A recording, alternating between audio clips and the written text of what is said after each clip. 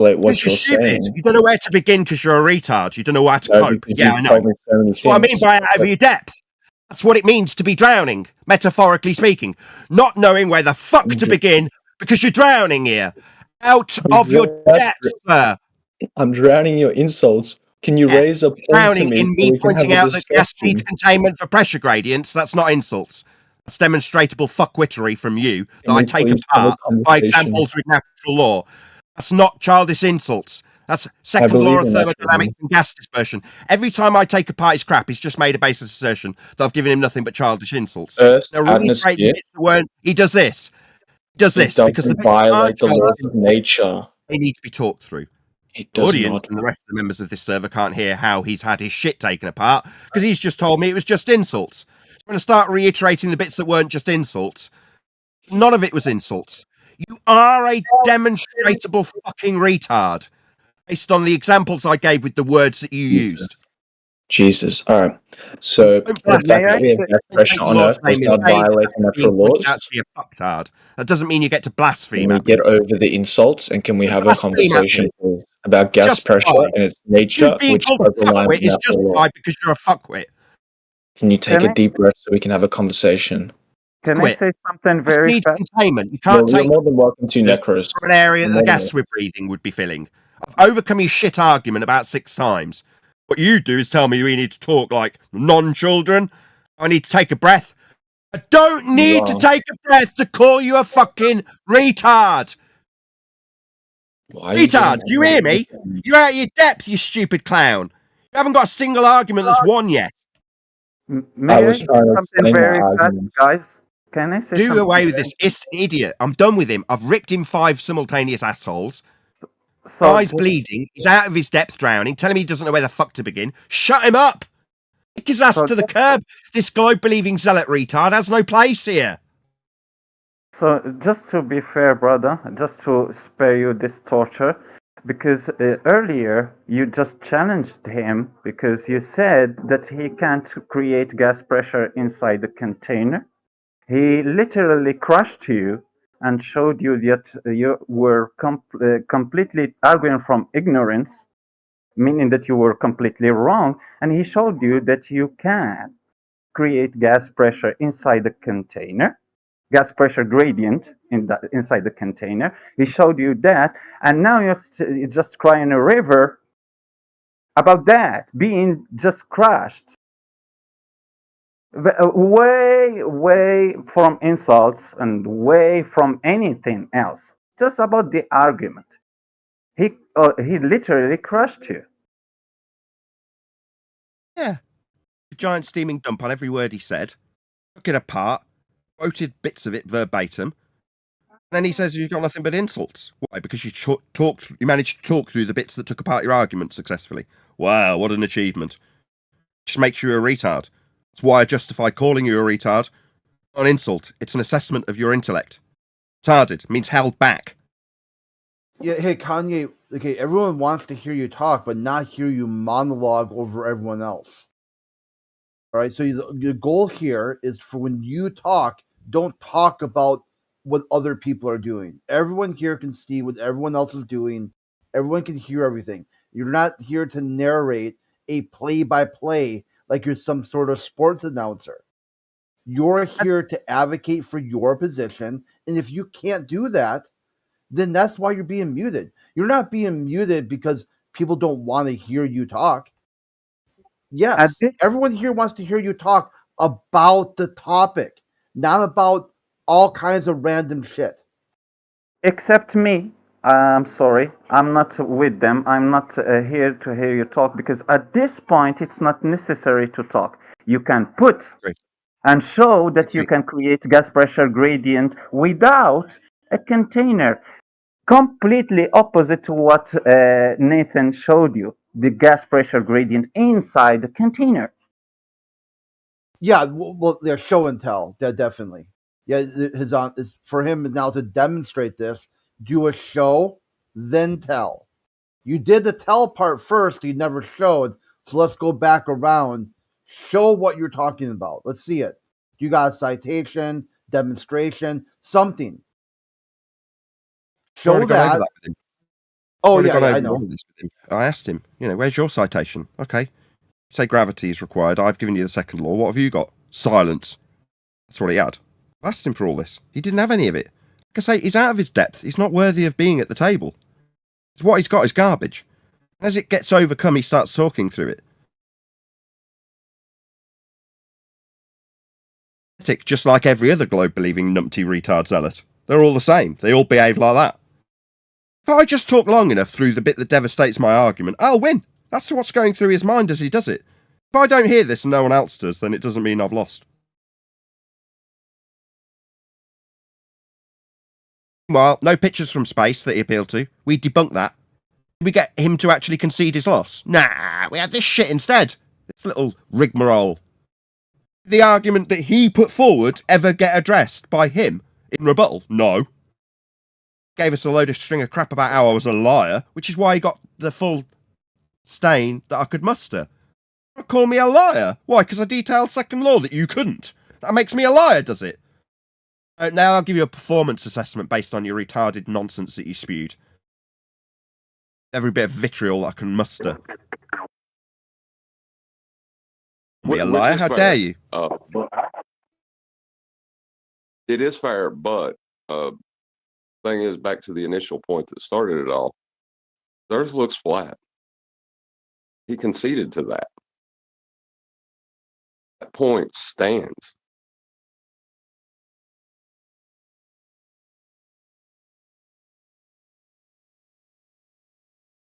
There's a multitude of other areas that we could have explored if he'd have been a reasonable debating partner. But he wasn't. Did we get into how high are we going with respect to a flat plane of reference that we'll measure, describe from sea level? I mean, how high are we going? We didn't get there, though, did we? We didn't get to talk about flat Earth measurements, the very specific subject matter that we're supposed to be dealing with. Got to talk about gravity fantasies, hold gas in containment that doesn't exist. Other lies. Whilst being called a liar. He just lied to you, that's not true. Made it up. He's a liar.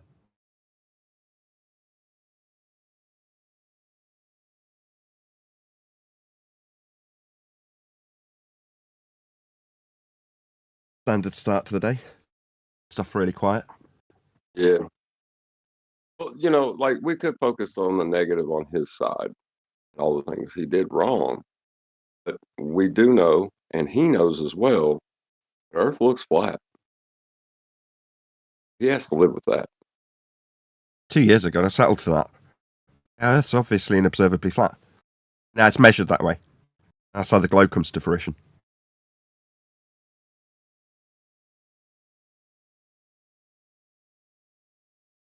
You know how many flat planes he had to use before he could get to the point of saying that there is the possibility of taking a picture of the Earth from an area that gas is not filling?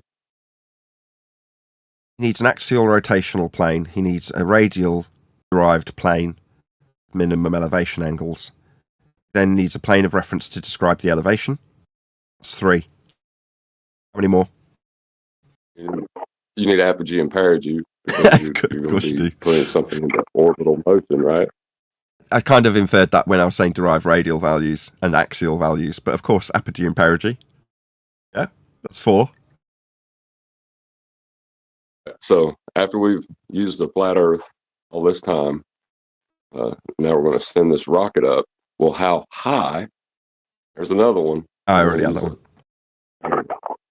Yeah, for our orbit, and can't do it. The hooks on my fingers, So like it's all just a flat plane. And he says he can take a picture of it. It's not a flat plane. Yeah, from an area derived from a lot of flat plane inferences and prerequisites in an area that violates natural law that can't possibly exist. Yes, that's right. A lot of flat Earth needed to get you to that place that doesn't exist. Can I share something with you guys quickly that I thought you would be interested in? By all means. Cool. So I found a Flat Earth dictionary. It's the Collins Compact Dictionary 2003 edition. Under its definitions for level, entry 19 as a noun, topmost vertical position. The topmost horizontal line or plane on which the height of something is calculated. It has a colon and gives an example in italics, sea level. That's how it's measured. That. No point higher or lower than the other. That's level. I don't know about that definition. As much as I've taken my disdain of being called a liar out on County West, whatever he's called, County East. Either way, please don't swear when we go live. As much as it's hypocritical to say that, having tore a new one off this County guy. That's what I was thinking. I was like, there's no way that this amount of cussing is not going to carry over into the live show. Please don't swear. Yeah, what's going on? I'm pleasant surprised, to hear your voice on a Thursday. It's Thursday. Yep. Oh my God. I've had too many painkillers. I thought it was Friday. Well, it could be Friday. It's Friday somewhere. Shall I join our own server and come back tomorrow? No, it's up to you. I was pleasantly surprised. I thought maybe like a new format or something. I wasn't sure exactly what had shaken out with you guys and the stage stuff. So I was thinking maybe you were gonna do 2 days, like a stage tomorrow, or I didn't really know. It just was nice to hear. I was like, had my headset down, and I heard a bunch of talking. I'm like, oh, what's going on? And I'm like, oh, yay. Okay. I've just invented a day that didn't exist yesterday, clearly. I thought yesterday was Thursday. But like mix them together. It's like today, right now, do the curvature of time and space on this Discord server. I just had a really severe toothache and I've taken quite a lot of painkillers. I've lost track of time. Fucking hate toothaches. Me too. It's been like this for about a month. Actually, quite a bit better today, actually. Have they been helping you guys out with the stage event? Again, Chris. Oh, have they been working with you guys for the stage event? Or has it been like kind of like stagnant? Yeah, it's kind of vagueness. Yeah, okay. Yeah, because sometimes it depends maybe who you get. But there's a couple of different questions where when we did it, it was because we were already in the past had done it. So it was kind of just a refresher, but it should be pretty easy just to be like, they give a lot of benefit of the doubt to like new contacts. Just that you both have exact rules for your servers, and you both agree to that you think these rules are good, like you follow each other's rules. Yeah, Righteous did explain all the whys and wherefores of doing it to me, but it just hasn't actually come to fruition as yet. But then again, It's Thursday, right? It might happen tomorrow. I don't know. Like I say, I thought it was Friday. Yeah. I think I will. I'll pop back tomorrow, because if I stay here today, I won't be enthused enough to come back tomorrow. But it's been fun having my pre-show from here, but I will see you all tomorrow. Yeah, take care. See you tomorrow. See you later, Nathan. See you, Nathan. Mate.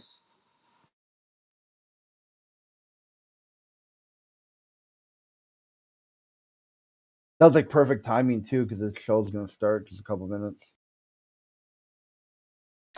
I wondered what the fuck was going on. When I saw him in here, I thought it was Friday as well. Obviously, I knew it was Thursday, so it just confused me for a second. But well done, Crit, for pointing that out. We could have tricked Nathan that it was Friday if we all just played along. Never mind. It's Friday for me right now. It is Friday here. Yeah.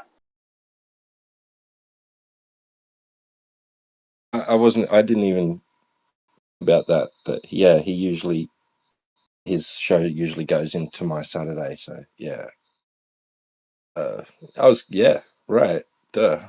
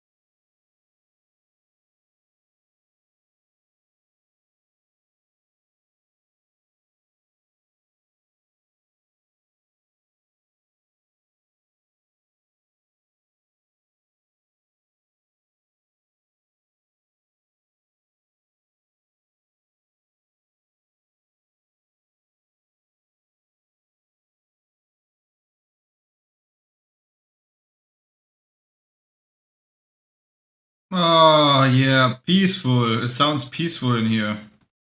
How come why does it sound peaceful now? I don't know. I'm not sure what changed. Yeah. A moment of silence for the globe. Man, sorry, but I don't know what that was. That was unbearable to listen to. uh, I don't want to be represented. I don't want to be represent.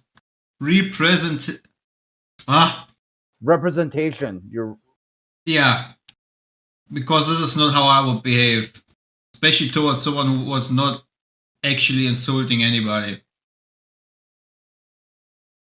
I was actually kind of sorry for the guy. But somehow I can tell that it is understandable. For some people, they get like that. They get to behave like that because that sad moment that you have when you are talking to the globers and witnessing them being bricks, literally bricks. They don't grasp anything. They don't Yeah, use but their brain. still, you sound much more professional and more like an adult if you don't use words of profanity. There is no reason to insult someone, even if you get insulted. As a grown man, you just don't insult back. You know. Trust me, I asked myself one day, it was long before, and I asked myself, would I accept that if someone just punched me so hard and make me understand that shit? Like that movie, remember that movie, They Live? Where they have they had that long fight just to make him put those motherfucking sunglasses. It won't kill him. Just put those sunglasses. Yeah, I would like someone to just punch me and kick me so hard and make me put those sunglasses and open my eyes to see the reality. Before that time when I changed to be flat earth. I see what you mean. I see what you mean. There's a time for doing so, but that was not the time. That was unnecessary. I understand. I understand your point of view. Yeah, yeah. Sometimes that feeling that it's sad. Well, We were like those people, so you may just react with that person. Just in the movie they don't fight directly, right? There is a little bit of he tries to give him the glasses and tries to talk about it, but he wouldn't listen. So it's not like that they immediately fight, and I think that should be also pointed out. I understand. No, I find it's just annoying. It doesn't. It's not productive. It's not building anything up. You know. Maybe it is related to the patience because Nathan, exceptionally Nathan, he wasn't like this. Yeah, I can agree that QE was just Russian from the beginning, and it was a long time ago. But Nathan, I think that he lost his passion. So now he can't have that normal discussion in the beginning. Then when that Glober just showed that he is literally brick and start being triggered. I think just he lost that passion, patience. Sorry, patience, not passion. That's the patience is not. He can't stand that anymore. Mm-hmm. Maybe I'm just giving him the benefit of the doubt. But I don't think that it is with the bad intention.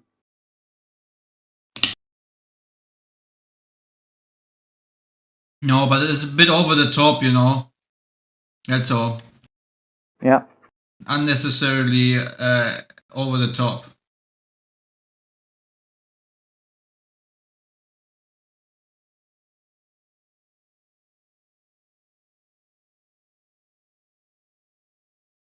It's just weird, especially if the other person is absolutely calm, you know. That just makes it unprofessional.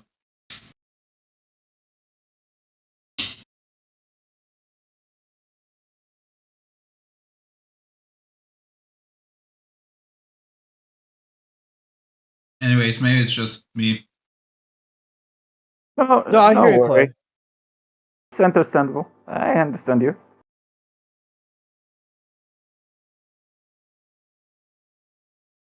I also don't know why there's certain flat earthers who just always want to be so puffed up, you know, like, guys, chill. Like, it's there's really, these days, there's really like a main character syndrome. Like, I gotta be the tough one. I'm gonna insult you first and make you show that I have the knowledge. No, not like that. You will hear me sometimes. You will hear me scream and shout and being triggered. Yeah, because sometimes it is really triggered, and I can't just hold myself. When you hear those answers, those complete stupid answers, you want just to shake that person so hard and hey man, use your brain. Try to use your brain. You're not using your brain now. It's just like that. I don't hate the person. I don't want to harm that person, but it's just for those idea that he got those he can't that fact that he can't process the information that you are giving him, even not processing the information that he is telling you also. Yeah. I fought with my brother. It was a fight, and I stopped. Yeah, because I stopped completely to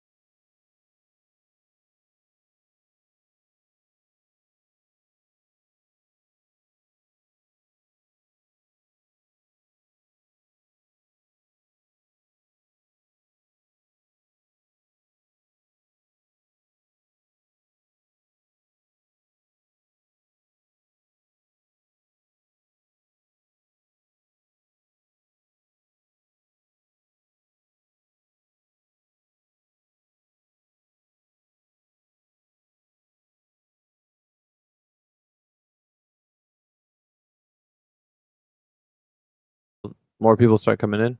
Do you guys, if you want to, like Ben or Grisp or anybody else, want to come up and have a conversation, you guys can.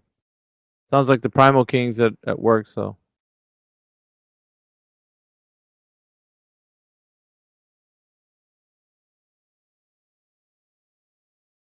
Got Hopeful in the house. What's up? What's up, Hopeful?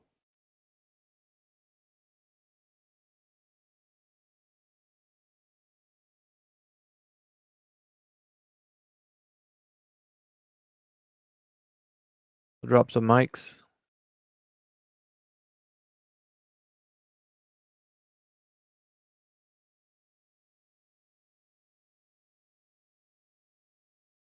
Couch with my wife watching TV. Just heard something funny today. You know, we may be flat earthers, but at least we're not fat earthers. Fat earthers. What the hell? Yeah, usually staying fit and being health conscious is a part of like being someone who's critically thinking for themselves. So not accepting just typical diets that have been doled out to us when we were young. So Right. Just saying, man. It's all a part of it. Oh yeah, it's everything's connected. That intellectual slop of propaganda. How long you been looking into this, Ben? Not very long, actually. Only a couple years. Cool. What I haven't seen you anywhere through here, but have we talked before? I don't think so, huh? No, I don't think so. I haven't been on X very long. I only got for some of his holy church people. How did you even find this space? Was I on your algorithm, on your feed? Yeah, I follow Markham Melbourne, and I saw he was in here, so I said, hey. Oh, that's cool. Yeah. Yeah, we run a different kind of thing here. We're not doing the whole esoteric kind of flat Earth conversations. I think so the concept of flat Earth is pretty esoteric, when you consider the relative perspective of everybody else.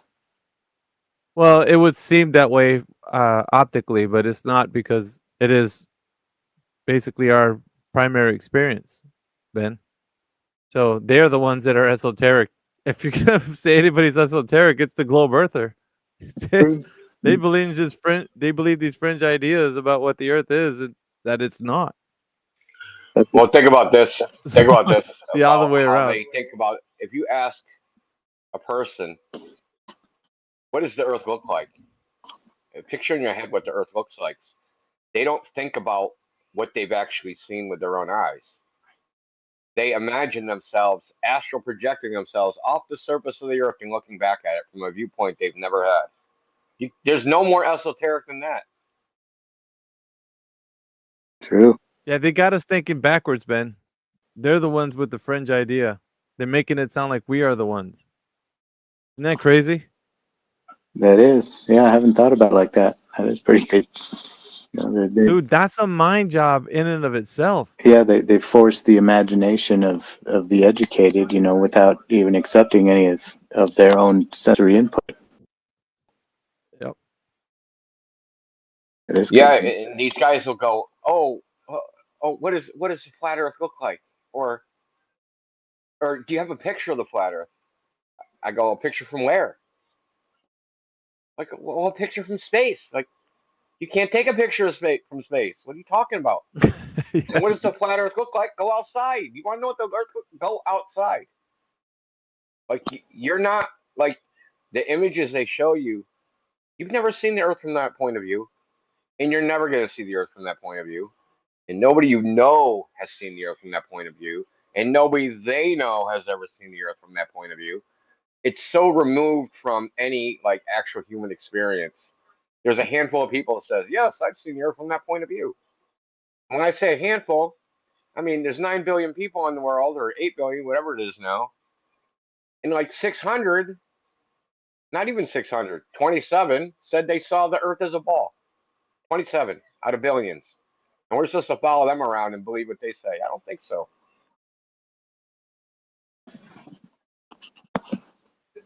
Yeah, I think the big problem with that is the screens. We've been consuming images from screens since like the 50s or maybe before then, and that's kind of when this whole thing started really being implanted in the minds of Americans, at least, I think. Oh, dude, you don't even know the half of it. You know what the first film was? The first movie film was? Called The Moon. It's called The Moon, Trip to the Moon. It was a French film. And it starts off with, there's a bunch of wizards. Wizards, dude. Dudes and wizards. So they filmed it on a stage, right? Because that's how they did stuff back then. It was theater, right? So they filmed it like it was a theater. So they're on one side of the theater stage, and they're all wearing wizard outfits, right? Little pointy wizard caps and wizard robes. And they start talking, and then, like, it's a silent movie because that's how it was back then. They're talking about how they're going to get to the moon, and they go to the other side of the stage. And when they get to the other side of the stage, they got lab coats on. Dude, I shit you not. Go watch it, dude. It's called Trip to the Moon. So here's the funny thing. The first time, this is going to blow your mind. So the first time they say people went to the moon, right? They didn't land. was Apollo 10. That was exactly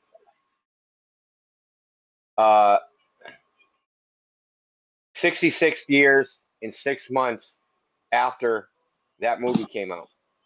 Exactly. No 666, coincidences. dude. It's crazy. Just the fact they go from, and you know how they get back to Earth in that movie? They jump off the moon. And just They fall go back on down. Earth. Yeah, they jump off the moon and land back on Earth. Wow. Yeah, so people like a lot of like if they knew, if most people like they think the average normie thinks, oh, the globe is that's just science, that's what they teach in school. Christopher Columbus, he discovered the Earth was round. All these stories, right, that everybody been told. Well, they don't know the actual story. So the actual history is way different. That it starts with Democritus, Epicurus, Plato.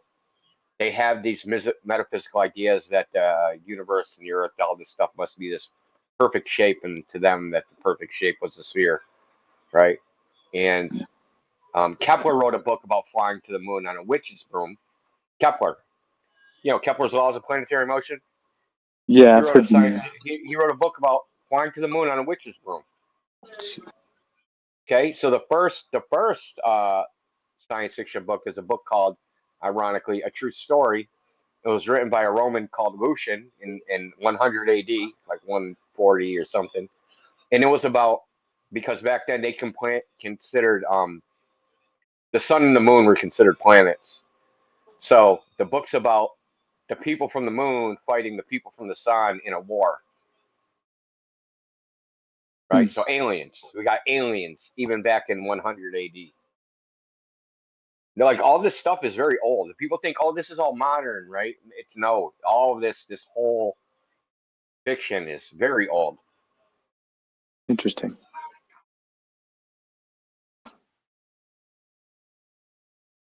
Have you had any conversations with people who think that the Earth is a globe, Ben?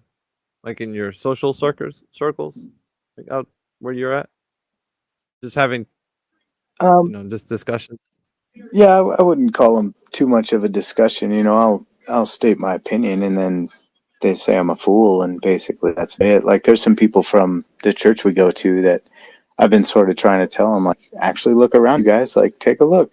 And this woman, she's been working on a rebuttal, I guess, for a long time, but she said she's going to respond to me. But it just seems like whenever you say flat Earth, people are like, "Oh yeah, this guy, listen to him," So it's not really something that I push too much, because I think it doesn't really have too much relevance, like right now. I think it's when it's going to be really important to discern that is going to be when they do the alien card kind of thing.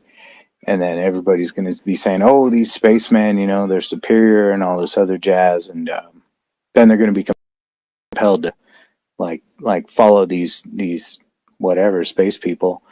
And that's when the flat Earth thing is really going to need to be, important for people to know. But right now, it's such of little consequence, because people are always just like, "Oh, well, in response, I still gotta go to work tomorrow. What does it change?"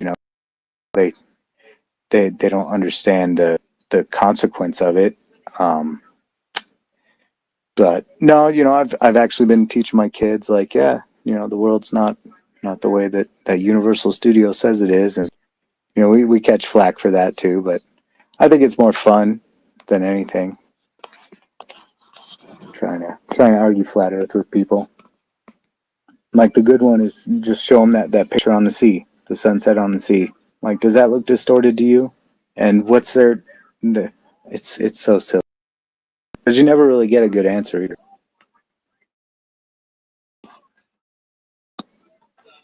It's hard to break through the like. There's lots of layers to it. It depends on the person. Really, like all arguments that you have or discussions you have about this topic, they really have to be geared to the person you're talking to, because people believe it for lots of different reasons. Right. So some people believe it because if they don't believe it, they're going to be called an idiot, and they don't want to be called an idiot. And then, you got the science people, and they don't know anything about science, actually, but they were told it's science, and they don't want to be called science deniers, so they believe it because they don't want to be ridiculed for that. And then we got the fanboys, the NASA fanboys, and they want to keep space, and they think they're going to Mars, so they believe it because they want to believe it. And like we've heard people say, if the Earth was flat and there's no space, I'd kill myself. Literally had people say that to us, and so you have like a lot of different reasons people believe it, but they're very superficial reasons. And I'm sure if you discuss this with people, you find out that people have very emotional responses to this topic. They fly off the handle, they go crazy. We call it they go through like the stages of grief, right? They like someone died, they just start flipping out. And like, why? Why are you flipping out over something? Especially like, it doesn't matter. I still have to go to work tomorrow. Well, why are you flipping out? Like they say it doesn't matter with their mouth, but their attitude and the way they act shows you it does matter a lot to them. This globe versus flat Earth thing. It could probably be categorized as an identity crisis because that's what's Yeah. happening. They identified with the fact that they're in a cosmos that has been given to them by, academia, right? So they think that all of this is based on true science. And so their whole worldview is kind of built on that. So when they hear something opposing that, it's like, this can't be that we're having a discussion about something that's supposedly established. And we're going to talk about rewinding time back to where people were in caves and stuff. That's kind of the conversation about like why they think is absurd. And so we're not advancing science and technology. We're just taking away, kind of makes it sound like that, with what we're doing. But it's actually the opposite. We're trying to get people to stop thinking of this story that you've been told is true. You know what I mean? Like it's important. There's like layers to the deception. You can't just approach the total normie mind with like, okay, here's flat Earth. Like that person has to first question some part of their reality, or more parts of their reality than others to even entertain that idea. So and though flat Earth is like, it is almost like a smoking gun as to the lies that we live under. Like it's such a big proposition that you can't just smack somebody over the head with that if they don't already suspect things aren't off. You know what I'm saying? Yeah. And like, I give Alpha credit right here because Alpha tries to show them, and he got like hardcore globe earthers in here, anti-flat earthers, to admit that they just believe it's a globe and that they don't actually know it. And that should kind of like always be your first step, right? Because once they can admit that they don't actually know it, and that it's just a belief that they hold. Because like before they'll have an interaction with us, they're hard 100%. What's your probability there's 100%? I know it's a globe. Everyone knows it's a globe.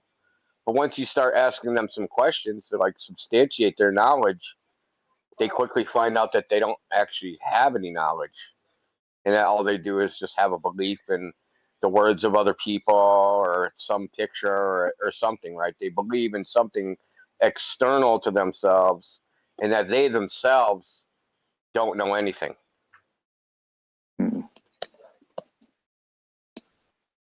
Yeah, it's They know what everybody else is saying, but they themselves, it's always this thing, right? There's some expert out there that has the knowledge that they don't have, that they trust. Oh, there's somebody else out there. They have the knowledge that the Earth's a globe, and I trust them. Okay, who's that guy? I don't know who exactly. I'm not a scientist. We hear this shit all the time. Don't ask me. I'm not a scientist. yeah. It's hilarious. I'm laughing because I just think it's hilarious, dude, because it's always the same thing that we deal with all the time. That like they all have like these same like pre-programmed responses, man. And it's like they don't see it because their interactions with this topic are like, fleeting, whereas we deal with it all the time. So we get to see hundreds of people all do the exact same thing. but they don't know that like they came in and they thought that they were saying shit that was original, but they were just like the 100 people before them. It's really kind of funny and sad to a degree. Yeah, that's sort of the world we built, you know. It's where it's like the transfer of information is such a dogmatic process, you know, in so many areas. It's like, you want to learn something, well, you're going to learn it from somebody else, you know, and in a lot of instances that's good for like practical stuff. But when you're considering the very nature of being, like, I I think that people just lack that critical thinking because they don't have to employ that critical thinking in anything else. So it's not really like a muscle that they use, you know, it's all atrophied, and then you ask them to use it and they're just like, oh, I can't, so ask Bill Nye, you know. And so Well, the, there's no. Well, let me say one more thing. So there's no problem with really intrinsically of everybody having like the same response, right? Right. If you say something's true, like what color is the sky, and everybody says blue, that doesn't mean they're all programmed that the sky is blue, right? The thing is, when they all have these like knee jerk responses, like, well, it's the science, and or there's some other scientists that figured it out, or all these other things. But then when you probe deeper, right, and then you start going, you ask them a specific question about the globe, and then each person, even though they initially had these same knee jerk responses, but then when you drill down, they all have different answers when it comes to specificity. Okay, what causes the seasons? Oh, the tilt of the earth. Another person will say, oh, because the sun is closer. Or I don't know. Or how do you know the sun is 93 million miles away? Oh, because they used radar or they used telescopes or like they'll say everybody will have a different answer, right? Well, then how if all you people believe something different about how they know the Earth is a globe, how come you all think the same, have the same responses? It's a multi-layer shit sandwich, dude. It's nuts. It is really nuts. This is like I could write a whole psychology text on this topic. Yeah, it's a deep puddle to wade through, you know, like even close friends. Just the human mind, just the sociological aspect of it is mind blowing. Like outside of the topic, just the way people behave. dude, that's what intrigues me about this topic. That's why I'm so fascinated every single day that I come in here, the different interactions I get, trying to figure out why people think what they think. I get so like involved with it, like I start realizing it's not really, the people are victims of this information. The reason why they think what they think, because they have never used their mind to critically think about anything. They're not really discerning any information. They're just taking it in like every single day, because like I was saying, you get bombarded with this information. Like as much as it's coming in about the earth being a globe, right? Killer asteroids and climate change and all kinds of stuff, right? And you're being like overwhelmed with this information, so you're just starting, your defenses are down. You're just accepting everything. So when they come in here, they feel so sure that it has to be a globe, right? Why would it not be? Like I have all organizations everywhere, like, you know, news and science and, you know, academia. Everybody's just agreeing that this is what it is. Why would this group of people on a small platform say that it's not what everybody says it is, you know? And they're starting to like question that. So they don't have to think about it. They're coming in here with a bias, and they, you know, their credulity about why they think it's a globe.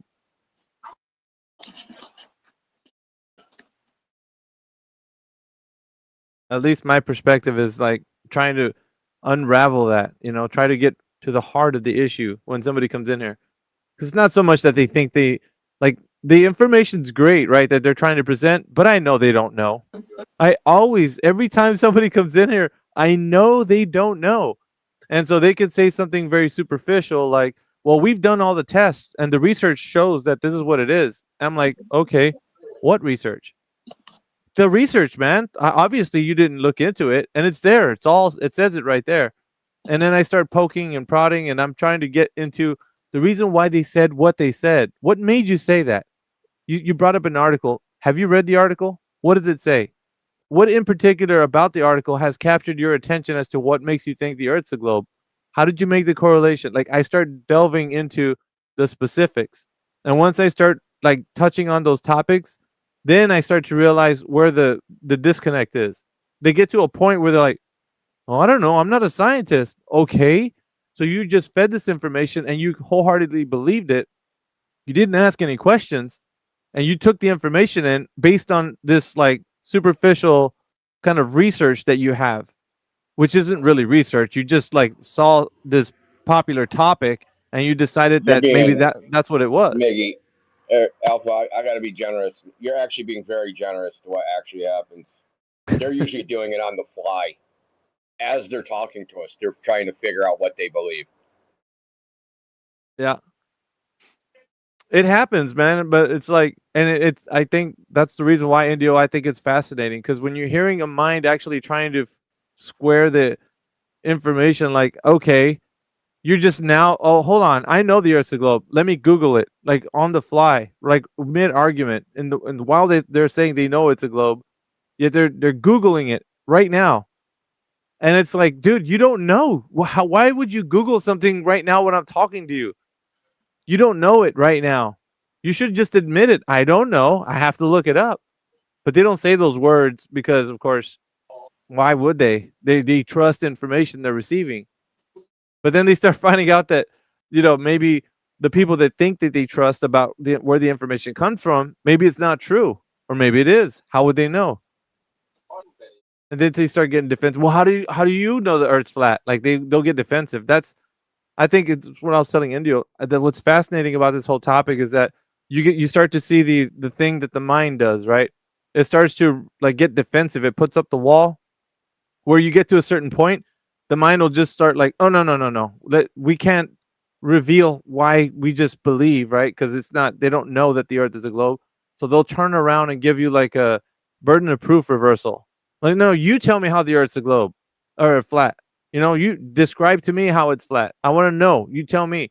And you're like, wow, we're just into right now how you think it's a globe. Like, that's what I'm telling you. Why would you turn around and want to ask me how it's flat? Like, you're going to negate the whole conversation about you saying that it's a globe.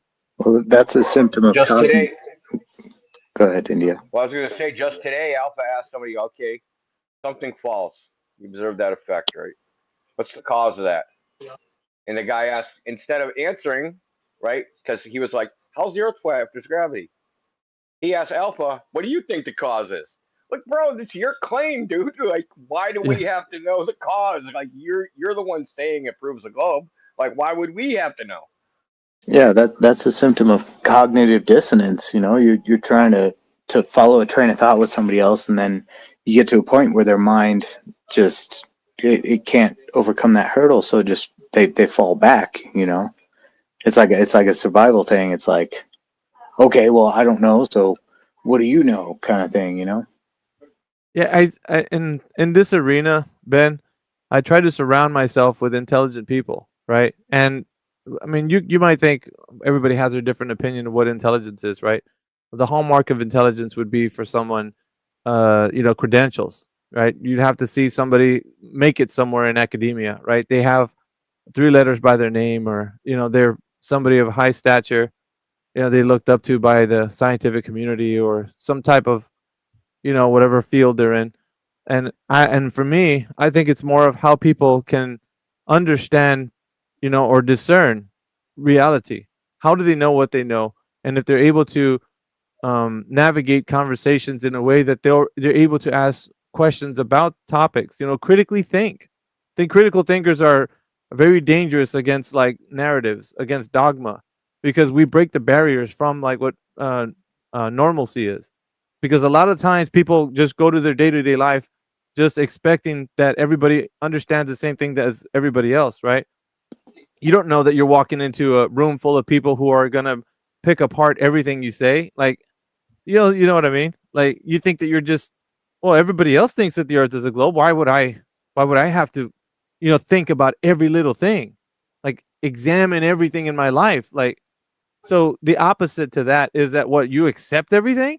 You're accepting all the things that they tell you. Is that how life is? You're just gonna accept everything, and then that's the normal way, right? It's how we should live, like robots. I'll just accept everything that everybody tells me. That's cool. You know what I mean? Like, there's no. What's the buffer? what's holding that information from reaching your mind? But that, Your mind is a sacred space. yeah, You know what I'm saying? Like, that is the most sacred thing that you have, is your own mind. When you give that away and you say, well, the scientist knows, and you've gave a part of you that you could have had the discernment of, but you just now rely on trusting some individuals who may or may not be correct. You get me? well, that's the biggest hurdle of trying to give anybody the truth about anything. You know, is like if they don't want truth, then they're not going to take the truth. You know, so it's not about how many facts the flat earthers can give the flat earthers. It's about how do you sort of ignite their mind to want to know. You know, I think that's the trick, but I don't understand how to do it, obviously. But I think that's the problem we face.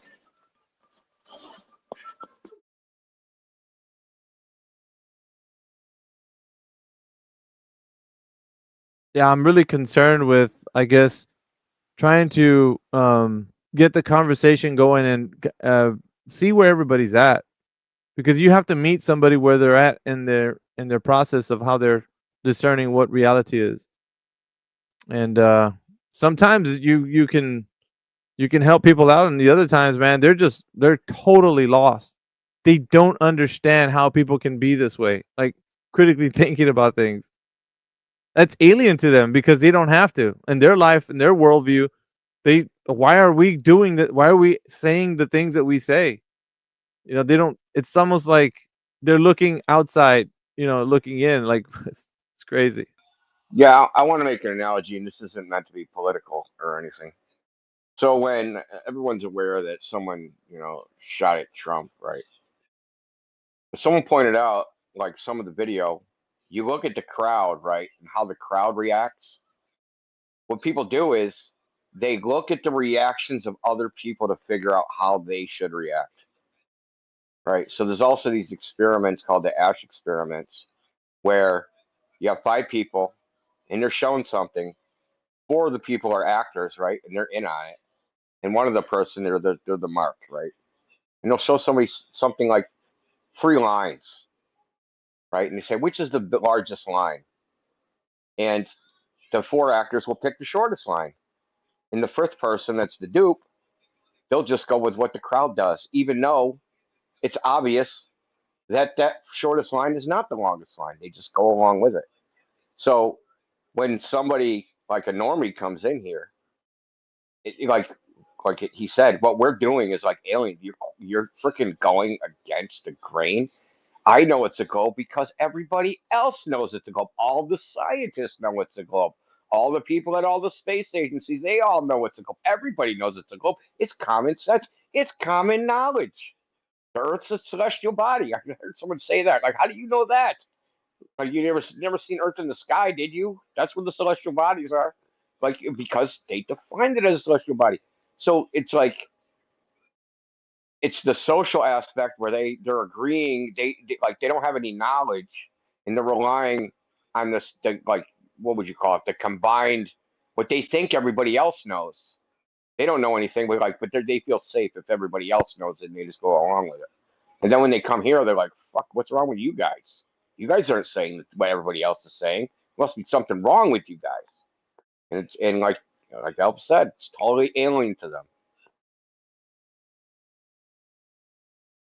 And I think everybody has the capacity for critical thinking. Like each individual can really like look from the inside out and see, if they want to see. But the problem is that we've degenerated so much, like on a collective scale, to the era of where we do look to other people for all kinds of provisions, whether it comes to like security or education or all these other things, and the way that most of these people have been educated is through like propaganda techniques. So maybe the best way to combat that sort of uninquisitive mind is to propagandize them. Like, you can sit down and try and have rational discussions with people, but if they've got that wall built up of false information, like To me, it almost seems like you need to bring a hammer first and start chipping away at the Yeah, water. yeah. So it's like everybody's. I agree with you. Everybody's capable of critical thinking, but the thing is, it's almost like topic specific. Like some people like believe in ghosts, right? Whereas like science says there's no ghosts, but they'll say, well, I had these experiences. I got friends. I seen this video. There's ghosts in it, right? So they can critically think about that, but like it's really when it comes to this topic because it's so basic and it's been around so long in Western society. It's like they can't drill down that far into the fundamental assumptions, right? They can't because it's so foundational. They can only drill down so far with the critical thinking, but there's like a barrier of things that can't be questioned from which their entire worldview is based upon.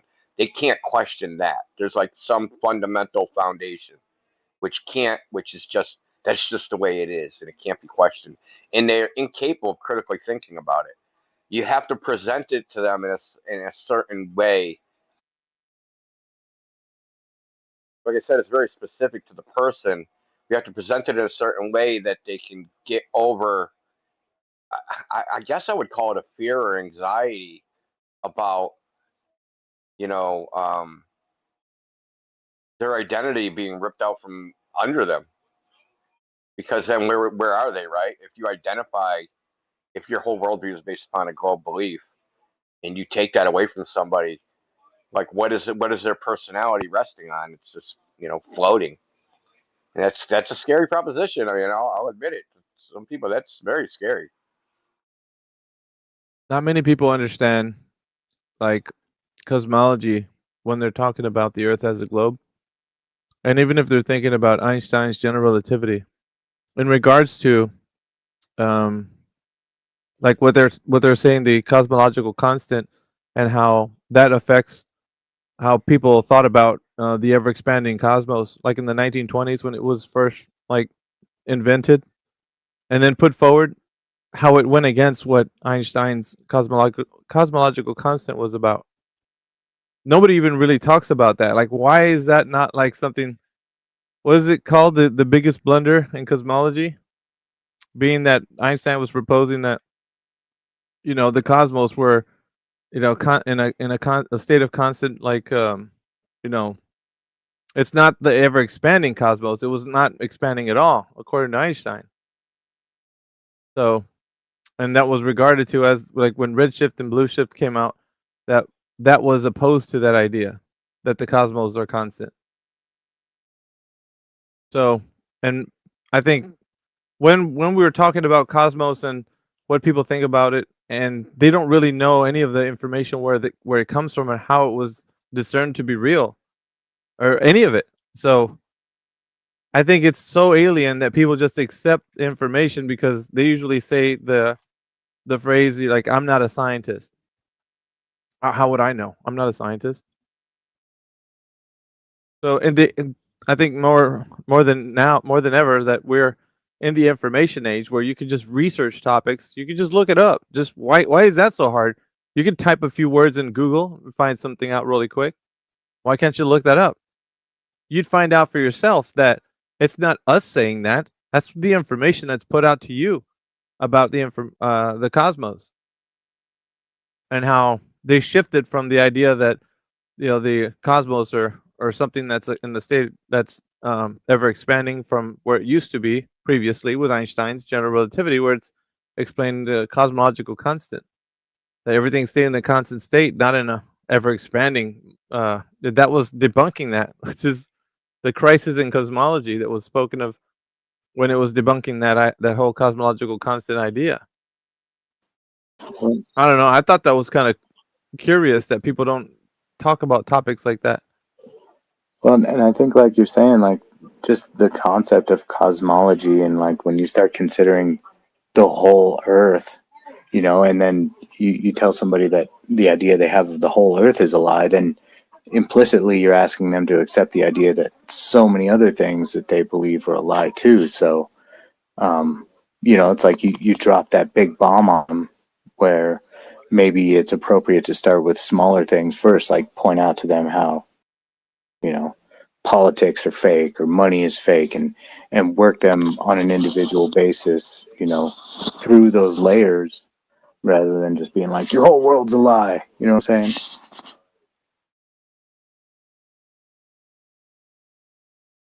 Patsy, I don't know if you have your hand up, or maybe it's broken on my end, but it looks like you have your hand up.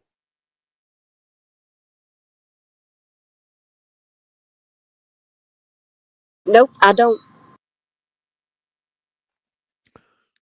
Yeah, I mean, it's just we deal with the whole kind of spiral when they're in here.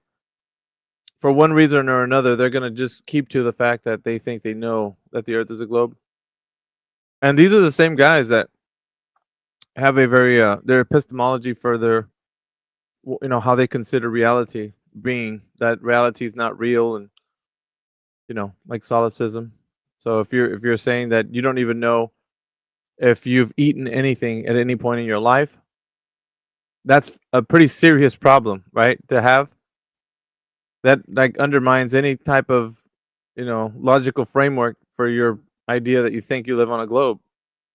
Why would I believe you now? Because you don't even know if you're sure if you've ate anything in your life ever. Like, why am I going to take you serious now? You just said you don't know if you've eaten anything ever. You doubt that. Is there anything that you can know? Well, I know I can only know something to be 99.9999999%. And a lot of people that know that the Earth is flat would probably agree with them. Like, it's just a scary thing. Well, really, we can't know anything to be sure 100%. Have you ever heard of that, Ben? People say that.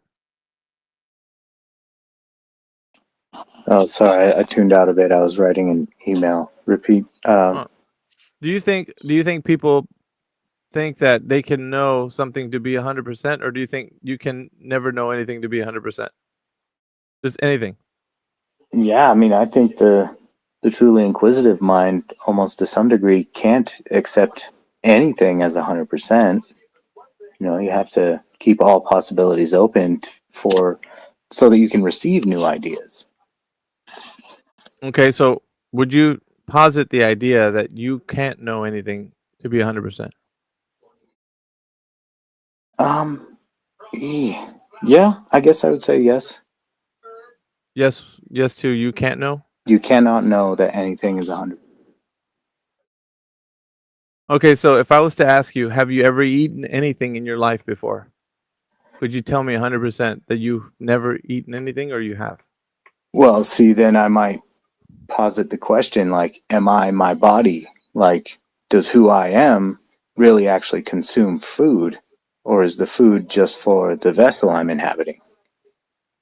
Yeah, but the question would then just be getting reduced to absurdity, right? So if you're going to reduce it to absurdity, then you can never, you're just going to take apart what reality is based on agreed upon understanding. So we, as people, right, have understood the English language when we were told what words are and such, right? So there's kind of an agreement that we have that we understand what words mean, right? Would you agree with that? Well, absurdity as an objective concept is, like what I think, some of the ideas in my head might be absurd to you, but because they're coming from my perspective, they're not absurd to me. So, to say that there are these certain things that are absurdities implies that they can be, I don't know, absurd to everybody. But concerning language and words, yeah, I think there is. That's what language Let's is do it for. this. Yeah, let's do it this way. I'm going to write out a contract that agrees that you and I say that we understand what a cat is, like a cat, right? Okay. I write a contract out. You read the contract. You sign it. You agree that you understand what the contract's about, and you say, "I know what a cat is" as well. Yeah. So then, therefore, there's a contract between you and I. We understand what a cat is. We've signed both of the contract is signed by both of us, both parties. Mm-hmm. We understand.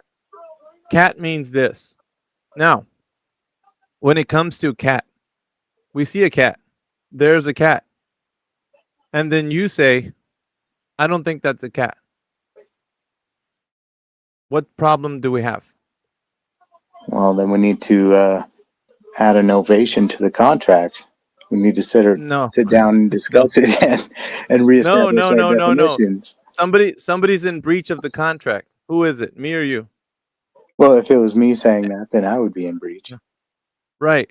So therefore, when we have agreed upon defined terms, right, within the English language, and you say, that's not what that means to me, or I don't agree with that. Maybe I haven't eaten anything. What is a body?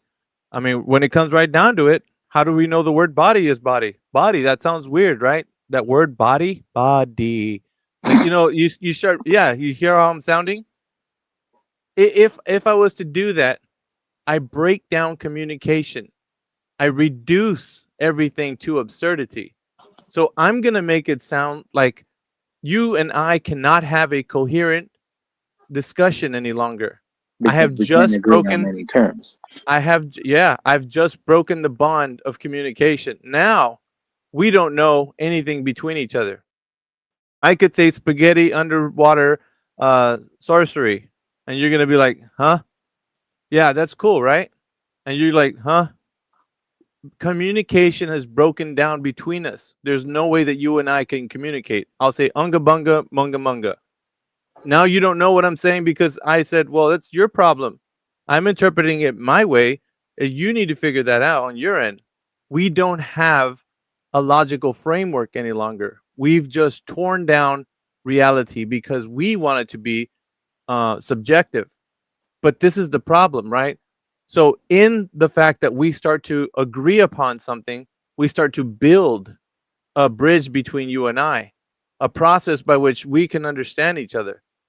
Now, if we fail to keep that agreement between us, then you and I are never going to be able to see and understand what we're talking about within each other. Mm-hmm. So we have to keep something that's sacred, right? Something that holds value. And if we don't have that, then nothing means anything to you and I. A subjective interpretation between you and me is not going to win the day. We're going to always be at odds trying to figure out what each another is talking about. And we'll never agree because you've just broken down communication because you decided to say, well, what you think is absurdity might not be absurdity to me. So now we're both at odds. We're never going to get anywhere. Now, do you think if this whole call right now with everybody in here was to have that point of view, we could have logical discussions, a framework built to where we understand each other? Yeah, in an ideal world where people Wow. could share the same reference point, yes, that's entirely possible. Ben, I just outlined how it's not possible. If imagine Indio just got on the mic and said, "Buka baka bika baka buka," and Flatsy was like, "I mean, and you said, dude, that's what they said. I don't agree with them." I'm like, bro, how did you understand what they said? There was no language. You don't understand. There has to be something that you can understand between the person speaking and the person receiving, right? And if you don't have that, then there's no way that you can agree.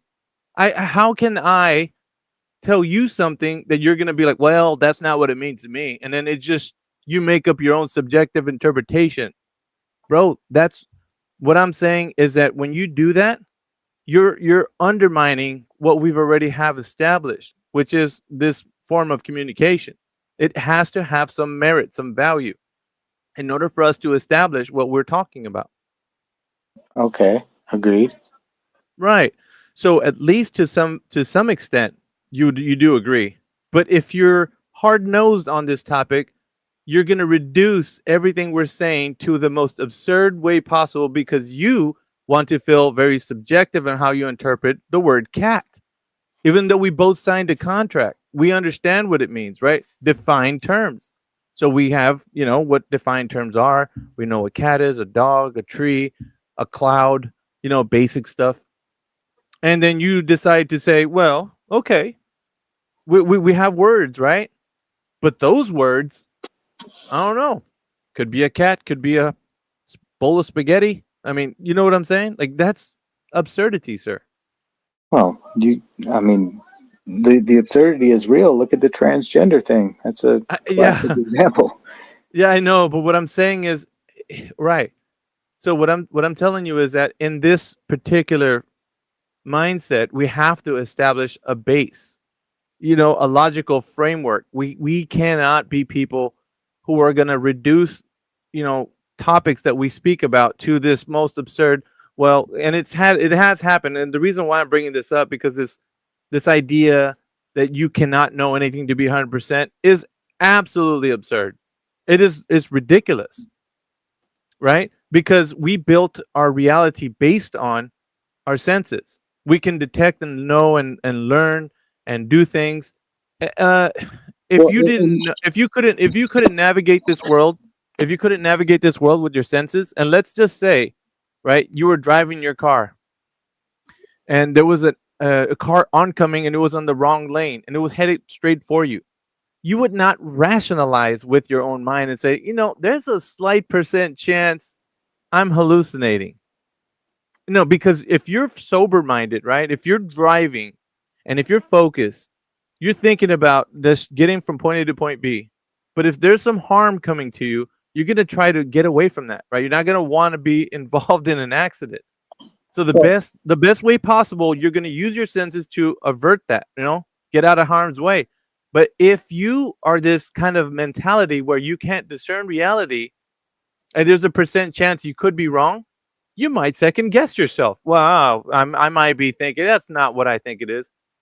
And you might get yourself in trouble, right? Get in an accident or whatever. Well, concerning like cooperative roles, like driving or functioning in a society, like which are I think are the most important roles.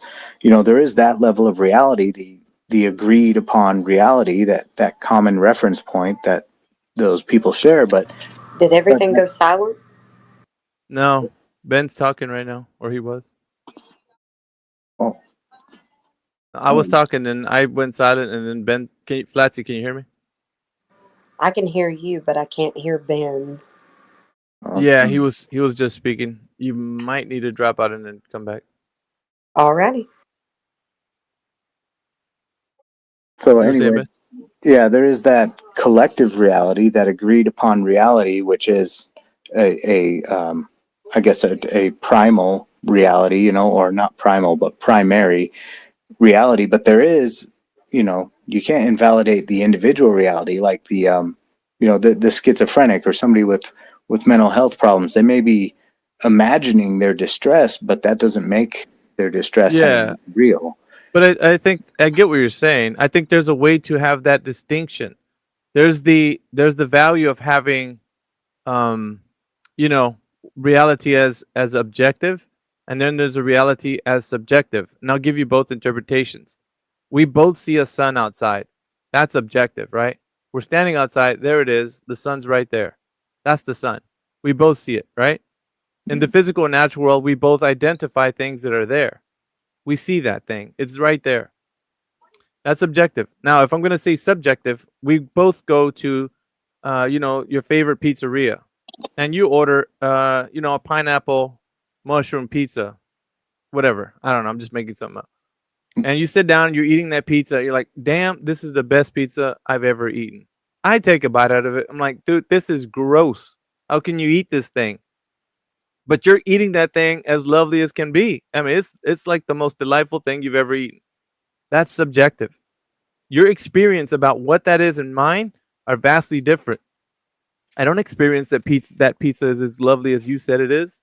It's gross to me. I don't like it. But either way, we're both experiencing the same pizza. You get what I'm saying? Our interpretations of that pizza is different. But objectively, you and I both see the sun. There it is. Yeah, and the sun is just as close to anybody else, But I'm just saying that, like, the mental illness has grown so deep that, you have to, I don't know. I don't know what we have to do, but it's like everybody else, all the propagandists and everybody who just, spews what other people say. Yeah. Like, getting past that is I get. So Ben, I get what you're saying, but on the one hand, there's mental illness that's actually mental illness, and then there's something that you call mental illness where it's just people believing a philosophical interpretation of what they think is reality. Well, it's delusion, yeah. Right, but they've decided to believe that. They don't have to. There's a choice. There's people with actual mental illness where their physical body is incapable of being able to process certain thought processes. But then there's actual people who are just philosophically deluding themselves intentionally. They're doing it because they want to believe this certain epistemology. Well, the deluded that's are different. the majority. I don't disagree with that, but that's the problem, Ben. And I'm trying to tell you, you're actually partially right now involved in that category, unbeknownst to you, probably. You're involved in that category, and I call them the 99%ers. These are a group of people, Ben, that think and say and do exactly what you said, and it's almost as if it's running on a script. It's scripted. You think that it might be unique to you and the way you proposed and how you said it and the words that you used? It's the same. It's exactly the same as the other people who said the very same things that you said. It's so scary. If I was to give you a clip about what it sounds like from somebody at the same perspective that you said, you would be amazed. You'd be like, oh shit, I would have, if I had the chance, would have said all those same things. Same thing like as I could be a brain in a jar sitting on a shelf somewhere or whatever akin to that, right? And you think that that's a higher way of thinking. That's a better way, right? Because you're leaving room for, you could be incorrect on certain subjects. But that it shuts down the place where you can actually discern what is real and what is not. So basically, you don't know what is real in this physical and natural world. You're basically making it up as you go along. Everything is subjective. There is no objective reality. No objective reality. Zero objective reality. It's all subjective. Everything. Is that the sun up there? Who knows? I wouldn't know. I can only tell you 99% of the time that that's the sun up there. But that 1%, who knows? I could be wrong. My mind could be deceiving me. I could be hallucinating or whatever. Yeah, I think it can get dangerous to think that we can be so sure of what's real or not, too. No, dangerous, sir, is the opposite. You're actually in the dangerous hot seat, not me. Because if I'm telling you, listen, this is true, Ben. The dangerous hot seat is what you have, not me. If I'm telling you I'm sitting down, you're like, how do you know you're sitting down? Well, I can know because I can interpret my reality by my senses. And it looks, when I'm seeing myself sit down, plus I can take a picture that I'm sitting down. Other people can tell you I'm sitting down. Everything will correspond with me telling you this value of truth, that I am sitting down right now on my desk chair. And when you say that you're sitting down on your desk chair, you don't know. Well, I don't think it's that cut and dry, but like it is, Ben. It is that cut and dry. This is the most scary part right now, Ben. It's so cut and dry that if I was to ask you right now, what are you doing? Just be honest with me. What are you doing? I mean, if you don't be doing something crazy, but right, sitting down? Yeah, Yes, sitting down. Laying on my couch, yeah. Okay, laying on your couch. Do you know that you're laying on your couch 100%? Well, yeah, because I'm doing it. Okay, I know because I'm doing it, but Ben, that's what I'm saying. That's the beauty of what I'm telling you. You can know things to be 100%. Now you agree with me. Well, now we're in a good place. Transferring that common reference point between two people agreeing on what's real back into asking a person what they know about themselves is real. So I don't. No. I don't see the it's connection not, there. It's you're trying to make it sound like there's two different arguments for it. No, there's only one. There's either you're on your couch laying down as you said you were, or you're not. You could be flying a plane, swimming in an ocean, whatever what have you. Yeah. I mean, I wouldn't say that I would be flying a plane while I'm, because like I said, I just told you I'm sitting on my couch. So I know. If I were dreaming that I was flying a plane and I didn't know that I was laying on the couch, who's going to tell me that I'm not really flying a plane? Here's the thing. Let me throw you another curveball to see if I can't knock you off kilter. All right. So if you say that you're laying down right now, how do you know you're not dreaming? You're laying down right now. I don't. So you could be 99% sure that you're just laying on a couch. Yeah, I mean, I'm 99% sure. Yeah. So now you're not 100% sure. It is cut and dry. I told you, Ben, it was cut and dry from the beginning. You said, no, it's not. Yeah, it is. I just pointed it out to you right now. No, It's I cut never and dry. said that anybody could be 100% sure. Yeah, so that means that you fall in the category, particularly of solipsism. You can never know anything to be true 100%. It's never going to happen for you, Ben, because And I'm okay with that. I'm okay with No, it's not. Listen, the problem is you've adjusted to. Sounds like you've adjusted to this epistemology where you can never be sure about anything, and it seems like in that worldview, it's left up to whatever.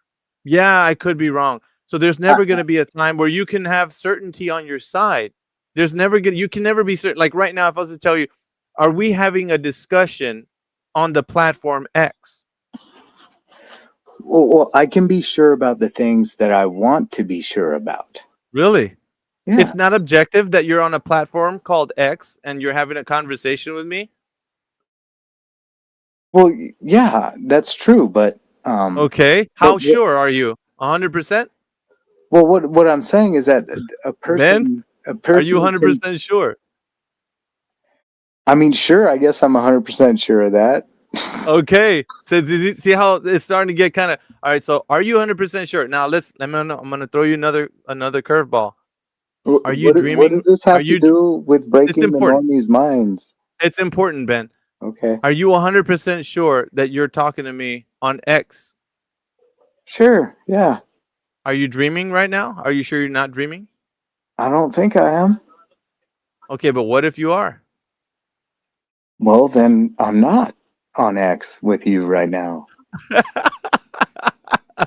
You're at least getting to navigate my conversation a little bit better than before. So now we've established something very clear, right?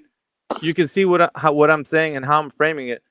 You can understand something, right? That when it comes to objective reality, there's statements to be made. Yes, we can be 100% sure of some things. We can say that.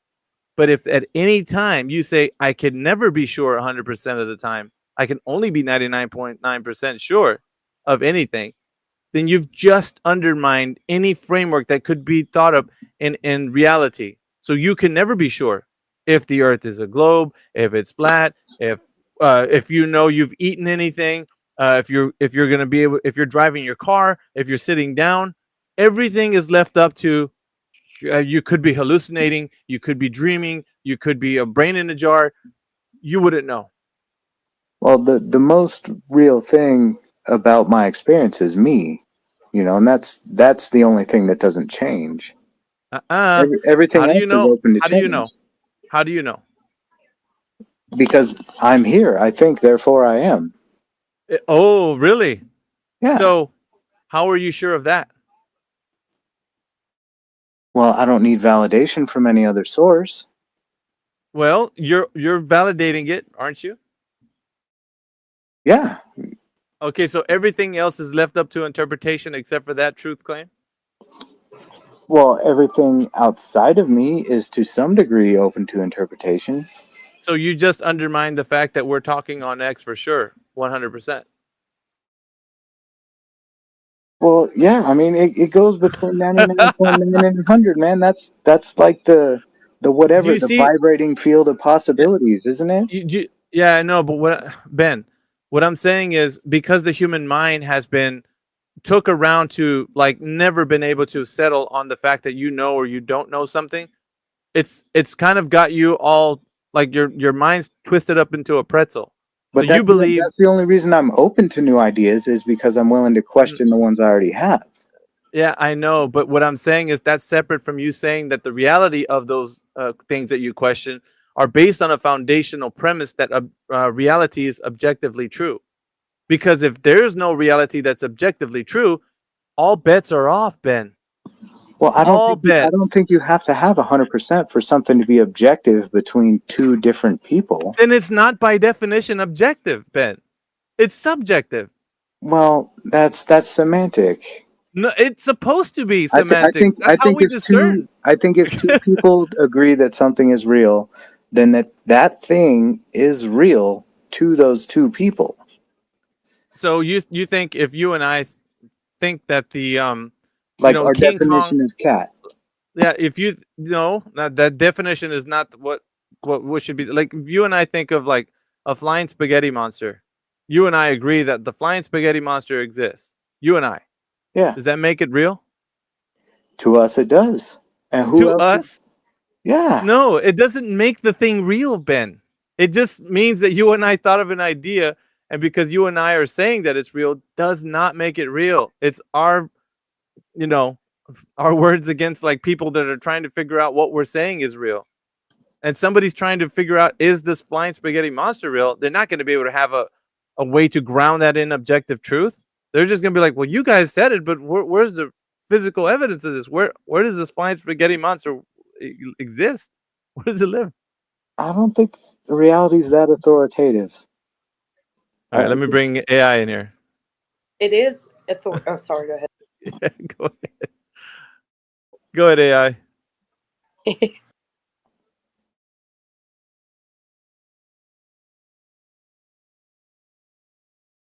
AI, if you're there. He might be having trouble. Flatsy, did you want to say something for AI? Yeah, I was gonna just go over some things. So, do you agree or at least accept the principles of logic? Yeah, I think logic has merit. Okay, so you would agree with the principles of it. So, I need to at least get your go ahead on that one. Well, I don't know. I guess I don't know per se all the principles of logic, but Okay, no problem, no problem. So, the principles of logic is the law of identity. So that means you're able to pinpoint down what, like, this is semantics that we're talking about. So you would have to pinpoint down every single definition of all the words that you use. That's what you would call semantics. And then you've got the law of non contradiction and the law of excluded middle. Those are the principles of logic that you would want to go by to have a conversation with somebody and actually exchange information. Do you agree? what's the law of excluded middle? The law of excluded middle, like there wouldn't be some ambiguity to it. You know what I mean? Oh, okay, no gray area, like either right or wrong. Well, You can go ahead, AI, since you seem to be able to unmute now. The law of excluded middle is that all propositions are either true or false. well, yeah, I mean, fundamentally, I guess I don't agree with the principles of logic then, because Yep. yeah, there are. I think the trending theme for you is that you don't agree with that. I would say that's probably where you would fit in the category of like what appeals to you. Yeah, I would say Yeah, so. it's because you're Probably. going with the subjective instead of the objective. So we've got to establish some sort of objectivity here. And that, because when you're put in a tight situation, you're not going to care about your philosophical views on the world. You're going to care about, hey, there comes a lion, I need to scat, you know? Like, that's not going to go, you're not going to go through your philosophical views. There is objective truth outside of you.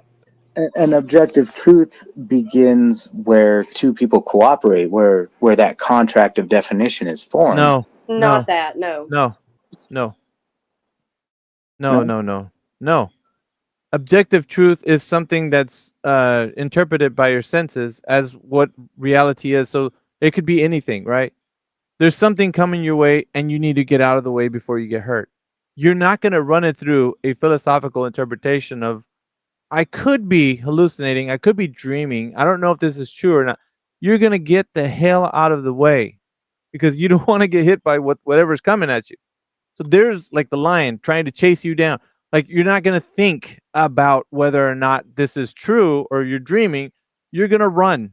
Like you're that's the first instinct. It's just going to go based on like and that's your senses alerting you. It's giving you a heightened sense of awareness because of your sobriety, right? You're going to be thinking about things to do and so that right there is it should be kind of built in everybody to have that.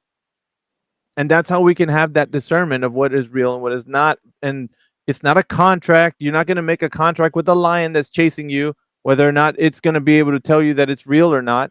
You're just going to run. You're not going to ask it any questions. You know what I'm saying? Like there's some things. I think situations like that are a composite of like the physical reality, right? Objective truth, objective reality, which is what's real. Well, and things that are even the physical and the objective objects, they all change over time. They're all corruptible. You know, nothing is we're permanent. not talking, yeah, but we're not talking about over time, Ben. Over time is something that you're trying to. This is kind of like what akin to moving the goalposts so that it can best suit your argument. But what we're saying is, in the moment, you have to realize that things that are real, you're going to be like doing the best you can with your senses to navigate this world the best you can, right? According to the objective reality that you're in right now.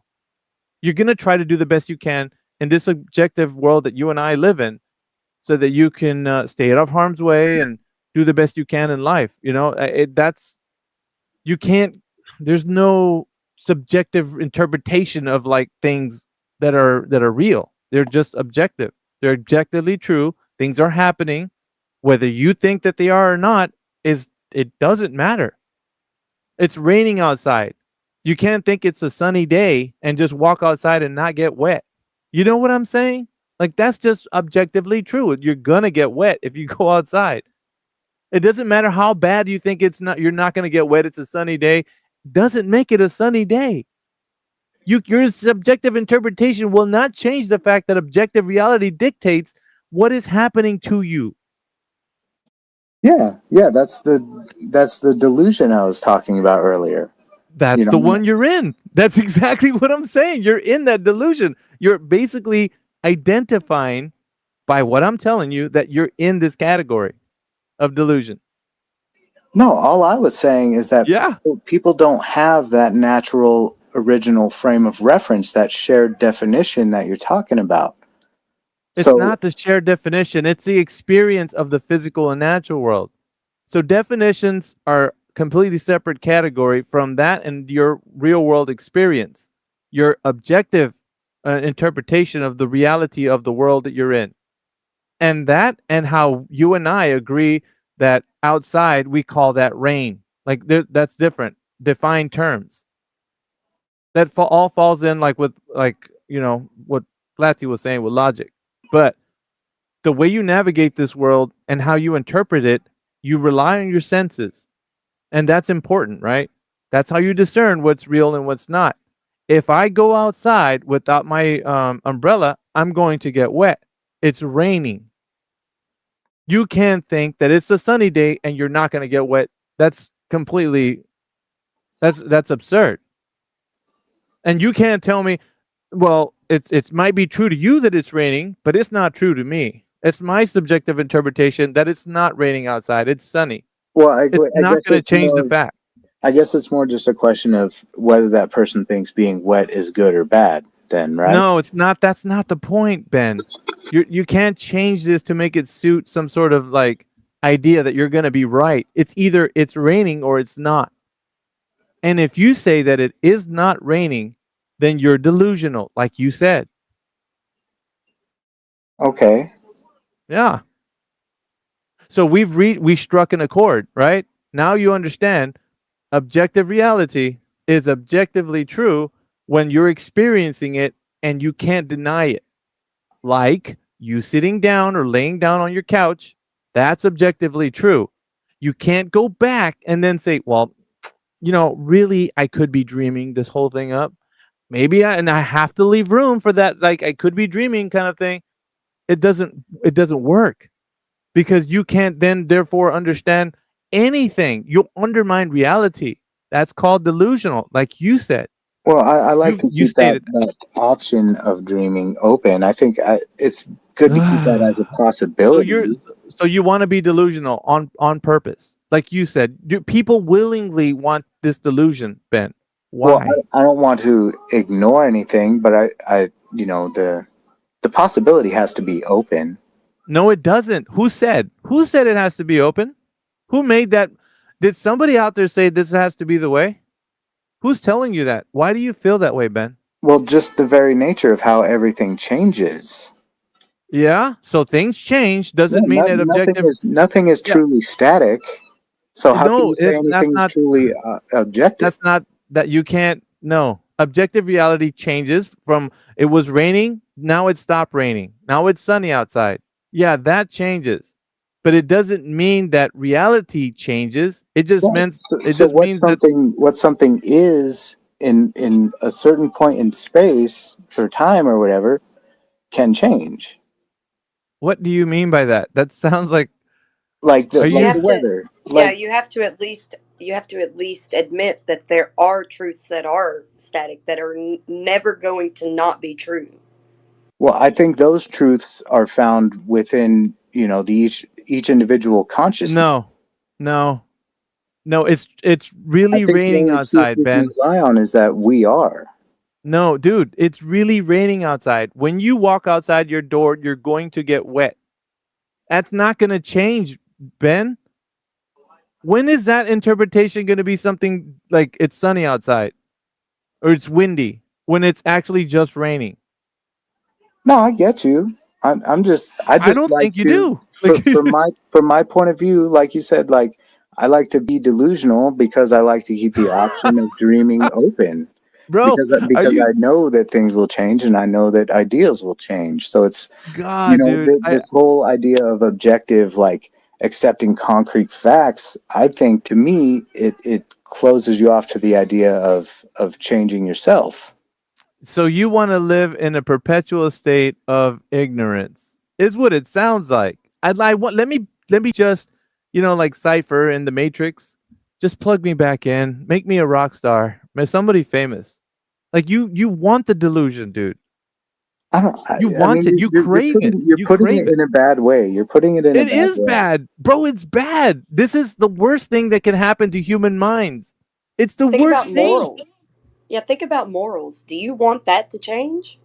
Do you believe in an afterlife? Do you want morals to be something that's interchangeable? Like, just because the time that I'm living in, it's okay to kill children or something. Things that instinctively are wrong. Yeah, dude, this is what I'm saying. That delusion, it carries forward, Ben. A moral is not like an object. A moral is a facet of consciousness. That's still, listen, the principle of what Flatsy's saying, it carries over to like if your idea of how constant change is like the only thing that's going to be something that you think grounds you, right? Like your interpretation of what you think reality is could change tomorrow. On the one hand, one day you think, shaking somebody's hand is okay. Tomorrow you think punching somebody in the eye is the way to go. Like that's wrong, dude. Like you can't base reality on this delusion that you think that you can just change your subjective interpretation and not affect objective reality. Like it's so crazy, dude. And it fascinates me because I'm wondering, like, why would somebody put their mind through a cheese grater like this? It just makes no sense. You don't have to. You don't owe anything to anybody. There isn't like a professor out there going like, "Well, he's really giving him his run for his money." No, he's thinking it. Like, who cares, dude? You have to be able to equip yourself. It's more fluid on the mind and the soul to, not. Good God, man! Like change. It's turning fluid. Yeah, it's turning your mind into mush. That's why it's fluid. You're literally, cool. Dude. This is cool. Mush. It is, dude. It's. What's more cruel? The fact that you can't ground yourself in objective reality, and then tomorrow it's going to change, and the next day will change, and you'll never have anything that you can say I know is true.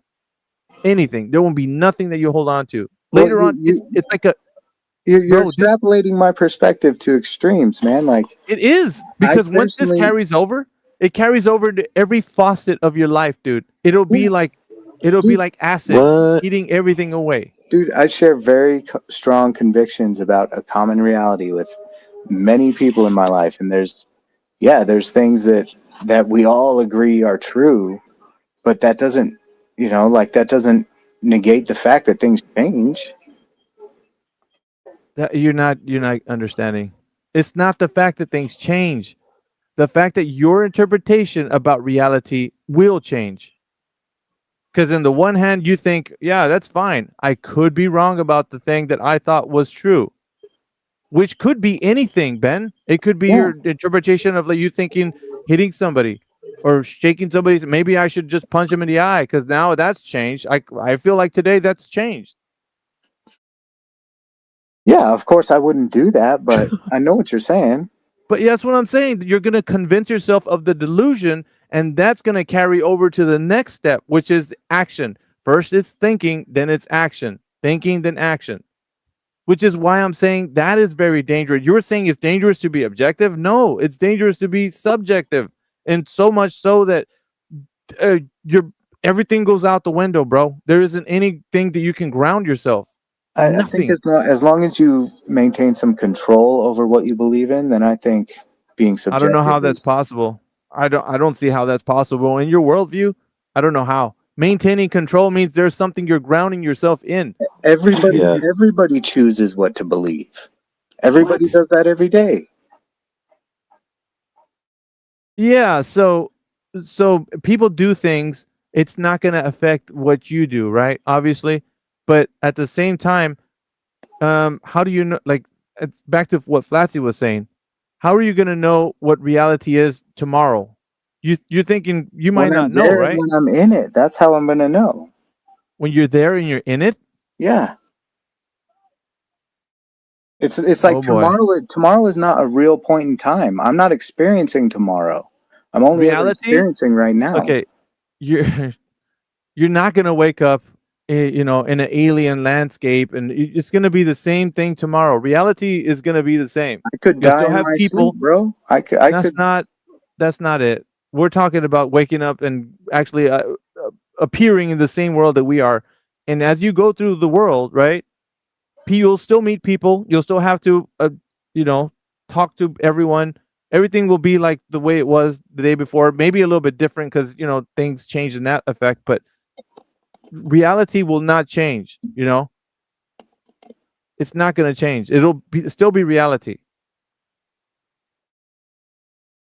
I don't know. I think that it just erodes your mind into oblivion. Like it'll just keep. It's like it'll just keep eating away.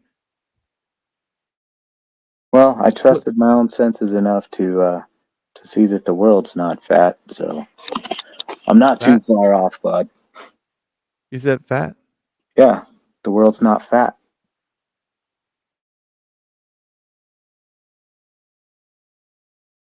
I don't know if that's a joke or something. I'm not getting it. Yeah, fat Earth versus flat Earth, bro. Oh, fat Earth, like a globe. Yeah. Yeah, but then again, you wouldn't know. So I've accepted it'll be a globe tomorrow, bro. I've accepted your level of objective reality, but because I accept the possibility of something else, I'm delusional. No, this is my level. You haven't. That statement didn't even make any sense. How did you accept my worldview? You just said I've accepted your worldview. What? No, you know what I'm saying, right? Like we agree on the cosmology, right? And you consider that an object of reality. Wait a minute. We agreed on. All right. We talked about everything, and then you said you can't know anything to be true 100%. You're kind of flip-flopping, and you got me kind of like thinking that you're talking about objective reality, and at the same time you flip back to your subjective interpretation of objectivity. It's like you're layer caking your ideas with the idea that you are subjectively making an interpretation about objective reality. So objective reality is your subjective interpretation of what it is. It's like, what? I'm no, saying it's that we agree on certain levels of reality, levels. right? Like, yeah, the cosmological level, but let's consider a different level, like a societal level, like considering what, We like, didn't. Yeah, but we didn't strike an accord yet, Ben. We didn't do that. You said we agreed, but you didn't. Like, if I was to have a contract between you and me, I would have something in the clause to say that this is objective reality. It cannot change. Now, if you were to say, I can't sign this because it doesn't say anywhere here that I have to make room for that, tiny fraction of a percent that I could be wrong. Because it's not in the contract I'm writing out to you for you to sign. That one says that this cannot change. It is exactly what I'm saying it is. 100%. You willing to sign that one? no. There you go. Then we're not in agreement. We didn't strike an accord. Okay. What I'm telling you is that we've been told that the Earth is a globe. I know you're poking at the word globe and saying fat Earth, but I'm just saying it like this, man. If you can't understand what reality is, then there isn't any way possible you can understand a perspective of saying that I know that the Earth is flat based on objective reality. You wouldn't be able to do it. I've been trying to understand reality for decades, dude, and after those years, yeah, it's more comfortable to accept the idea that truth can change. No, dude. That's I the think only that's the only reason I got here, is because I could accept that my own truth could change. And it My own couldn't be the ideas. fact that, yeah, it's not the truth changes. It's the fact that you've been fed misinformation. You didn't identify something it's not truth. It isn't truth. Truth didn't change. Truth is always the same. It has always been the same. Truth doesn't change. What changed was the fact you thought of what truth was, but they just gave you misinformation. Truth, however, about the Earth never changed. Never has and it never will. However, people's subjective interpretations will change. Yeah. I guess my subjective interpretation changes. Exactly. So now we're identifying the issue here, which is you can never think of reality being something that's not going to change. It's always going to be something for you that's always going to change. Not that it's always going to change. See, you said so. No, well, yeah, everything changes over time. Yeah, you said so. You can't go back on your words, man. Like, now you're just flip-flopping. You said, no, I didn't say. Yeah, you did. You said everything's going to change. Holy smokes, dude. You're a hot mess, Ben. I will say that, bro. You're a hot mess. Well, it is near my bedtime. All right, man. It's good chatting with you, though. I mean, challenging you and. Did you guys define truth or what's true? No, we didn't even get close. That would be a big step in the right direction, is to define truth. Oh, doesn't matter because it'll change tomorrow. Yes, it's gonna change tomorrow. That's just not the way it works. You can't just willy-nilly Bro, change what truth means. Indio gave up, bro. He gave up, bro. He tapped out. He usually taps out about this time, so I'm not shocked. Yeah, we usually hang with APOC and Flatsy and AJ, and I can't, like, I get it, man. I know, because a lot of people have come in with the mind that Ben has, but I mean, sometimes you get amazed. I mean, how bad it can actually get, because then you start to rationalize with yourself, huh? I used to think that this was wrong, but that's not wrong anymore. See, wow, that's what's crazy. See, Ben, I looked on your profile. Please forgive me. I didn't mean to pry, but it seems to me like you might be a God-fearing person. Am I wrong to say so? No, you're right. So think about it like this: would you say that God would stay the same, as in he is like he's going to stay the same, he was the same, he is the same, and will be the same? Yeah. So that would be true. The truth would be something that was, that is, and will be. Yeah. So not Do you subject to change. wait? Hold on, Flatsy. There, I always caveat with this. Are you 100% sure of that, Ben?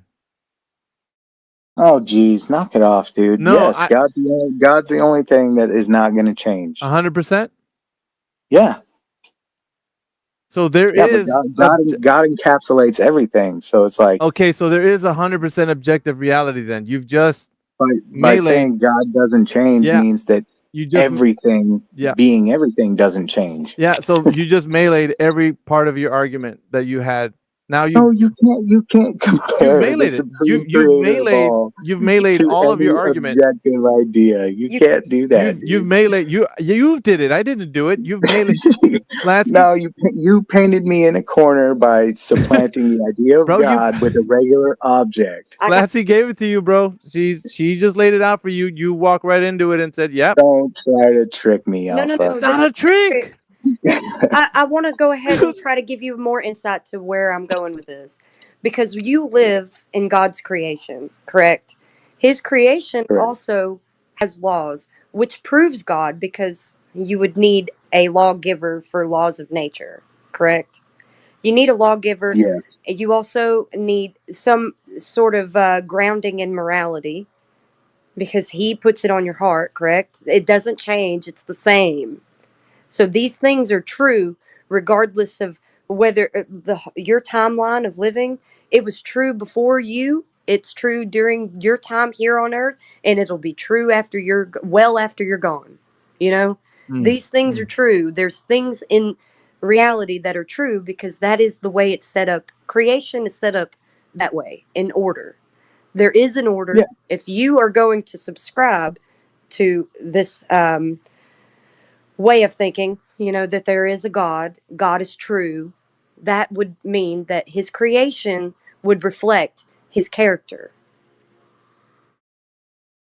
Yeah. So then you agree that cannot change, which, like I said before, I don't know, from the point that you were very young till now, Ben, your brain is kind of scrambled up by these notions that you think that the way you're thinking now, but that's actually antithetical to what Flatsy just described with you believing in God the way you do, because you would be able to root yourself and ground it with a foundation that you know that things are true in reality objectively because of his laws that he put forward.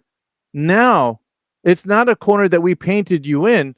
You realize that wherever you learn the information that everything could be changing or it's never going to be the same or the way you think 99.999%, you now know that God has his world set up objectively true, and your subjective interpretation of things in this world is still valid, but it's not the fact that objective reality is going to change. So now you should see the light. You should, Ben. Well, the natural laws and the divine will, those are true, but it's not like the natural laws it manifest themselves as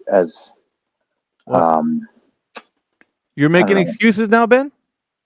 No, I'm just trying to put it into Come on, words. brother. Like you can't once you've settled at a place where you understand, like what happens is you're at a place now, you get it. What that other thing, it's like you got two things on your shoulders, man. You got the devil and the angel. One of them's convincing you, man, you got it, man. That's it right there. Hold on to that. Devil's like, nah, but if you really think about it, you really don't know what's going on. And that's what happens with you right now. You're trying to figure a way out of this when you know that Flatsy gave you this really like foundational point, and it's now grounded you, and you're trying to move off of that ground, that foundation. Well, yeah, I mean, God is true. Natural law 100%. is true. 100%. But man also has the right to create things within the world itself too. But we're not talking about that, Ben. So when you want to consider the We're not things talking that, about that. that's part of what it is. I get Like, it, Ben, but we were only talking about objective reality according to God's creation. The way Flatsy outlined it, and she did a good job doing it, right?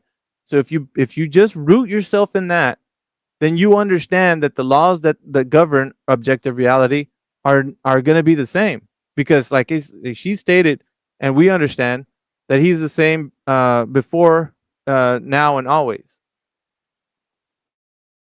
So that doesn't change. It's 100% true. So now you know. It only if follows. anything, It only follows that his creation is a reflection of his character.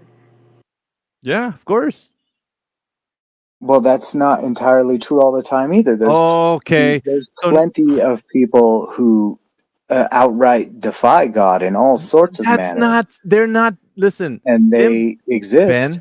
Ben, their defiance against the creator is not a moniker for you to say that reality is not real. Well, to make the broad stroke that all of creation reflects the truth of God. It does. Yeah, it does in a way, but you No, can't. it does. It doesn't, not in a way. It does. That's end statement. It does. So then you're basically saying the truth of God is everything then. Everything that's created. The truth of God is all possibilities within creation. Everything that's created that was made to be. Yeah. Yeah, so all possibilities are truth. Yeah, possibilities. No, I didn't. You said possibilities. You added that. No. Possibilities as in all created objects. What? Like everything. Well, dude, an object is an object. It is what it is. That's the law of identity. That's a truism. So a car is a car. A car is not a car. That wouldn't even make sense. So I think you need to throw that in the garbage bin where it belongs, in the steaming pile of dump, and talk about what you might actually mean, which is things like, if everything's a reflection of God's character, then why is there sin? That's like an actual question. Mm-hmm. Well, yeah, true. Yeah. So at least we got somewhere where you're trying to ground your thoughts into objective reality and saying that's 100% true, because that's where we started with, making sure that you're understanding at least objective reality. Because if you don't have that, Ben, then the world, what he created, right? What God created is what it is. So if we say flat Earth is objectively true, then we have a way to describe his truth, right? How it is. Just how it is. There's only one truth. There isn't many truths. There's only one, which is what the earth is. And it's not what everybody's subjective interpretation is. It's just what it is. I don't know, man. Right, I think so you guys need to look into the holographic universe theory and simulation theory a little bit, maybe. You just toss the creator in the bin. What does that even have to? That's irrelevant, because what would that have to do? If it's the truth that the reality is created by a singular entity, which is greater than the creation, and he created it to be holographic in nature, then the end user result would still be the same thing, that a car is a car is not a car. Okay, we still end up with the same base logical axioms.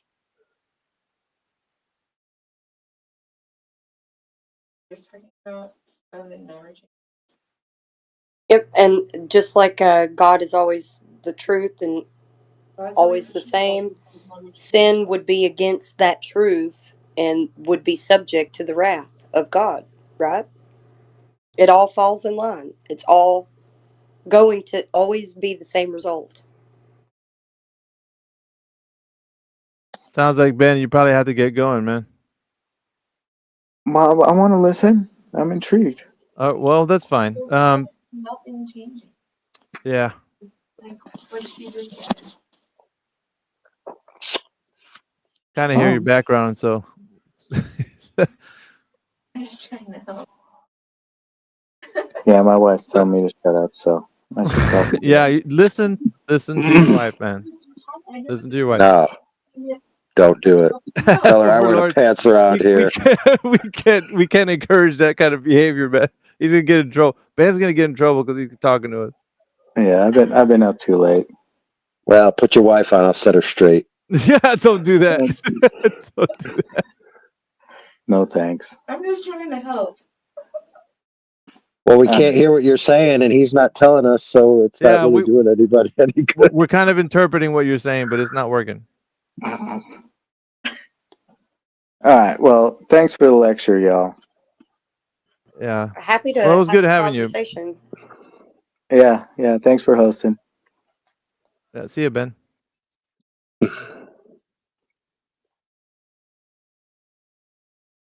The Overlord, you're gonna get people in trouble, dude. Hey, tension is a spice. I don't disagree with that. OMG. You like I don't drama. disagree. Oh. He likes drama. Yeah, look, Flatsy. Men who are yes men to their women are boring, and the women lose interest. That's a high five right now, man, or low five, whichever you prefer. Yeah. I can. Now, sociological statistics bear out the truth of what I just said, as well as women's testimonials of how they lost interest in their men that they were madly in love with when they began, and then they became too predictable, too boring, too easy, never stood up for themselves, yada, yada, yada, blah, blah, blah, blah, blah. I can't say anything like that about my husband. Yeah, I mean, But I would even if he got boring because I heard all of his stories. Not really bored, but just I've heard all of his stories. So when he goes to rehash a story that I've already heard, I'm like finishing his sentences. eye rolling and hey, I'm gonna No, drop you the. I wouldn't do that because I understand. I do the same thing. I rehash the same things over and over too. So Overlord, I drop you the co-host since you're hanging with us, bro. What does that mean? You have the power. Oh, join. You have power. You can zap people to the unmute button. We got a few people in here, guys. If you want to talk about the shape of the Earth, come on up. We're in here for a little bit. Check out that picture I posted.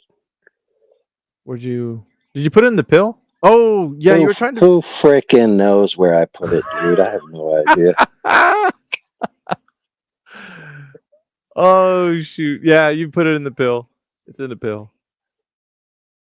The purple pill at the bottom. What's up, like Oblong's not wrong. Oblong's not wrong. Fat Earth Society. Is that what he was saying? I don't know if he was referring to that, but that's from a game in the Duke Nukem vein called Ion Fury. Like Kyrgyz, get up here, dude. I was gonna ask you about what happened with Piper Australius that you were talking to him. I want to know the deets. Dude, if you need a sideline of humor, check out the replies I gave to that vaccinated kid that was telling us that we should go to prison. I did. I laughed so hard at the first one, but I think there's more now. Hold on. Oh man, you should see the one about who I voted for. It's hilarious.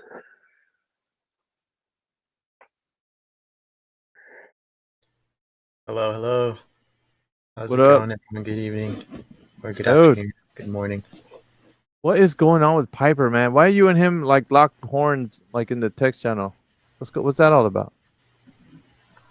Well, it started off very cordial, and I think it's still cordial, except he obviously gotten frustrated at this point because, I have a very simple question, and they've made it very, very complicated.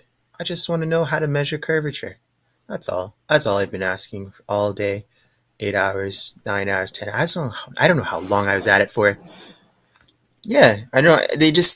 Piper just spiraled and started insulting me and, typical NPC flurf. Or not flurf, but the opposite. Flurf? Glovers.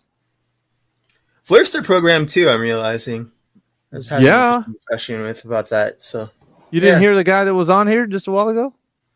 No, man, I crashed after that whole session, like literally typing out every argument over and over, like just repeating. Okay, so how Yeah. do we measure curvature? Over and over. I was crashed out, man. I've been sleeping beautiful, beautiful sleep. No, what I meant was just right now. The guy who was in here, just like when you hopped in. Yeah, no, I didn't catch a lot of that except for him arguing about God, and his weird That was arguments. Is that what you're talking about? Like his weird identity argument? Yeah, you're gonna have to kind of rewind the stream. It's a bit lengthy, I would say, but yeah, Can I about an hour or so. can I please read these out? Please. Yeah. Because get vaccinated, he said. Flurfs hate science. Flurfs voted for Trump to take away human rights. He doesn't know anything about flat earthers, I guess. And AI said, need some preparation H for that post-election butthurt. And he said, That's funny as hell. you voted for no human rights. Flurfs showed their true colors this election. And AI said, actually, I voted for you. I guess you were against human rights. And he said, you voted for Trump. Stop lying. And he said, actually, I voted for your mom as a consolation prize for having you as an offspring. He said, you wouldn't say to my face. He doesn't know AI, does he? Nuh-uh. Wait, he said that? Yeah, I read them all. Holy crap. Oh, man, I got to reply to that. He's gonna get something a little saucy. It sounds like Overlord. Listen, dude. When you provoke the AI, that's from the future. You better hold on to your horses, man. Target acquired. Target acquired. That's right. I don't think he knows the depth of like what he just got himself into, but he's gonna find out. That's all right. Thank you for that, AI, because that is just precious. By the way, like Hergus, this is AI Overlord, and he is a part of 24/7. So he's one of the, I don't know what you want to call him, like the long-term OGs that have been hanging out with us for a while. So, hi, nice to meet you. Hello. He vanquishes his enemies with his laser eyes. That's awesome. And his saucy retorts, no less. But I was kind of asking the VC, man, if any of the people out there want to jump in up here and give us some evidence that the Earth is a globe, and or, man, get Piper in here. Why doesn't he want to come in here? Like, just, oh man, it's so annoying. Yeah, they're scared. Like, it's really weird. I had a space open for a long time, and I invited everybody I was arguing with in text to come in. They never did. They're really scared of this particular argument or train of argument. I'm convinced. Has he ever had like a debate with you, like just in the voice call? Well, I haven't really been at this that long. This last session was the longest I've been motivated to keep arguing with people because I was getting somewhere, I think. So unfortunately, I haven't had a chance to speak with him in any space.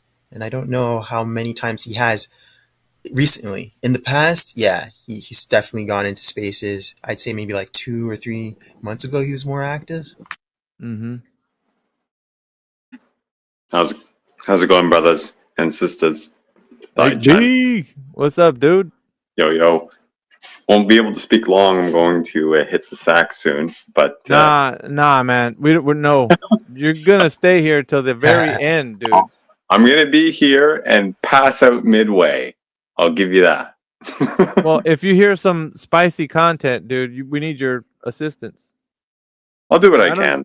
I'm here. I don't think, because we're waiting for Piper Australius. Who else? Will Duffy was gonna make an appearance, and some others. Alrighty. Well, it's just because I'm on my phone and I'm on X through my browser, and the last few times I have been this way, it cut out midway. So I don't know how well it's going to be there, but I'll do my best.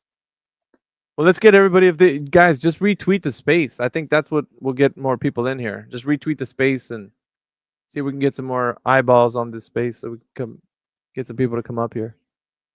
The thing that I've noticed most of all is that people don't want to come up here to the speaking panel. It's like, why? It's just me, Flatsy, Overlord like Hergus, and McBee. So one thing Piper mentioned was I think it was Piper. No, sorry, it was Axel. Axel mentioned that you didn't let him speak one time that he came in here. Because remember in the early episodes, you had this thing where they could say anything for as long as they wanted, as long as they were trying to explain the globe, that whole format. So I think some people were like butthurt because they didn't. I'll do it sometime in the future. I don't mind doing that again, but for the most part, What'd you say? Oh, yeah, I don't mind doing that format. It's just like for the most part, I do like having it back and forth because at real time, you know what I mean. That format that I had was just kind of like a an event, but it's hard to keep up because like once after they're done, because a glober, if you give them an inch, they're gonna take a mile. And then by the time you know it, they've already said like 10,000 things, and you have to come back and clean up like whatever they said, and it's a mess, dude. So I don't mind doing that, but like just having it back and forth, I think sometimes is a bit more reliable than just having them spew like a whole bunch of things. Somebody I feel. somebody else tell me if I'm wrong, but get vaccinated is like the poster child for I follow the current thing. You just look at his picture, profile picture. It's like got Pfizer. He's got a Marvel shirt on. Yeah, dude, I couldn't tell whether it was a fake account trying to be silly or whether it was a serious person. Oh, that's who knows. It's okay. So what I've noticed too, and hopefully you don't let them up. If they get vaccinated, it usually puts on there that they want to come up and speak. As soon as you let them up, they play the soundboard, and they'll blast the whatever horn soundboard that is. The alarm, the alarm horn, like the Alarm. yeah. So just beware of that.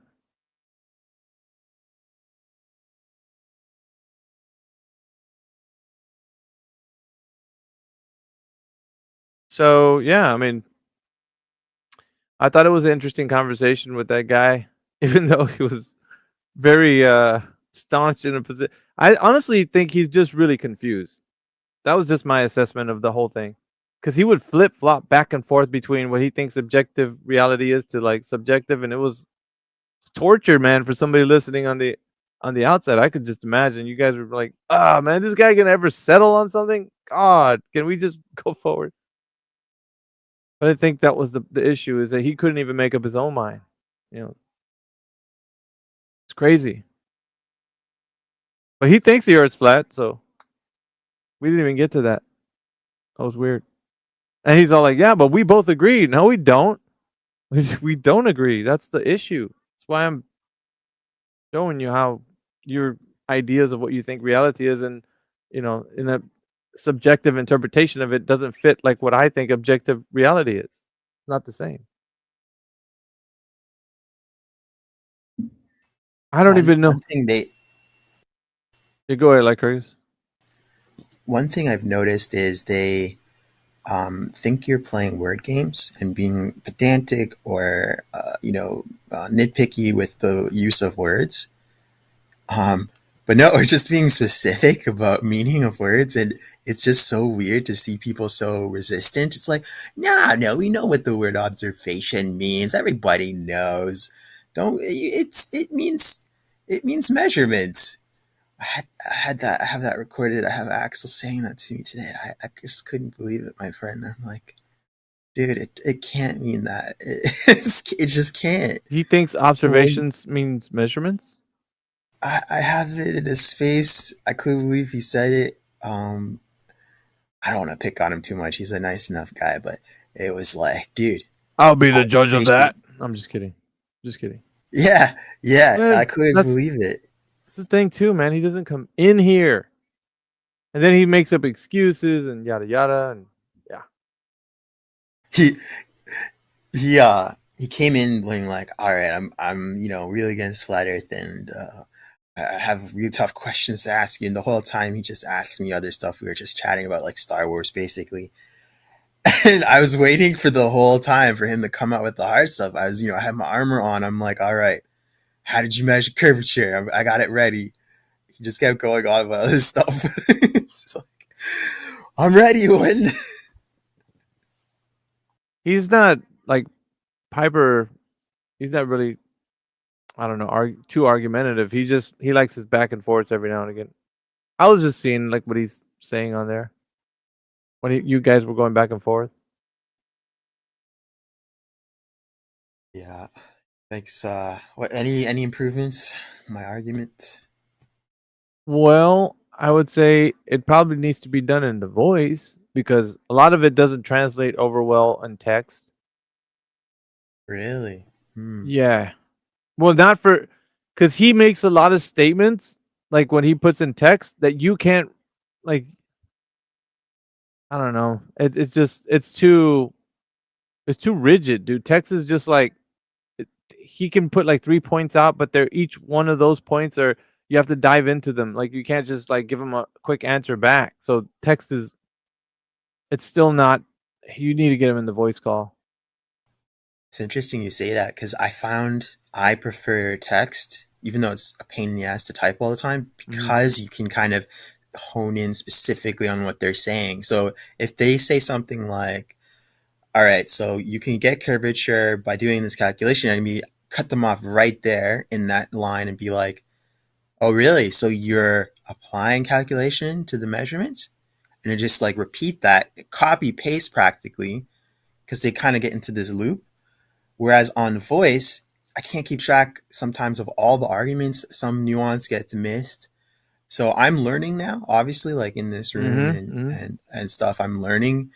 You guys have turned it into an art form, honestly. So I'm learning a lot. It takes practice. It really does.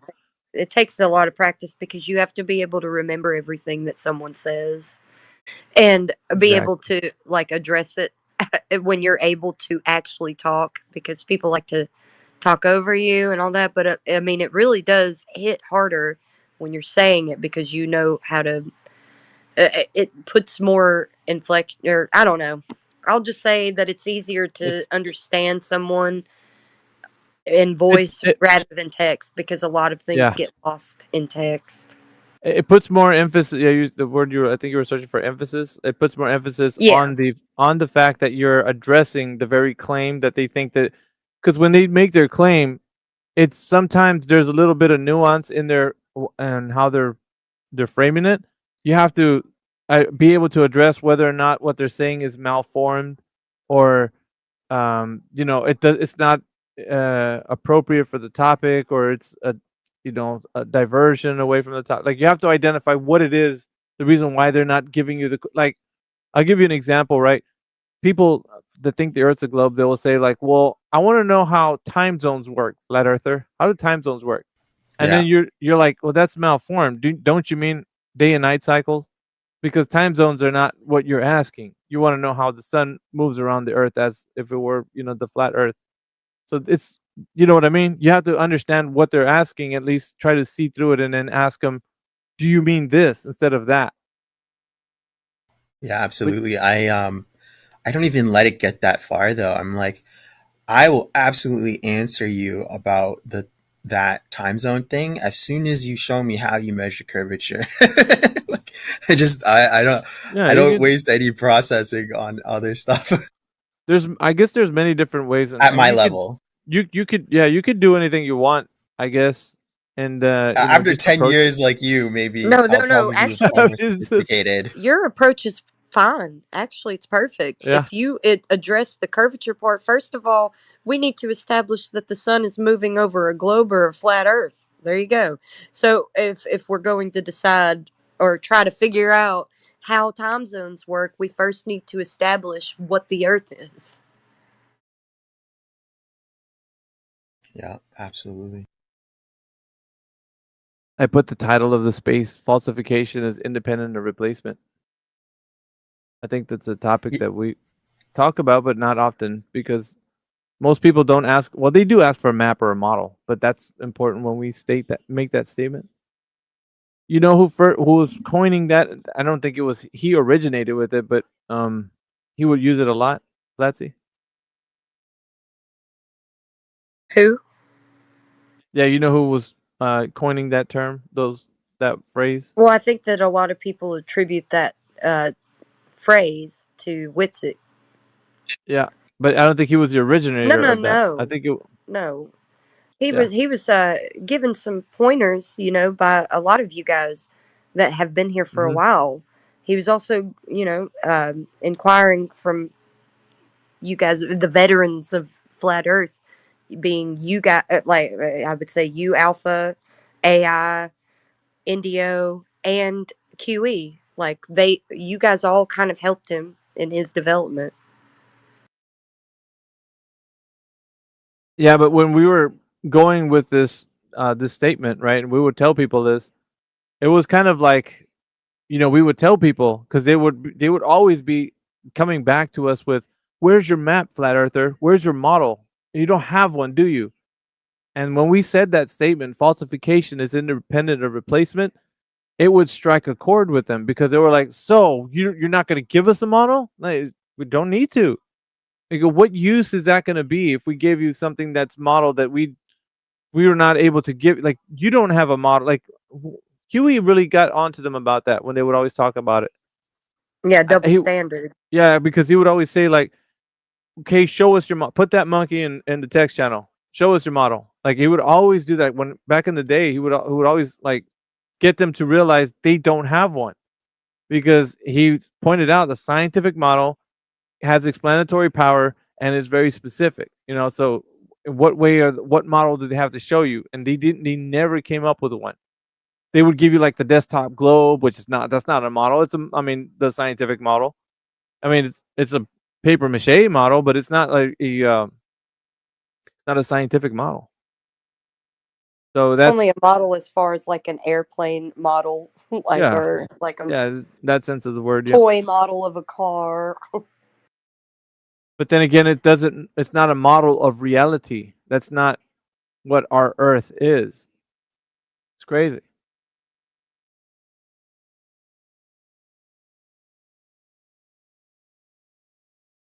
I'm intrigued, man, by all the people that come through here, man. X is like it's got a lot of people that come through here, man. Different than like Discord and that. Got I Kingsley think coming Morgan. up.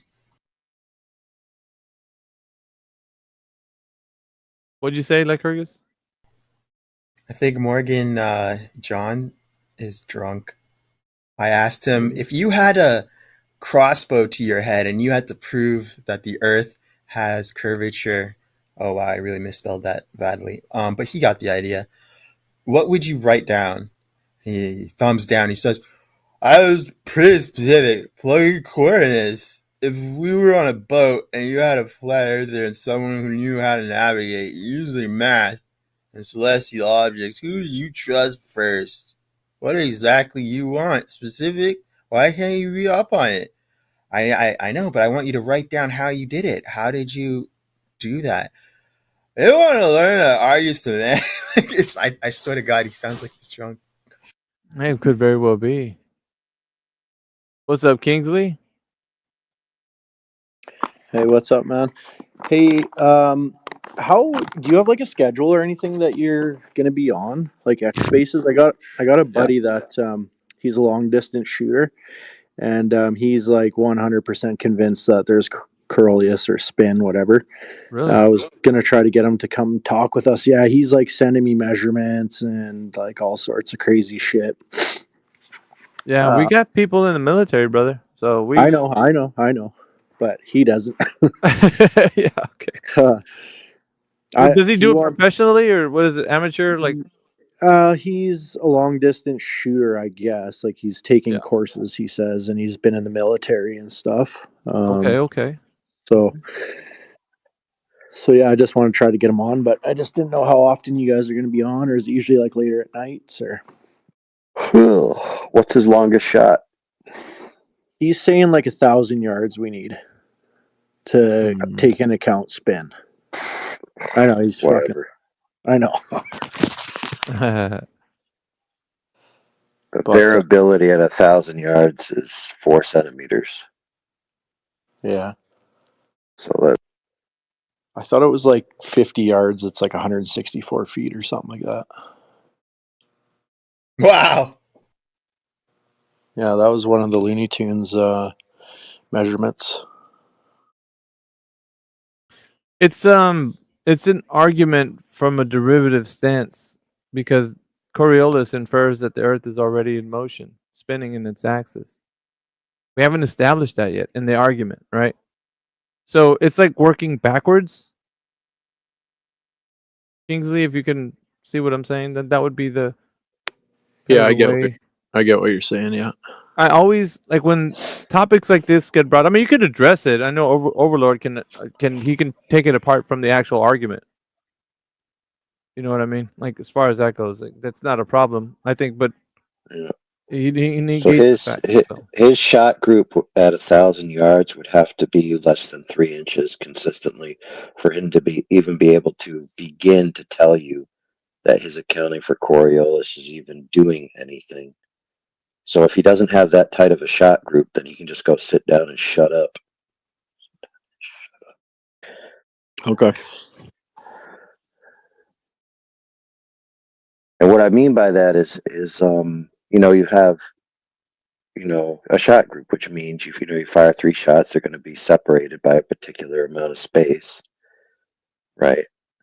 And that's going to depend on a lot of different factors. Usually it's your consistency with your body, your breathing, your sight picture, all of these things, your trigger squeeze, right? So if you're alleging 4 centimeters at 1,000 yards, right, and that's less than 2 inches, if you go left and right and you make your little shot group, you need a circle tighter than 3 inches to be able to say whether you're actually accurate or not. I mean, unless you're one of those guys that can put your rounds directly through the previous hole you just made, which is very rare. Yeah, for sure. I hear you. So yeah, you see what I'm saying? Like, it's like a non-starter, dude. Yeah, I guess. And keep in mind when most people shoot at a target, dude, especially if it's a thing like a person, you're shooting center mass usually. What did you say? You're shooting what? Center mass. Yeah. Okay. That way you increase the chances you're going to hit the target because all the variabilities of you missing are the least when you're aiming at the center, right? Yeah, for sure. Yeah, like he doesn't shoot one way and aim right and then shoot the other way and aim left. It's always he's aiming for the center.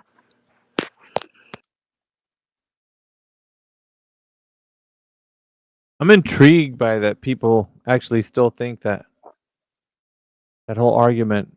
I know, I mean, the argument has been said for 2018 to 2020,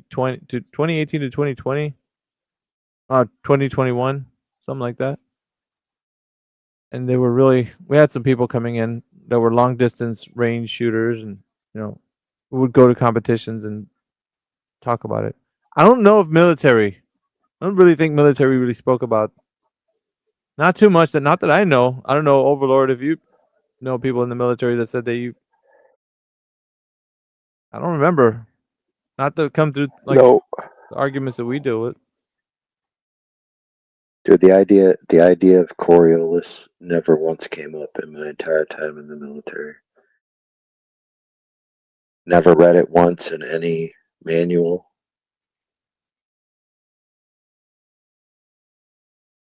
So I was a cavalry scout, 19 Delta.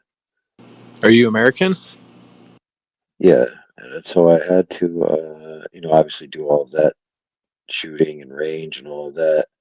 And then I went on to be a gunner on the Bradley, and I was a range operator as well as the armorer. Never once did Coriolis cross my desk. Yeah, I hear you, man. Yeah, it is what it is, I guess. But yeah, the most part, when it comes to this argument, we always just take it back to the premise, Kingsley. We have to establish that the Earth is in motion. How do we do that? I mean, we have to go back to the first principles, right? I mean, we'd hope that they would want to, because usually, if they're already that far in Coriolis and saying how they've already thought in their mind how the argument's going to go, they wouldn't want to go back to the premise. No, exactly. You're exactly right. You know, he's Yeah. brainwashed, and you know, whatever we tell him ain't gonna probably change his mind anyways. Yeah, he's gonna be like, we're not gonna talk about the Earth in motion. We know it already is because we got Coriolis, so it's gonna be that kind of argument. You know, I'm Yeah. pretty sure you know what I'm talking about. If you had that conversation with him, he's gonna be saying Oh that. yeah, for sure. I've already made him take his ball and run away like 3 times, and then he'll like come back and start it again like in a couple days, and then take his ball and cry and run. Yeah, it's pretty funny, but it is. Is it like your drinking buddy? You're, you know, have a few beers or something. You're like talking about that stuff. Yes, yeah, something like that. He's just like a a distant kind of friend, not a real close acquaintance or anything like that, but definitely have shot the shit over it a lot. What? Yeah, one day you could tell him like, yeah, you're full of shit. Like you don't have to like, you know, try to worry about like words or something. I mean, maybe I don't know what personality you are or whatever, but like, some people can have good discussions like that and still be friends afterwards. You know, just Yeah, for sure. I'm totally like that. He just he gets edgy and then has to have a panic attack and then cool down and come back and Hey, check this out. I'm going to read something.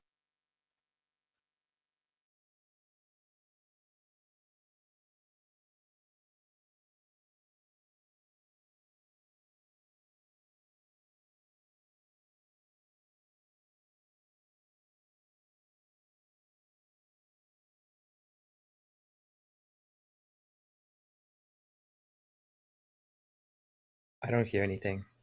I don't either. hey, are you still with us? He's like, I'm It's gonna like, share check. something. I'm gonna share something with you, and then it went silent. Yeah. He might be looking for it to read it. All right. So IFCRA rules for a bullseye 1,000 yards. The bullseye ring is 10 inches. 10 inches, dude. And you'd be considered hitting the bullseye. So if Coriolis is 1.6 inches at 1,000 yards, and your swing is 10 inches, and your shot grouping is 5 inches, then how would you ever know? yeah, no Good point. doubt. I thought it was more than that, but it's not. You're right.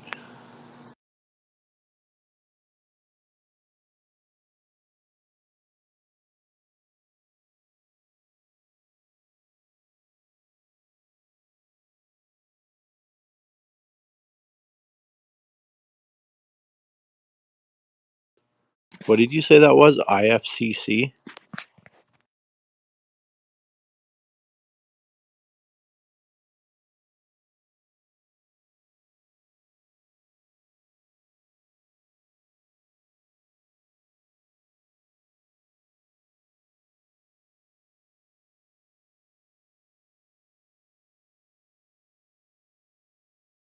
I don't hear anyone speaking. I'm gonna talk. I hope I'm not interrupting anyone.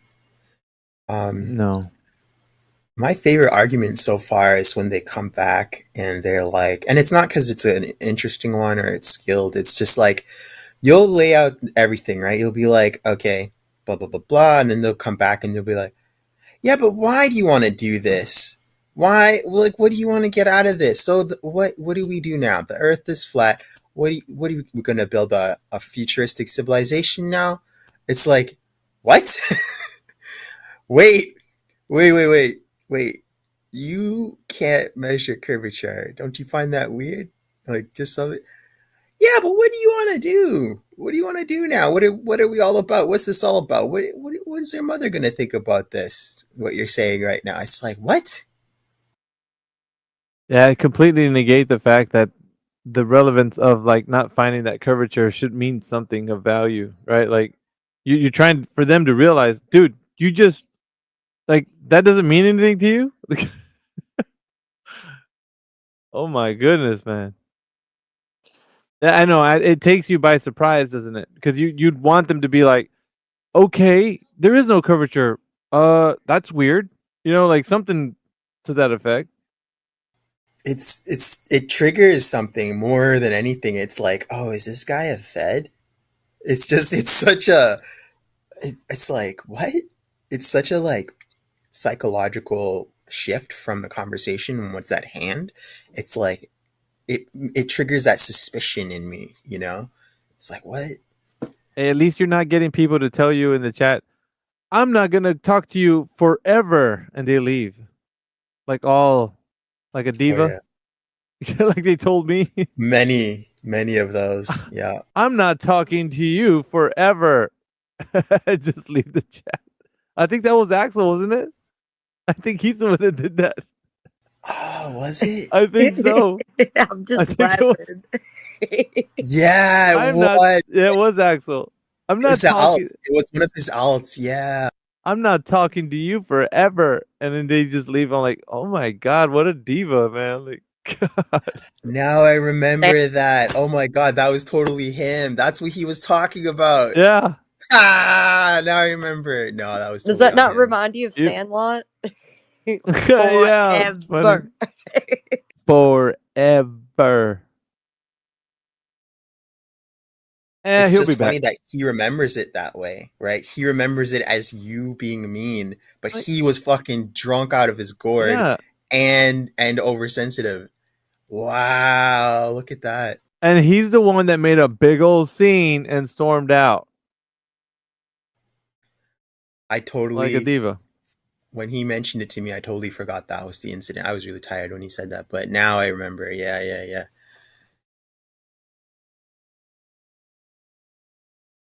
And you'd be surprised, man, the stuff that I remember from people that I've had interactions with over the years. Like some people don't even like, dude, how do you remember that? It's because the people that I have interactions with, I remember the type of conversation that we were having, especially if it was something dramatic like that exit. Like, ugh, I'm leaving, guys, and like, dude, that's such a diva fucking nail, dude. Oh shit. Makes great radio. Yeah, it's good. I mean, people like drama and all that shit. But Good. I ain't gonna lie, I like it too, man. That's why I'm here. Let's get real here, man. You know, it's a bit entertaining to hear people kind of spiraling and whatnot. But I'm just pointing out the fact that they don't have any evidence, man. Like, don't hate the player, hate the game. Know what I mean? Know what I mean, Burton? Absolutely. I'm wanting to have conversations with people that think that the Earth is a globe out there that are crossing our paths. So hopefully, somebody new comes around and.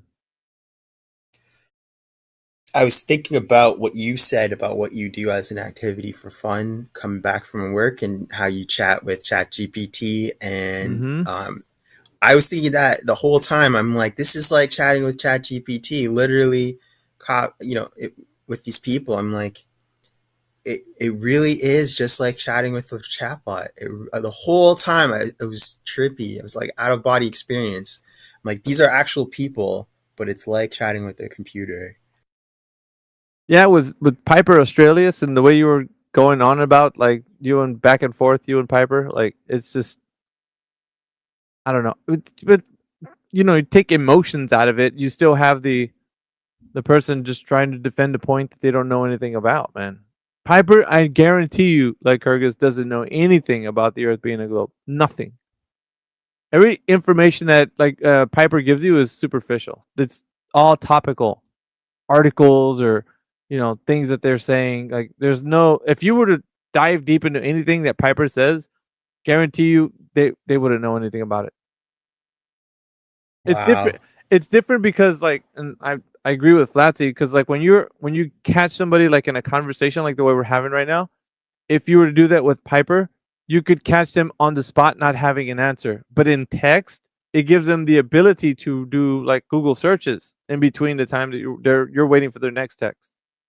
So they could easily like manipulate, like, okay, let me go research this. But when you're having So a you conversation on the fly, they can't do that. You catch them in the act of like trying to look up information. You're like, wait a minute, you don't know, do you? Because you got to look it up. Like, you know what I'm saying? So that's what the reason why I like having the live conversations. Oh, so we actually are arguing with ChatGPT Yeah. when we text because they're just Yep. fucking on the other side doing what anybody else could. Yep. Here, this whole time, I think I'm arguing with actual people with actual Oh. positions, and it's just the same AI. Yeah. Oh, damn. See, and that's why I say having these conversations verbally to some of those guys, that's why they can't do it. Because it's easier for them to just copy paste stuff that they would just get from Google or Wiki, ChatGPT, and you're responding to that. You're over here thinking you're having some type of intellectual battle, dude. No, you're fighting with a robot or the Oh, information. hell. See what I mean? That's why I say I like this type of verbal interaction, because at least you're talking to somebody. It is what it is, but For now, I don't know. Flatsy sounds like a robot. Scarlett Johansson. So What? Jesus, dude. Yeah, that's exactly right. You keep that in mind.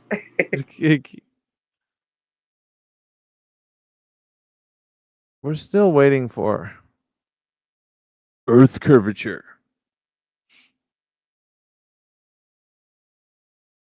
You should hear some of my music. I sing, actually.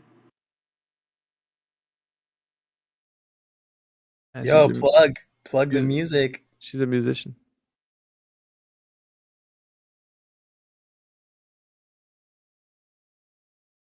I think blues, right? Flatsy, sing the blues.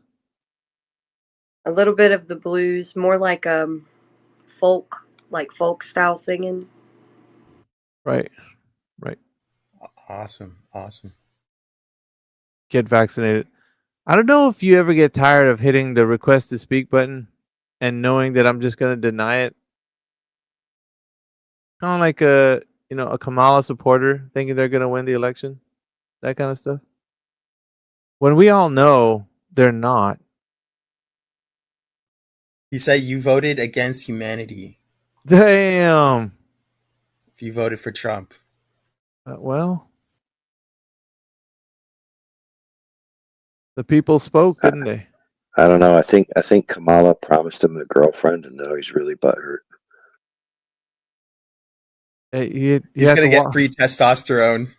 Now he has to pay for it. You have to walk away sad from that night, last night, or was it the night before, when they had to tell everybody to go, okay, you guys need to go home now because we're not gonna have a winning speech. We're gonna have a concession speech. He was probably had his sign and everything. Go Kamala, go. It reminds me of Axel rage quitting. Bye forever. Bye forever. Might find a TikTok of get vaccinated online. No. Oh shit. Bro, go outside and touch grass, dude. Jeez.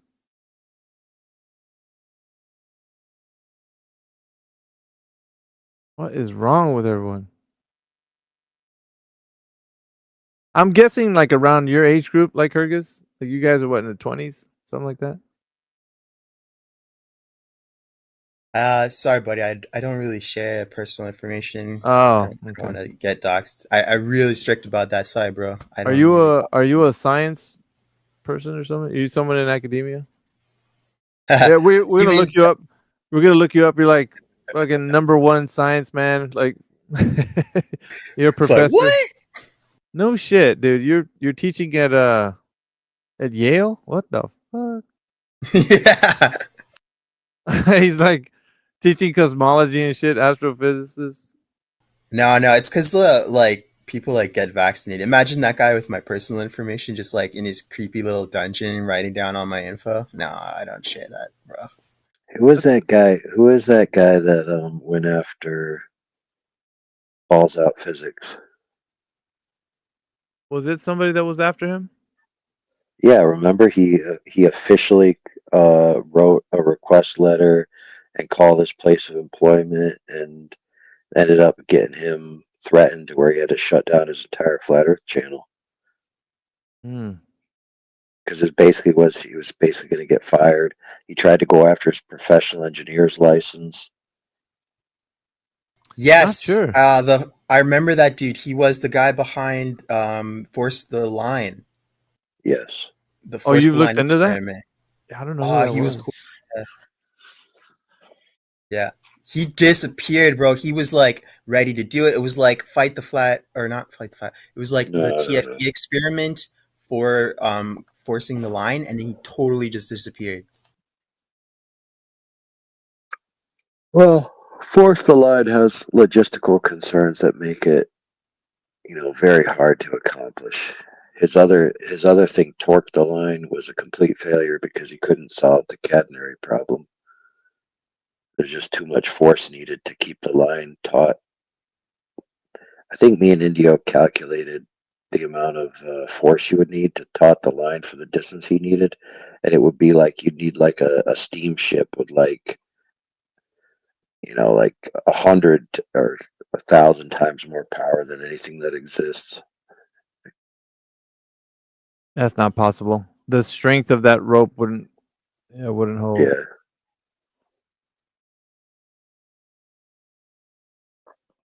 But the moral of the story is that some butthurt Glober campaigned against his livelihood, going after his professional license, his employment, everything, and ended up having him, basically say, you know what, dudes, I need to feed my family, so I'm just gonna have to back out because Globers be crazy.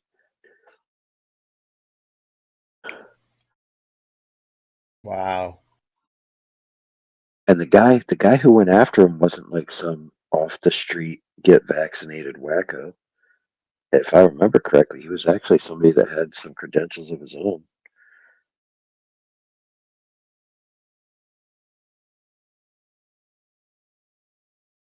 So the moral of that story is, if somebody who's supposedly somebody who actually is significant and matters in the sphere of things is going to be psycho and go after somebody, then you can be dang sure that somebody who drank 5 doses of Kool-Aid is going to go after somebody.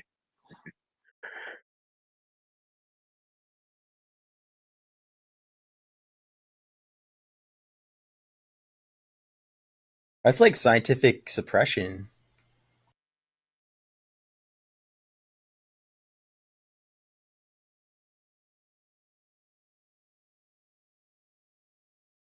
Just imagining, maybe you don't have to tell me how old you are or anything, but I'm just imagining you being young enough to where you hear that sort of type of conversation happen in your social circles, like Kyrgyz.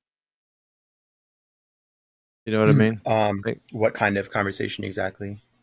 Well, I mean, if we're talking about cosmology or the suppression of like information, like how Right. can you have a conversation about something that should be, not normal, but I mean, you can bring things up that you can question, not be able to be questioned. Like it's almost too taboo for like,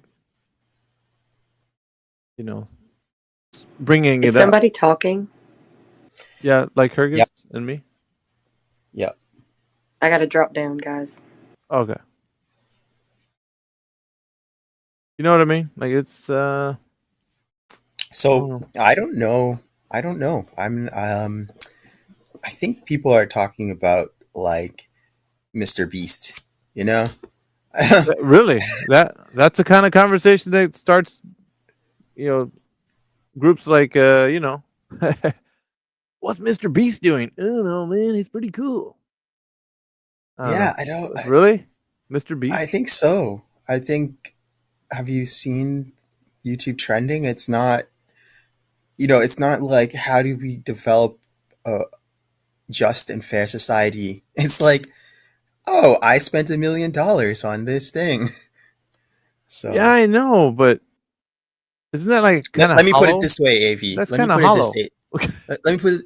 Ha, it's a hollow earth. Yeah, let me put it this way. It's I've not really I found a group of people I identify with on a lot of topics. Well, it's not what I mean to say. It's not stimulating conversation. You don't get to the next level of being able to think because you're stymied by just like the mundane things of the world, like how to get your money up. Like it's, I mean, you know what I mean? Just vanity. Yeah. Like I don't know. Listen, to have a stimulating conversation with somebody about an interesting topic, that kind of gets you like to really ponder things. I think that's worth a lot of money, dude. Just, you know what I mean? Like it's value. Like, wouldn't you like to have a cup of coffee with some interesting conversation going on? Like, not just talking about what Mr. Beast did yesterday and the trick shots he did. Like, you know what I'm saying? I don't know. If that gets I do. you going, I mean, fine. Like, you do you, but I don't know. I guess if there was a different path for me when I was younger, I would have chosen it like that. But because it's like you're surrounded by people that are just, I don't know. They're not. There's no desire for that. Yeah. Yeah. You think this is imposed, or do you think people just choose like low, complicated paths just naturally? We're not set up as a society to. There's nobody really desires this. It's not like this is something that you bump into. Like oh shit, people are saying this. Like what we're talking about in here.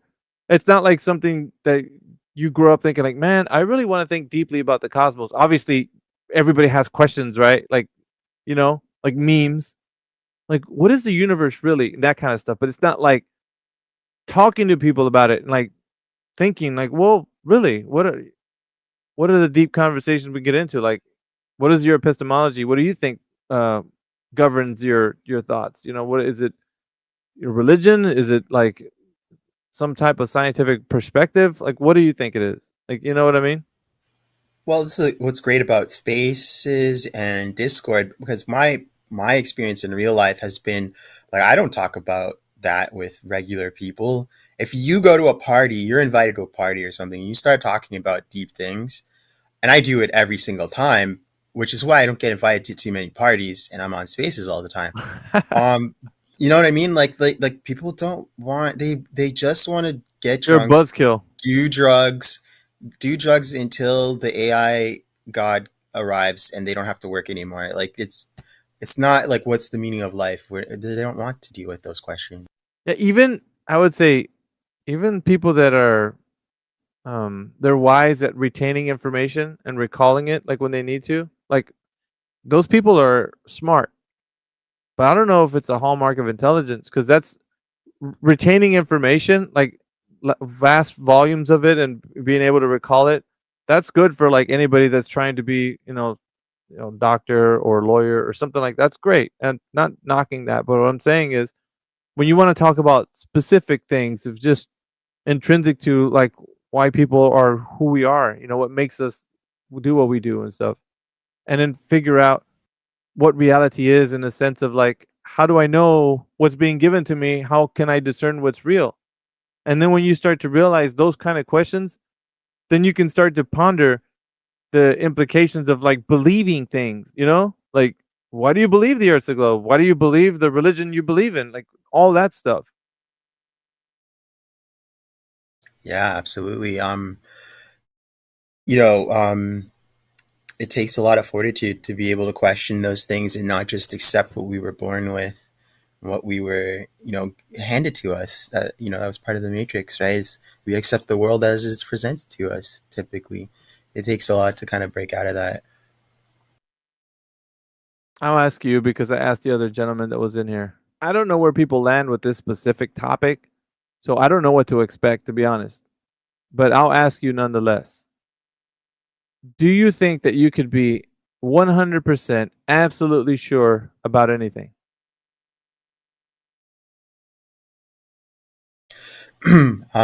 Yeah, my take on that is that certain things I can know 100% for sure within a reference frame. So, for instance, I know I'm still dealing with old kind of like Glover logic about space and stuff, but it could be that there are certain types of areas that have different rules for how gravity works, or like how up and down works, or you know what I mean? Like there could be. So there's like 1% chance those other places exist, right? Fantasyland, whatever. But besides that, in my local reality, yes, there's things I absolutely know are true. 1 = 1. Absolutely. You know, that kind of thing. If I was to ask you if you've ever eaten anything in your life, could you tell me with 100% assurance that you had? That's something that I couldn't, because I could have been made 1 minute ago with all of my history loaded up, and I'm just going forward from this moment, right? So it could all be a simulation that started 1 second ago. I think it would be hard. I could do a pretty good job of proving it though, because I have a lot of, unfortunately, a lot of waste packaging. Yeah. Is that too neutral for you, or were you looking for something a little more No. combative? No. It's fine. Your answer is your answer. That's what I will say. But I will say this, man, that mindset is usually the fundamental problem of why people have their worldview undermined. So, it, Interesting. if I was to give you a perspective of saying objective reality never changes, would you agree or disagree with that? I'd have to agree, because it says that, right? Like if you're saying reality that never changes, well, obviously, yeah, Yeah. because like that's what objective is. Right. Okay. I don't know, Flatsy, did you want to go down the road with the principles of logic? Maybe Lycurgus can agree with that. Sometimes Sure. people aren't too far gone, which is a good thing. But other times, like the gentleman, I don't know. I won't say anymore. I'll just go ahead, Flatsy. Always good to go over the fundamentals of logic, for sure.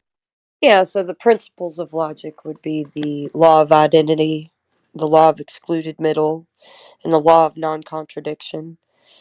Those are really fundamental things to base reality off of, especially like if you needed to, like some sort of problem solving, anything that's brought to you, like is so the law of identity that would give something a definition, and it would need to follow the other principles so it won't violate those laws, like the law of excluded middle, no ambiguity.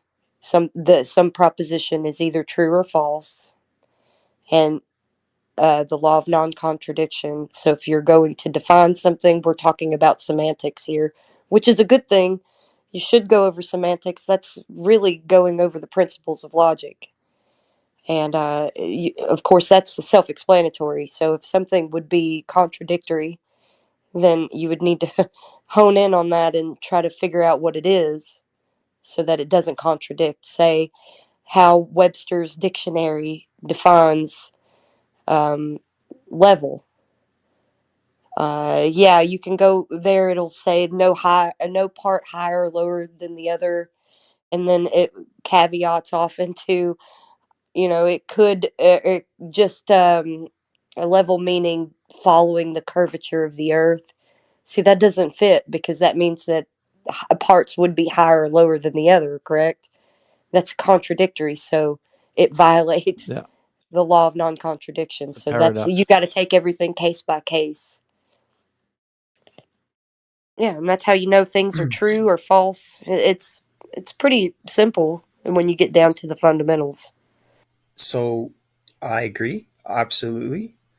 One issue though is that a lot of life, of real life, not the game of logic, but of real life, is in the excluded middle. So there are certain things that where logic breaks down about human experience, but absolutely it is essential for discovering truth in a practical daily way. But So something can be true and false. Yeah, well, life is a gray, right? It's a gradient. It's not a series of points necessarily. There is what you're excluding in the law of excluded middle is often found in real life, though. Like what? Give me one instance. All right, so the proposition, the law of excluded middle, right, is essentially that a proposition is either true or untrue, right? So it's either or, correct? Yeah. Yeah. So in real life, something that could be both could be a piece of cloth that is wet. Is it dry or is it wet? Well, there are types of material that feel wet, but the object itself is not actually ever mixed with water. It's always separate, right? So this is an example for me, at least just off the top of my head, of something where you're ascribing a property to it. It's either wet or it's not wet. But in reality, right, it's neither. It's in this weird middle place where Right, so that's a misapplication of definition versus the reality of the situation. That doesn't actually apply to the law of excluded middle at all. which definition is misapplied? The Wet. describing something as wet? Correct. So what does wet mean? Well, you have to parse it out in the context. So if you mean wet means that the substrate is ingratiated with H2O molecules, right, then they either are or they aren't. If you mean that it feels wet to the touch, right, then if it feels wet, then it either does or it doesn't. And you notice how in both scenarios, it excludes feels wet or is actually soaked with water in the substrate. Once you define it as what it either is or isn't that thing. Yeah, so this is Right. where semantics comes into play, and is actually a good thing, and not something that like people will say, "Oh, you're just that's just semantics." Actually, it's a good thing to parse out the semantics. So yeah, it's disambiguation, right? So the only way to do that is to parse your terms, because the ambiguity is in the meaning of wet. And once you get down to what you mean by wet in the context, it then becomes singular, either is or isn't.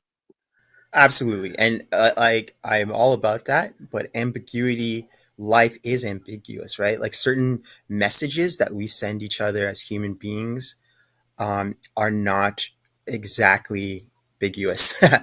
They're not exactly explicit, right? It's not like every single interaction you can sort of define every word and get down to every little meaning and still have an accurate map of what the other person is trying to say, because what they're trying to say is in the ambiguity. It's messier than logic tries to be.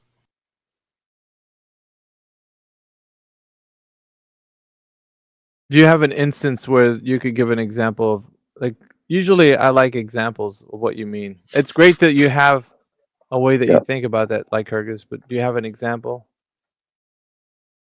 Yeah, for sure.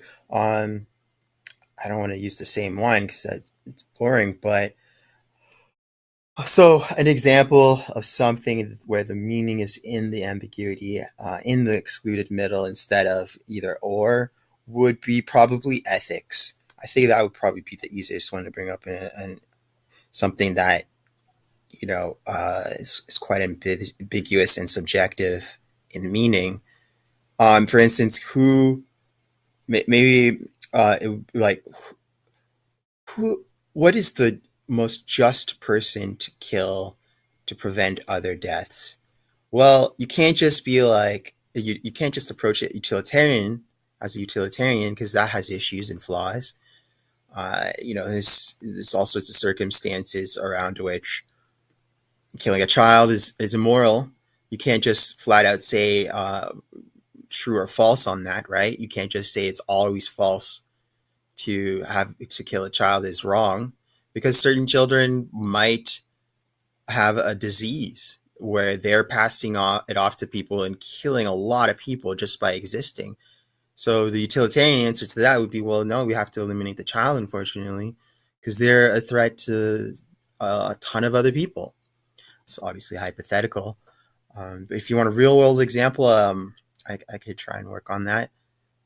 But you see where I'm going? I guess what I'm saying is that because the application of that specific idea, it doesn't. Okay, go back to the premise. We'd have to start with identifying objective reality and subjective reality. So there's usually when I talk about this subject, usually when I talk about this subject, we get into the minutia of like trying to figure out within the context of reality what things in reality are we going to discern whether or not we know. Yeah. But I'm talking about more of the coming from. Yeah, but humans. Go ahead. Humans have already evolved past this contention, because you disambiguate the death of someone between murder and killing. So if you say it's always wrong to kill, you could parse that out between justified reasons of why someone should be killed. But if you say it's always wrong to murder, that means it's always wrong to take someone's life without proper justification. So when you parse those out, you then get back to the fact that it either is or isn't, and you end up with the excluded middle either way. So what's the physical difference between murder and killing? Murder is the taking of someone's life without justification. Right, but someone's life has been taken, right? Like killing and Right. murder, in both cases, someone has died, right? So the physical Correct. result of it is the same. Right. Okay, but the subjective motivation behind it is different. And you're trying to determine what the subjective motivation is, but you can't actually do No, that. I don't need to. I don't need to. All I need to do is parse the two categories as being different. If there's a proper justification, then it's considered the death of somebody, which is killing them, yes, but it's not considered murder. Right. So how do you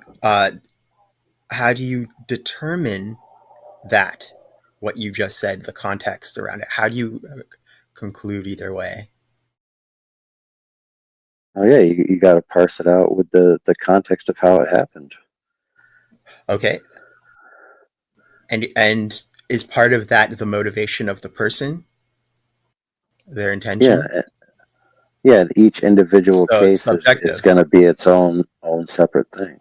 So their intention and motivation is subjective. So the whole thing that you're trying to determine is based on a subjective experience. It's not an objective reality. You cannot find an objective reality to why someone killed someone. No, I think I think what we're talking. Yeah, hold on, Lycurgus. I think what we're It's simple. Sheila killed Ben, her husband, for the life insurance money. How do you know she did it for that reason? How do you know? How do you know It she did it doesn't for that matter, reason? dude. It does matter. It's the entire point of how you're determining what's true or not. It absolutely does matter. You just said context matters for determining what is the true or not and what is excluded middle. So how do you determine why she killed someone? Determining whether she killed someone, right? It doesn't Why? even affect. It doesn't even affect the law of excluded middle. I didn't say how. I said why. Yeah, why doesn't affect it either. Okay, So- pay attention to this. Pay Yeah. attention to this. It's very simple. Just listen to the way I'm going to say this. If you say it's always wrong to murder someone, and that's a truism, and murder means unjustified killing, and then you say there are some killings which are justified, it doesn't matter what any person's motivations are. Those two statements stay true regardless of the motivations. The only thing you've left in contention is whether or not you've been able to parse out whether a particular event was a murder or was a justified killing. It doesn't actually change the other two categories at all. They remain untouched. Okay, and what's the difference between murder and killing? It doesn't matter at this point, because I already told you. You already told me. Yeah, murder is unjustified taking of life, right? Okay, so murder is the unjustified taking of life, and killing is different than that somehow, right? Look, killing is the act of somebody being killed, right?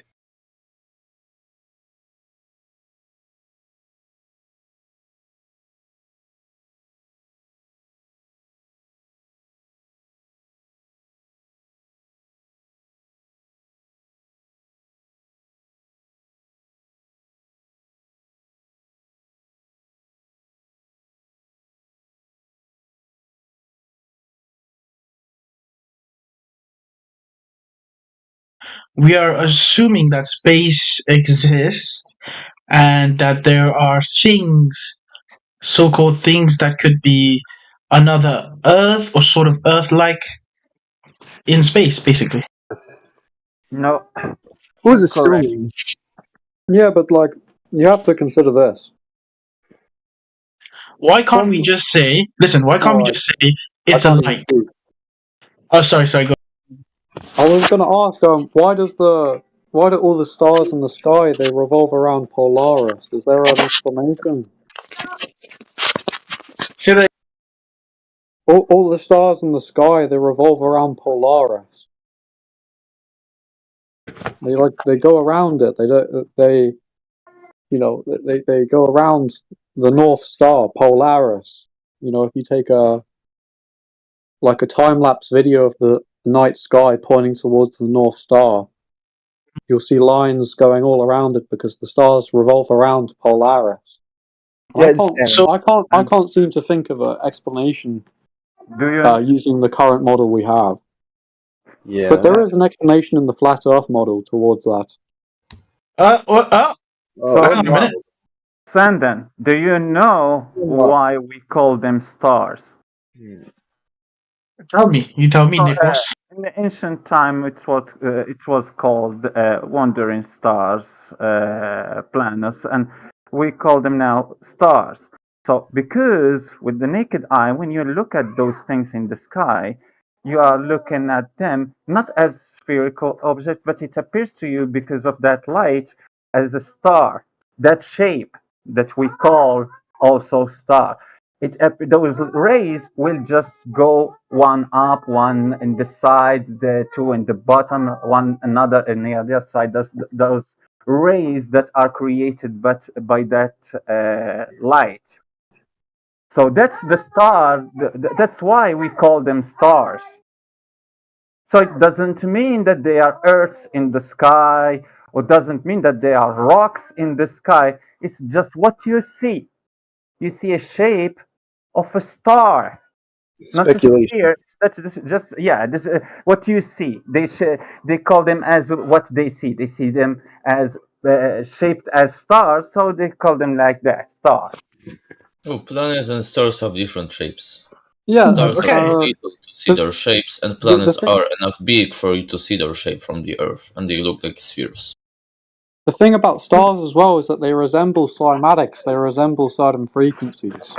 If you look in chat, you'll see the model that I believe in on the right, which is I believe this is how the Earth is on the right. Do other flat earther agree with this model?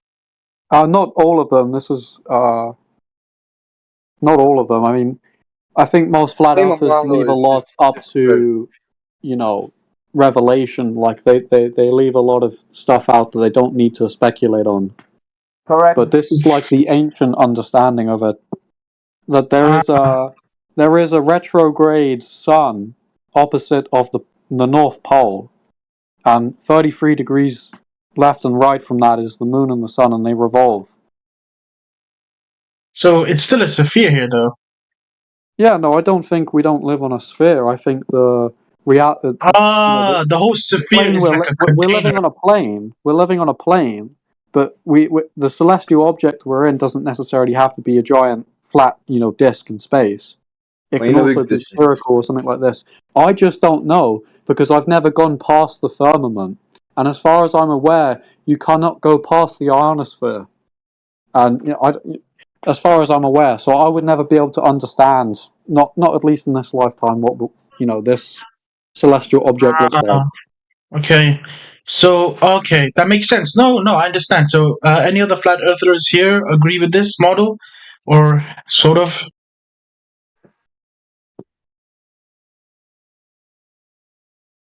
Is anyone active even? Yeah, I'm here. I don't agree with claiming a model. It's kind of hypocritical to some of the other standpoints that take. Telling somebody who believes in the globe you can't know, and then turning right around and claiming a model when nobody in society can go past the 60th parallel.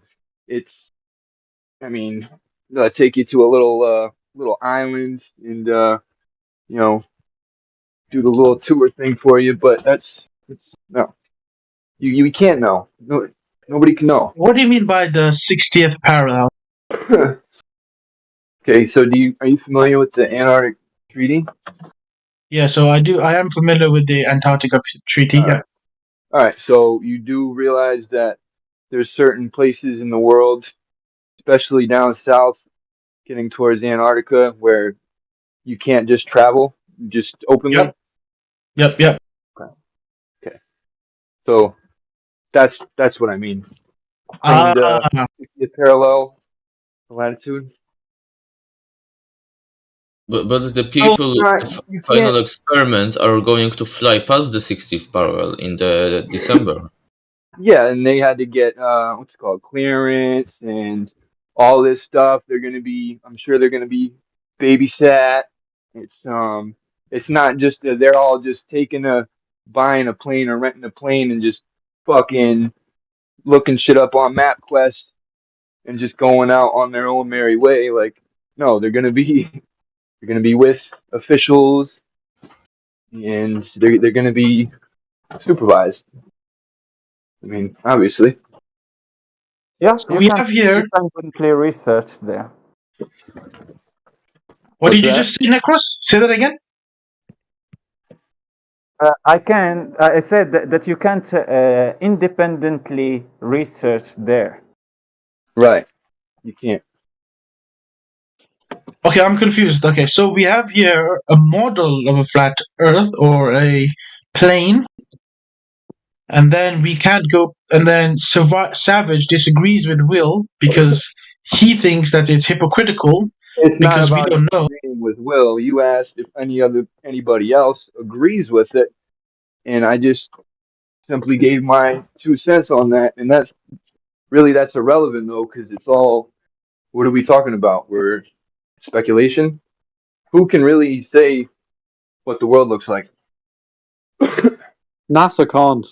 Not for certain. Yeah, correct. That's not a model. I can't consider that one model. Even for example, if you show me one that I can agree with, but I can't consider it as a model because it's not. It's not a representation of reality. It has many assumptions. You never went to the bottom of the earth to see what's there. Is there a black sun, a white sun, a purple sun? So it's full of assumptions. It's not a representation of reality, but a representation of what you imagine about the reality. I like that. So, Necros, let me ask you a question. Here. So, you talked about reality, right? Observable reality, right? Because our observable reality, we have not seen so-called space. We have not seen the past the ice wall. We haven't seen the rockets go by. We haven't seen other planets that could be in this so-called space. See, that's not our observable reality. But let's define reality. So, Necros, I'm going to ask you, what is reality to you? What I can measure, what I can test, what I can verify. That's the reality. Meaning, it's Perception. what's around me. Yes. So, for example, if there was an apple in front of Necros, and another person would also agree with Necros because that's reality. We're looking at the same object, right? We can all agree here. Now, let's move this. Let's move this to the next point. What if there was in a room 99 schizophrenic person, but the term schizophrenic does not exist, right? They see an apple on the table. 99 of them see an apple on the table. That 1% doesn't. Who is right and who is wrong in this situation? I can't tell. I have to check the apple, and I can tell you that at that moment if there is an apple or there is none. We have to verify the apple to see if those 99 people are saying the correct thing. If it's not, it would be 99% that are stupid or crazy or have a mental issue, and one single person in that group is the sane one. Yeah, so we would all agree that the 99% is right. No. You just said that. No, I didn't say that. We will have to verify the apple. If the apple, if the 99 people, if 99% say that there is an apple there, yes, and I go and I verify, and we don't find any apple, meaning that 99% are just in illusion. Well, why? But the 99 people will say the same thing to you. Those 99 people can see the apple, they can touch it, whatever, but you're the odd one out. So why should they believe you and not the 99 people? They can believe if it is just a belief. They can believe what they want. Yeah, I'm saying, but they 99 people are right. They're all saying the same thing, and you're the only one that's not. So why is it that you can claim you're right and they can't claim that they're right? Well, they're schizophrenic, first of all. Well, that's what I mean. That's why I said let's get the word schizophrenic doesn't exist. They're just in the room.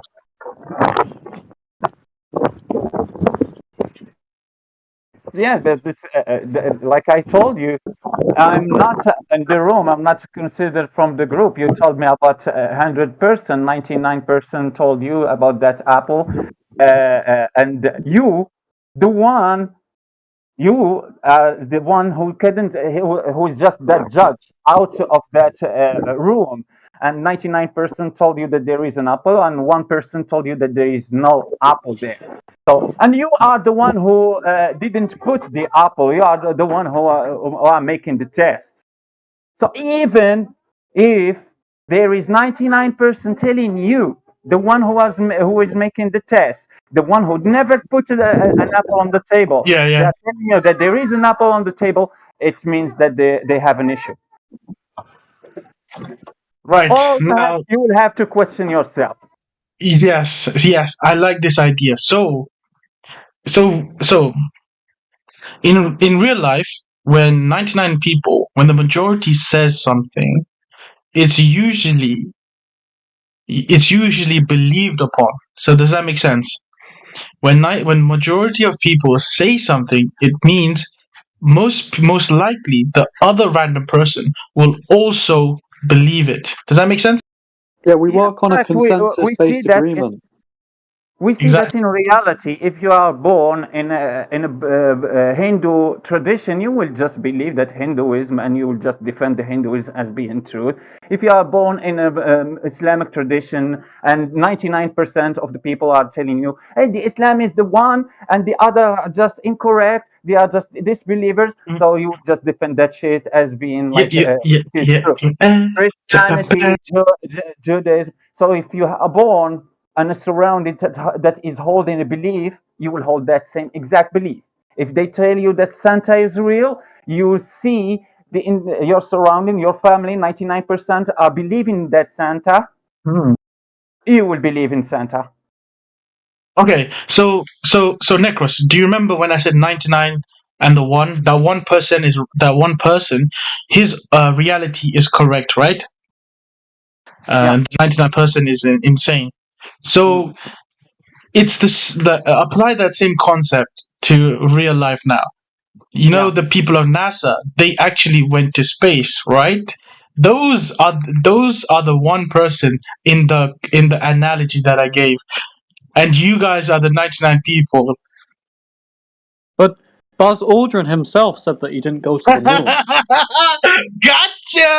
Gotcha moment, gotcha. It wasn't a gotcha at all. Yes, The it was. 99%, Gotcha. No, it wasn't a gotcha. The 99% are the stupid globe thoughts. Because if you compare, in this analogy, the 99% of the people who. So to put it another way, imagine the first kid at school who knows Santa's not real. He goes into the playground and he goes, guys, gather round. I just found out. White people do not want to be niggers. Stop talking about this subject, or else I'm going to mute you. Hey, shut up, you dirty bitch. So that first kid who goes into school and says, guys, there's no Father Christmas. 99 of his friends are saying, what are you talking about, you crazy person? Of course there's a Santa. And there's this one kid in the whole school who doesn't believe in Father Christmas. Does that mean there's a Santa? Yeah, that doesn't mean there is a Santa. No. Exactly. Of course there's a Santa. What do you mean? He comes down the chimney, bro. he lives at the North Pole. Everybody knows that. Yeah, exactly. We all heard the same story. So exactly. Not because the majority of your surrounding are telling you some idea that means that idea is correct. No. Sure, for the first time, if you are born in an environment that holds some bunch of beliefs, you will just adopt those beliefs as being fact, as being true, and you We will all did. defend them. Yeah, if you don't start critical thinking about anything, at that moment you will just keep being that Muslim or that Christian or that Jewish or that Hindus. That's never Santa change. enjoyer. The Easter Bunny, the Tooth Fairy. We don't believe, we believe this stuff because you get told it as a kid. You never challenge it. You just go, oh, wow, cool story. I mean, when I have kids, I'm going to tell them about Saint Nick. I won't tell them about any Coca-Cola Santas, you know? I'll tell them about Saint Nicholas. The actual Saint Nicholas. If it is the case, if it is a logical thing, we wouldn't ever think about anything. You will just question the popularity of that opinion. If that opinion is popular, so I mean, it's correct. So you don't have to question anything about it. It's just because many people are believing that. This reference might not land on people who aren't from England, but people who are from England will know the Spice Girls had multiple #1 singles. Majority opinion means nothing. It means Literally, absolutely they're terrible. nothing. They're terrible.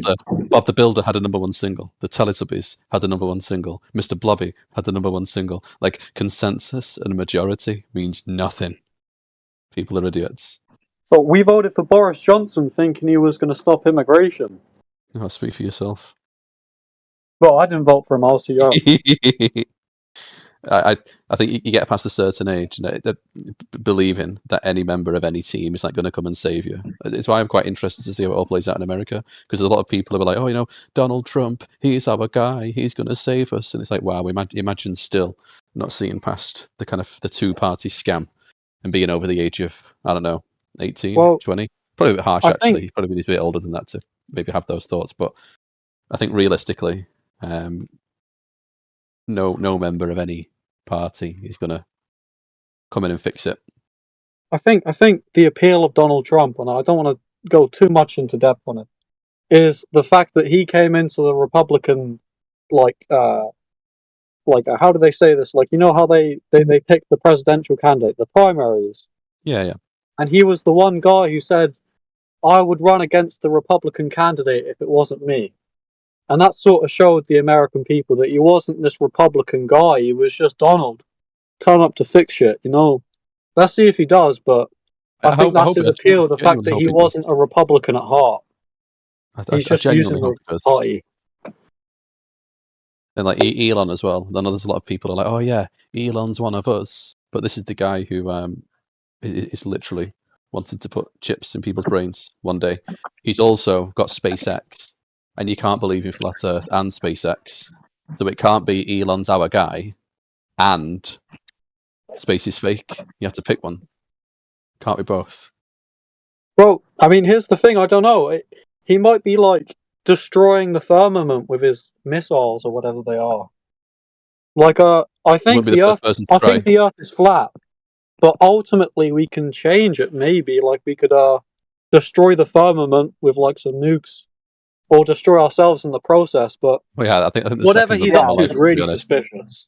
Yeah, really destroy suspicious. yourself. Like you said, destroy yourself, maybe, because destroy that creature. What the Creator created for us, the earth, the firmament, the ocean, and all those things. No, you won't be able to do that.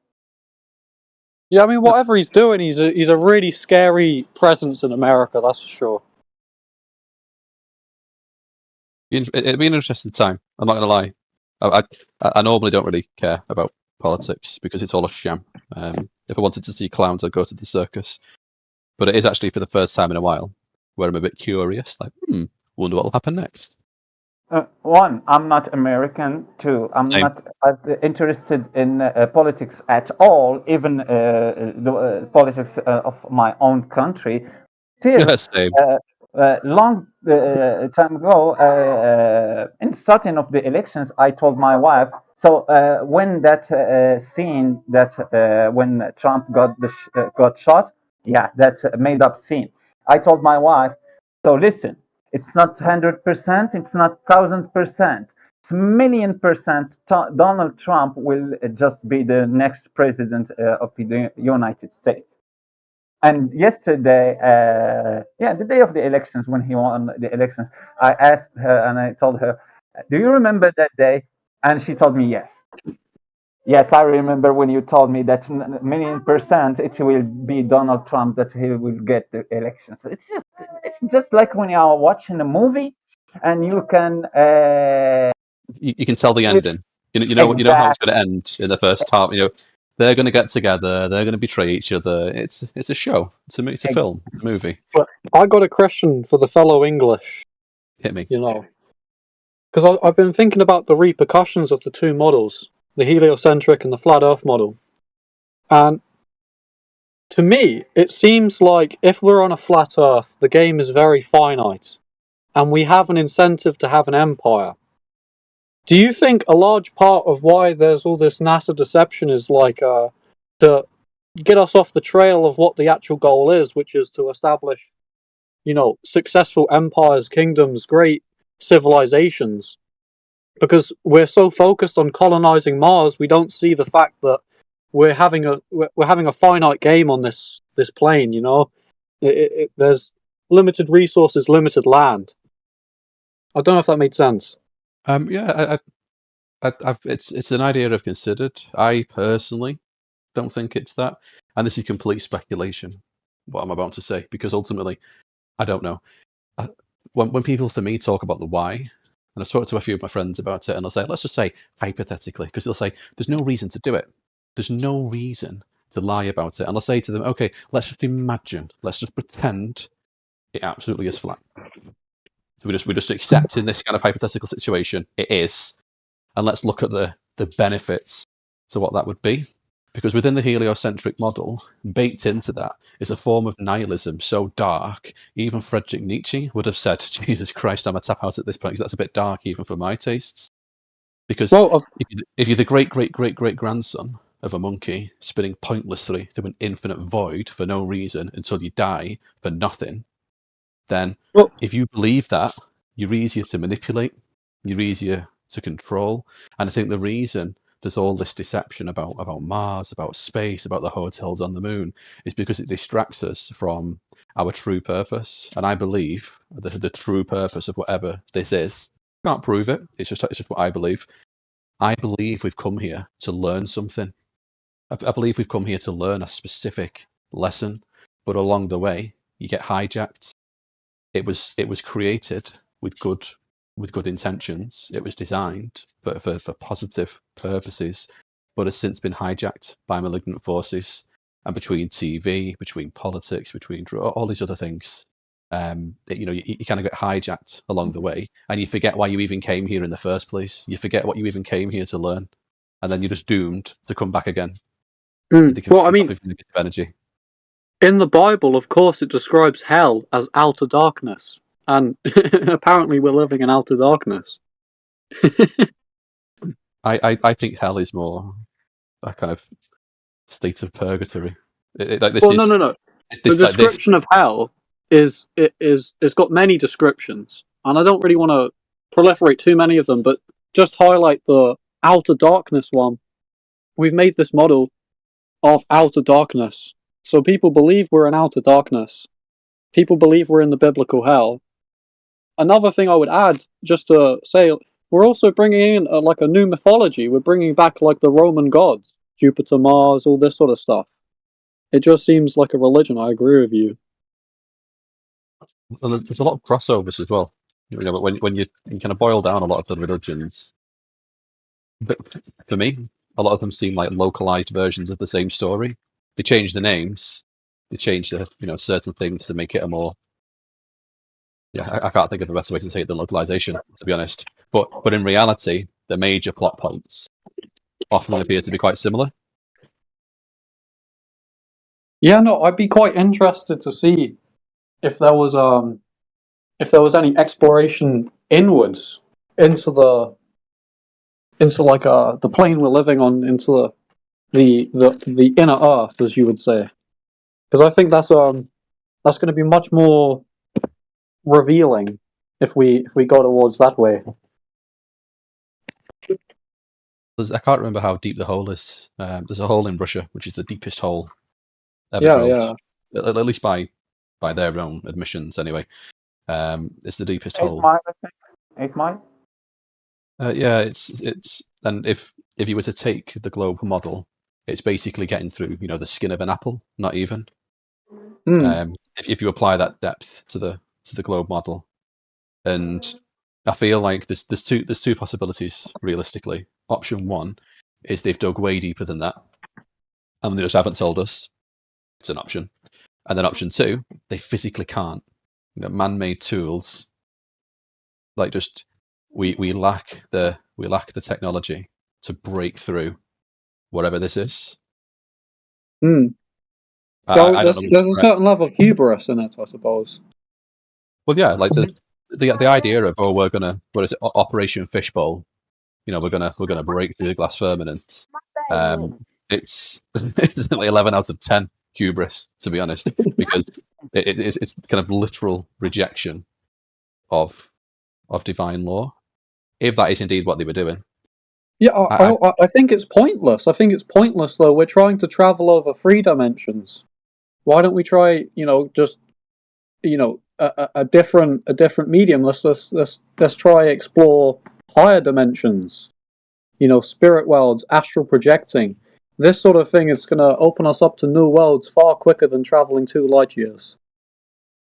The way it's always been explained to me is that we get told none of that exists, but the elites, quote unquote, they absolutely know it exists. It's very, very real to them. Well, I know it exists because I astral project all the time, so I have my own basic personal evidence of it. So I know it exists personally. I'm not sure other people can do it.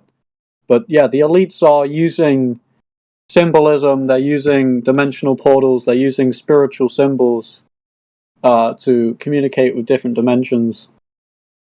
And it's very possible, but it might just be spiritual malarkey, I'm not sure. It might just be like I think the term CIA uses is transcendental psychosis. I'm not sure, but I think there's something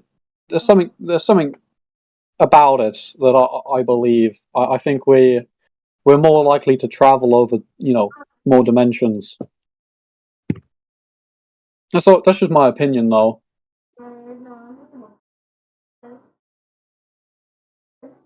I do think there's more to reality and there's more to consciousness than the kind of basic things that we're presented with.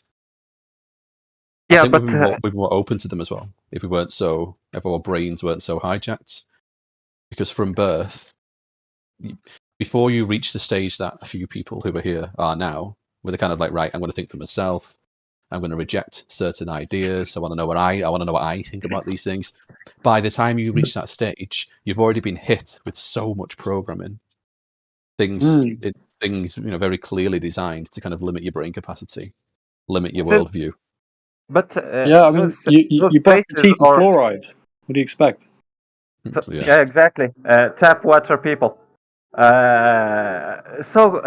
Those dimensions, if they are dimensions or spiritual realms or something like that. Like, for example, for me, I used to do DMT so much. I did the buffalo. I took mushrooms.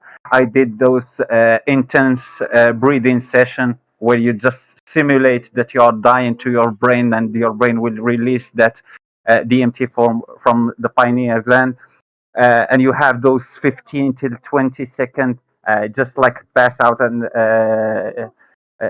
you lose your just pass out and start like dreaming or tripping.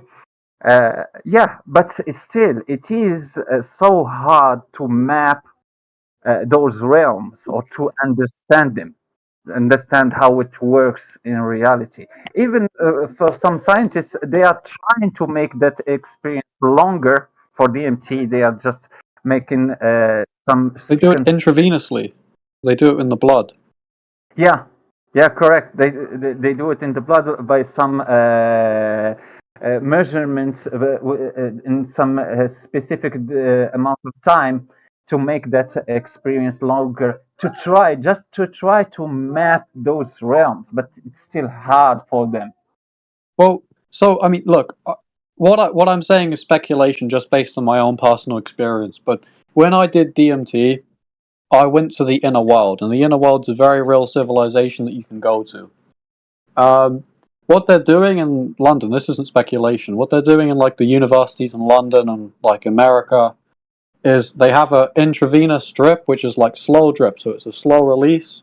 And so you're able to trip on DMT for a couple hours. They have lots of people experimenting on it, and they have actually successfully mapped it out. And to be honest, the people who are doing these like 4-hour long DMT trips, I don't know how they do it, but they're doing it. It's quite strange. I couldn't do that. I'd probably have a mental breakdown and cry. Because just based on my 20-minute DMT trips, that was too much. But yeah, this is very interesting. It's all very interesting. Yeah, correct. And that feeling, I never been able to understand that joy that I have every time that I have that DMT experience. Every time you can see that smiling on my face. I can't take it out. It's just like my muscles are just stuck like that, and I feel some joy in deep in me that is not explainable. What is the reason why am I like that? It's just something not unnatural.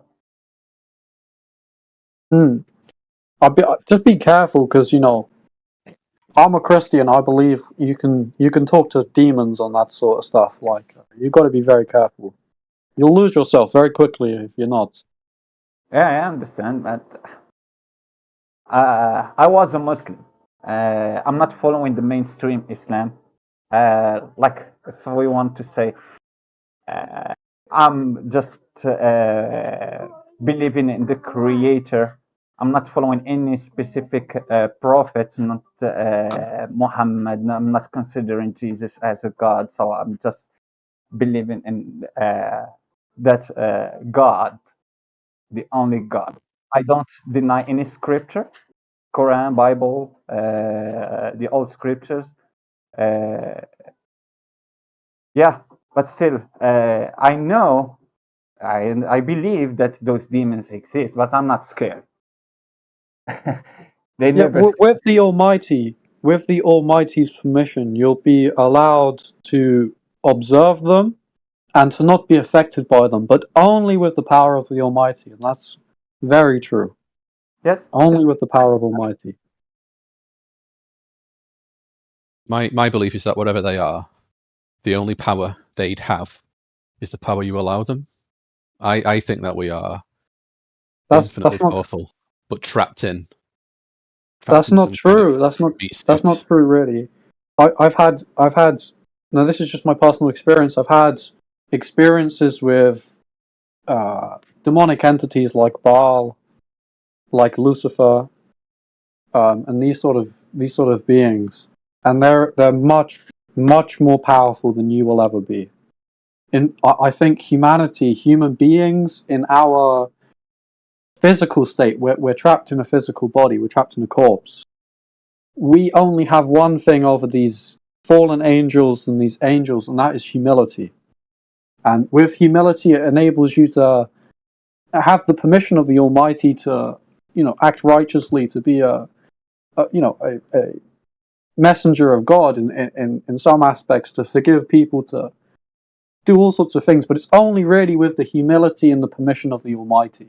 These really evil beings, these really evil creatures and entities, they will eat you. They'll gobble you up. They'll gobble you up so quickly. And I've had personal experiences with it. That's just my experience, but they will fuck you up. Part of my language. And they're meant to worship you. Angels are meant to worship you. This is the thing. If you ever do DMT, you come into contact with a proper angel, they'll worship you, because you're made in the image of the Almighty, and this is the natural state of things. I mean, even Muslims, they have this concept that the angels worship. They're meant to worship man. It's really the ones that don't worship, the ones that have destroyed themselves in sin eternally, that they try to attack you, they try to destroy you. And they're very good at it.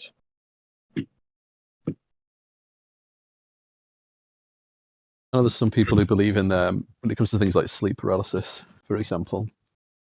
Some people would argue it's just your brain malfunctioning, basically, kind of dreaming while awake. Then there's other people who believe that you're effectively being attacked or visited by entities, whatever it is you want to call it.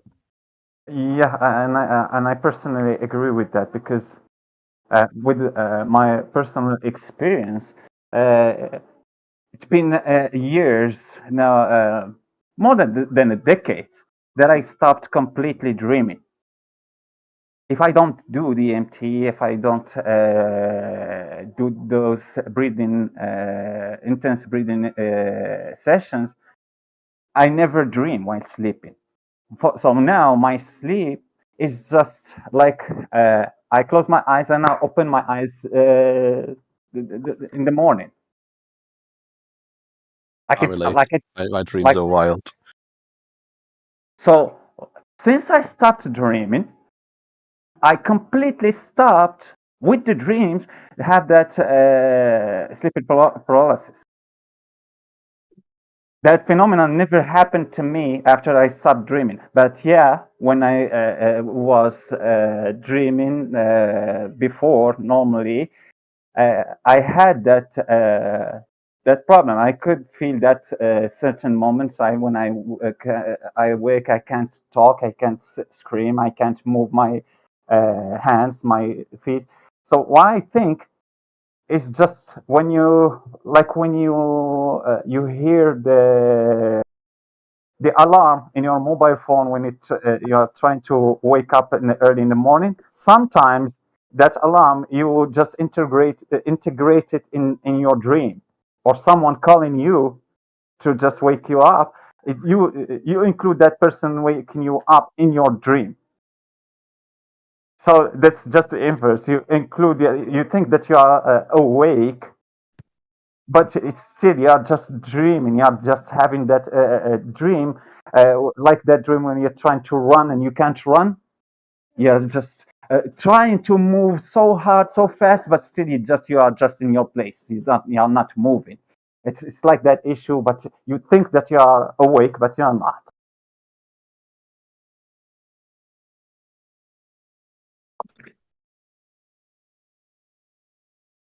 Sleep paralysis. Have you ever had it before? I have. Me.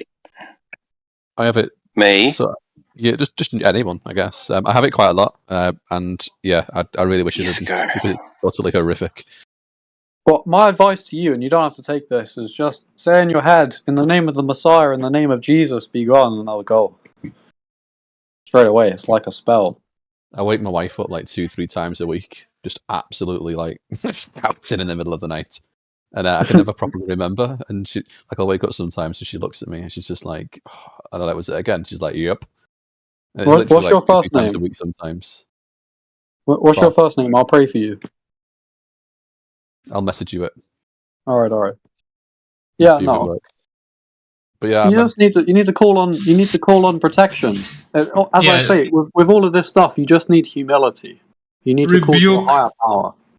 Rebuke these demonic attacks in the name of Jesus Christ. When you say Jesus Christ in your mind, while it's happening, and I had the same problem, they instantly let you go, and then you wake up and you don't have this paralysis anymore. Because it's a demonic attack. Yeah, just go, in the name of the Messiah, Jesus Christ, be gone. And they'll go. And you can heal people. You find people that are mentally ill. You go to them, you say, in the name of Jesus Christ, even in your head, you put a hand on them. And that's just you blessing them. It's the same thing, really, for yourself. One thing I found interesting about all of this is that on my kind of journey, that sounds cheesy, doesn't it? Oh, but on a journey. But on the kind of journey with a lot of this recently, I came to the conclusion there absolutely is a creator. But I'd never really at any point pinned my colours to the mast of any particular book, any particular scripture, or this is the correct God. But what I found, the more I research, the more I look, and I didn't just pay attention. Christianity seems to be the only religion that it's okay to attack, to assault, and so much of Christianity, and only Christianity, as far as I can see, it's symbolism being bastardized and changed and corrupted, and it seems to be the only religion that's under attack and isn't allowed to just be, which I just find interesting. Well, look, of course, when the Messiah came, he didn't call us to be Christians. He said to follow him, to follow his truth. He didn't say be Christian. There's true believers, and there's people who say they are Christians. There's people who say they're Jews. They might not be. Mm. You look at the other mainstream religions, they don't have their precious and important symbology twisted and corrupted in mainstream TV, do they? Seems to be only Christianity, specifically, where it's not just allowed, but encouraged. Well, I mean, that's because of other things. I think our government in Britain and in the EU and in the United States are specifically destroying Christianity because seem to be trying the best. If they destroy Christianity, and I'm not saying Christianity is necessarily the truth, that's irregardless of my point. If they destroy it, we all become bastards. We become people who are not connected to our past. But when they import, 100 million people from the Congo into Britain, you won't have the strength to oppose it. You won't have the strength to, oppose all of this because you're divided in, because Christianity's been destroyed. This is the one unifying factor in our civilization. You know, historically, if you look at Britain, our country, I'd say most of the good stuff out of our country has come from communities of Christians cooperating with each other, and most of the bad stuff's come from the state and, you know, the worship of our monarchs and the monarchy and this. But the one redeeming light in our civilization was Christianity. It was our connection. It was our spirituality. Makes you think why they're destroying it. Yeah, exactly. Well, the very fundamental reason why we have a peaceful society that we have these days is because of what Christ did on the cross. The very reason why we have the fundamental way of living in the Western world is because of Christ. He changed the whole world. There's this book, Dominion, and it goes deep into the history of how Christ's death and resurrection has changed everything, kingdoms, kings, and so forth.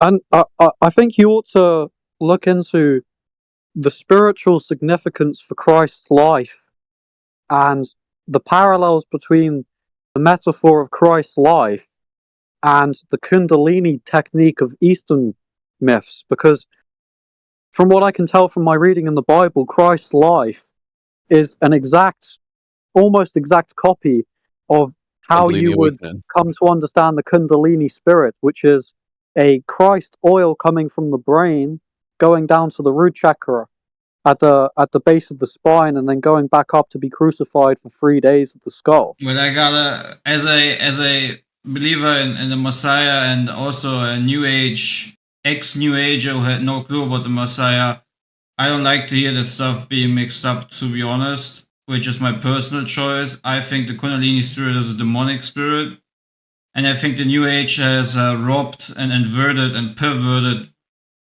stuff from the Bible. That's how the devil works, right? He takes things and makes it his own, or mixes it up so that people are also confused and mixed up.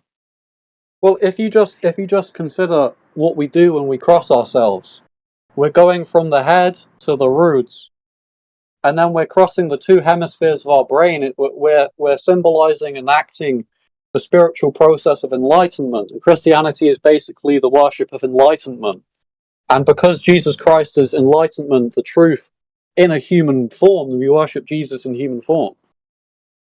So, But I worship Jesus according to what the scripture says. I do not add anything of my own understanding, because the scripture says, do not lean on your own understanding. If I would start talking about stuff like Kundalini and whatnot, that would be introducing things that are not written in the scripture. Therefore, I go by the manual, and the scripture says, test all spirits and see which are from God and which aren't. And trust me, I have tested these Kundalini, meditation, whatever spirits, and they're not of Christ.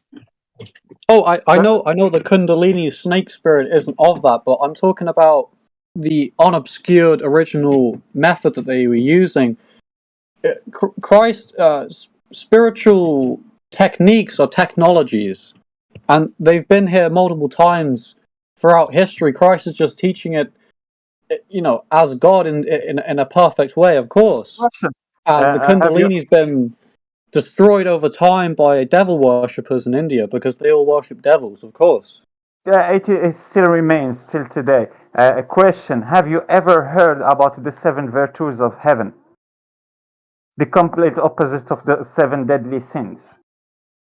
Yes, I have. Nice. The 7 virtues of heaven are those 7 chakras in the Kundalini yoga. Yes, and look, it's the same exact thing. You know Pink Floyd. You know the Pink Floyd Dark Side of the Moon. Yeah. Like cover.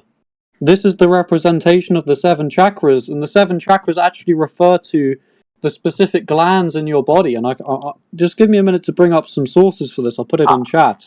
I know it. I know that. I have many documents from Hinduism directly translated and it shows you those points of chakra in your body.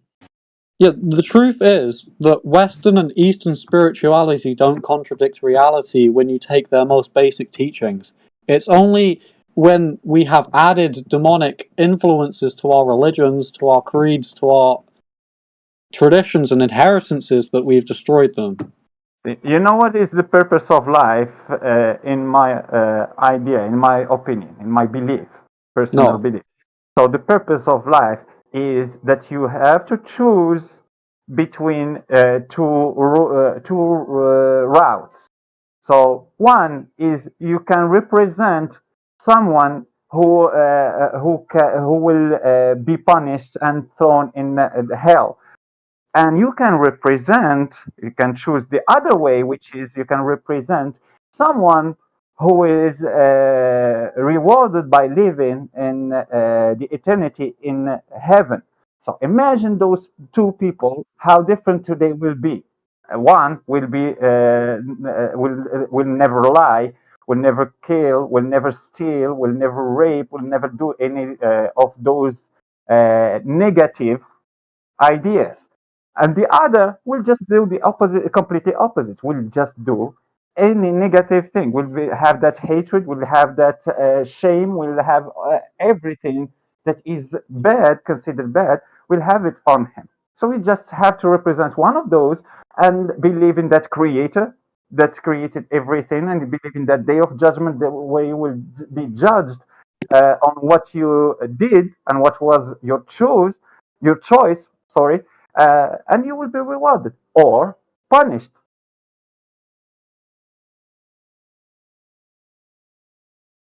For me, it's simple as that. Believe in the Creator, do good around you, be a good person, be an example of someone who will live in heaven. And believe in that day of judgment where you will be judged upon your choice. Was it the choice, the good choice, or was it the negative choice? And you will be put in that realm that represents that idea, the realm of the negativity, the realm which is that where the bad is from, where the evil is from, which is hell. Hell is the negative environment where it's the representation of bad and evil itself. Heaven is completely the opposite. It's a representation of the positivity. Every positive emotion, every positive doing or action, every positive thing that you can imagine is that it's symbolized by that heaven.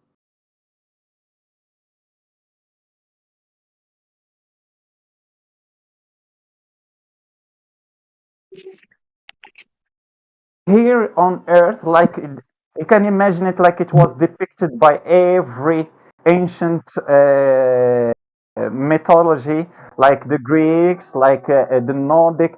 They had those realms, one above them, one below them. Helheim in the Nordic, or hell in the Greek mythology, it was underneath the ground.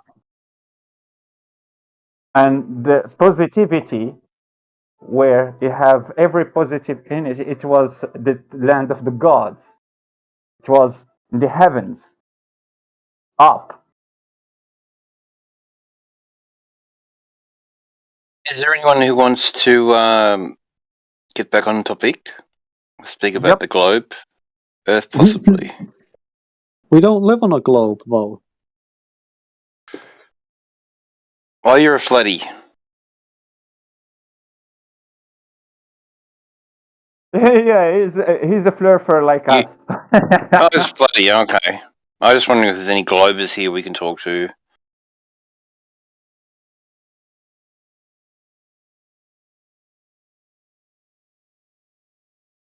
Yeah, it was a nice little sidetrack there. No, back to flat Earth.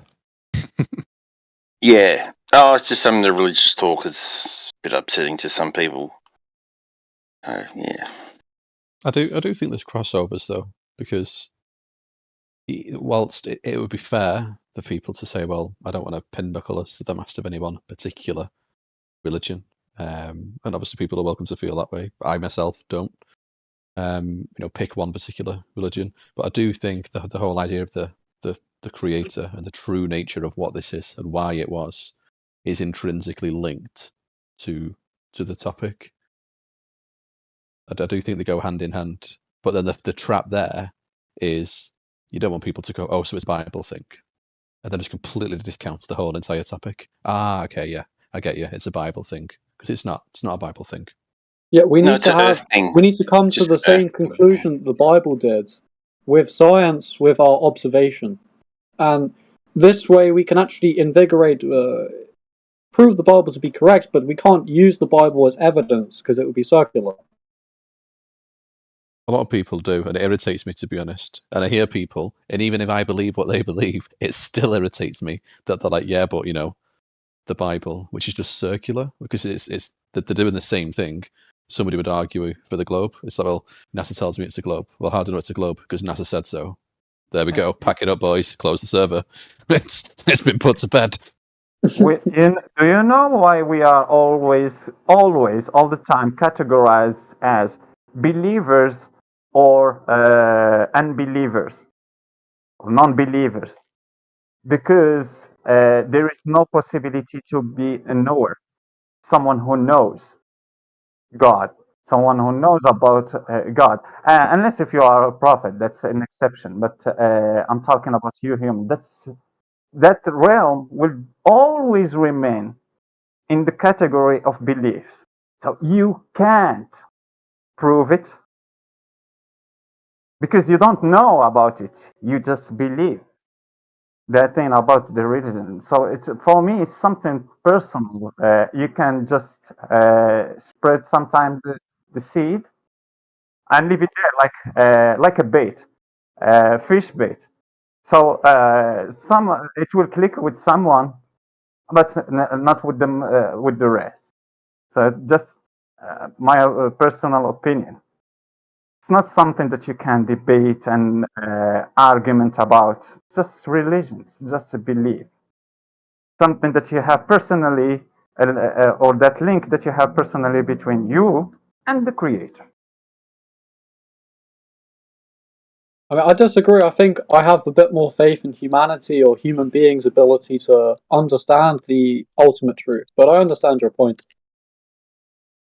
I hope so. Well, but for the moment, we don't have that ability. For the moment. So, yeah, I can't appeal to future.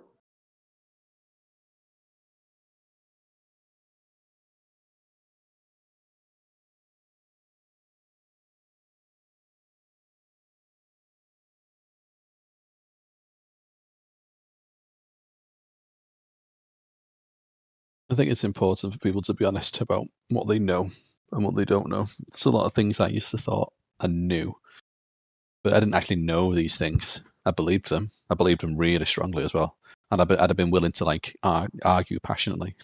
People who challenged those ideas, shout them down for not believing what I believed, because I thought and I believed that I knew, but I didn't. I just thought I knew. Trust me too. And I hold strongly to what I believe, me too. When does a belief become strong enough that it's knowledge? It's never considered as knowledge.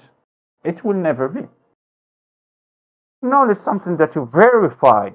When you test It is it. something that you hold it and you just keep holding. No, you have a belief and then you test it and get repeatable results, and then you know. So the only path to knowledge is repeatable, testable experiments? No, that would be one way. I think we've seen, and I think I'm quite sick of paying attention to the scientific progresses, because scientists, they're always trying to create unfalsifiable things, but it doesn't necessarily point you towards the truth. Just because something's unfalsifiable doesn't necessarily mean it's the truth. Well, unfalsifiable would be the direct opposite of science. Yeah, and that's what scientists are doing. I'll give you just a simple example. Imagine I was standing next to Muhammad, and then a Pegasus appeared from nowhere and Muhammad went on the back of that Pegasus and went to the sky, and he talked with his God, and come back to me and told me about what he did when he disappeared in front of my eyes in the sky. He told me that story. So still, I will have a knowledge about the Pegasus, Muhammad, that got on the back of the Pegasus. Yeah, that will be considered as knowledge. But the rest of the story, what Muhammad, when he came back, what he told me, that will be just a belief. Even if I saw him going and doing something fantastic in front of my eyes, the rest will be just a belief. Yeah, I think I talked to you about this before, Matthew. You said you know God. Yeah. Yeah. So there you go. And how do you know God? Personal God's experience. spoken. Yeah. Yeah, You exactly. didn't need to test that. Yeah. I think it's complicated, like trying to figure out what counts as knowledge versus mere belief. In fact, there's a whole branch of philosophy where people argue about this called epistemology. I think that I'm generally more accepting of knowledge than maybe some people are. So I'm comfortable saying that I know that the Eiffel Tower is in Paris, even though I've never been to France. But I understand if people don't want to use, they would want to use a different word for that. That's okay. It's really odd that epistemology servers, I've left them over time because they really have this idea that you can't know anything. And they know that. They know that you can't know anything. And when they talk about people's epistemology and stuff, they have you give like a confidence interval. They'd be like, someone would make a claim that, I don't know, I guess the leaves fall in the fall. That's kind of why people called it fall. They believe that's where their knowledge of the word fall is it. And they'll say, okay, well, sure, like, what's your confidence interval on that? And they're like 50-50. And that's good for them. That's knowledge right there. Yeah. Just being 50-50. Like, hey, it's a good enough explanation for government work. The government's useless anyway. Let's ignore the government. Come on. Like the thing that we are living now, the Earth, the flat realm that we are living in. If you are just stuck in this area and you can't leave this area, you have, for example, just assume it's just an example. You have a barrier around you that can't, that won't help you go out of it. So you can't just discover the rest of the earth, the bottom. Yeah, you can believe some cosmologies, the Bible one, the Islamic cosmology, or the Quran cosmology, or Hindu cosmology. Yeah, you can imagine what you want, but still you have some knowledge about what you can verify by yourself, which is the ground that is just underneath your feet. Water, sun, moon, if they are beyond that firmament, you won't be able to just verify them. It will be just that thing that you see in the sky as it appears to you to be, and you will believe what you want to about it. Some people will never speculate anything about it.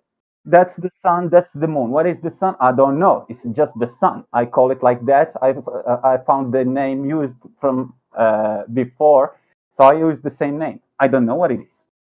What is the moon? Either. How is the bottom of the earth? Is it half a sphere? No. Is it like a mountain or series of mountains? No, I don't know. I can't tell. It's unverifiable.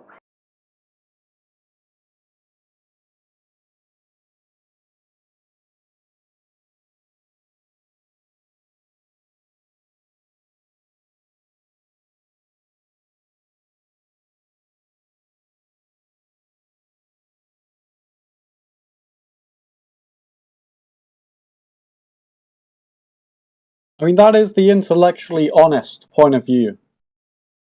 That is definitely the intellectually honest one. I missed it. What is it? What's actually on? Oh, why did he leave? He said something like he just doesn't know. He can never know, which is fair. And does he know that though? Well, Rene Descartes says, "I think, therefore I am." No, if someone says you can never know anything. Okay, do you know that? Or you don't know that? Well, I think my point was that that's a fair point to have, and it's intellectually honest. It's a hard it's like the most contradictory that anyone can ever say. I know that you don't know anything, and you know that.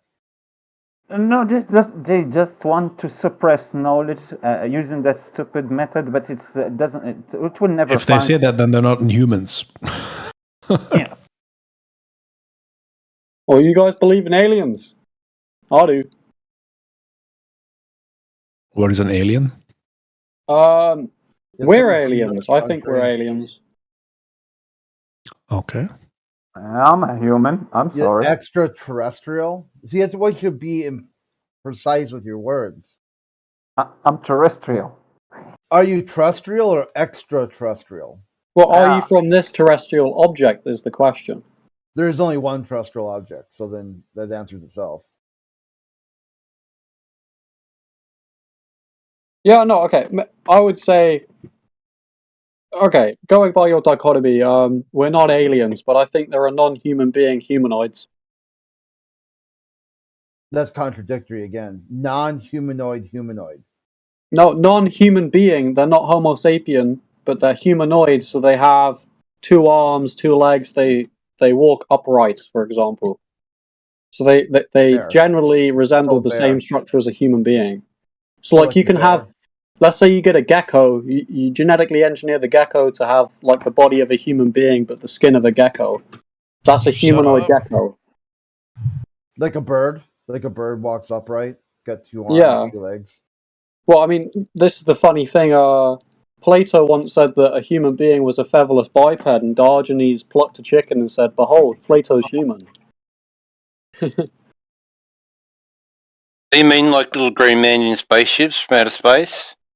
I think there's several. I think there's like lizards, avians, mammals. But yeah, from the vacuum of space, from other galaxies in outer space. You got meerkats or murmurets, or what do they call them?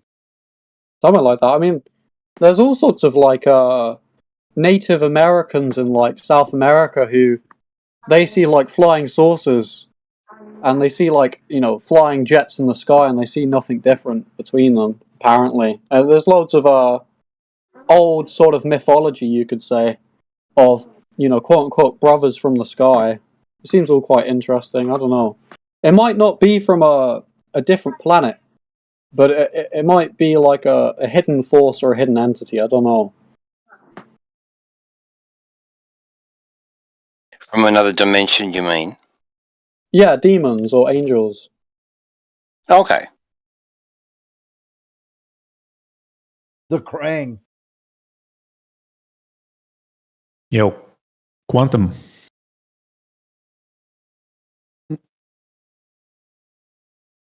You there? I think the reason why they won't let anyone near the North or South Pole, in reality, is that you'll probably find a giant, cavity in the Earth, leading towards a subterranean humanity. But that's a conspiracy theory. You might not agree with it. Yep, I confirm. It's just a speculation. Yeah, I know. Yeah. There's many speculations there. Well, I wouldn't speculate it. Like, I wouldn't make it up. It's just something I've heard. I'm just like, don't shoot the messenger. No. I'm not telling you that you are the one, because I heard that thing before. I heard that even they in some articles or some videos I already seen, they attribute that to Hitler, and they say that he were believing in that there is that hole that leads to an Yeah, let's underground area. hold on, that girls, dude. We gotta get out. This is too much Sunday for Sunday. Yep, that's what I said. Okay. Yeah, save it up, boys, for Sunday. All right, I get it. Yeah, speculation. We Speculate. leave them for Sunday. Yeah, speculation Sunday. Just because, okay, not because anything wrong with you, okay? It's the globalists will clip some random shit totally out of context and then just run with it. And that way we can hard counter that level of stupidity by simply saying that was on Sunday, right? They're like, oh yeah, Sunday's called Speculation Sunday for a reason. And they're like, yeah, so you get that was a speculation, and then they'll contradict yes and no. And once you got them to contradict themselves, then you're like, you're just dumb, dude. You don't know what these words mean. You don't know what speculation means. You don't know what Sunday means. No shit, you don't know what flat means.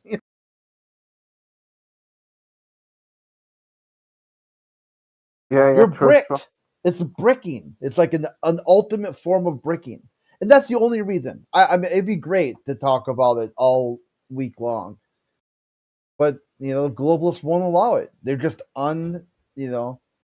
uncivilized debaters. They're bad faith, uncivilized debaters who will use anything they can. And it won't be a good thing if you just leave that for every day, all the week. If you just unleash your imagination, you will just go back to those assumptions that you can throw and plug to reality and assume that it is part of reality. So it will be just the same exact thing that we just run away from.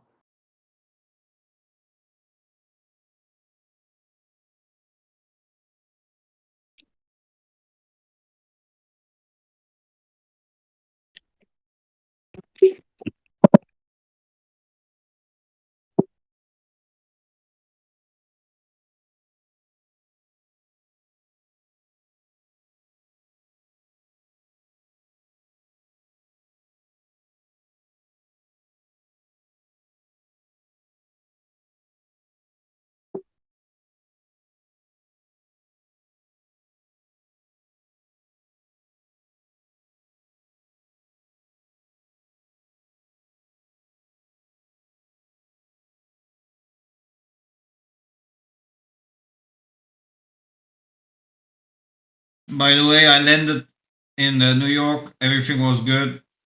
Very nice landing. Beautiful weather.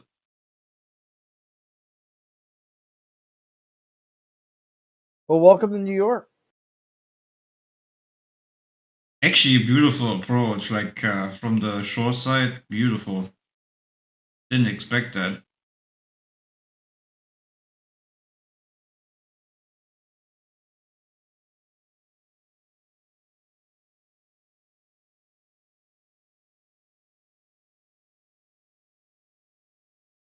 It was a smooth, level flight.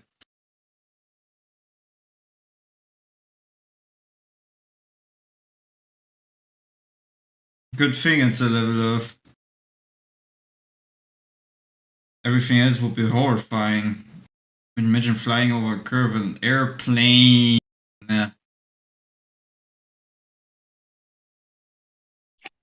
Yeah, we live on a plane a little plane. Well, we call it airplane because it's a globe.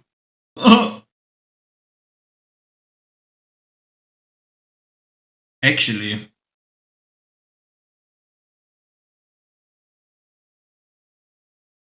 Surely it's called a plane because the wings is like a Where plane. does the name of airplane come from? Why do we call an airplane an airplane? Aeroplane, so air over a plane. Comes from combining air, referring to the sky it flies through, and plane, which is short for aeroplane. Aeroplane itself comes from the Greek word air, meaning air, and the French word plane, meaning flat surface. The term reflects the flat, level wings of the aircraft that allow it to lift off the ground. So, it's What? a plane that flies through the air on flat wings. What?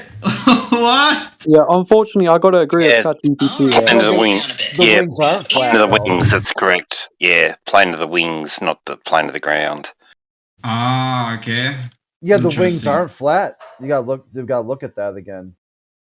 Yeah, no, but they'll tell us it's round next. Will, can you deter from typing anything about, the stuff you just posted about? Why? Well, I'm sorry. Okay, I'm sorry. Well, you know why. I know why. I'm sorry, but I had to give it to you guys because We you're don't want all to get you're all redeemable. into issues or troubles with the owners here. They have server rules, Yeah, no. I'm dealing with the mortality of my own species. It's okay. Yeah, I'm talking about the V you posted about. Yeah, dude, what So, the can fuck's you wrong with delete you, it? man? Didn't you read the channel rules? What's the 2 topics? Anything off topic is a break of the channel rules. And there's 2 things listed by name that are extremely off topic. I really start to think that this is on purpose. Like, from all the stuff you could write about why this. Yeah, you heard him. He just had to do it.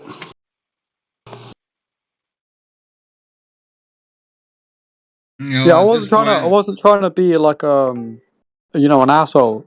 Yeah, Sorry. just don't mention. Forget about it. Yeah, forget about it.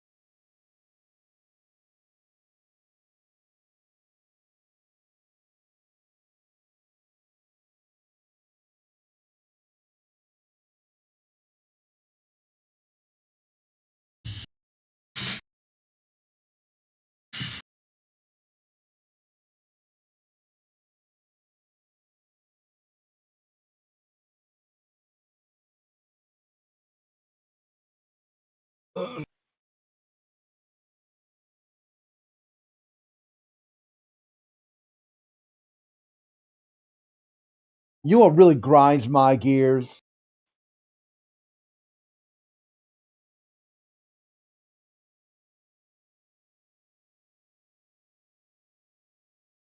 What's that? What grinds your gears, Chris? I just wanted to say it. Nothing. I really don't give a shit. Is that wear sandals and socks?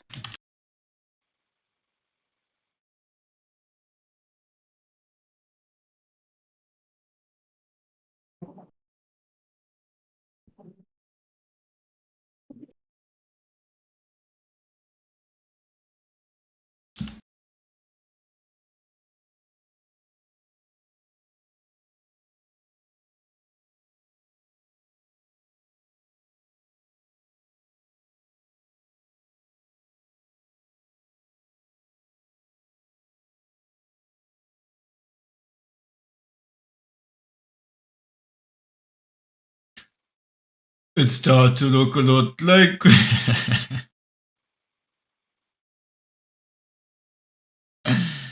Hanging balls from your tree. Mic test. Can you guys hear me? Jiggle away, jiggle away. Yeah, loud and clear, dude. Totally Not loud. too quiet. 8. Is it too loud? How's it sound? No, you sound good. You got kind of a quiet voice, but it's good Okay. for you. Yeah. Sounds like you're talking from your Xbox headset.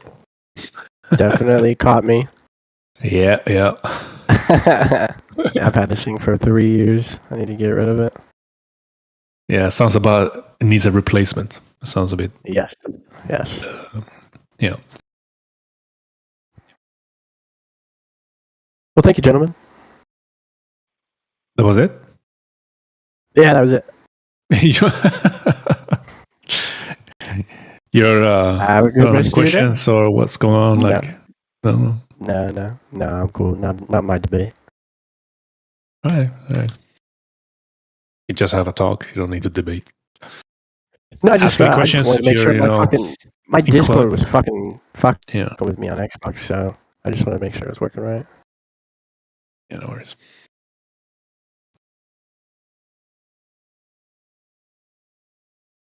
Alrighty then.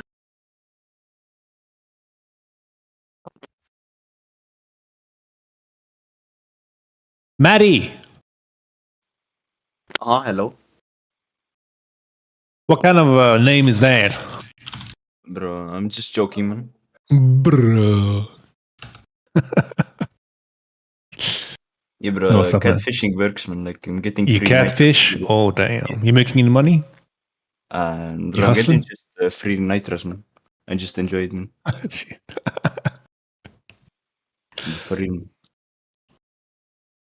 Getting those free subs, eh? Yeah, of course. It's insane. Oh.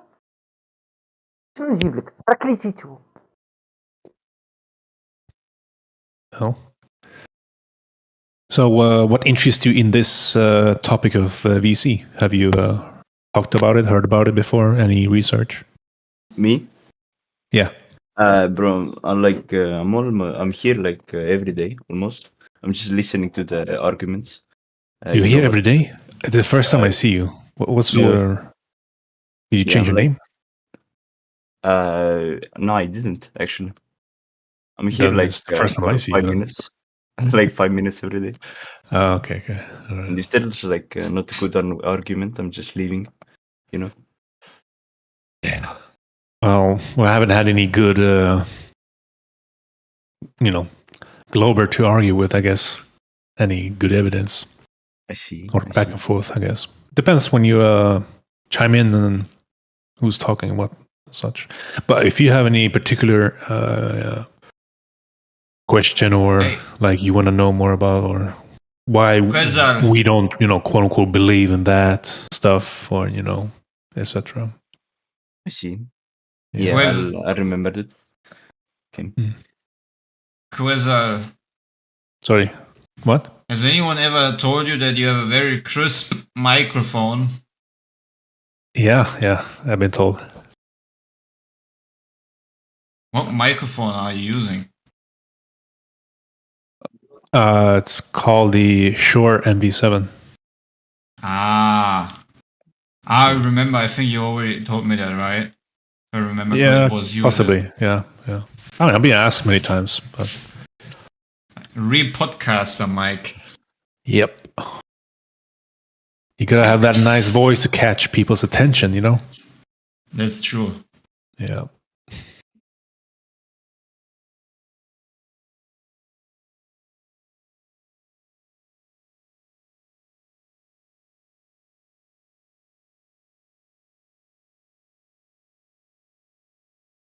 So, Maddie. Yeah. Is that your real name? No. Sounds weird calling you Maddie, talking to a guy. It's my real name, of course. Man. Which one is it? Actually, I'm transgender, man. Oh, okay. Oh, no, I'm not. Damn. Man. Oh my god. All right. Damn. All right. Okay, man. I'm changing my name. I've already got enough nitros. You got what you wanted. Yeah. Cool. Yeah. Exactly. Awesome. Wait. Okay.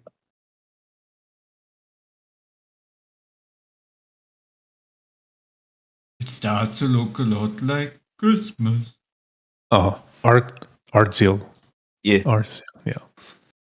All right. Cool. Just to get to know a little bit of about you, I guess. About the topic, maybe just to ask, what makes you will go believe in the globe, or do you know it's a globe, or like? I believe it's a globe. Okay. Is it through how you were raised, what other people told you, showed you? Yeah, this is how I was raised, and for me, just everything makes sense. Like when the Earth is a globe, So I didn't see like any reason why not to believe it's a globe. You say everything. Have you looked into every aspect of the globe model? No, I haven't. Okay. So which one is the most prominent evidence in your opinion about the globe? Actually, I have to think about this. I just love to listen about the arguments themselves, but I'm like not arguing myself a lot. So it's No, you don't need to. I'm not saying you need to argue. Just Yeah, asking questions, and just to get an understanding, like where you're coming from when we talk about the globe, so to say. Probably for me that the sun is able to set. Like it doesn't seem like really realistic for flat Earth. Because it's like never going behind the horizon if it's a flat plane. Oh yeah. Oh, so you think that on a flat surface, you can't have any apparent obstruction of the bottom up of any object? Okay. Yeah, that's what I think. You're good. You're lucky because there's coming an experiment up. They're going to go to a place where the sun never sets, and then just slap a globe sticker on it, even though that's exactly what they would predict if the Earth is flat. The sun won't set. Okay. So you'll be able to see the dishonesty of these like global social experiments. I mean, yeah, but the sun will set like in most parts of the world, Yeah, but if it doesn't set, that if would it doesn't, that'd be the clue, right? no, it's I mean, it might be the clue, but it's just a polar day for me, and it also just like makes sense in the globe. So wait, So hold on a second here. Yeah. You got me confused. Okay. So on a flat Earth, it wouldn't be possible for the sun to set, and on the globe Earth, it's possible for the sun to set and possible for the sun not to set. Yeah. Correct. Both. Yeah. Contradictory there. Yeah. It just depends, like, which part of the world, like, in So the some poles. parts of the world are flat then, and other parts are not. No. It just think that the globe is like tilted, a little bit. 23.5 degrees. It's tilted, like it's tipping. It's tipping. Bro, what? Whoa! We're tipping. We're tipping. Oh my god. Just tipping. It's like whoa! I'm holding on tight. Oh, we're tipping. We're tipping, everyone. Polar day and polar night in Arctica, And is it tipping? So the more south you go, the more you tipping. So do you believe in tipping? Like, how much do you tip normally? Bro, what is you saying? Oh my god. Calm down. I think he's not talking about dollars. Yeah, if he like when you go to a restaurant, do you believe in tipping or do you believe in over tipping? Oh, he's talking about dollars. Holy shit, man. This is too much, man. You already yes, man. I'm overwhelmed. It's like a 3v1 right now. There's no any. It's just a free for all conversation. There's bro, I'm joking, man. Okay. Because I will say, damn, if you feel like you're in the hot seat, wait till you get some knucklehead in here who walks in here. Flat earthers are doomed. I've been here a lot. I just seen people trying to argue like 10 people at once. And, we try to cut that down. Yeah, like that's kind of annoying to hear actually. Like I would just want to listen to like real arguments, like one-on-one. So 90% of the 90% of the people coming in here is what Crit just described. Okay, sorry, 95%, or maybe even 98%. You get the 99. Yeah, I think the 99 is actually. With you all guys are flat earthers, yeah? I think the Earth is like a flat plane. I don't know if you can give it I think everybody is a quote-unquote flat. We all live on a topographical stationary planar surface.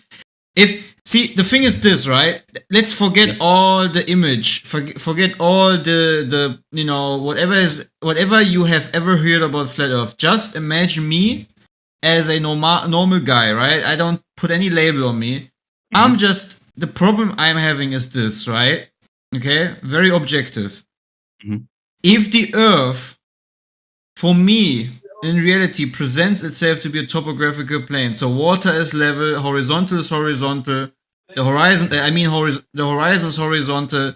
I can do LiDAR scans, and the LiDAR scans show flat topography and so forth.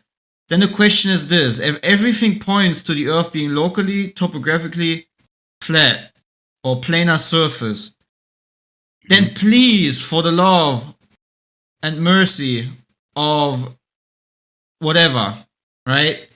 Please give me just something that contradicts this, which means any curvature measurement, anything but what the Earth presents itself to be.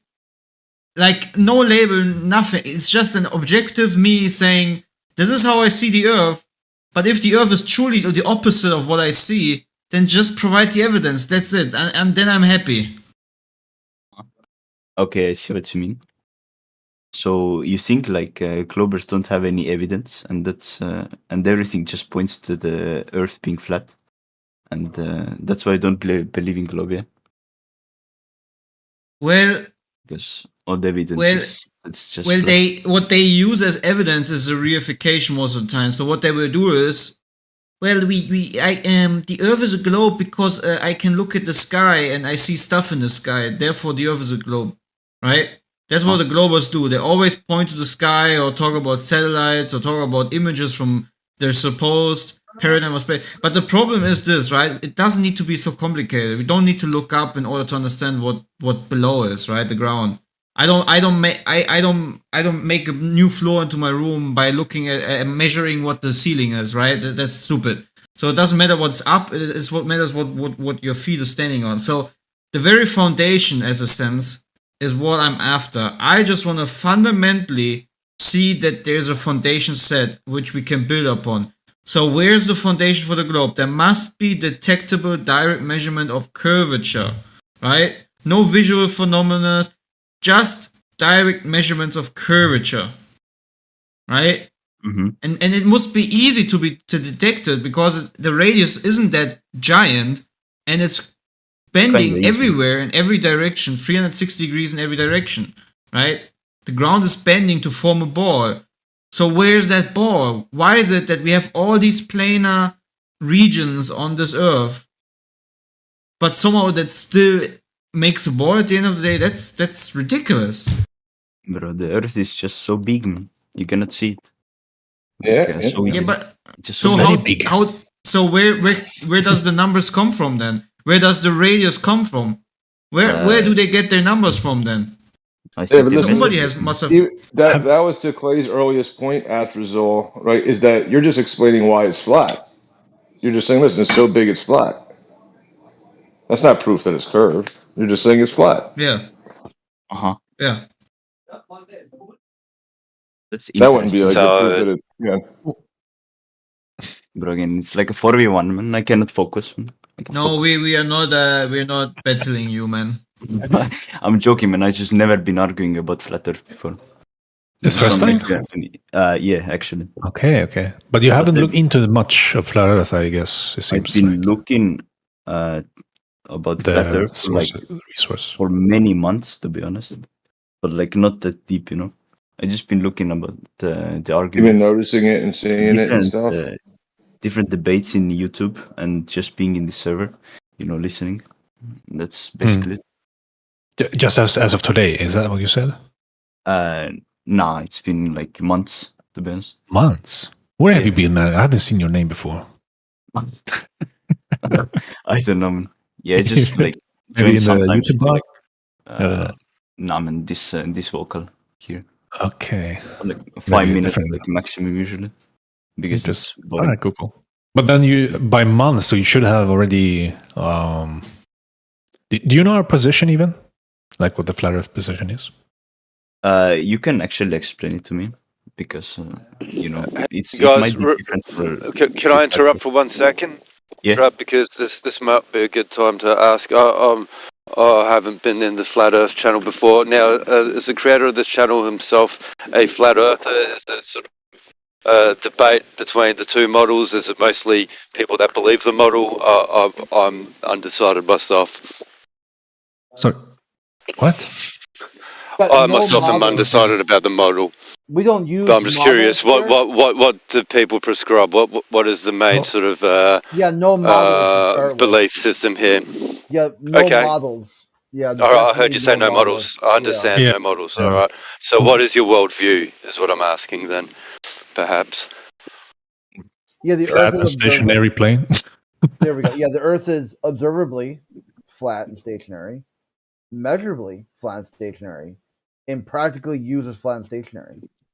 The only logical conclusion is flat and stationary. Now, there are some minor things you can toss in there. Be like, hey, it only appears that way, but it's actually curved and rotating. And you're like, okay, well, sure, that defeats all arguments of not flat.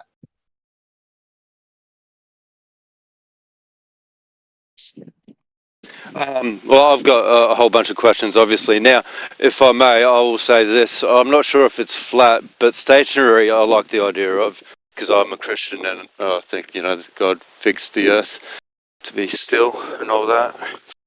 Did I get disconnected? No, you're here. Yeah. Oh, sorry. What's your idea of flat? Do you think is a shape? Well, I think, just in terms of the spatial dimensions, just going along the XY, All right, cool. cardinal points indefinitely, I suppose, But having said that, obviously you have terrain, that No goes Z? higher or obviously, lower. Yeah, they got a Z in there. Topography, yeah. Yeah.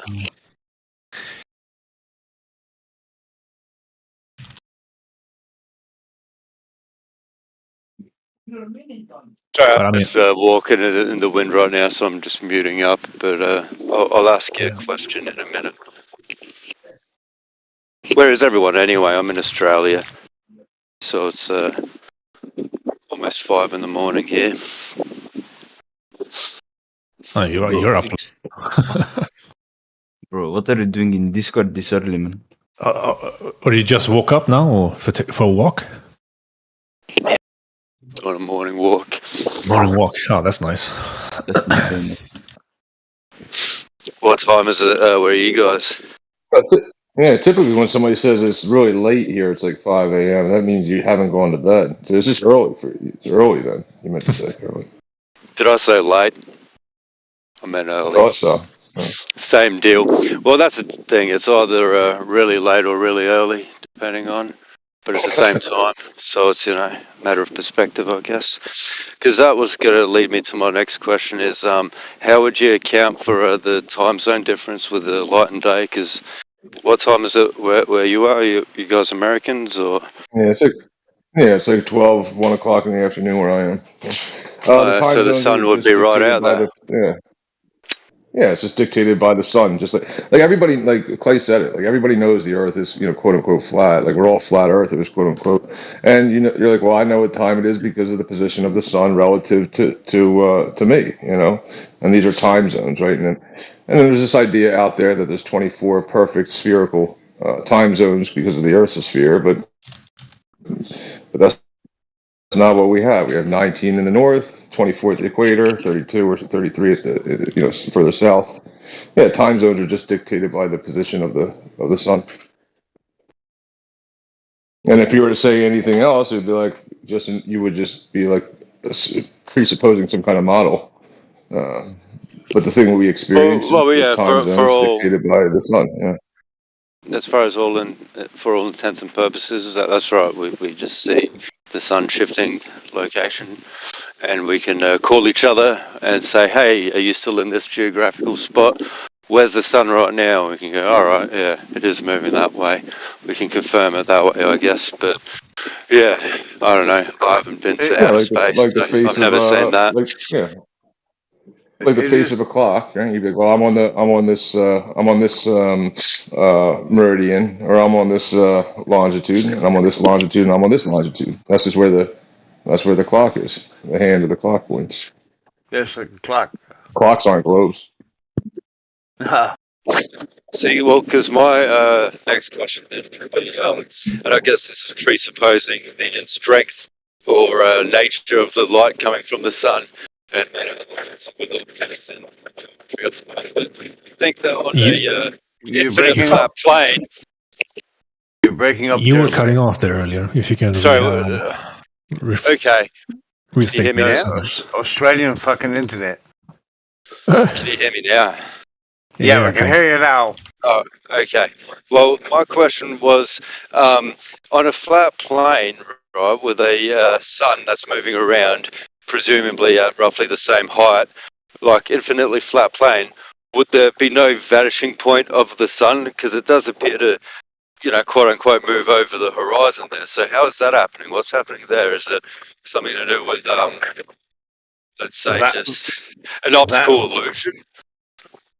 No.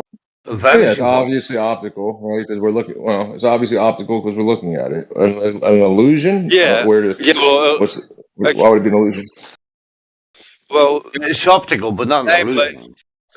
Well, yes, we're saying it, right? So, but why I'm saying it's an illusion is because the way I understand it, geometry and optics and things like that. Say a vanishing point immediately at horizon, directly in front of you, right? So an object is moving that direction.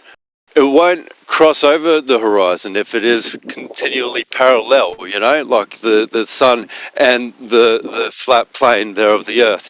Now you could say like, terrain, but say at sea level, that's dead flat. So how is it then that you see these celestial bodies like the sun and the moon move apparently over the horizon as if it were going over the hill there? Yeah, but the way that it moves over the horizon implies that it is curved, just the way that objects move and rotate. You could do it with. You're standing above the water. The water is at your feet. So I don't know why the horizon, like the water, if they were saying that the water is the horizon where the water and the sky appear to meet.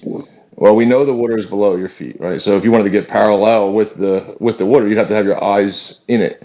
But instead, what we're doing is we're above it, and we have an angle that we're making that we're sighting the horizon to. Now the sun, I mean, we all observe the sun moves, and it moves beyond, I guess, what you call the horizon. And then the things that are above us, like the sun, they appear to kind of ramp down. The things that are below us, like the water that we know for a fact is below our feet, appears to ramp, upward. And then light attenuates, and the angle gets more acute until these two things kind of merge. But the sun the sun is moving away. There's an interesting video from a guy named Dave Weiss. He gets a drone high up in the air, not too crazy high, just high enough. And what you see is you don't see the sun get cut off from the water, from the horizon. What you see is you see it kind of fade off into the distance because there's nothing, because when you're up, when the drone's up in the sky, there's no like hard color change from water to sky. It's all the same. So it doesn't, ramp up in that way, the same way. And you just see it kind of fade out. He's done it repeatedly over and over. It seems to be the case. What about the videos that show that the sun is actually just going behind the horizon? There's like nothing else. Yeah, I mean that's a cool. That's what I'm saying. That's a cool. That's a cool thing. So then that's like a claim. Like the sun is being blocked by physical Earth curve, the horizon at a specific distance, 1.22 times the square root of the observer's height in feet. That's something that you can test. So that it should never just fade off in the sky, right? Right. So then so it's falsifiable. So if it's not always blocked by Earth curve, right, at that distance, then that's just not the reason for sunsets. So it's like you could say, well, yeah, but I've seen it happen a bunch of times. That's like a black swan, right? Like all swans are white. Well, you say all swans are white, and then I find 3 black swans. Well, you've now falsified and proven not all swans are white. So, so there's no need to then refer back to all the white swans. I've shown you black swans.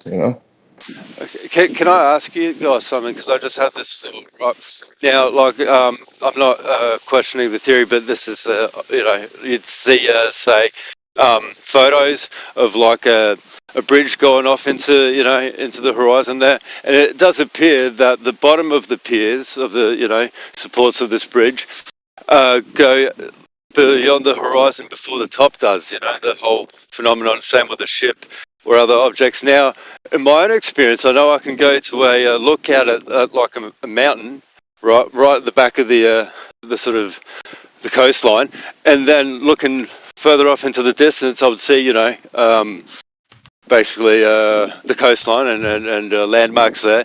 And by driving further up, you could see other, you know, so let's say the bottom of the object's even closer. So it's just the phenomenon of things going over the horizon. It's not to suggest it's round. I'm just thinking that's an interesting thing.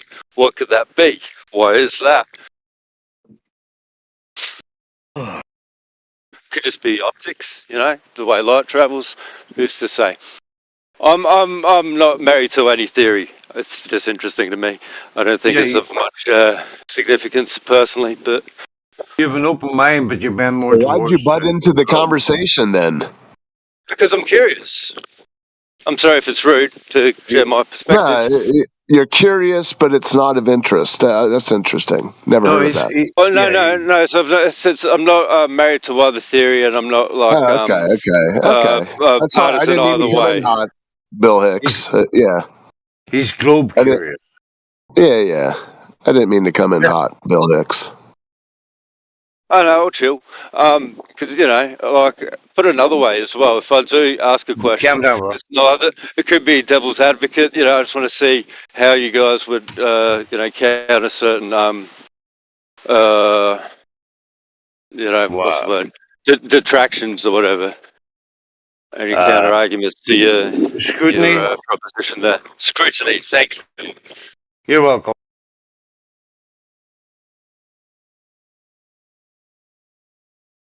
Yeah, I don't know if you've ever seen a ball. Ever seen what? Ball. Spinning in a vacuum. A big ball of water spinning in a vacuum. Oh, yeah, well, obviously, for that to work, you need to presuppose gravity, you know, working on a surface and the Earth being yada so big, and like, you know, if you play into all that, then you can explain it, but obviously not something directly. It kind of sounds ludicrous when you observable. think about it, Bill, don't you? Well, it's definitely an act of faith. You know, it's definitely a lot of constructing of a worldview that's not really directly observed. You know, nor experienced. So yeah, but it's interesting how, you know, I suppose through education and popular culture, you can just create a mass hallucination, perhaps, you know, a worldview that people just daily remember and, you know, feed. You know, they watch like some space movie and there it is again. Oh, yeah, of course, we're on a ball. You know, people take it for granted, I guess. That's pretty good. And that's why you guys are here. Yeah, Bill Hicks used to talk all the time about the pliability of people's brains. Made a career out of it. Yeah. Just got to compartmentalize information, you know, and they can't all be in on it. Do you guys by chance listen to Jim Bob? Made by Jim Bob. Have you heard of this lad? He's pretty open-minded, I would say.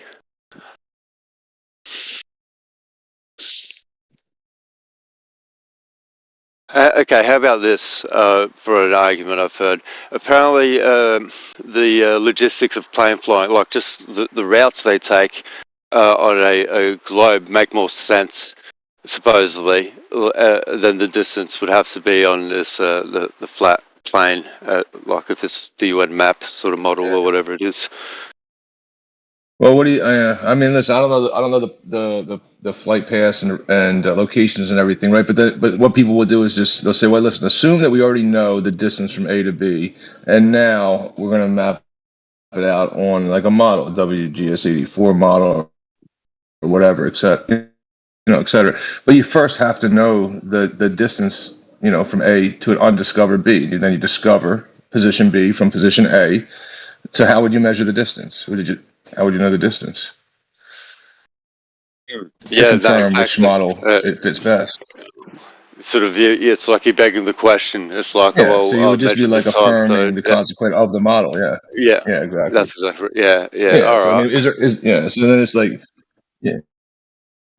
Yeah, so then you could ask yourself like axiomatic questions, like what is the shortest possible distance between 2 points? Is it a straight line or a curved line? So do you think big cartography has got some shenanigans you'd have to answer going that on? question. Australia's Well, real, all what right? do you I think, live here. Bill, is the shortest distance? No. Yeah. What do you think is the shortest distance between 2 points? Is it a straight line or a curved line? It's pretty obvious. It's not a trick. It's pretty obvious. Yeah, no, Straight line, right? obviously it'll be a curved line, yeah. I mean, a straight line. Oh, curved line. Oh, maybe. No, I So now misspoke. all these guys were saying, look, I'm showing you. Yeah, that's all right. So the guys who are saying, here's a map. Look, the shortest possible distance from A to B is a curved line, right? That's what they'll be saying. Look, there's no other possible way to get there. But they're not. What those that affirm is they'll say, it's because we're on the surface of a sphere, right? So we're going from A to B, and this is a curved line distance. It's a short, but they're not on the surface. They're in an airplane, right? So they're already not claiming to be going the shortest possible distance. And if they are claiming that this is the absolute shortest possible distance to be going from A to B while that level is horizontal, and that they are going the shortest distance. So They either should way, tunnel through the earth. That would be the shortest distance. No, they're in the air though. Bill, they're in the Yeah, air. no, yeah, understood. All they have to do is tunnel through the air. Right? So either they're telling you they're going through the shortest distance from A to B, which would be a straight line, and affirming that the Earth is not a globe, or they don't know how to go in a straight line from A to B to then prove the Earth is a globe. So either way, yeah. So what would that? Yeah. So what would that like? What else you got? The flight keep that speed and keep that direction as a straight line. They do have. I don't want to go too. Yeah, well, like with that, I'll be too many taking things. They do have like pitch granted data of- showing that airplanes do not go on a curved path. They follow a straight line. What? Well, again, right? that's measuring the altitude. Right. Bill, there's some videos out there. Yeah, there's some videos out there also of emergency landings. That the plane is in a position that it wouldn't have been on if it were on a globe when it had to land. I'll dig that up and tag Okay. it. Well, because to me, the argument I'd push back with is assuming the globe Earth and gravity model. Then I guess the pitch measurement would be sort of fixed to the center of gravity of the Earth, and it will be keeping that that adjustment, say that it would be perpetually horizontal. It wouldn't be measuring I as didn't a mean to pitch leave. per se. That's all right.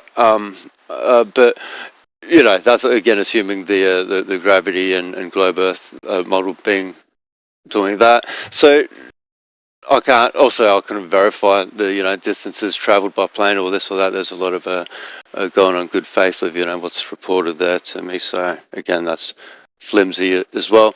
I'm warming up to this theory. Wouldn't really change much to me yet, apart from like I still seem to be walking on a flat plane all the way. But yeah.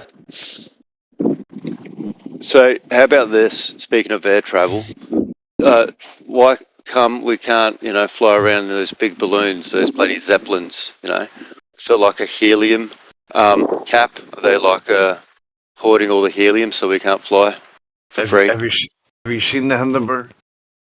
Yeah, well, that was hydrogen. That was a false flag. Oh, that was sorry. like to literally traumatize the public and scare them off of Zeppelin travel, and then institute motorized planes with the obvious need for more fuel and interested parties there. That's a conspiracy anyway. How cool would it be to have Zeppelins? Everything's a fucking conspiracy at this stage. Like, so I jumped onto the conspiracy VC, and it was just these teenagers spurging and acting drunk, and I thought I'd come here instead. well, you did right. You made a good choice. So is everyone here on board the flat plane worldview, or is it still some Bill. doubters, still some globetards, as your community would call them, yeah? Globetards. We call them reality deniers. You having fun, Bill? Sorry? You having fun? Yeah, I'm having fun. How are you? I'm alright, bro. He said, do you have a phone? Do I have a phone? Yeah. Hey. I do have a phone, yeah. Hook me up. So, you're in Australia, Bill? Yes, that is correct. Yeah, can you picture this now? Can you picture this? Can I picture this? Picture this. It's a big ship upside down in Australia. Like 436 tons. Sailing past you now. Upside down. On a spinning ball. Water ball. Can you picture that?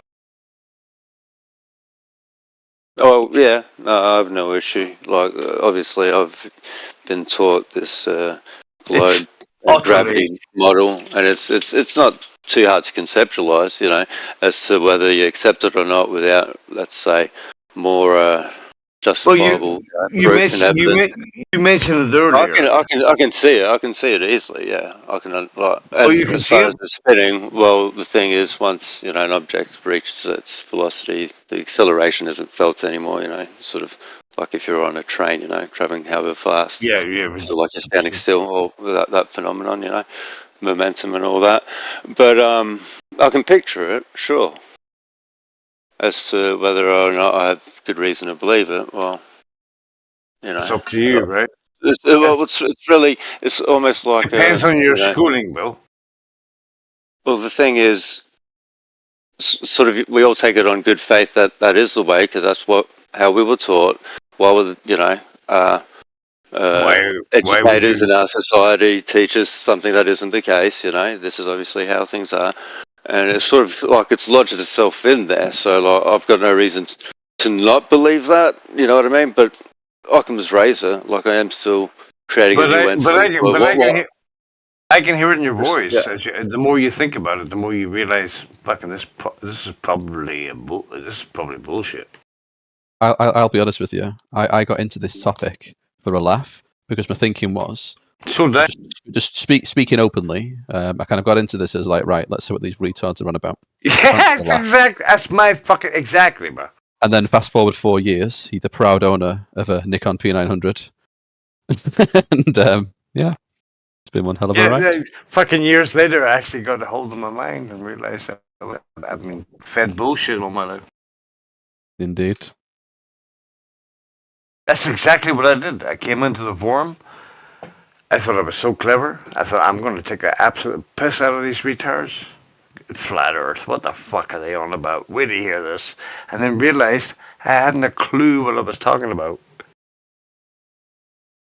I couldn't tell you the circumference of the Earth. I couldn't tell you the mathematical equation for gravity. I could tell you fuck all. This is where we're a bit different because I could. Grade A physics student. Massive fanboy. Well, I was dumb to start and I'm dumb to finish. What is it? 9.8 meters per second squared is gravity from memory, but that's all I can recall. And then there's the big G. And the constant, yeah. And then I realized, somebody said, "Oh, how far is the moon from here?" Fuck, I have no clue. 250,000 miles, apparently. 128,000. Yeah. I'm like, fuck, I didn't know that. Then suddenly I realized, yeah, the moon. Yeah, the moon's spinning. The moon's spinning around at 10 miles an hour. We're spinning at 1,000 miles an hour, and we're so perfectly distanced from each other, and they're spinning at just the right speeds that it looks like the moon is perfectly still, but it's actually spinning. It just looks like it's still, and he's like, "Give me a break! I used to believe this." Here's the thing, right? so many things come into contention then. So you think to yourself automatically, right? So the sun is moving at 100, but it's a quadrillion fucking miles. Half a billion. The sun's moving at 500 million miles an hour. You imagine that, right? So if a big ball of fire is doing that, why is there no fucking trail behind it? And you're like, and then somebody come in and go, well, it's because of this, that, the other. And then you think it's science. Yeah, it's just science, bro. So, and you're like, okay, well, all right. And then you think of something else, and you're like, this is, yeah, you know what?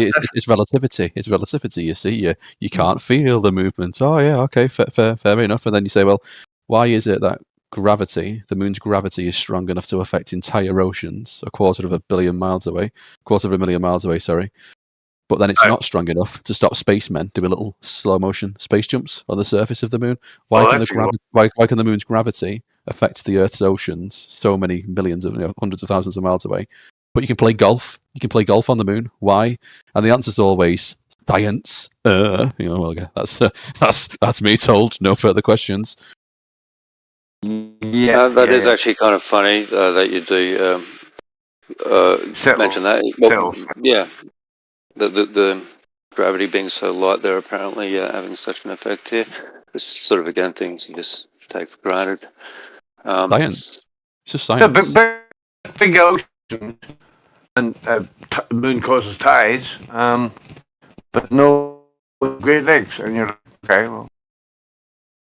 Well, obviously, you have an answer for that? The moon landing's obviously fake, regardless of the shape of the Earth. That's easy. That's something we can all agree on. So that's something we can all agree on, I think. Yeah. Yeah, that's not even like most people don't even. So can I ask you guys maybe an unrelated question, but in a way it's related to everything? What's your guys' general worldview like? Atheist, agnostic, Christian, Muslim, Jew, materialist, nihilist. How do you guys? I like to explain it briefly as I haven't pinned my colours to the mast of any one particular religion. I believe in a creator, 100%. I don't think it's up for debate anymore. I used to be like a aggressive atheist as well. I used to be like a really heavily atheist leaning. But yeah, in my mind, there's a creator, 100%. What's its name? Don't know. What does it want from us? Don't know. What do you call it? Which book? Fucking pronoun. No idea. But in the idea of there was a big bang, and then pond scum became amphibians, became monkeys, became you. Yeah, I rejected that a long time ago. Yeah, not many people. So who was speaking there? Because I'd like to just reply to you about that for a second. I forgot your name. Just it was funny because he was talking about if there is a creator, and if there is a creator, like would they want something from us? But you were talking about the creator as an it, and what would it want? And I was thinking, well, wanting something already presupposes personhood. Like things don't want anything from us, but. I just what you're saying. I use it more of an example to kind of illustrate that when people pick a particular religion, for me, they are then presupposing they know the designs of the creator because there's commandments within each religion. So then they're purporting to know what that creator wants from us and how it wants us to behave. And I kind of reject that side of things because I don't have any particular, I'm a insert religion here. Yeah. I believe in a creator, absolutely. I just haven't picked any one particular book yet, because in my mind, a lot of the major books, some of them make good points. Some, they've got good and bad takes within each set of scriptures, in my mind. Here's the thing, Bill. I turned into the biggest fucking nihilist that you could ever imagine. I was Nietzsche to the core, right? And then I realized, I hadn't a fucking clue. People were telling. I realized you were indoctrinated by black holes, galaxies, stars, light, the speed of light distance, and I was so fucking I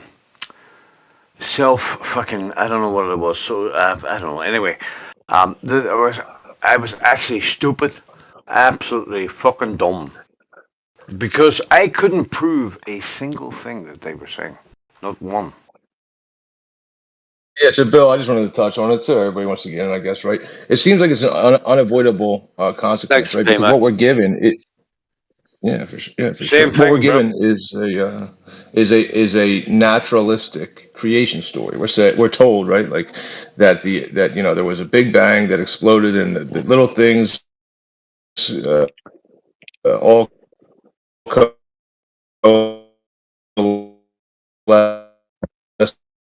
You're breaking up. Thanks. A lot. gravity into So it bigger wasn't just things, and the me. bigger things had another gravity that made other things that the story. What? No, it was Yeah, just you two. I'm breaking up. yeah. No, I think you're you're back. good now. You were. You were, but you're back now, I think. Just you three, then. Just you three.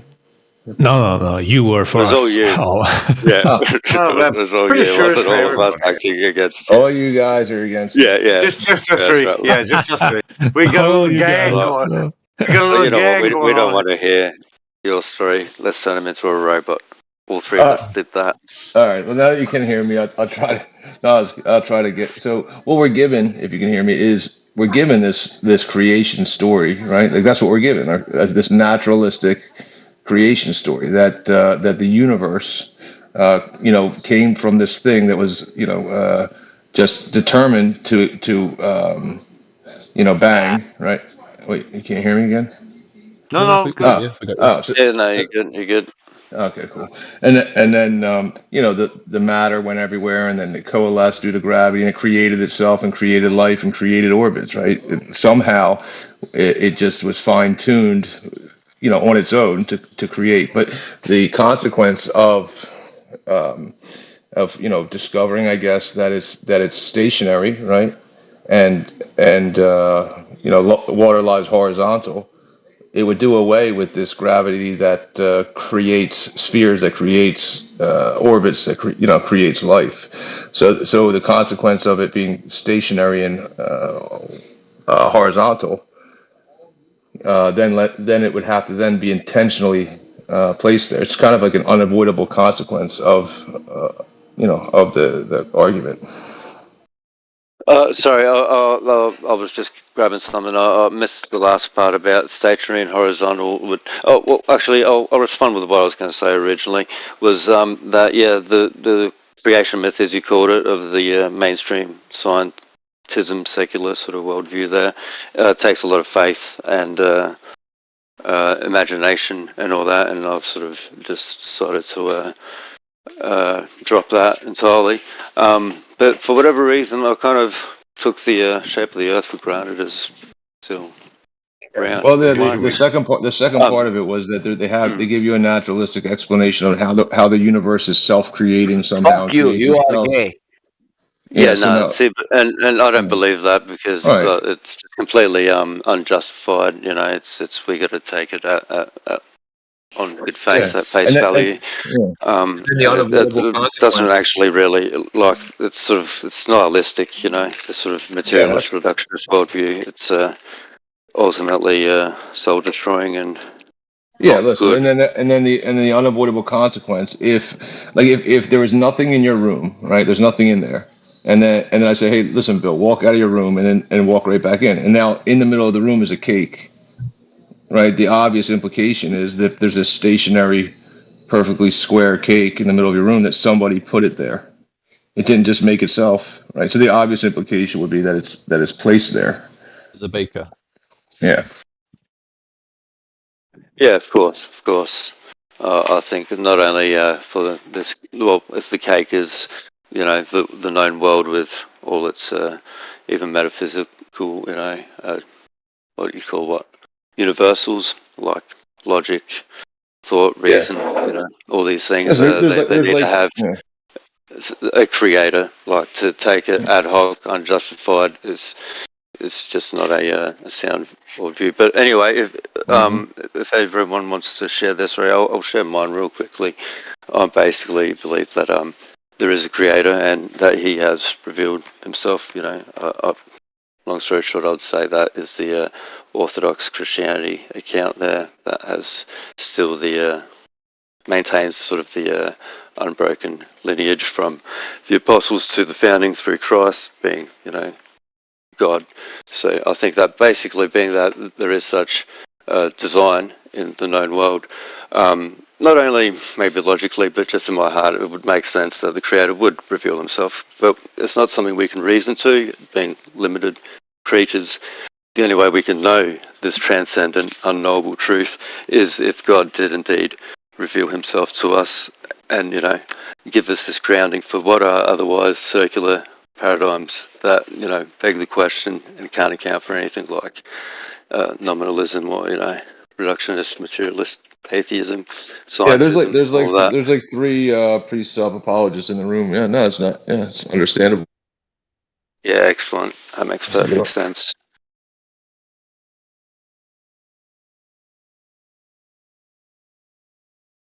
So I have no reason to believe the, secular worldview. There's just no justification for it for the most part. But yeah, globe Earth. I thought, well, that maybe the designer, or maybe God, the creator, would create it like that. But then it is at the same time. There's no reason for me to believe that, except for a whole lot of If it was designed that way, then according to your argument earlier, he would give you the faculties to perceive his revelation correctly. And since we only can measure level as horizontal, that would be the conclusion of the revelation. He's going to make some food. But what about other planets? They look like marbles in space. Surely that must mean we're the same, right, guys? Just use your imagination. Hey, I got nipples in a butthole. Therefore, I'm a female, right? Oh no! Don't get that started.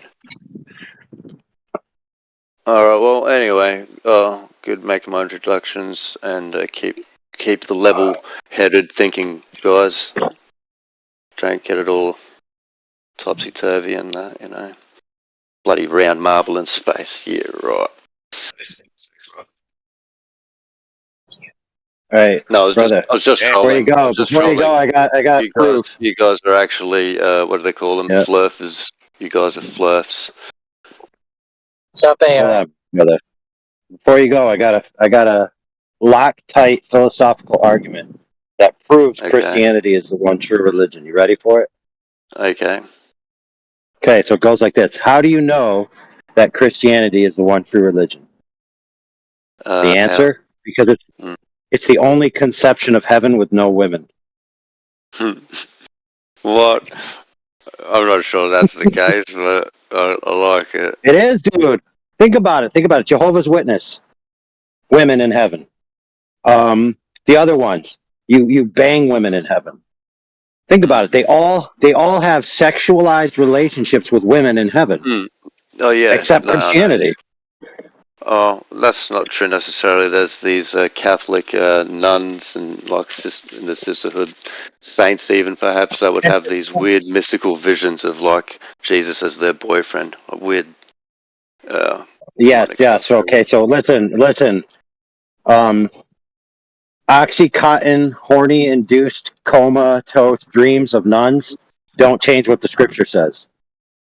Of course not. But anyway, it's more of a joke. It's more of a joke than an actual argument. Yeah. Weird that way, but.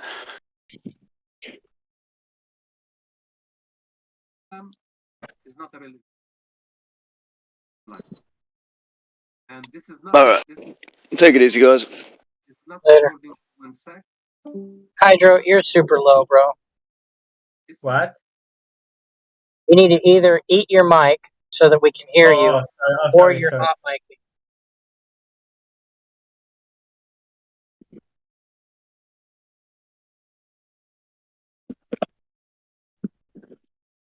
Yeah, bro. I'm actually looking forward to an eternity without women nagging, dude. That's the idea of heaven right there. Imagine being stuck in eternity with a nagging woman. Good grief. Yeah.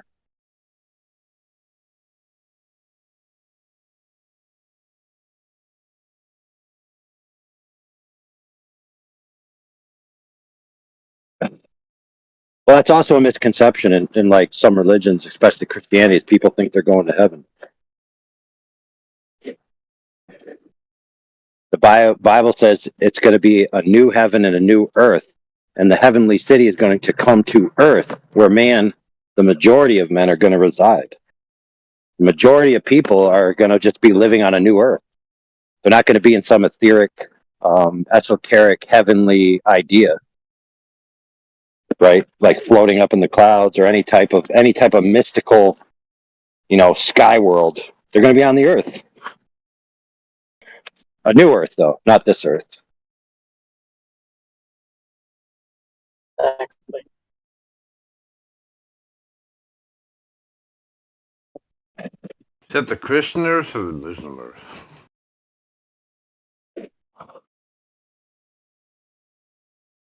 That's biblically described earth and the relationship with God. Oh, that makes sense.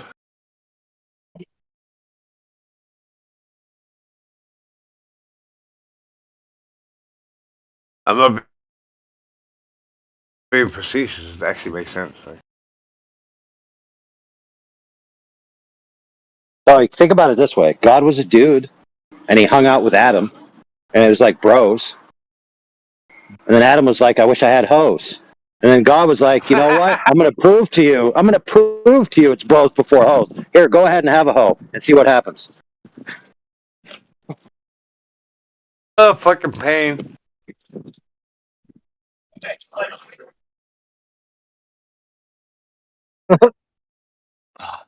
No misogyny was harmed in the filming of this broadcast.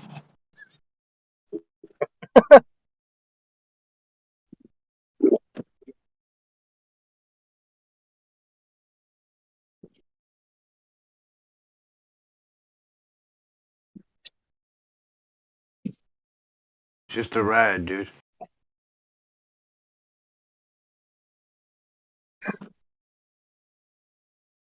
Bro, PMAC, is this you in your profile picture, man? Yeah, people keep asking me that. It is. This? Yeah. Okay. Yes, it is. It's me making a funny face. Okay. Yeah, man. I'm actually a lot more uglier. Hey, dude, do you want his number or something, bro? Yeah, of course, man. All right. Yeah. I mean, why not, man? Why not? Exactly. Why not? Exactly. You know what? You know what? Because I'm a funny dude and people like me, bro. Huh? I'm somebody now, and God darn it, people like me. They really like me.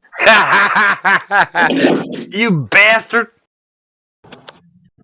True story. Hey, I'll give you 10 merch store credits in the Flat Earth store if you can tell me where that quote is from.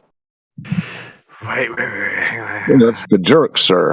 I don't know what I'm going to get with 10 credits, but I just want them. All right. 1,000 Flat Earth merch store credits. How about that? Yeah, the jerk. Oh, nope. The jerk. Well, Say it again. Like okay. It did sort of happen there. I got it. Yeah, that's the jerk. No. Hang on. I got it. Dirty rotten scoundrels. No. He's making fun of Steve Martin. It is Steve Martin, isn't it? It's not even Steve Martin. No, it's Sally Fields when she finally won her award, won her Oscar. Yeah. Oh, fuck yeah. I never made the connection between that and the jerk. That's crazy. Yeah. Somebody, what the fuck is that? What is that in the background, old horse? Is that fucking coffee? Is that your coffee? Sounds like a Cessna, I think. I don't know. Is that your longevity fucking coffee machine going there? What the fuck is it? It's grinding beans? What the fuck? Plane flying overhead. Oh. Damn, man. If that was at a trivia night and I saw it in writing, I would have got that Sally Field. That was that's probably my last opportunity to use that information. Yeah, right, old. Yeah, okay. But that reminds me of Navin Johnson, though. He goes, "I'm somebody." Was she referencing that, or was that before? No, what was that for? Forrest Gump, or no? That was pre-Forrest Gump, wasn't it? Yeah, I'm pretty sure Sally Fields was the originator. Oh, and then Steve then Steve Martin wrote it into the jerk.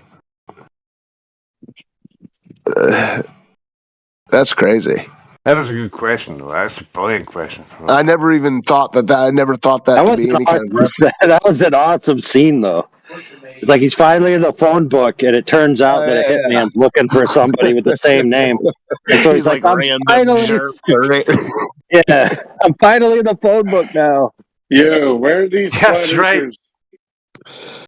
Finding the phone book. Alpha Veritas asked me a question, but I was on a plane looking at the roundness of the Earth last night. I couldn't talk. Sure you were, bro. Sure you were. Yeah, I was. How'd I that- was flying to Chicago, and I Sure you were.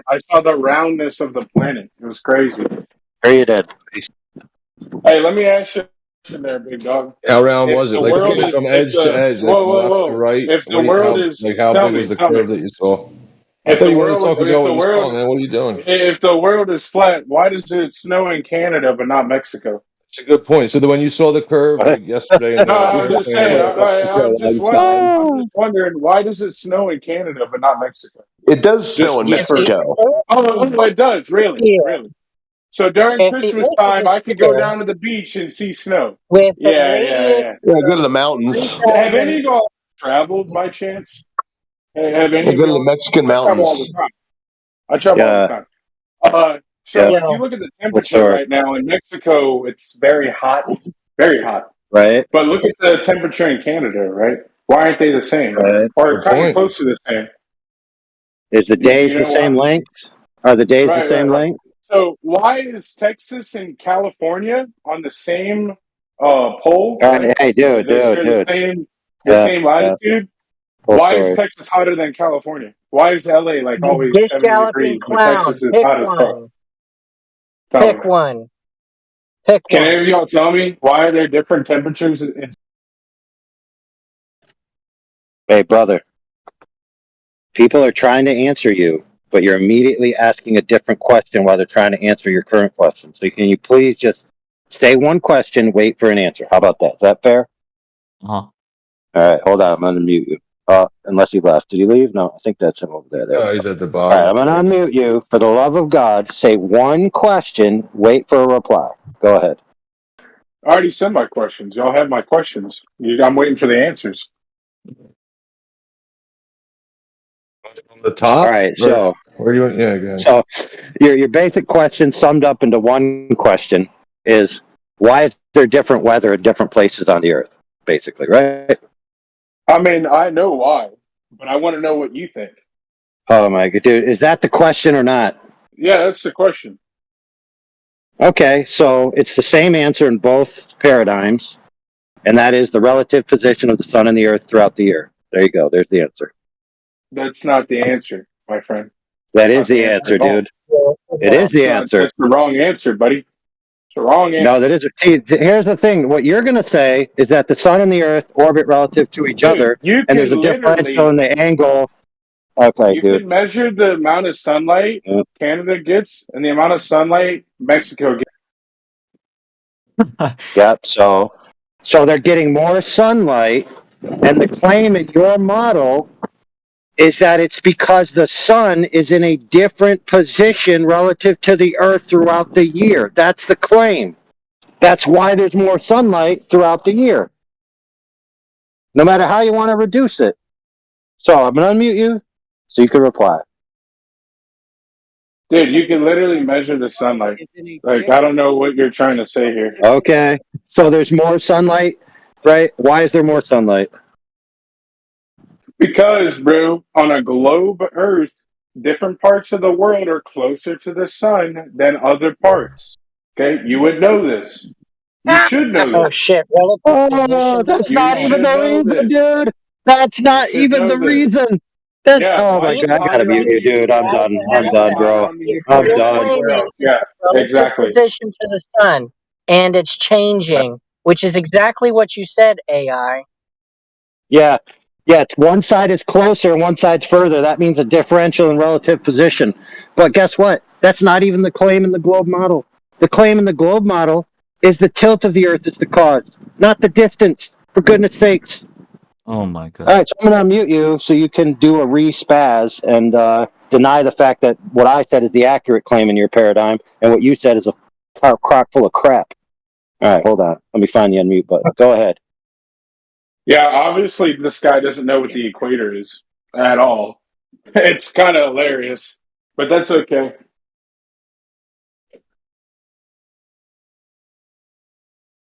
It's all right. We all get there at some point. So which is it? Yeah. So in your guys' paradigm, the amount of miles of the distance to the epicenter of the orbit of the Earth and the Sun, it's actually closer in the winter and further in the summer. And it's the tilt that makes the That difference in has your paradigm, nothing to dude. do with anything. That has Really? nothing to do with what we're talking about. So your dumb claim That was has that nothing to it's do. closer or further. Your claim was it's closer or further. Then I'm talking about it being closer or further, and you claim that has The nothing to do with it. The Yeah. equator is closer to the sun than the poles are. Genius. Oh my goodness, dude. Yeah, and that would only happen on a globe Earth, retard. Yeah, guess what? In your worldview, all the sun rays are parallel. Hey, how is there a north So and the south pole distance on a is flat Earth? irrelevant. The distance is irrelevant, dude. How is there a north and south pole on a flat Earth? Hello? How is there a north and south pole on a collinear ring magnet? Buddy, have you ever heard of the Answer North my Pole? question. Yeah, and yes, I Antarctica? understand. Answer my These question, places dude. are real. They're Yeah, real go for it. places. How is that existing on a flat Earth? Galloping. Yeah, jumping from shit to shit. How is Antarctica real on a flat Earth? How is the North Pole real on a flat Earth? You just asked him about the poles and he answered you and he jumped from that to something else. I've been saying this the Why entire are you time. How is spurging, Antarctica Nomad? real on a flat Earth? Why are you He needs spurging, to have bro? a conversation with himself. How is Antarctica real on a Probably flat he's Earth? influenced by either a friend in the room or he's recording. And he How has is to make himself Antarctica look real on like a he's flat Earth? having Is anybody going to a answer this, or y'all modern going to keep conversation blabbering? with flat Keep earthers. blabbering. Keep yapping. You're just yapping. Yeah, whatever, dude. Answer the question. All right, so, yeah, dude, yep. Answer the question, yada, yada, yada. Okay, so here's the problem, dude. You say the question and answer the question while people are attempting to talk. You then repeat yourself while they're giving you an answer. You don't address what they say. You ignore it. Somebody else comes in to mention that, and then you just repeat the question ad infinitum. So the question on the table is, why can't you close your mouth long enough to listen to an answer? So I'm going to unmute you. The only thing you're going to answer is why you can't compose yourself long enough to receive an answer. If you say anything else, you're going right back on mute. Go ahead. Hold on, I got to unmute you. 1 second. My bad. All right, go ahead. Go ahead, buddy. Let us know why you can't. I'm waiting for the answer. No, so you're going back on mute. There you go. Bro, what? So the question was, why is there a North Pole and a South Pole? Right? There is a North Pole. Let's say the center. Sure, let's say that's true. So you identify a center of a polar coordinate system, you call that the North. And then counter North would be South. And if you're talking about magnetic, you can have a ring magnet which has a central north and a radial south.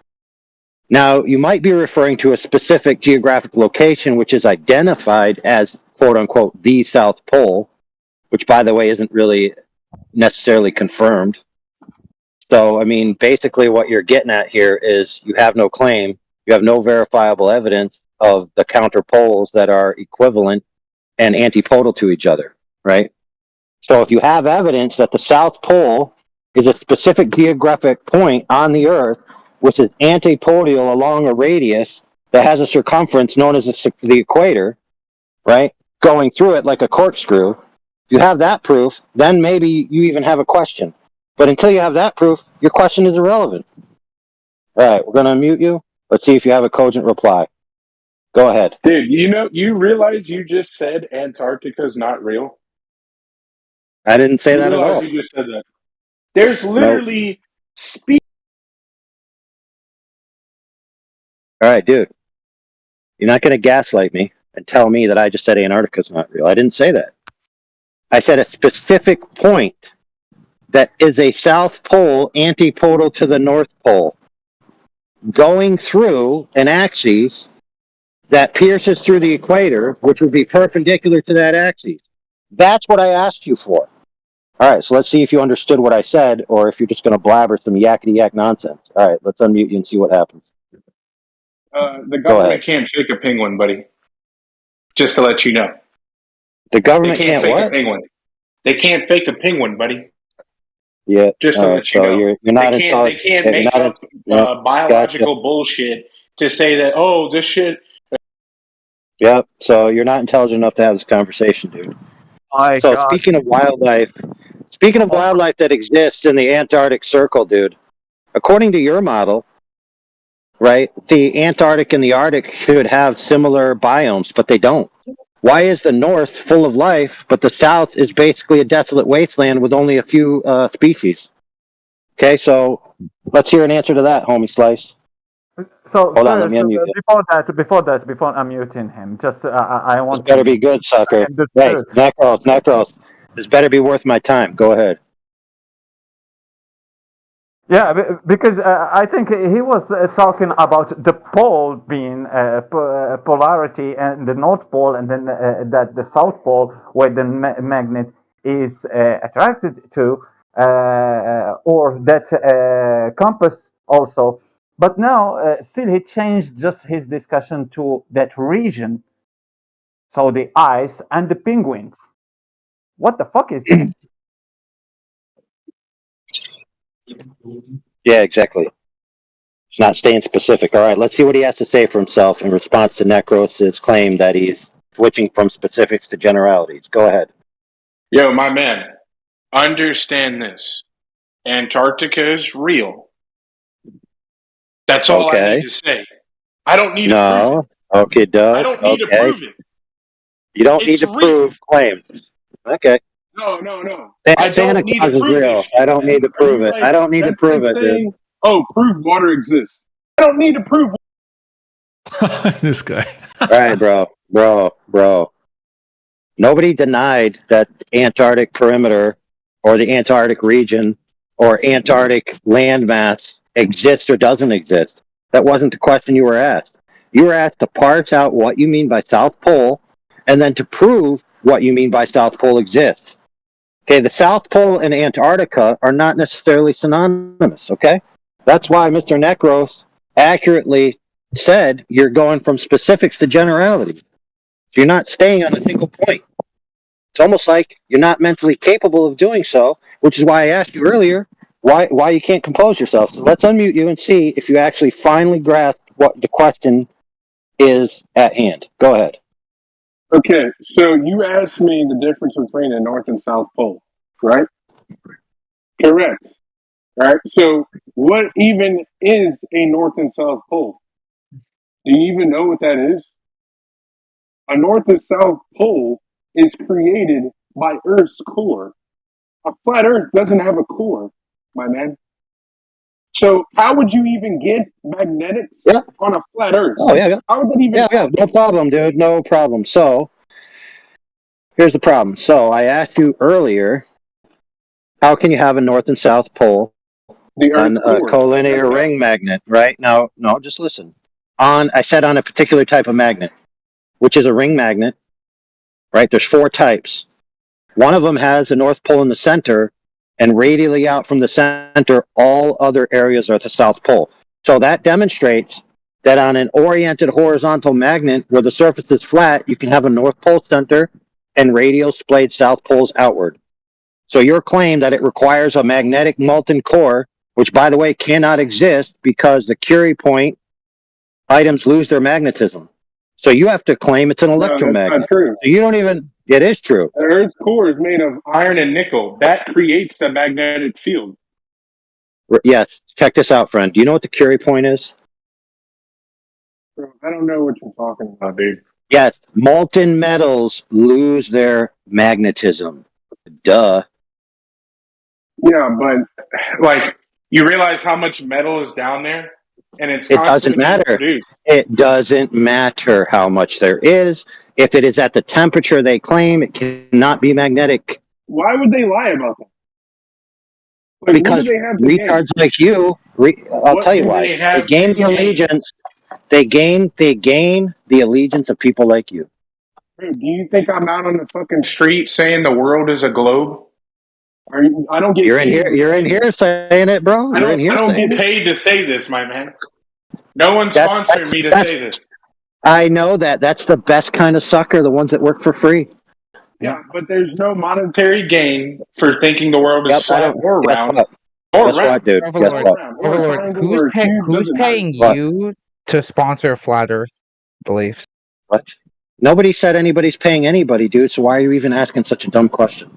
Oh, the Because ones the that do it for free opinion. are the best kinds of suckers. So if the government said, "All right, we'll send you up into space so you can see the Earth is round," what would you say then? Wait a minute. Would Hold you on. not feel? Start over. If the Hold on, government, brother. if Start SpaceX from came this. to you and said, "I'm going to Yep. send you Elon Musk. My name's Elon Musk. I'm going to send you to space so you can see the Earth is round," what would you say? Oh, I might do it. Sure. Why not? All right, well, that's the way. We're just going to have to contact Elon Musk. Nice. Yeah. If I showed you, so let's change that. So if I showed you a laser test at 25 miles using laser transit methodology that debunks the curve of the Earth by 2 orders of magnitude, would you accept the results? No, because I don't know enough about lasers, and I don't know enough to even run that test. I'm not a scientist, so all I can say is that the government will just have to send you to space. That's all I can say. They'll just have to show dude. you. What a standard, dude. I don't need to know. Like, that'd be like a caveman saying, "Well, how can water be a liquid, and how can water be a solid, and how can water be a gas? Can you prove it? Can you prove it?" Like, I don't need to prove that shit. Like, it is what it is. If they don't choose to believe Dude, your claim, who cares? Your claim about water isn't something that I can demonstrate throughout the seasons with ice and fire and steam, right? That's not your claim about water. Your claim about water is that even though water has been described as the benchmark for level, described as seeking its own level, literally described as flat and horizontal on the surface throughout antiquity, that it's somehow magically wrapped around a giant floating rock. Bro, people back in the day were a lot smarter than we think they are. They found out about the Big Bang 300 BC. Okay, and in the Bible it says in the beginning there was nothing, and God said, "Let there be light." Literally, God saying, "Let there be light" is the Big Bang. So they knew about the Big Bang before even science existed. Okay, This guy. so like, I mean, it's simple, bro. And I would go as far as to say that the older people, the ancient people, So do things turn that on we the don't lights know in your today. room, therefore Big Bang. Yeah, Wait, exactly. Do any of y'all in the room here know how to travel by Cool stars? story, bro. None of y'all know how to do that. None of Cool y'all know story, how to do that. None of y'all can travel by the stars. You gish galloping clown. Big Bang, y'all. The Big Bang is a philosophy, not a discovery. No one ever went into the past to discover the origin story of all existence. It's not something you can demonstrate in a scientific experiment. It's a thought. It's a process of thought. So if something can't be demonstrated by a scientific experiment, you don't believe in it? It would If it's not be portrayed as claimed science. as scientific because it does not follow the scientific method. If it claims to follow the scientific method and it does not, it is a pseudoscience. So what I'm saying is if something can't be demonstrated by a scientific experiment, you just don't believe it's real? Oh, this guy's a retard. No, dude. It depends. It depends on the. It depends on the nature of the proposition, dude. If the proposition He said, something. if it's claimed to be scientific, exactly. then it has to follow the scientific method. Simple as that. If not, it's pseudo. So how do we differentiate scientific? Do you guys So let determine me that? ask you this question. Yeah, it's very simple, dude. Okay. It follows the method, dude. That's established. Like the experimental method. observed natural phenomenon, hypothesis, independent variable, dependent variable, cause and effect relationship, and then the test by manipulating the independent variable to elicit the dependent variable's change, right? Can you give me an example? Oh, sure. You could apply heat to water and see if it boils or not. So you're directly in manipulating the heat, applying to water to elicit the effect of boiling. Okay.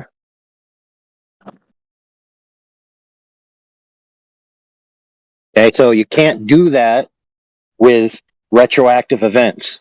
So, for example, the idea of the Big Bang requires a philosophical assertion in the first instance of retroactive uniformitarianism.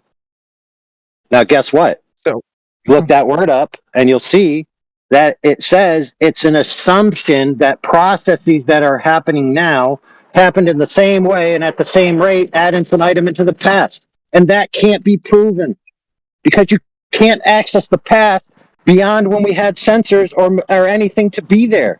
You're only interpreting data in the present. I guess I might be a bit of a silly goose here, but do you believe in evolution? What's evolution?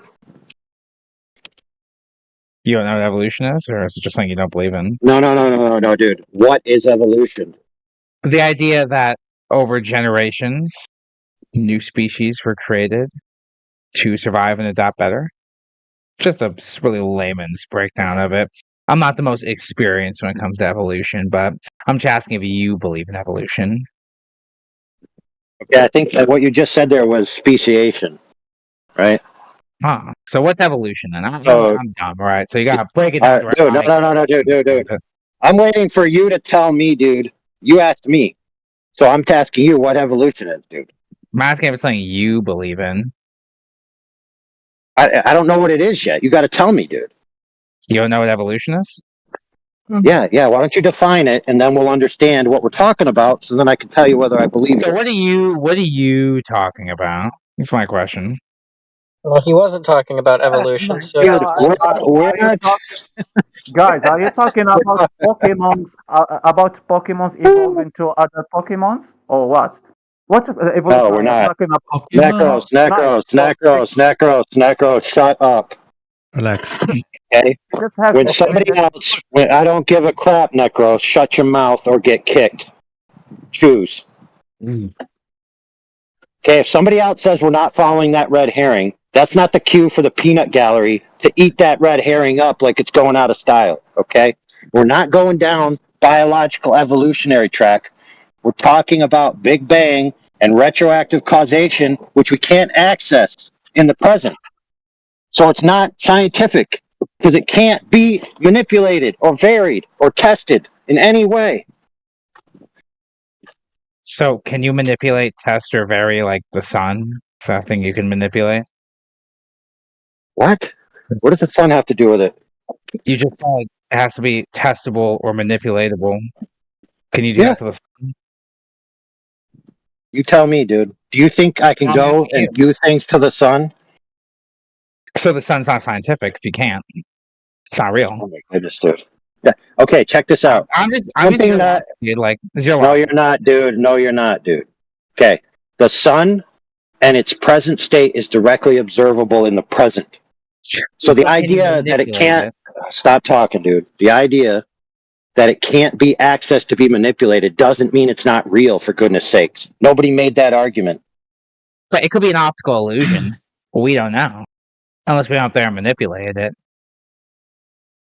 Wow. Like, what would it even be up in there if there's no space? Like, you tell me, dude. Have you been there to verify it? Fuck no. There might not even be a sun. I don't think it's real, dog. There's definitely a sun, dude. No, because we can observe it, but we can't manipulate it or perform experiments Right, on it. dude. Right. So you just screwed yourself because you said we can observe it. If we can observe it and we call it the sun, then that means the thing we're observing is the sun because that's what we named it, dude. Not really, because we can't really manipulate it or do experiments on it. Scientific method, bro. It's just observable. Where's the rest of it? All right, kid. The scientific method is not the only arbiter of the truthfulness of propositions or the presence of objects in the material world, for goodness You sake. just said that for the Big Bang, though. No, we didn't. Okay? Think about it this way, friend. We can observe the sun. We cannot observe the Big Bang. Okay? So they're not the same. So if the Earth is flat, how do you observe it without going into like space? Like, what's the experiment there? Dude, you can observe the sun. You can observe the sun from just standing in your backyard, for goodness sakes. We can't do any experiment. Where does it go at night? I guess I'm just so confused. Why does it disappear for like roughly 11 hours of the day?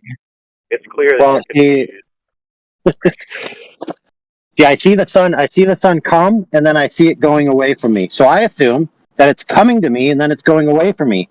So if it's going away from me, when I can't see it anymore, it's away. Duh. But where would it be going? Away from the observer. Where would it be going, dude? I'm just saying, if you can't see the sun at the end of the day, where's it going? No, we get it, dude. You don't understand the sun. You're very upset. You're very confused. Since I'm just your a Big silly. Bang I'm just really upset about it. I guess I just don't understand if the it. Big Bang isn't real, then the sun doesn't exist.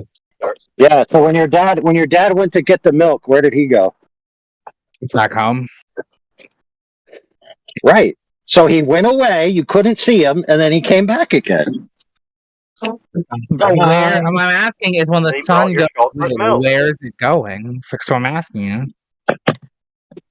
Like if the Earth is flat, shouldn't the sun just hang above the Earth? Because if there's no gravity, the Earth isn't going to be rotating around the sun like a satellite. Why are you pretending that you need evidence all of a sudden? You weren't given any evidence for the globe, and you believed that fine. I was given lots of evidence for the Oh, globe what growing evidence up. were you given? What evidence We were you watched the given? moon landing. We learned about curvature. Like it's like 5th grade shit. I actually So probably they showed you videos on a TV. The curvature of the Earth. They showed you videos on a TV. Is that it? Yeah. Yeah, and then we read They about it. measured the curvature of the Earth to derive the radius value. Derive the something that they radius taught in of the school. Earth. The Earth does have a radius. Do I know it off the top of my head? No. How is that determined, though? So they didn't give you any evidence. So for the do you know how like spheres exist? Yeah, and I'm trying to ask you how they derive the radius value, but you don't want to talk about that. You want to talk about, do I know what a sphere is, bruh? Well, yeah. See, it's just the same. It's the same thing as determining the radius. Right. So how sphere. did they determine the radius of the sphere that you live on, allegedly? Right. How did they dig the diameter out, and then they were like, "Oh, half of this distance is the radius." Did they do that? You can just calculate it. Do I know the formula off my head for calculating the diameter of the Earth? No. But that's what they did. Like a theoretical assumption, not a measurement or an A observation. theoretical assumption. Okay, so if the Earth is flat, what's the radius of flat Earth? Why asking me if the Earth is flat? You were trying to explain how. I'm just saying, like you're just saying, if the Earth is flat. Yeah, you're fumbling. You want to talk about something else. You were telling us the evidence for the globe that they gave you. You said they showed you a video on TV. What else? Yeah, we did. We watched. But watched more videos simple. on TV. What? Yeah. Have you never seen like have you never seen like a rocket launch? You've never actually seen that in person? You watch videos of rocket launches on TV. Is that what you're saying? And then I saw a rocket launch when I went to Cape Canaveral. Oh wow! So you saw a rocket go up and then come back down. We never saw it come back down. Dude, I saw a rocket launch out of my turret. Yeah, we've seen rocket launches as well, but we're looking for the evidence that they gave you that the Earth was a ball, not that they can fire bits of metal into the sky. Yeah, specifically a curvature measurement, so that they can validate the radius. When and instead of talking about the curvature, go into space, we're talking about we saw that the camera footage that the Earth all was over the a sky. big globe. That's how we knew.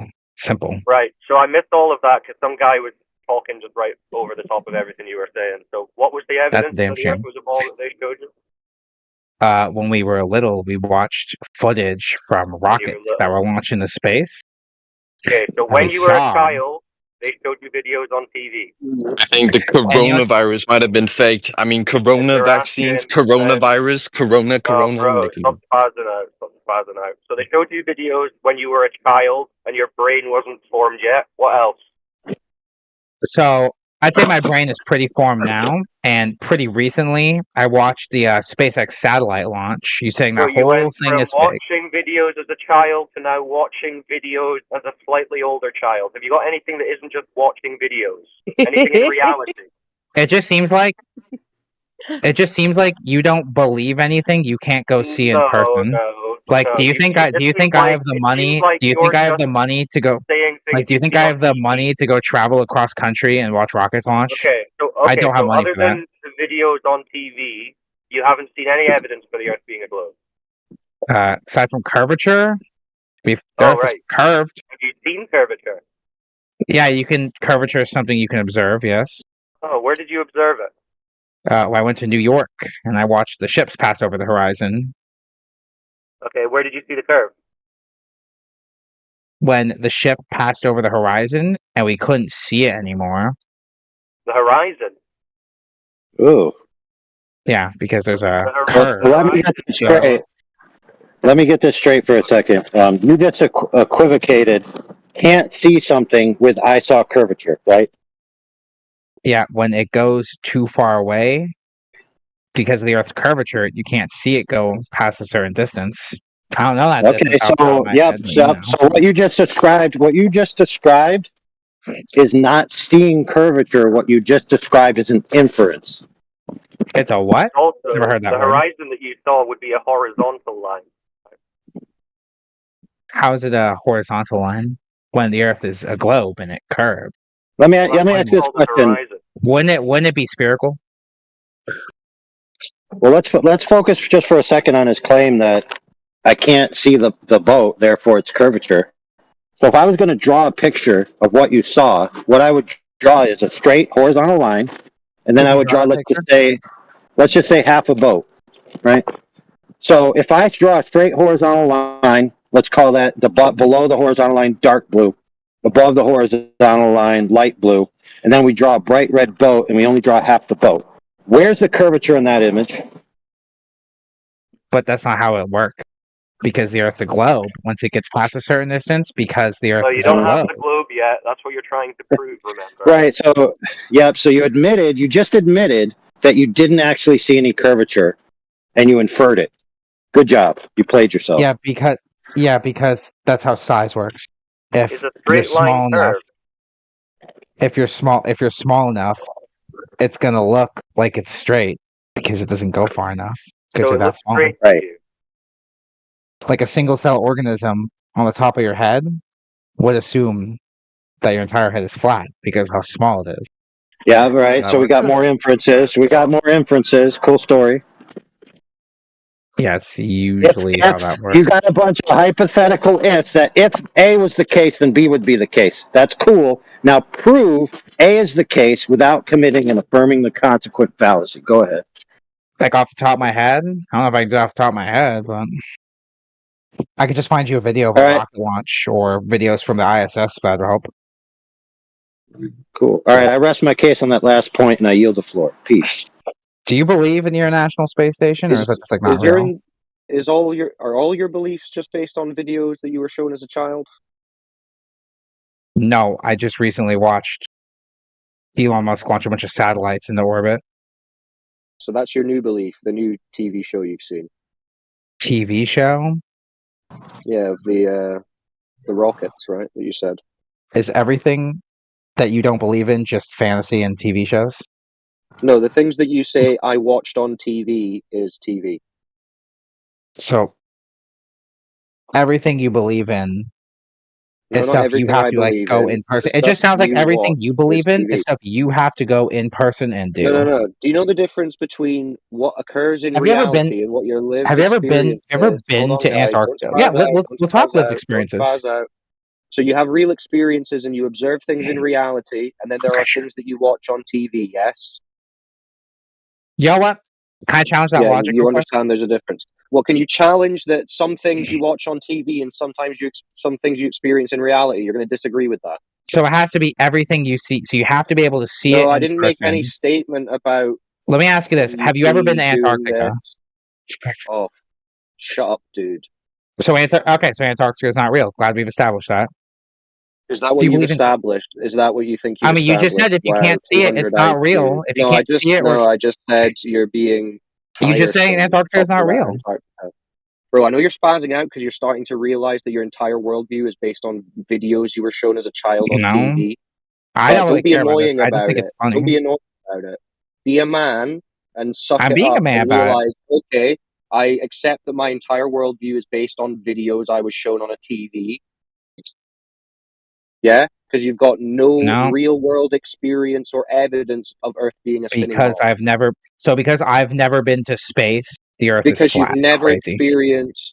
experienced a spinning ball. So, Earth. Do you know according to the globe model? Do you know according to the globe model they tell you? Do you know according to the globe model they tell you that you will only ever experience a flat, motionless Earth? Do you know that?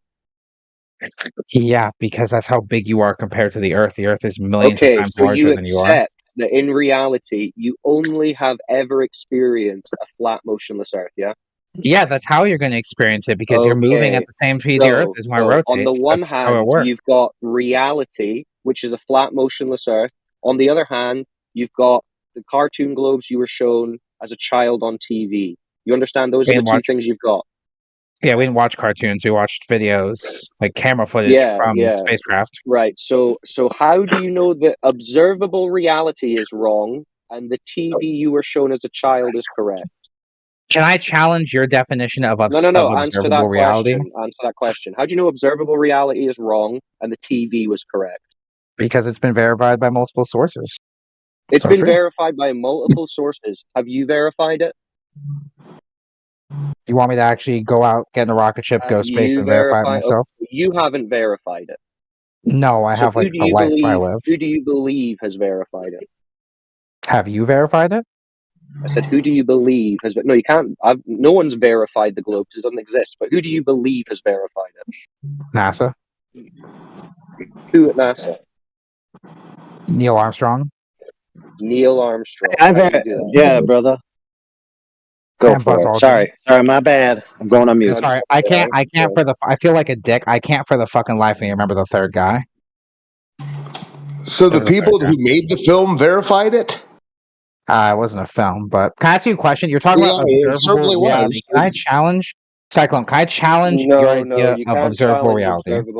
No, you can't challenge observable reality. But only you can challenge it. So only you can challenge it. Observable reality. I accept. Right, but I think you're wrong, though. I asked you if you understand that they tell you that you'll only ever experience. Let me ask you this. Let me ask you. So if you can't observe and experience something, then it's not real, right? No. Don't be. That's the logic you just. That's the logic you just thrown at me.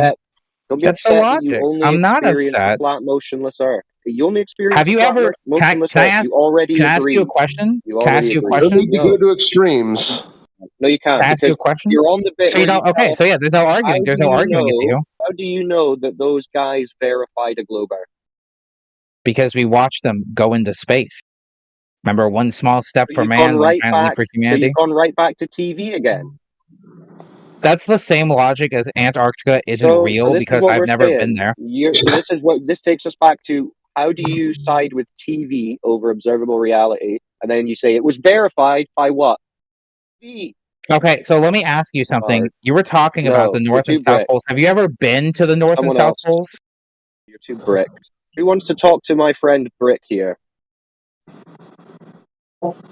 I'm just saying your logic doesn't make any sense. Like your logic is you're projecting.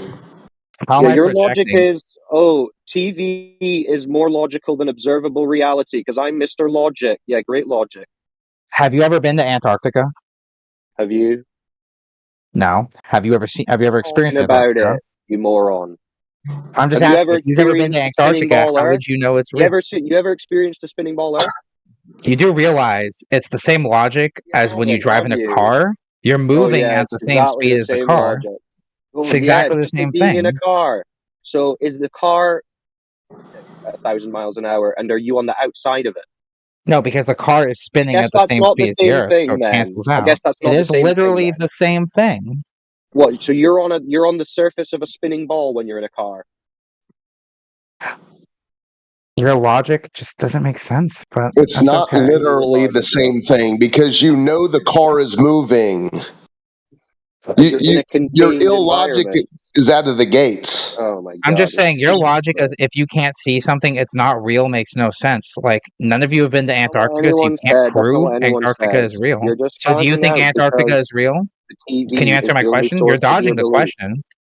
Do you No. believe in Antarctica? Hey, do you believe No, in Dragon I'm Ball not Z? here. You think Dragon Ball Goku is real? Yeah, shut up.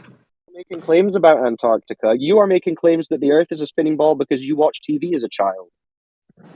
Yeah, but every time I talk about things I've actually experienced, you just say, "Oh no, that's not real." Well, you already You're agreed. just No, being you lied already to. agreed with me that you only experience a flat, motionless Earth, which I agree with you. That is all you experience.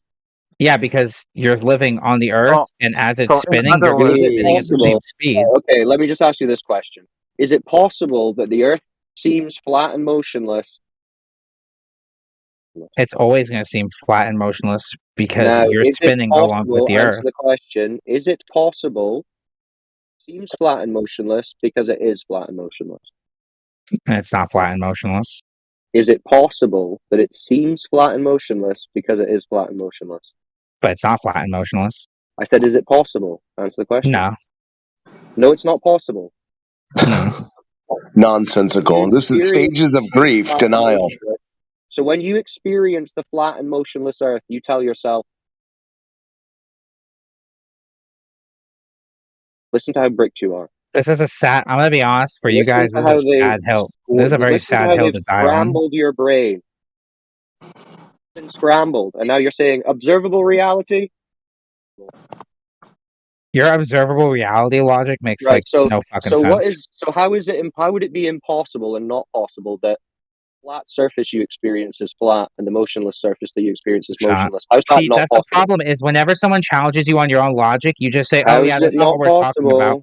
I've How is it not challenged you on your possible? retarded logic, and then you've just shut down. No. I just asked you the question. How is it not possible? You won't let me You won't let me challenge you on your logic, so there's no discussing things with you. Let's tell me. How is it not possible? Because we're rotating at the same speed the Earth is rotating.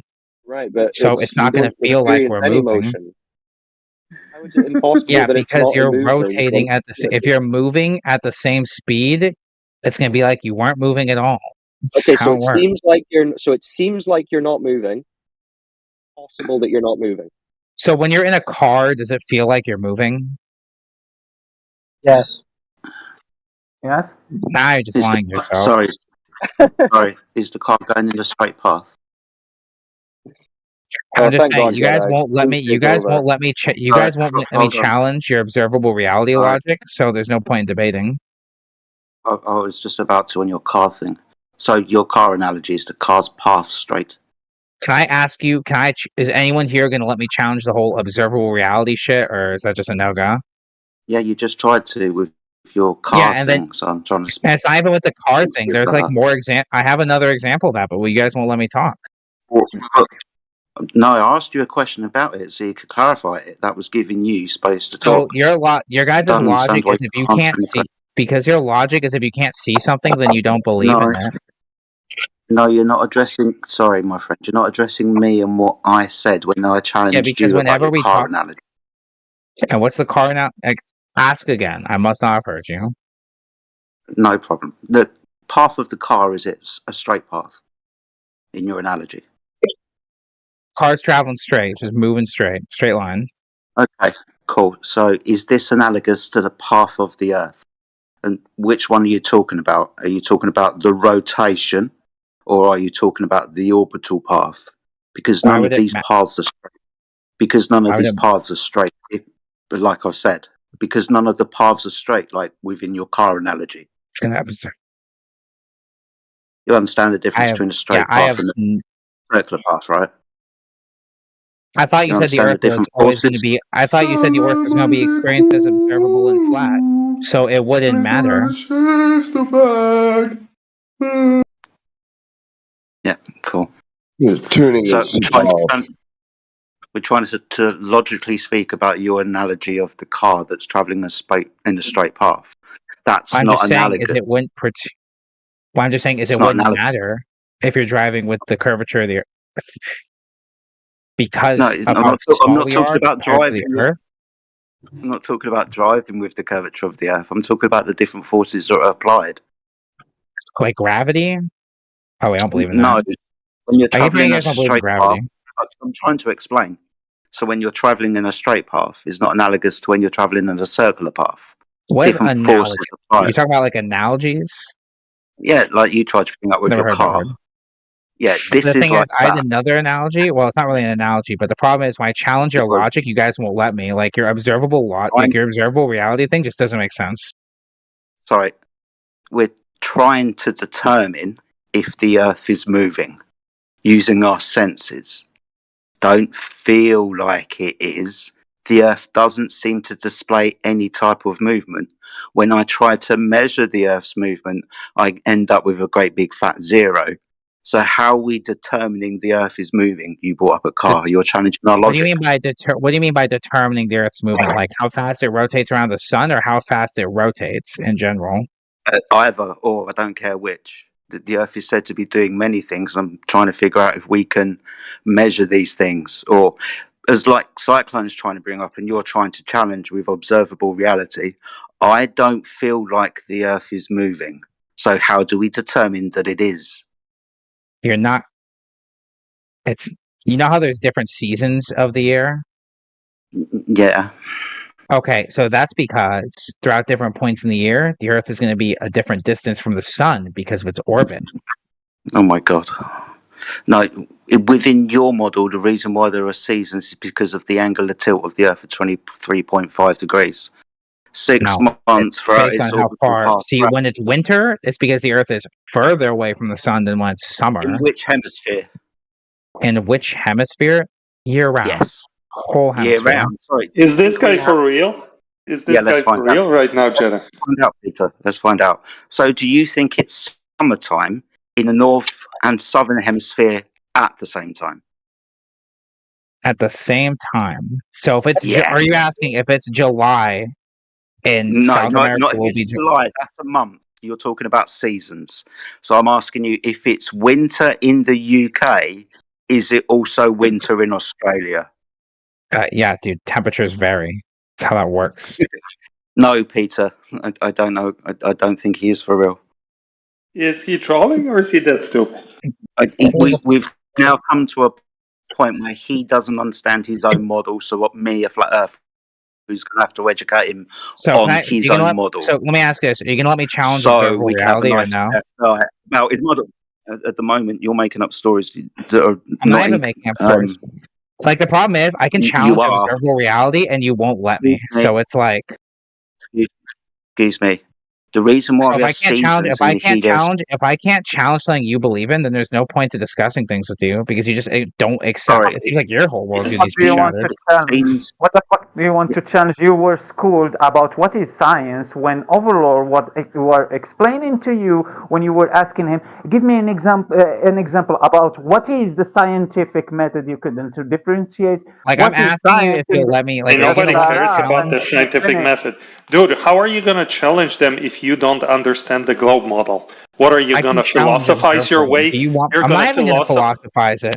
But their logic is if they can't see something. Like their logic. You've been talking for like an hour. Just chill for a second. So how can you challenge their view and defend the globe model if you yourself do not understand the globe model? Are you going to use the globe model? Because I haven't fully dedicated my life to understanding the globe. That's okay. That's okay. But how can you want me? engage? Have you dedicated your full life to understanding flat? No, I haven't. But just wait 1 second. So, by your own admission, you're relatively new to the cosmological model involving the Earth, right? Relatively new. Now you're going to engage in a conversation with a bunch of guys who spent like years, I don't want to be mean to them, saying that the Earth is flat, okay? So now you're going to lose because all you have is this philosophy of like, oh, I want to talk about observable reality. You couldn't even explain how seasons work on the globe. And you used it as an argument. You said, my argument is seasons. Then Jedi, who has done this like 1,000 times this week alone, he goes, okay, so how does it work? And you're like, oh, it's the distance from the sun. And then you couldn't even understand what he asked you about, there being summer in the UK and Australia at the same time, which is obviously not the case. He ran away and put up. And You can breathe now, fucking mate. You idiot. can breathe. Oh my He god. ran Okay, away. thank you. Thank you. Thank you. Peter, thank you so much. I really appreciate that. Finally got someone to run him off. Yeah, that guy was a real lady killer. You could tell. Yeah, And now somebody run Peter off. What's that, Flatsy? Said now somebody run Peter off. I'll run myself off because you guys are kind of boring when you talk about flat Earth. Hey, I All right. did. This guy. But for all of you here, though, this guy that just came in, he's bringing absolutely nothing new. He has throated every bit of it without challenging anything. Roted? That's very stupid. Isn't that what they always do? Well, no, they want to throat anything No, they I can. wasn't talking to you. I was talking to. Well, I don't to the care other guy. because you're not American, so I don't have to worry about you. Entitlement, Russell. I don't have to. I'm just saying he's believed it all. Sorry, guys. He believes every bit of it. If you ask him if he's challenged anything, he'd probably say no. If he's told something, he just accepts it. Yo, Roto, it's not the fact that Rodox, you'd accept it too. I'm trying to talk. Gonna have to So it's not the fact that he didn't come with something new. No, he went with something new. It's just today that he learned what is science and what are the steps of the scientific method. Hey, and what is the scientific method? Shut up! I'm not done yet talking yet. So, what? Even grasp what is the difference between science and pseudoscience. So it's just a new information for him. But yeah, he didn't come with anything new. He took something new. Okay, Tiffany seems to really want to get in here. So, Tiffany, what do you think the Earth is? Did Why did you the ask the question asshole about? that keeps muting me every discourse? Whoa. Wow. 2 seconds, guys. So I actually unmuted you. I didn't mute you.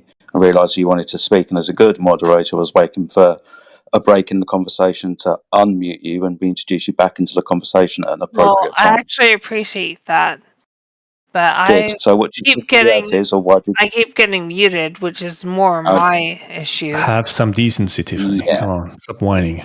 That's not what She's decency drunk. means. You're very She's stupid. intoxicated. You're being very rude. now? It's probably because you keep interrupted there, Tiffany. No, he What you got, interrupted Tiff? me just now. He interrupted me. I'm not interested. I'm not interested in who did what now. I just want to continue the conversation. You asked a question about the scientific method. What was it? No, I was asking if he could express what the scientific method entailed, but can he actually tell us? That's all I was asking. Let's see if Sure he you can. can. Okay, let's do that then. Alright, ask him. It's your question. No, I asked him to express what the scientific method is. That was the question. Who are you asking? Necros. The guy was responding to. No problem. I can tell you what is the scientific method. Go ahead. The method. I wasn't talking to you. I was. The steps that you have to follow to just prove the cause and the effect of the phenomena that you have underhand. And those steps are just described like that. So I will go with the simple You're one. saying nothing. There is This some- is really Yeah, just can you stop interrupting? Thank you. Listen, I'm sorry I'm interrupting someone who doesn't know what they're talking about. My apologies. Yeah, he does know what he's talking about, Tiff. Really? Does he? Yeah, that's right. But you don't want to listen, do you? Yeah. Alright. You don't want to hear it. You don't want to hear it because you know what scientific method is talked about daily around here. And Daily? you haven't. No, So Tiffany, with you haven't gone your out for accent. yourself. You can't. There's You no can't answer your science own is coming questions, from your place. Tiffany. Let me tell Guys, you. you guys know are what the arguing with the scientific drunk method is, person. Tiffany? Don't worry about it. Don't worry about it. No, Yeah, I we can do. hear that. Do you know what it is, Tiffany? But you don't. What is the scientific method, How about Tiffany? this? Can So you there tell is me? no problem for me. If you are Let's do just the this. only one who doesn't understand, Let's I can break it keep down. explaining How about because you are this? just the one. You should take a You are nap. the only really. one not understanding. You- So the you- scientific method you is girls, the method can that you we apply. If you just want to understand what is the scientific method, I'd be glad to explain it to you and just to. Nah, it's all good, Necros. Sit down, mate. It's all good. It's all good. You need to go on a detox, Tiffany. Hey, since you guys pretend that you have penises, can you tell me what tax cuts are? You want to talk about personal parts, yeah, private parts. Well, no. You're dumb, Yeah, and that yeah. represents your. What the heck? So, can you tell me what tax cuts are? I've had enough. Tiff, Can you please leave your what do you want to know? degeneracy off of this VC? We're not interested in that. Thank you, Blatty. In this channel. I like how people dumber than I am. Can you leave? Oh, really? Not many. Well, no. Maybe you're smarter than me. Maybe you're right. Can you tell me what? Can you tell me what tax cuts are? Any of you? Hey, you should take a nap. Channel. Go take a nap, please. Tiffany. I have people telling me to sleep. They're not telling me what tax cuts are. Look. You know you're on Twitch right now, right? In this room. Right. The third time. You robot Jedi. You got any other fascinating questions? She's really killing the mood. You do know that I'm just going to mute you in a minute and remove you from the conversation, right? That's fine. Mute me. This is still going to be good stuff for my Discord channel. Oh yeah. Take another drink and tell us about it. Yeah, what's it called? Lost in the bottle? Yeah, listen, none of you can tell me what a fucking tax cut is. Don't matter. Okay, Tiffany. If you wish to talk about tax issues, please go and see your accountant. In this room, we discuss. A channel called Watch Me Make a Fool Out of Myself? Well, we could do that too, but yeah. Maddox. In this channel, probably flat Earth is the discussion, or if you've got proof of curvature, that would be awesome. Maddox, you're not as intelligent as I am. Hey, Tiffany, if hey, you're I lucky... might be intelligent, but I'm going to do you a favor. Tiffany, if be you're lucky, quiet, please. if you're lucky, the moderators will make you be quiet, and then you furthermore won't embarrass yourself.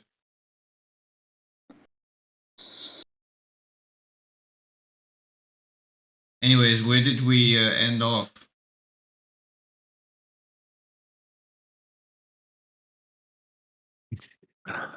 Yeah. We really didn't end up anywhere, you know. A lot of secular textbook stuff. It's already been talked about, you know.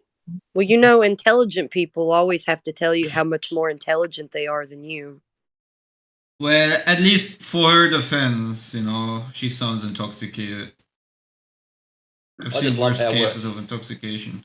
Our intelligence levels were all governed by our accents. I was hoping I was going to be the most intelligent person in the room then, by her standards. I knew it wasn't going to be me. No, because you're not American. You're not American, so no. You don't have to. Golly.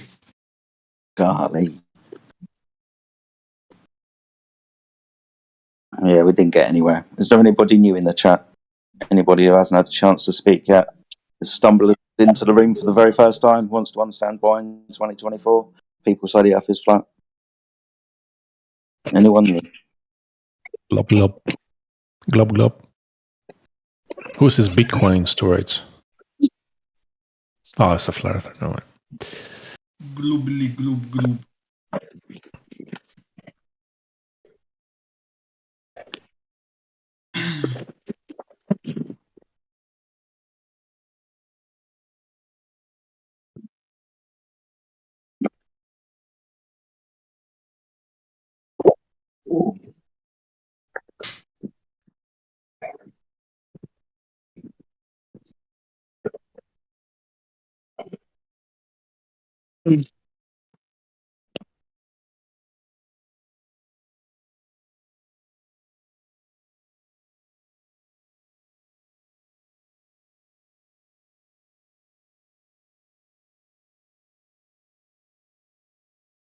Funny how we'd all rather sit here in silence than speak to a drunk woman. Well done, Tiffany.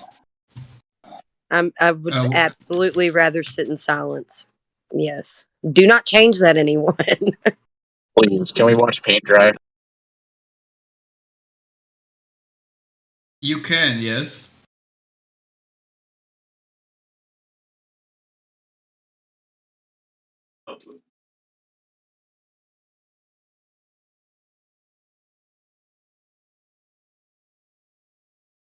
That's strange. I've sung that exact song today when I was shopping in the supermarket. Did you hear a quasar with the awimbo?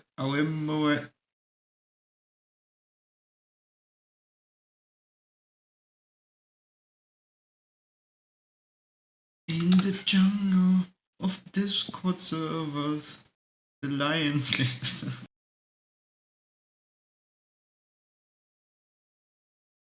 The Glober sleeps tonight. And It's bad out there, guys. It's like what Sticky Fingers was bringing in here. You know, how old is that stuff? Talking about do you feel a car move? I mean, that is so secular and old. It gets me. They keep coming in with. I guess it can't really change what they can bring to the table, but it's very old at this point. You know, asking him about curvature, and you know what the textbook response is going to be is the ship going over the horizon, not the left to right aspect of the horizon, but the ship going over. That's what they were told to say.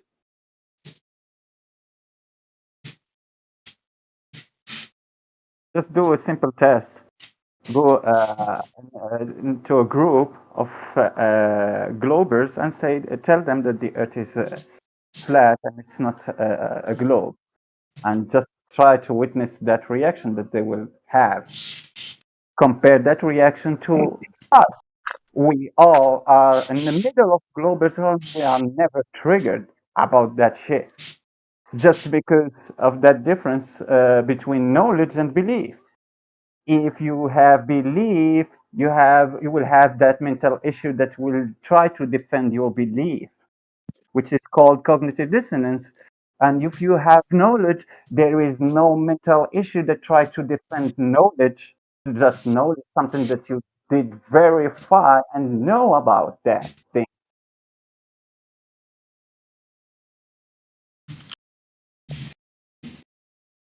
I think skepticism is a must with all information, or you sound like Sticky Fingers. If you're not a skeptic and you don't find things out, just quick little frame here, right? So Elon supposedly landed this rocket vertically. Okay, there's a clip. This rocket landing vertically, right? Mm-hmm. He was asked, can Russia do this? No. Can China do this? No. Can any other country do this? No. You know, Elon, can you do this? He didn't say this, but no, Elon can't do this either. Rockets don't land vertically, do they? But here's a video. Somebody like Sticky Fingers sees that. He's like, oh, look, Elon landed a rocket vertically. Hey, bro, I'm sorry, man, but your arguments about, how do you know rockets go into space, at least they hold some water, because it's true that I cannot go fly into space and watch a rocket, But you, same argument for something that thousands of people go and witness with their own eyeballs. No, they it's don't. just ridiculous. No. Listen. Who witnessed? You may be far gone. You may be far gone. Okay, but any person can go and witness that and observe it. Cannot. It happens on Earth. No, the rocket landing. Oh, you know what? Fuck off. Fuck. You're fuck sick. you, Peter. Fuck you, Peter. Get the fuck out of here. Oh. Why are you attacking each other? Slap your ass with a wet fish, boy. No, Peter, no one can witness a rocket landing vertically. No one gathered for that. Pete. Yeah, you can see them take off. Yeah. Sorry, I actually am a bit too stupid to understand that at the moment. Didn't click for me. What is the issue? I don't get it. Like, why is Peter so upset? He's emotionally invested. What else? Because you guys are going full retard. Like you're applying. You think your argument that you use for one case, which at least holds some water. I'm giving you shut up. I'm giving you some credit here. Personally, man, who are you? When you grill Globers, baby glurfs, that like, ooh, did you see a rocket in the vacuum of space? Well, that's a good argument by you, because the Glober has to say no, right? He cannot physically go there and like watch the rocket zip around. But then you get carried. Just give me 16 more seconds. Then you guys get carried away and you go like, rockets are impossible. Therefore, landing of a rocket on the ground is also impossible just because it's a rocket, even though you can go there and you can see it. You're starting to sound like the last guy, Sticky Fingers. Yeah, exactly. Crazy. I think we broke Peter. Wait, Peter, have you ever seen a rocket crying in inside. space? No. My globe. Peter, have you ever seen a rocket in space? Peter, you want to stop hanging around with all those morons on X? Never. It's frying your Have you brain. ever seen a rocket land? No, I didn't. Can they? But if I were a truth seeker, suspecting that there's a humongous conspiracy to trick, I said, suspecting that there's a huge, conspiracy being perpetrated on us, I would have gone and witnessed a rocket take off and land. You would have. Peter, are you under the assumption that rockets can land vertically? Yes, I am under that assumption. Okay. See, that's your underdevelopment at work right there. Of course. I haven't done all the research that you have done into these matters. Ooh. And I have a feeling that's about to change because you will explain it to me. Yes. Go ahead. I will go on mute. Aerodynamically impossible.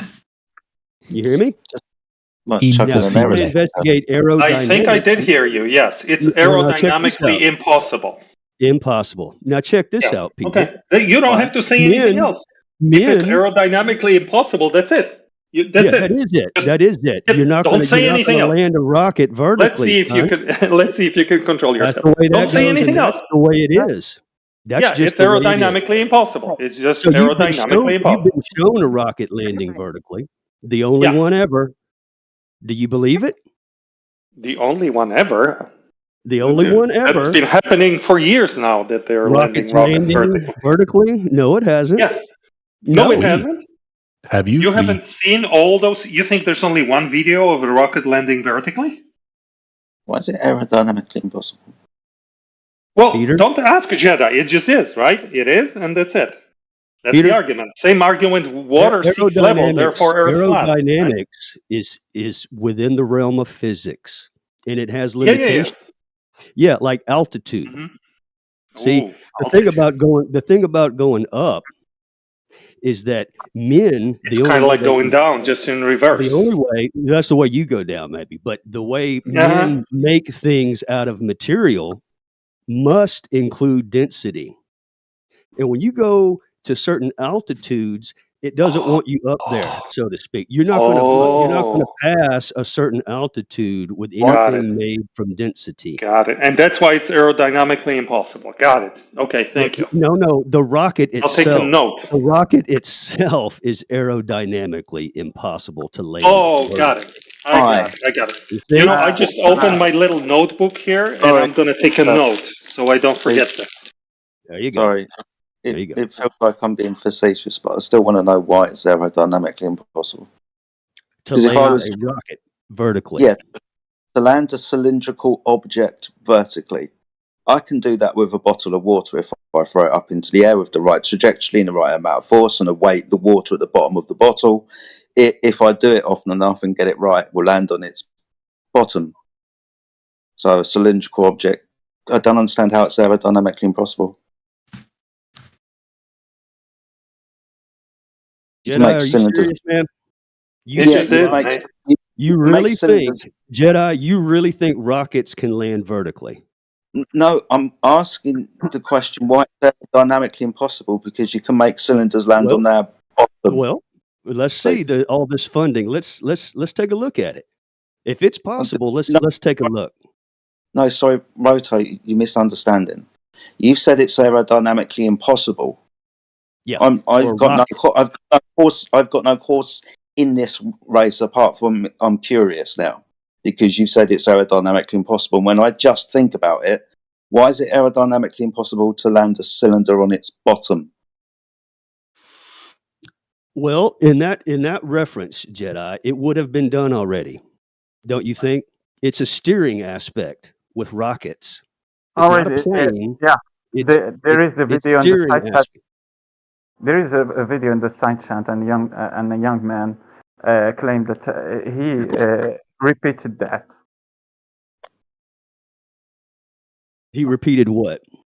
Landing a rocket. So you've got something where a rocket lands vertically? I'm sorry? You're saying rockets land vertically, right? I'm not claiming that it's impossible. I'm just showing, for example, a video of a young man showing that he could repeat that. What do you use? That it's not only Elon Musk that can do that. So how did he can do that? How did he steer it? Here, the video with all the details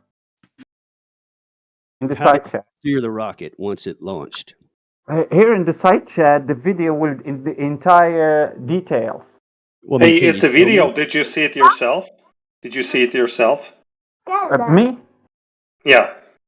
Yeah. Were you there? Were you there? Not the video. Were you there where he landed the rocket? No. Oh, okay. So it's inadmissible. Inadmissible. I'm sorry. But let's dig in though, Necros. So you watched the video. I don't want to watch it right now, but I'll check it out. So what was his steering mechanism? I'm not really interested on the topic. That's why I never digged on what they use to steer that thing. I think the SpaceX one is using flaps. But rockets are aerodynamically much like a missile. Yeah. So that's cylinders. They have a trajectory, an arc. Yeah. That's the way they're meant to fly. Yeah, so that's going in arc and then turn up and then come down straight. That's not what they're meant to do. Yeah, rockets don't fly. So rockets were invented to blow shit up, and the ordnance, the warhead was at the front. So the rocket would take off vertically or at an angle, and it would be the top of it that would be the important bit, which would land on the floor. Yeah, we get that. Now, after many years of developing this technology, they've come up with a steering mechanism where you can shoot something up into the sky and it'll come back down pretty much the same way that it started. It's the claim that you made that it's aerodynamically impossible. you've yet to substantiate. I'd love to see it. I'd love to see You it. can see it. There are tens of videos showing rockets being landed on their ass. Yeah, I'm not talking about Elon Musk. Well, then look at the other video that your friend here gave you. The principle is very simple. It's very simple. What's the steering mechanism? Okay, I'll tell you. There's only one way. It is thrust vectoring. You're basically adding more power whichever way the rocket will want to lean, because it is not an aerodynamically stable object. It's not an airplane that is aerodynamically stable. So whichever way it wants to lean, you counter that with thrust on that side. And this is how an F-35 lands, or the British Harrier lands, right? It is not aerodynamically stable when it's stationary, when it's hovering. A Harrier is a Shut up for a different second. animal. Shut up, you idiot. You just want to hear your own voice. So it's not aerodynamically stable, and you use thrust, differential thrust, to stabilize it. Watch You're any... an idiot, Peter. I know. If you're comparing watch a any Harrier, vertical takeoff, vertical landing airplane. To a rocket, it's the same problem, you moron. It's the same problem. It's a different shape. The Harrier is a plane. Oh, shut up. It's not flying when it's landing, is it? It's not flying. It's not generating lift. It's not generating lift. It is stationary. The air is not flowing over the wings. Different than it is not flying. It is not flying. Clay knows it. Clay's a simulator pilot. He knows what I'm talking about. Welcome to Flat Earth, man. It is stationary. It's not generating lift. It is not flying. It's just like a big brick. Right, Peter? It's a big hunk of metal that's hovering in the air because there are jets, thrusts being applied vertically, and it's balancing it constantly. The computer is calculating how to add or remove thrust on each side. This is exactly how a rocket lands. Thank you very much. Now go spiral about it. You don't know like the movement of when you inflate a balloon and you release it, that nozzle with direction where that nozzle is facing. Bro, you're like a child who wanders in the middle of the movie. You don't know what you're talking about. Thank you. No, I just want to understand, wouldn't it be the direction of the nozzle and where that nozzle is facing, so that thrust will just turn that... Listen, here's the meta point before I go, okay? So, you guys don't like rockets because of space. I get it. But you need to think how you control yourself and you don't run away into madness screaming that things that can happen on Earth within the atmosphere that have nothing to do with the shape of the Earth, nothing to do with cosmology, nothing to do with the vacuum of space, taking a cylinder, like Jedi said, a metal cylinder, and applying thrust to it so it can go up and it can go down. Once you start denying that, a very observable thing that you can even reproduce. Once you start denying that, you have drifted so far. Peter, before you get your panties in a bunch. Why? I'm just going to leave, and you can spiral. Before they started landing backwards. Sure. Because it's difficult. It is difficult to take a big hunk of metal and control it and stabilize it. This is also why very few airplanes can vertically take off and land. Most airplanes cannot because it's complex, it's difficult. That's why. The heck are you talking about? I didn't deny what you said, and you just didn't understand me, and I didn't deny that. And just you're just a dummy. Okay, see you later. Now go spiral and have your little retard fest here. Yelling about wrong. Bye-bye. It's completely stupid. I didn't understand any shit from what I said. I didn't deny anything. I didn't say that he was wrong. He's projecting and is not listening. That's the issue. I give this a simple example. The nozzle of the balloon, when it faces, so that gas that is rushing out from that nozzle, it will push against the medium, and it will direct that balloon. That's why you see that balloon going left, right, up, down, left, right, up, down, till it's just completely empty of that gas pressure. That's the exact same thing. So that nozzle, with its face, it will just push the direction of that balloon. Like with the jet, where you have that extractor or that nozzle in the back of the jet. Some jets have that nozzle that can turn, that can change its angle, so it can help the plane change direction.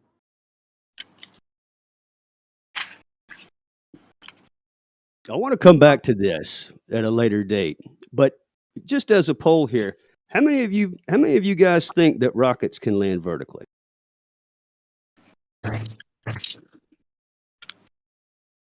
I've never landed a rocket vertically. Yeah, but how many of you think that's a possibility? What's aerodynamics. What's the relevance of it with the shape of the Earth? It's not relevant. It's just, Okay. it was just a side topic with some other people that were in here earlier.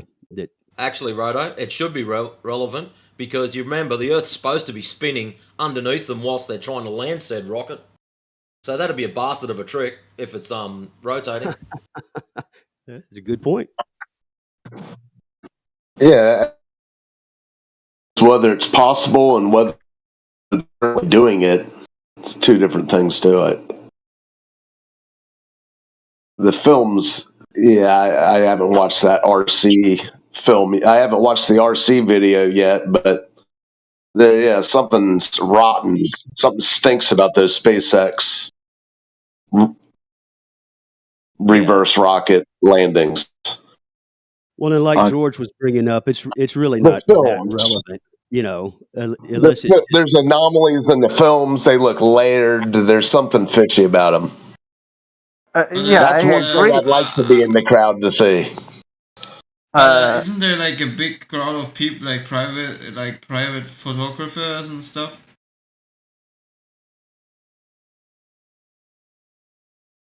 Hello? What's the question? Isn't there a big group of private photographers and stuff? I don't know. Everything looks pretty packaged by the same group. All the stuff that came out 2 weeks ago. The arms catching it one.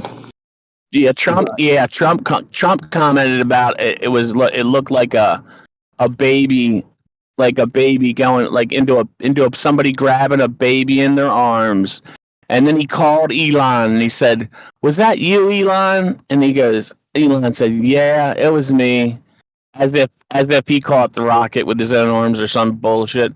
Well, then he was like, "Can anybody else do that, Elon?" He goes, "No." "Can Russia do that?" "No." I'm just thinking, like, man, freaking what?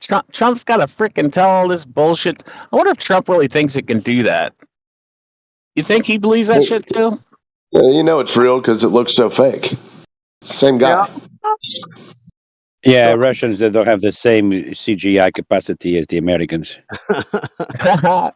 Trump, open up them trampoline stores, Trump. Anybody remember that black girl all pissed off telling Trump to open up the trampoline stores back during the coup? For me personally, it would be more. Argue, yeah, go ahead, man. Go ahead. I would argue to that about those things moving in outer space, in that fantastic, stupid outer space. But no, I wouldn't argue with them about landing a rocket here on the atmosphere using thrusters that can push on air and that can push also against that land that is under it, so it can change its direction. That's something that is I can't tell them that it's impossible, because it can change direction, so maybe it's possible. One of the big differences. It's more credible if they would tell us that they can land vertical with a parachute. Yeah. Well, the glaring difference here, Necros, is that one craft is manned and the other is not. The Harrier is manned. Okay. Yeah. There's a pilot. You're talking about now. If you're talking about a rocket, right? Yeah, Now, that's the you're story. talking about- That's also a story. It can be a rocket that is controlled. So that nozzle, the direction that nozzle of the rocket is facing, it can be controlled by someone. That's how it's being controlled, right? Doesn't Like a drone. It's a claim that it's aerodynamically impossible. And I'm sorry, Roto. I've got loads of respect for you, man, but I'm still struggling with that claim. Yeah, if the majority of the time a pizza will fall on its face, it's already not aerodynamic. Just a pizza. Okay. Well, hearing you, you know what? I'm going to investigate some because this is just at the very least, I guess, interesting. But yeah, I'm going to challenge that you cannot land a rocket vertically. Now, if I'm proven wrong, that's fine. I'm open to that. You can land a bottle vertically. You can land a bottle vertically. The Germans did it, and the Germans did it in a plane, and pretty sure that was in the 40s. But that was a vertical, like it actually landed tail first. If that was real, they said they could they wouldn't have to have any runways and blah blah blah. They could, Well, I would surprise wonder the why. enemy. Blah blah blah. I would wonder why Elon would say that no other country can do this. Because he was If the this first was to done do it. back then. If this has been done so much, why would Elon say that? I wonder. Because he's a salesman. You trust Elon? Sure. But if everybody's been doing it, was if said- everybody's been doing it for Sorry. decades, and we're landing rockets vertically with ease, Well, we've got the technology. That's like you taking a Glober's word at face, right? So I don't know what you're expecting. It's Well, I'm the just claim saying, that it's aerodynamic. either rockets land vertically for decades now, or they don't. It's the claim when you said it's aerodynamically impossible. Yes, I believe Right? It depends, right? We understand that a cylinder. Okay, so the rocket shape, the cylinder shape, is very like one direction along it, not towards it from the side, right? Yeah. So if you were to drop a cylinder that was weighted at the bottom, like some water in the bottom of a tube, it would land where the weight was aerodynamically, like anything would. So aerodynamically, it's very much possible to land a rocket one way or another. Most of Especially the if time, you we do had it with the front. But if you have a way to stabilize it and put weight at the bottom, then it will probably. Yeah. Right, with a helium filled nose cone, you could fake you could actually do it and get a shot of it really happening, but it would only be it'd be kind of hard. It'd be a smaller one. You'd have to have the bottom weighted. It'd have to be weighted really equal. Like Jedi said, just like Jedi said, you can put weight on a rail inside that rocket. Heavy weight on a rail, and you can change that position of that weight. Sometimes, if you want that cylinder to just go horizontally through the air, you will put that weight in the middle. Just adjust it and put it in the middle. You put the weight in the other side, so it will just flip it. What? I want to hear George weigh in on this.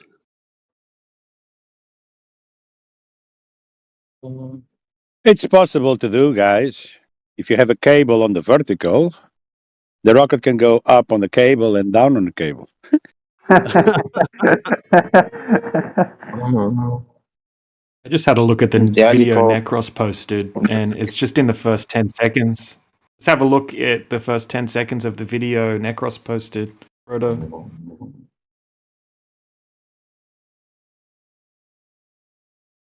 And they should be able to do it in a smaller scale, like toys, before going to the to the big scale. You know what I mean? This is not demonstrable anywhere else. You guys just pointed out only Elon Musk claims to be able to do it. It's not a younger guy. Yeah, someone else did it. They said that it took them, I think was it 3 months or 6 months, but they got it with a smaller. I've seen the video. Why is the Earth flat? Because it's measured like that. Because it's measured. You're right, George. Everything is done in relation to horizontal and vertical. Like there's nothing else. Like it's just that horizontal and vertical. Like everything in the universe? Everything you will do in practicality, in reality, everything you go outside and interact with other matter that will involve a relationship between horizontal and vertical. And nothing else.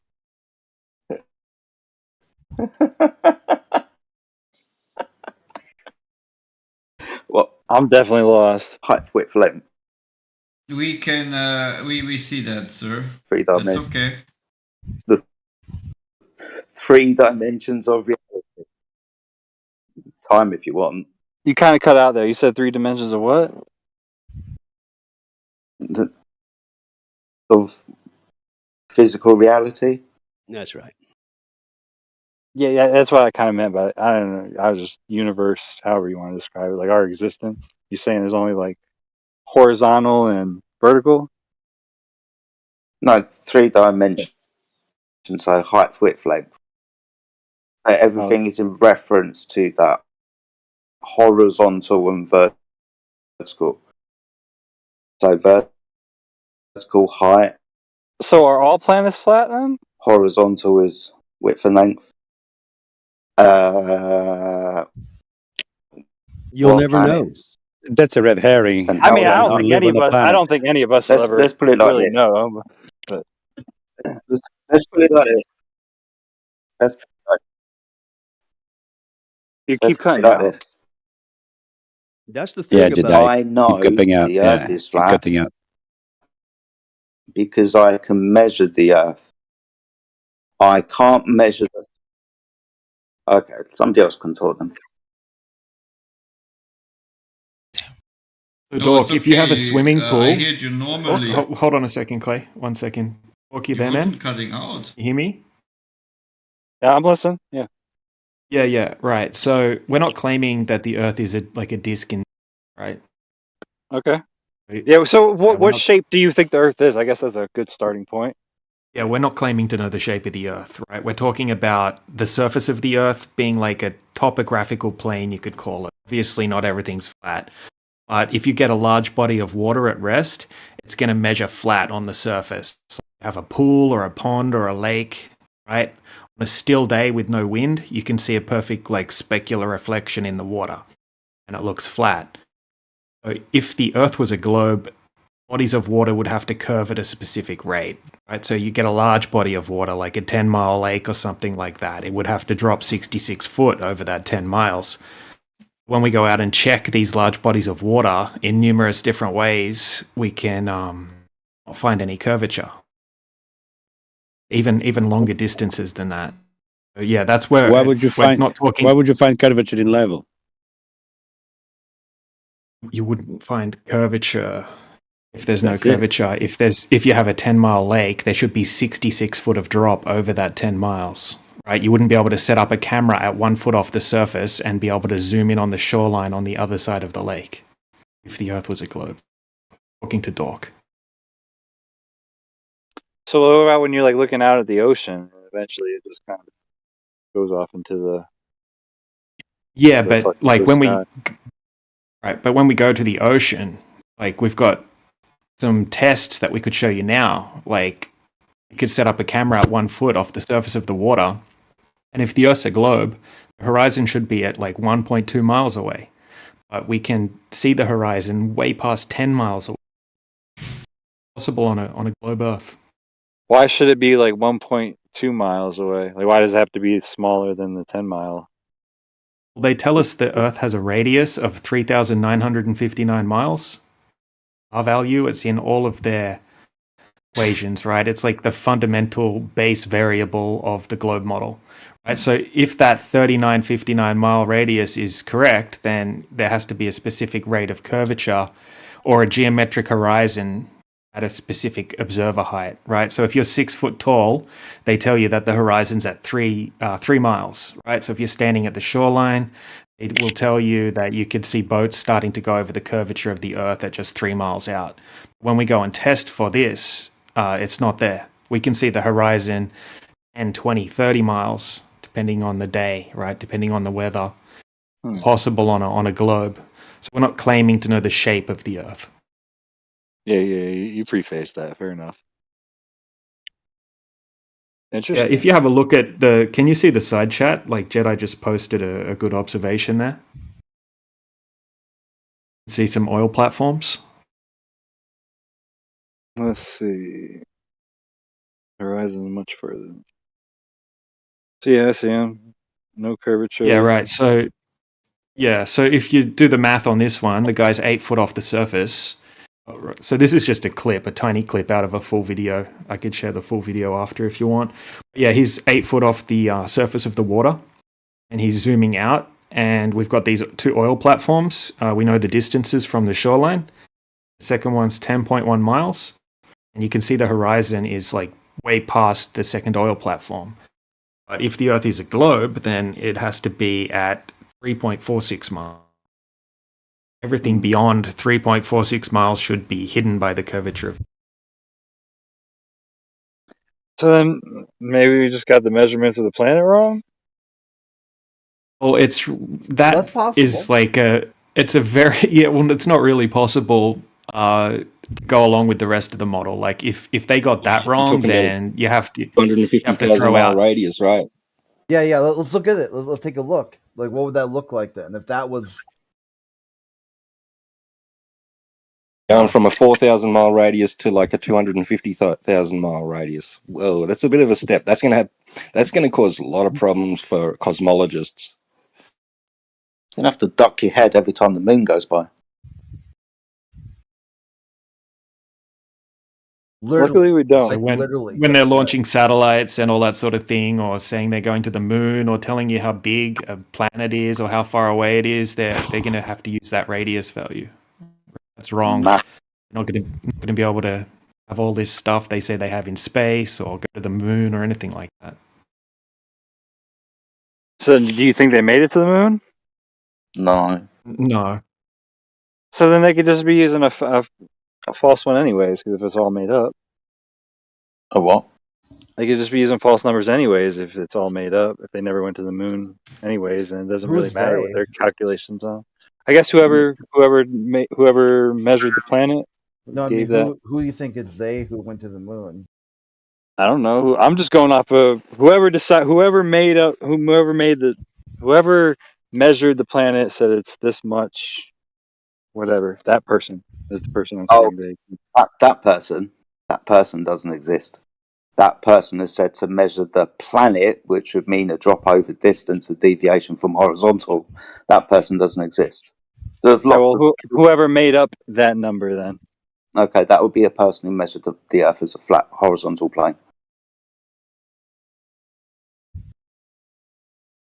Cool. It's because you said the word measurement. That was the only reason. So the way... Yeah, I wasn't sure how to... That's fine. That's fine. It's a good place to start, right? If we want to figure out the shape or the aspects of an object, its surface description, then we measure it. Good point. When we measure the Earth, we measure it flat. There's no one that's measured any curvature over distance. Those that say that they do started with flat Earth measurements. You have to measure the Earth to be flat to even come up with a ball.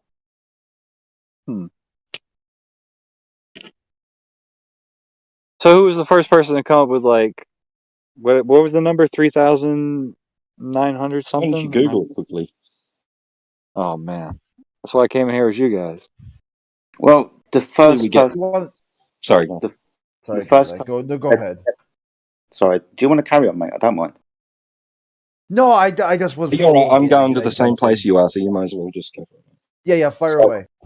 Yeah, so the guy who said to have measured the radius of the Earth, that wasn't a correct measurement. That guy would be Aristosthenes, he used a well and a stick to measure shadow angles.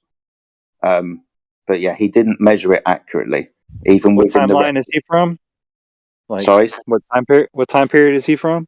over 2,000 years ago, so before Christ. Gotcha. Oh, BC or something. But yeah, continue. I'm still listening. Continue. Oh yeah, no, that was it. Unless T-Dub wanted to say something.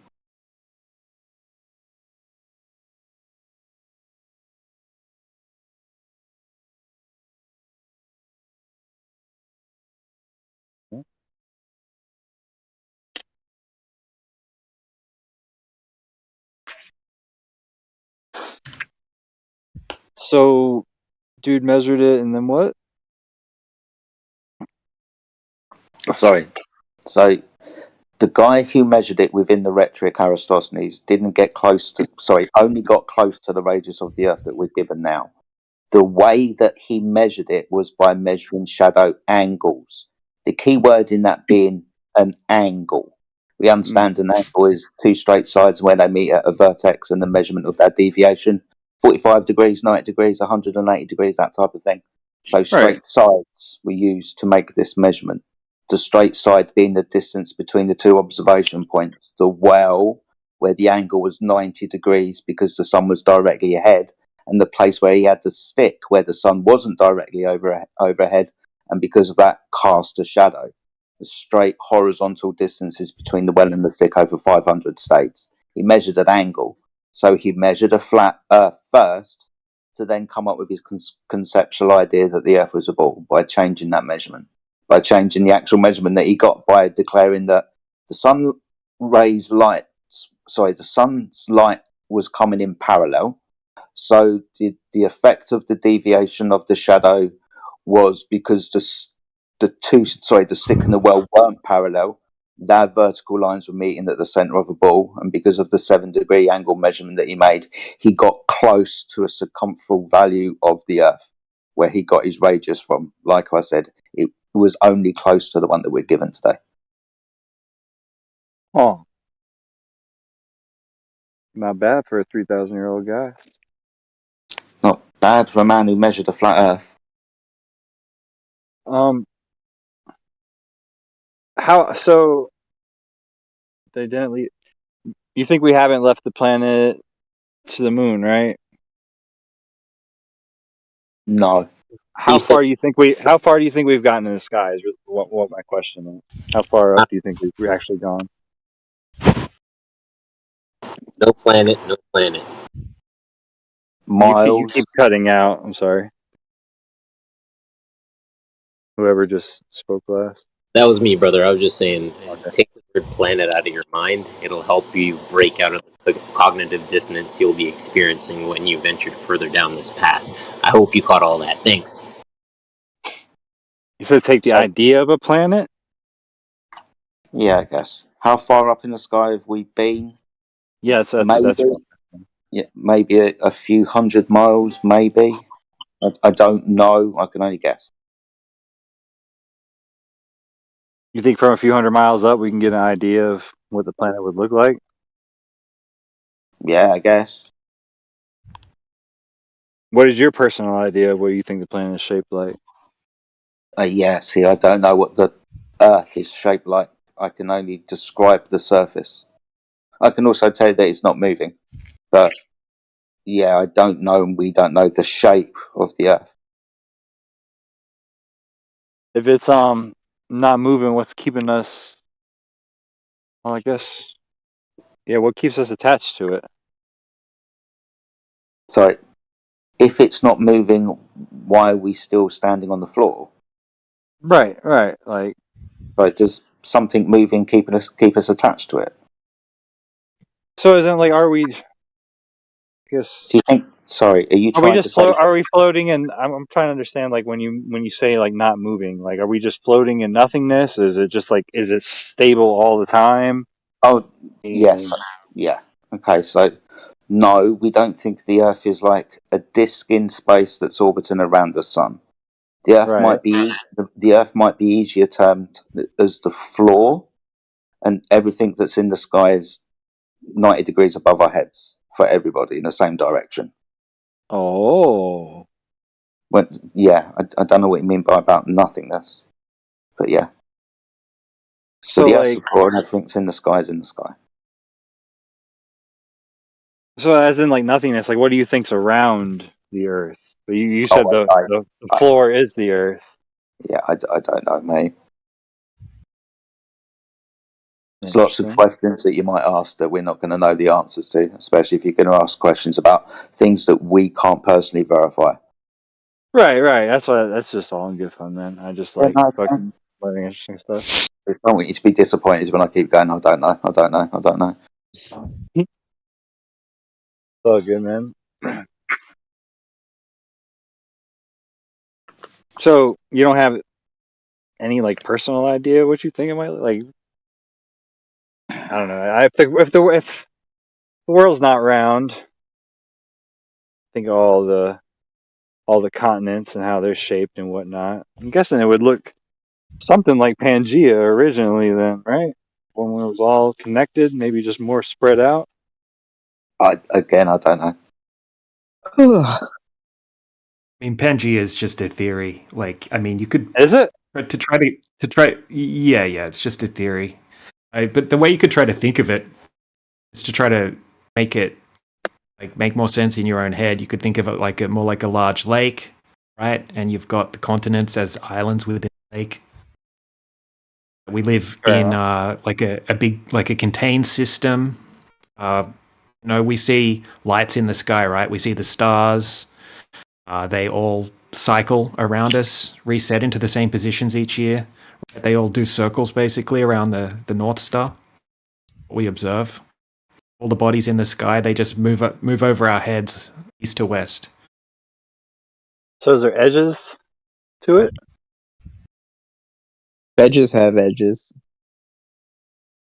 That's deep.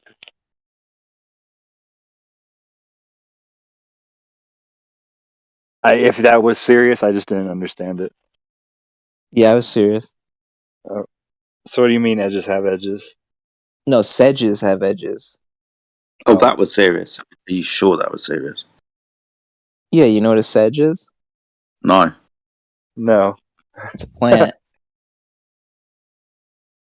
They're superficially resemble grasses, but they're not. Oh, awesome stuff. Yeah. Interesting. Yeah, so Dork, it's pretty logical that there would have to be some kind of edges, right? Because to have a body of water, you need a container.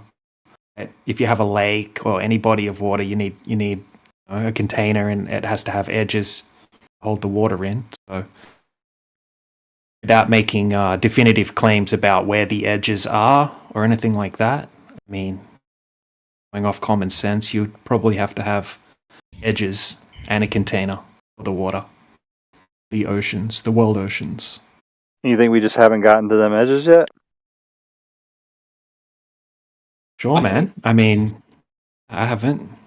I mean, when people have circumnavigated the Earth, right? But when you look into it, you'll find that people have only circumnavigated the Earth east to west, because east and west are circles, right? So that would also work on a flat Earth.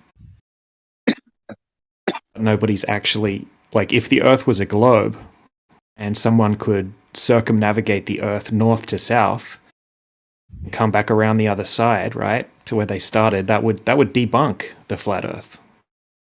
Nobody's ever. You don't think anyone's ever flown a plane north to south? No, there's a couple of so-called north to south circumnavigations that you could look up, but if you actually have a look at the path they took, they kind of came from the north and they went down to like Antarctica, touched down at Antarctica basically, and then jackknifed basically. They basically like did a bit of a U-turn and back up again. If you call that a circumnavigation, technically classify as one, but that would also work on a flat Earth. Nobody's ever gone down and crossed over Antarctica and then come back up around the other side. I don't even know of any claim where they've like parked on one side of Antarctica and said, "I'm going to trudge right across the center, and you're going to pick me up on the other side," right?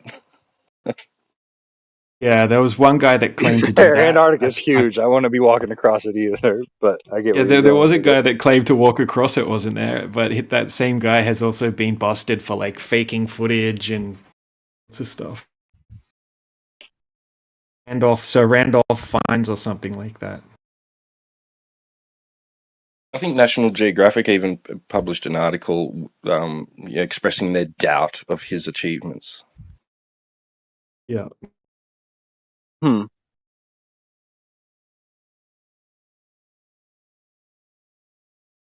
This has been a way more sensible argument than I expected, to be completely honest. Good for you guys.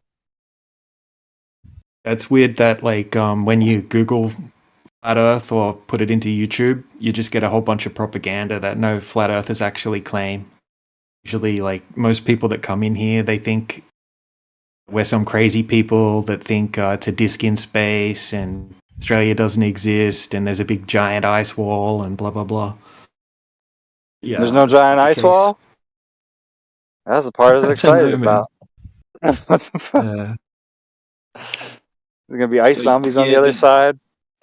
Geologists have termed like certain parts of masses of like ice to be ice shelves or ice walls. Like some of the coastline of Antarctica, they say is like up to 200 feet, just sheer cliffs of ice walls. Right? And then so I think that's a global term. Like they think the Earth is a ball, and they termed the word ice wall. They coined that phrase, right? And then you got some people that thinking, that the flat Earth might be represented somewhat by an azimuthal equidistant north-centered projection, right, of the globe. Like that might be what flat Earth looks like, they say, and which involves Antarctica and not as a continent, but as a surrounding wall of ice that encompasses all the other continents. But nobody has a God's eye view to be able to say that's definitely what it looks like, right? Nobody knows that. That's just speculation. I see hear flat earthers say that. They don't know that, right? I don't know that. I'm not going to be able to stand on that hill, all right, flagging it. I'm not going to go down on that. Fair enough. Do we accept the mapping of the Earth? The what? Mapping. Do I accept mapping? For the flat earthers, do we accept the mapping of the Earth? The mapping of the Earth. I mean, all maps have issues, right? You've got different projections and different types of maps, that all have issues with them.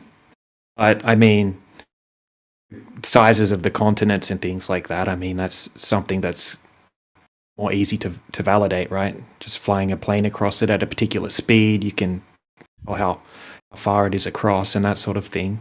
You can map those kinds of things out. The overall layout, not so easy. Not so easy to confirm. So do you think we've got it right now, or? Well, which map are you talking about, man? I mean, if you talk about the Mercator map, you've got Russia looks like it's giant. If and then they tell you, oh, that's not actually the right size. It's actually shrink those continents on the Mercator map down to the right sizes. They're actually way off. You've got other issues with different types of projections. So all maps are flat. All maps have issues. Hard for us to confirm any of them to be correct or correct. Do you think the United States map is accurate in size? I guess? Yeah, I mean that's something people can, that wouldn't require a globe Earth to be able to map out the USA. Flat Earth or a globe Earth. You'll find things that work fine on both. I mean, directions, and you'll find a lot of things are going to be explainable on a flat Earth or a globe Earth. But if you accept the United States and then maybe each individual country, can't you come to some bigger map? Roughly. And does flat Earth work? If that's the case? Why not? All maps are flat.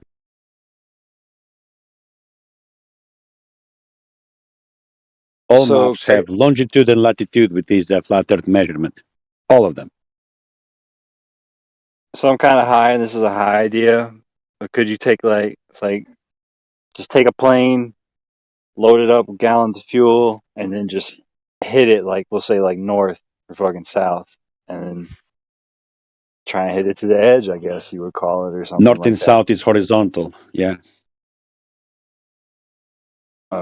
You're not allowed to just freely go to the south, right? You're not allowed to go to Antarctica freely. If you go south, there's a limit. You're not allowed to go past 60th degree south without some crazy permit. Oh. Yeah, it's called if you look up the Antarctic Treaty, it was created in the late 40s, and since then nobody can freely explore Antarctica. So what about north then? I think there's restrictions in the north as well. Yep. Polar bears and penguins, you shouldn't mess around. Could you just hit it as far east as possible then? Well, east and west are just circles. East and west are just circles around the north, right? So just hypothetically, just think in your head, just say you were just 1,000 kilometers from the North Pole and you want to go east, you'll just go around the North Pole, come back to the same spot again in a circle. The east and west is circle. So then it's kind of even on a globe Earth. Then it's kind of like a cylinder shape? With that? No. It just works the same on a globe. You got think about if you had a round table, put a magnet in the center of the table, had a compass, you wanted to go east and stay going east or west, you would have to keep adjusting. Just say you're going east, you would have to keep adjusting to the left to stay east. And you'll go around in a perfect circle and come back. Be circling east. East and west are circles. Have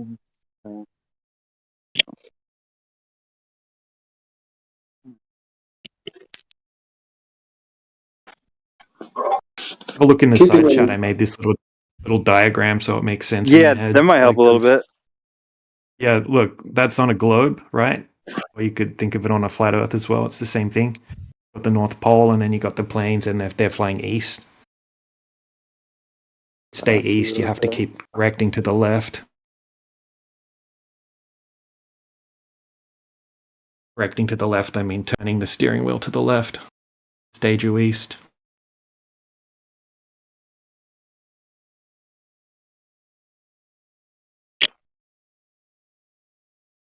Oh, whoa. Okay, the diagram above that's interesting too. Or not even a diagram, a little animation.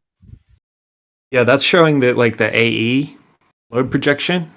Basically, it's the AE map. If you look at the United Nations flag, anything like that, they use the AE map, representing what they did, wrapping it around a globe or unwrapping it around a globe.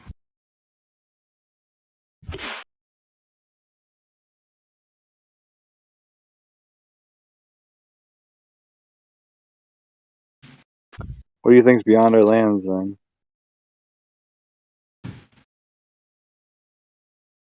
You mean beyond where we can out there, where we haven't explored yet? Yeah, I wouldn't have a clue, man. It's interesting. I mean, what is interesting is Admiral Byrd in the 40s did Operation High Jump. He said that he discovered more land beyond the South Pole. Called it the South Pole. He said more land beyond area of where the South Pole is meant to be, and he said there was no snow, and it was larger than the United States of America and untouched by humans, rich with resources and all sorts of minerals. And he said it would be the next huge fight between countries or whatever to see who could take control of that land. And then very shortly after that is when they made that Antarctic Treaty that I was talking about, which was signed by all the major countries in the world that were apparently at war and all that sort of thing. They all agreed conveniently to the Antarctic Treaty, which is valid until like 2040 something. I think, and also the reason why they went there first place was to follow the German, the Nazi. do you believe there's greenhouse gases under Antarctica? No idea, man. I know it's. I mean, we kind of try to sort of stick with things we can validate. I mean, we could only speculate about. Some people speculate about there being old maps that show outer lands and things like that, but that's all just speculation. I'm definitely not going to make any crazy speculations here. Just kind of things we can back up, and if we don't know something, we'll just say we don't know. I feel you. Best way to be. The globe model is crazy, man. It's telling you that they know everything about everything. They're telling you that it rains diamonds on Uranus and Neptune, and it rains sideways glass rain on this exoplanet, and all sorts of crazy shit. Imagine if we were making crazy claims. I hear you. I mean, to be fair, diamonds and everything, they're just specific minerals. They're not actually special in the grand scheme of things. Humans just made them special because we liked them for whatever reason. So, like, in the end, it is just like a different kind of rock that would be raining down from somewhere. But raining rocks in general is an outlandish idea. It would suck to be around. I think the hardest thing to do when you're thinking about this flat Earth thing, you've got this whole idea of the globe model in your head with outer space, right? You've got the globe, you're in outer space, and you've got all these big giant planets and vast universe. But that's a big problem for the globe model scientifically. That claim outer space. They claim outer space is a vacuum, and what we have here on Earth is a gas pressure system, high pressure, like the air we're breathing. It's measurably, I think, 14.7 psi at sea level. So you can't have gas pressure or a gas pressure system without a container, firstly, and you definitely can't have a gas pressure system next to a vacuum. Hmm. You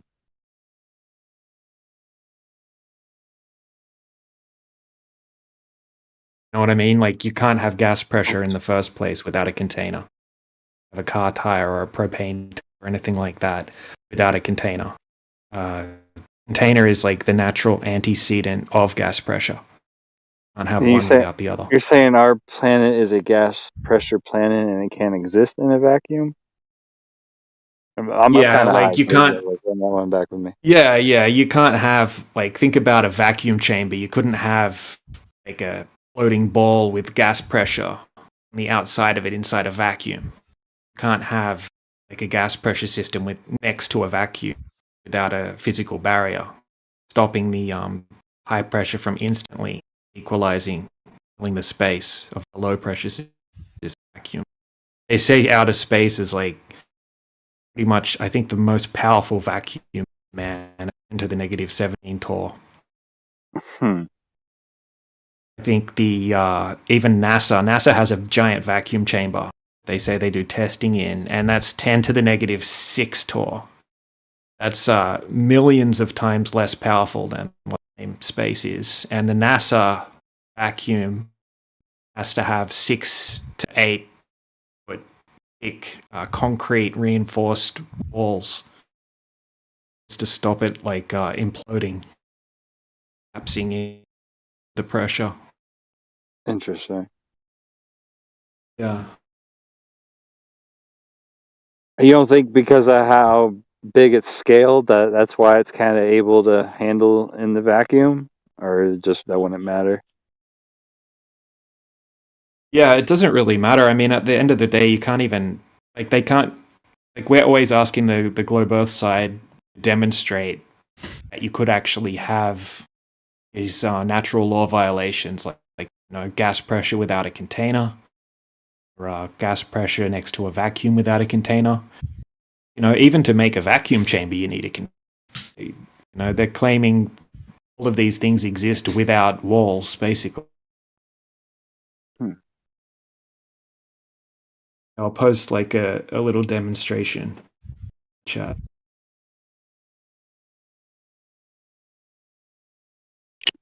It's just a little demonstration. You could see the top chamber is a vacuum. Okay. And that would represent outer space. And then the bottom chamber has gas pressure in it. And it's separated by a physical barrier. And then you can see as soon as he turns the knob, high pressure instantly equalizes with the low pressure. Oh, it's a video. Okay, all right. There you go. Yeah, it's like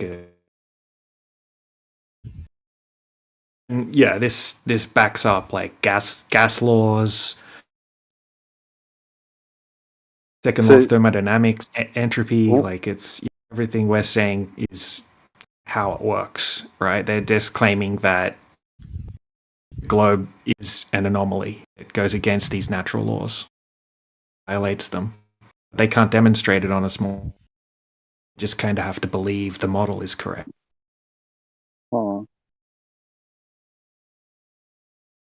We would love to see that model. Isn't it what we see yeah, that certain gases go to the bottom of these chambers? You're going to have different density gases. Just like you've got like a density tower with liquids or anything like that, you're going to have the same thing with gases. You're going to have more or less dense gases that are going to arrange themselves by density, right? If you add in like a really heavy gas into a light gas, it's going to sink down the bottom. The individual gas particles are still going to move randomly in all directions.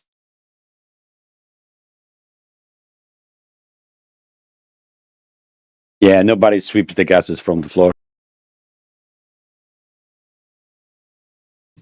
I definitely still don't understand this last part, but it's a cool thing to look at. Yeah, it's a lot of information to take in. Takes a while to wrap your head around it. I've learned so much in the last 3. I've been on this server for I think 3 hours now. I've learned so much random shit. It's unreal.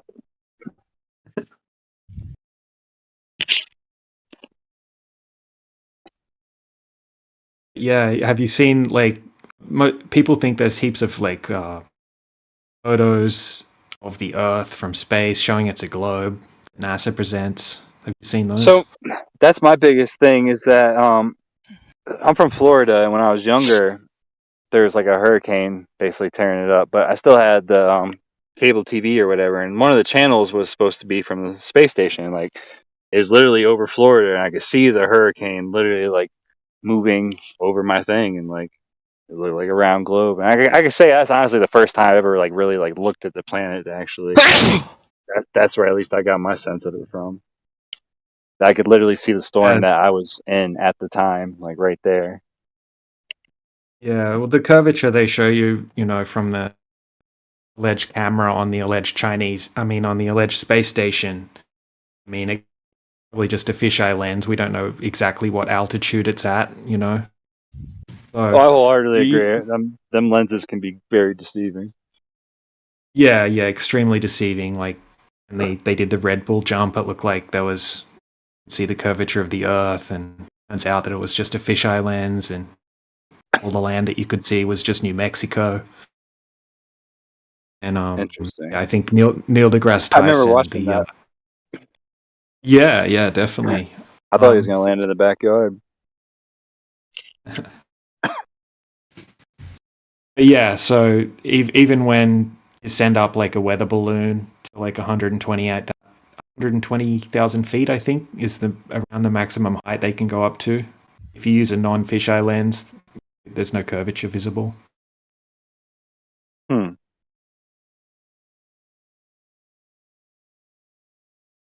I've seen nowadays they're ridiculous. If people go to Mount Everest and then they take the picture from the very tip with the super lens, and it looks like they're literally on the tip of the world. Yeah, I've got a video actually here. Have a look at this one. This is from the top of Mount Everest. This person circles around and does a 360.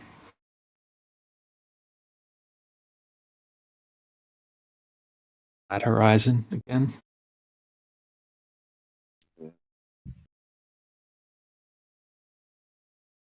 the ice wall?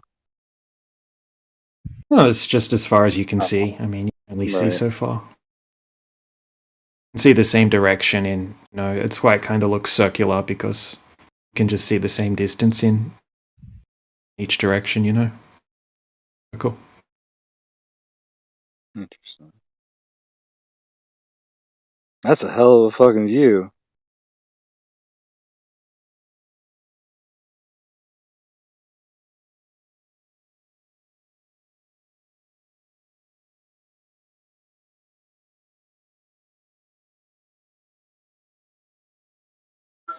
Yo, DJ, you can answer that question in side chat, brother.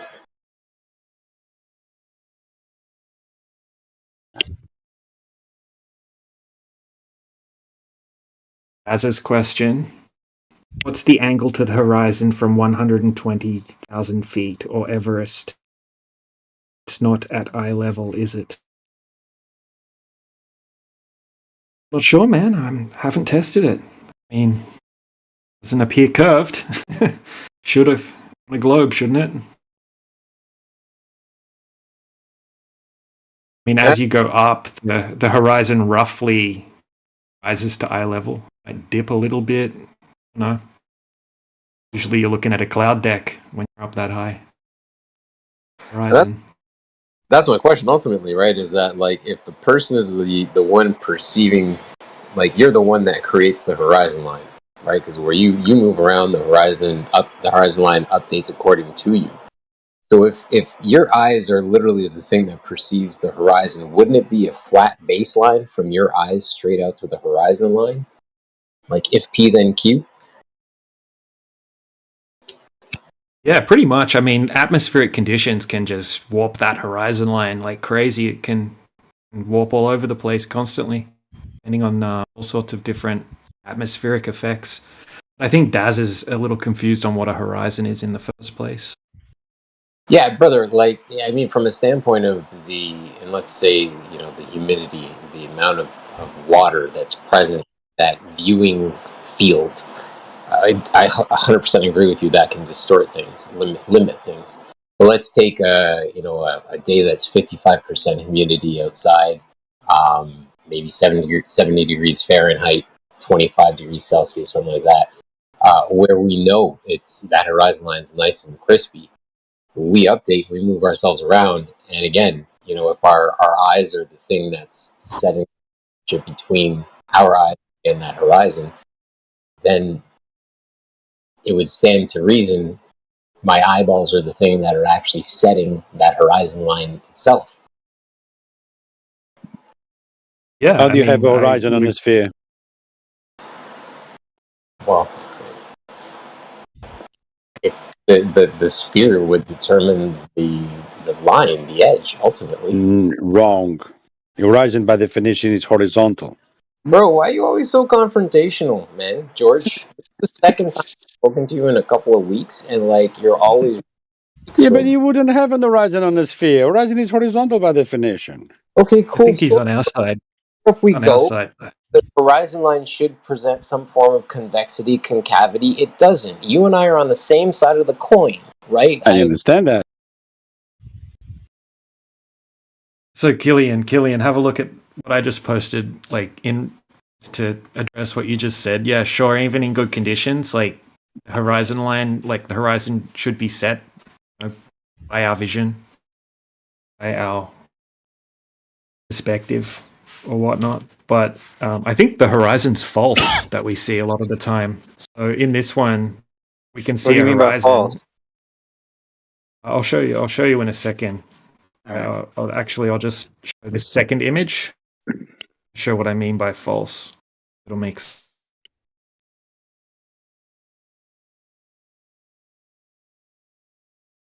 Yeah, and see, I already have questions for you on that one. Yes, hold on. Let's have a look. Okay, so what I did was remove the boat, because this was actually when I was having a debate with a globe earther once, and he was trying to say, oh, look at this footage this person took, and you can see the horizon's below eye level. He's leveled the device he was looking at, and the horizon's below eye level. If they did that on this particular day, without the ship there, They could determine that the horizon that they're seeing is below eye level, but that's not really the horizon. It's just a false horizon. The true horizon is behind the ship. Right. And so my first question to you is, like, did you take these pictures?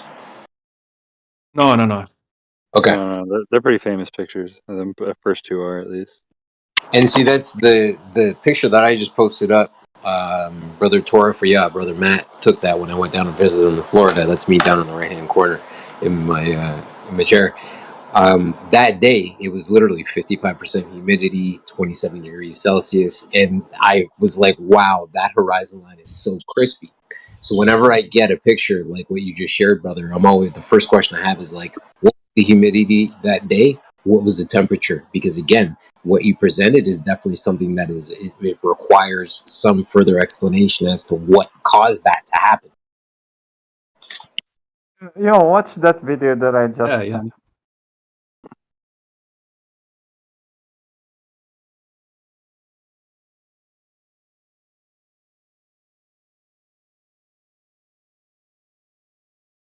And see, that's the other thing too. Brother Daz just posted a question. Do you get inverting mirages from, 10,000 meters? See, lenses flip things over, right? I have a glass ball in front of me, kind of like it's just an ornament, really. And the image that ball holds in the middle of it is actually flipped over. So lenses do flip things over. Your eyeballs are another example of a lens that flips things over. Just your brain flips it back over so that you can orient accordingly.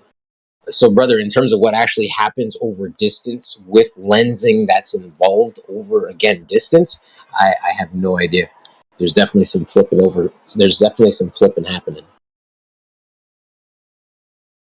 Yeah, there's all sorts of different illusion, place and combinations of them. What's the highest point you've ever been to? Me, not that high, just a plane. Just a plane. You never like hiked up a mountain or anything? Yeah, but nothing. Nothing too high. I was trying to think of the highest point I've been to. I've been to a few spots in the United States, like some of the beginning of the Appalachian Trail and Garden of Gods, Colorado. I don't think any of them are too particularly high. Next time I go up one, I'm definitely going to look around in like a full 360 view and kind of give myself a judgment. Biggest one I've been up is 1,200 meters. I think Pikes Peak is close to me. I think that's a pretty high one. But yeah, you're not going to, even if the Earth was a globe, still look flat from that height, apparently. Yeah, if you take a water bottle with you, clear one, which will give you a local level. Always take a water bottle when you go hiking, guys. Yeah, you'll probably have to see the horizon is actually below the line of level significantly from something like a 5,000 meter peak or Pikes Peak. I think that's fairly tall. Except it depends on the terrain around you, right? If there's lots of other mountains, you won't actually probably see the sea level horizon. But if you can see mean sea level from somewhere, definitely you'll see a significant difference between level and where the horizon line is. Yeah, I'm not entirely sure. I know it's at the beginning of the Rocky Mountains, so there might be other tall ones. There might be other ones that are relatively close to it. I know it's one of the taller ones.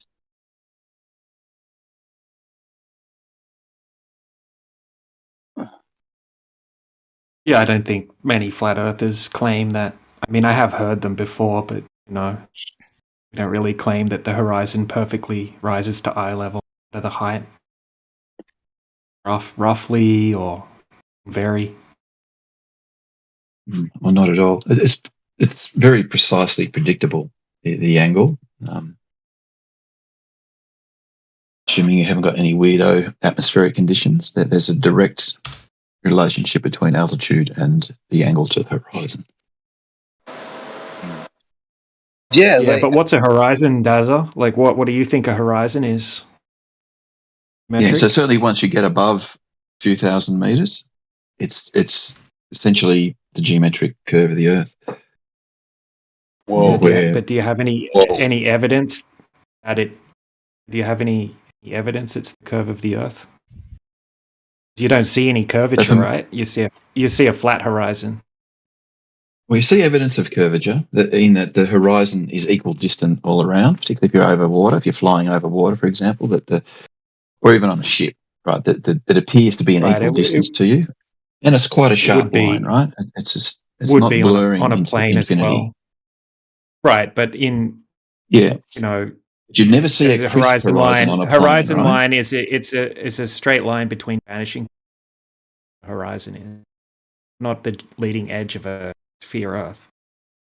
Okay, now if it was a vanishing point, would you expect it to ever be crisp? It's not a vanishing. Yes. But on a flat Earth, it must be a vanishing point, right? It's where everything blends into. It's a straight line between vanishing points. Oh, it's taught in advanced Yeah, but art it's not a physical point in space on a flat Earth, is it? There's not a physical point where the horizon is. No, the horizon fluctuates.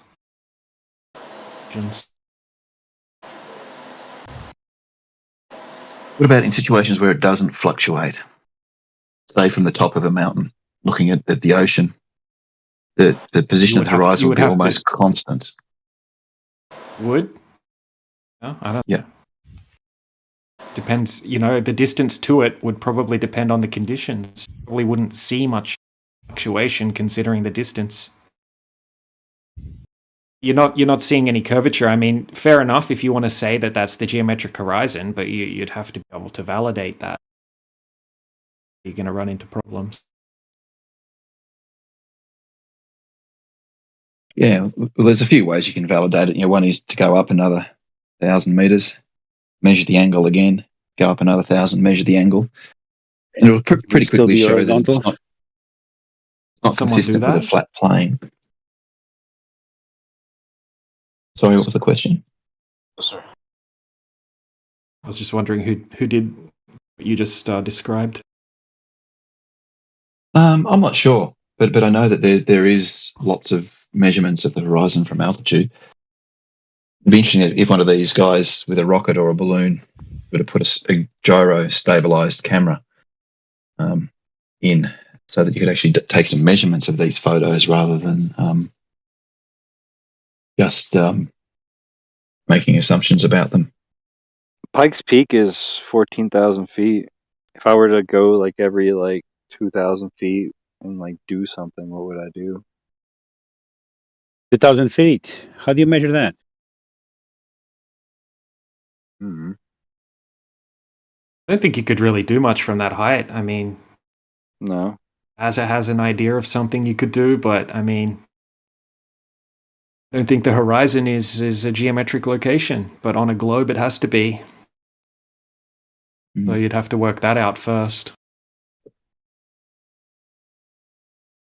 I mean, you can see the same direction in all distances, so you kind of in a circle.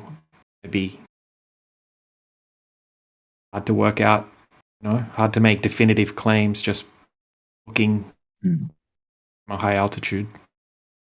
Yeah, but from that altitude, where if it was fairly consistent, right, that you'd expect that as you did your circle, that angle would be consistent all the way around.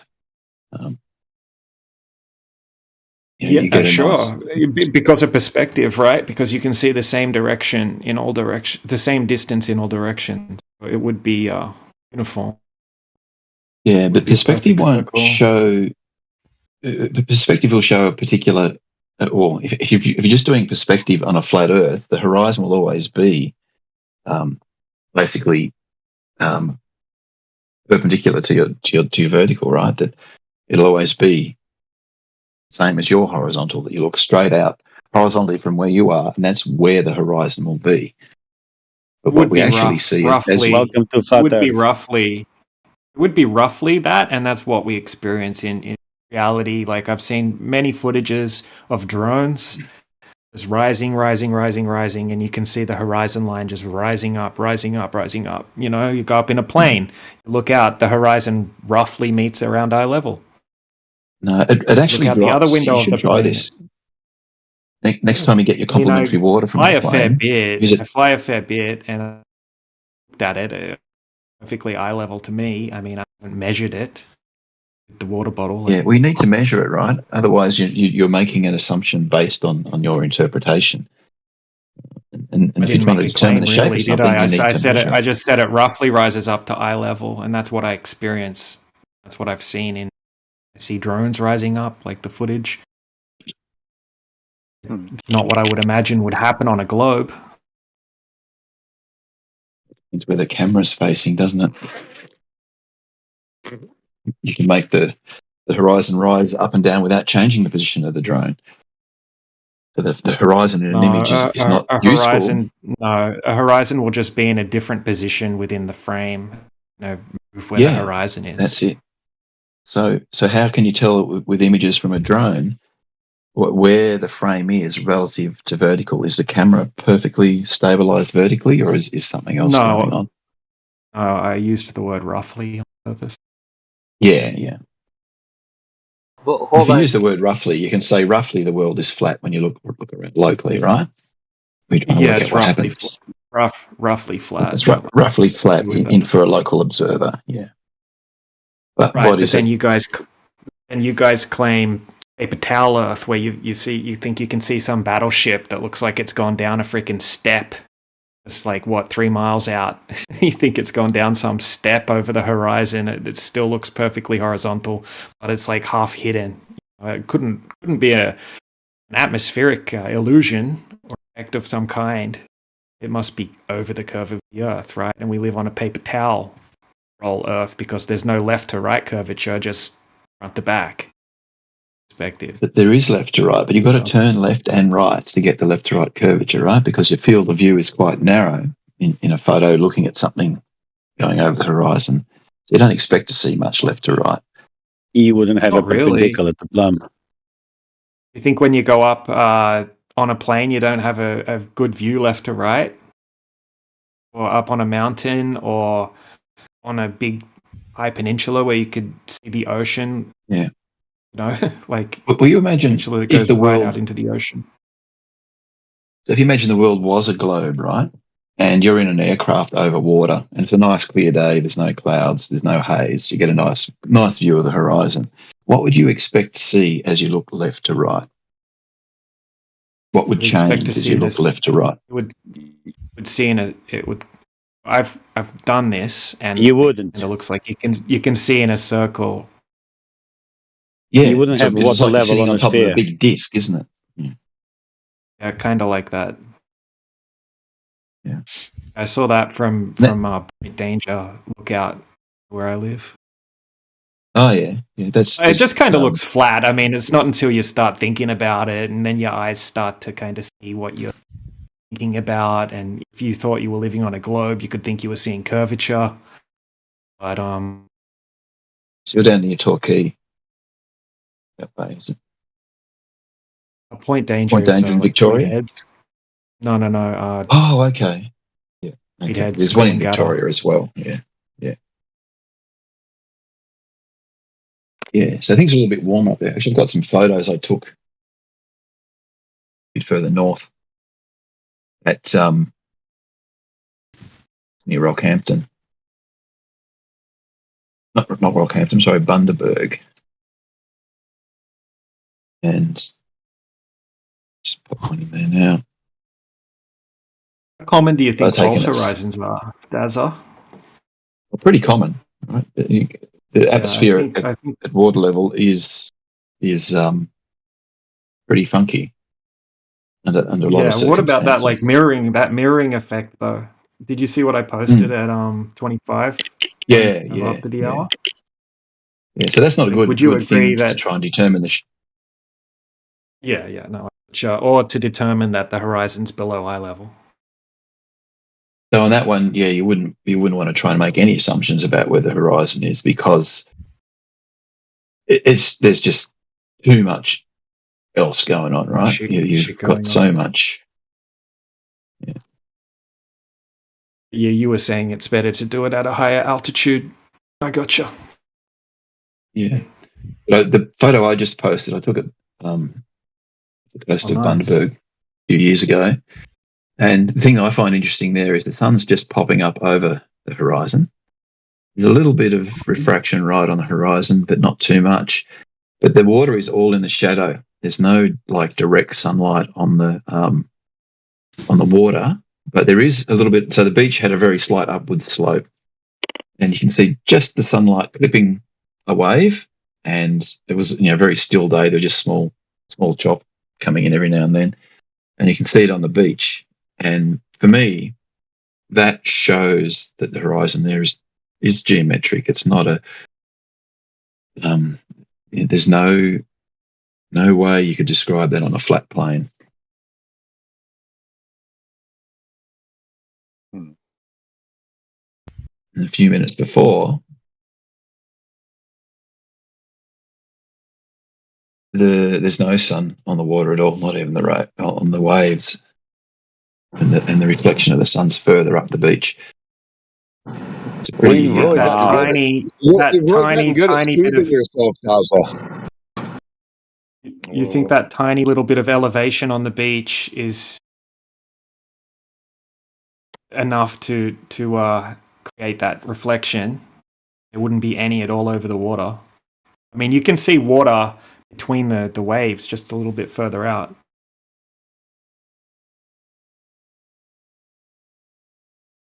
Yeah, so in the first one, there's some of the waves are just starting to get clipped by the sun. But in general, that water is in the shadow, right? You just posted a picture of a horizontal horizon. There is no other, and you still claim it's spherical. My goodness. I have so many picture though. Daza, when you can, I'd like to have some questions for you. Sure. So, what you're looking at, what's the claim, your understanding of how far the sun is away from the surface? From the surface? Well, the sun is 90 million miles away. So the angle to the sun there is just slightly below horizontal. So, if it's so far away from the surface, why isn't it washing out the water in front of it? Why is it skipping over and actually reflecting off of the wet sand over the water? Yeah, I've got a picture to describe that too. That's just the beginning of that, but my exact question about this is, if the sun is so far away in your model claim, why am I getting a very specific lit path right to the aperture, which is the lens of the camera taking this picture? Very, very specific. If it's so far away, it should in fact be lighting up the entire body of water. Thanks for the drawing. Ooh, Sagata. Nice. Yeah, I like that edge. So that's my understanding of what's going on in that image. That the line represents, I guess. So just to get confirmed, the leading edge of the ball, which is facing the sun, is blocking the light rays, but the light rays are still somehow able to make it over to the person perceiving the sun off in the distance. Correct? Yeah. So the person, me, I'm standing slightly above the curve of the horizon, right? And so that curve is away from me, a few miles off in the distance. Curve of the horizon, that's a good one. Right? And like George countered you, because he even shot you an image where the sun, the light beam, is actually splaying out. It's opening up a little bit towards the aperture. But again, we still get crazy visual thing where that light beam is lit right towards the aperture. which is like I can't rationalize, and I'll walk away after this last question. I can't rationalize how, if the sun is so far away, the light source that provides all the light, why is there no evidence of a terminator line? And secondly, why doesn't it wash out the entire body of water that it's in front of? Thanks for the space and the questioning. I appreciate it. Bye-bye. That's right. So what do you mean by terminator line? Well, I mean, we take a flashlight, right? Flashlight, shine it in the dark. Actually, no, even better, we'll take headlights on a car. We'll drive the car up to a wall about 10 feet away, and we know that those headlights on the car, they present a beam, right? And that beam has a cutoff point. I call that the terminator line. AI, actually. Around the edges, yeah. Overlord 2.0 taught me that one. But in any case, if we're dealing with a light source that is projecting, right, light traveling, then it should present a terminator line. But this isn't something we perceive. We don't perceive a terminator line in real life, right? So the claims of the bulb projecting light seem to fall apart. So the ball is effectively, it's not quite a point light source, but it's it's unidirectional, right? Omnidirectional. It's broadcasting, showing light in every direction. So when you look at that, it's not like a headlight. It's like looking at a light globe more than a headlight, and but it is quite a narrow in our field of view because it's very far away. So all we see is the part of the light that's facing towards us. It's still shooting out in all directions, and that's why you get those narrow reflections along flat surfaces, because you're looking at down a narrow strip of that light. So no parallel line then, no parallel light rays then from the sun. I see. Gotcha.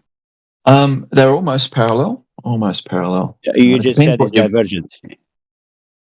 Yeah, it's divergent, but for someone standing on the beach, the light rays hitting you on the beach are more or less parallel.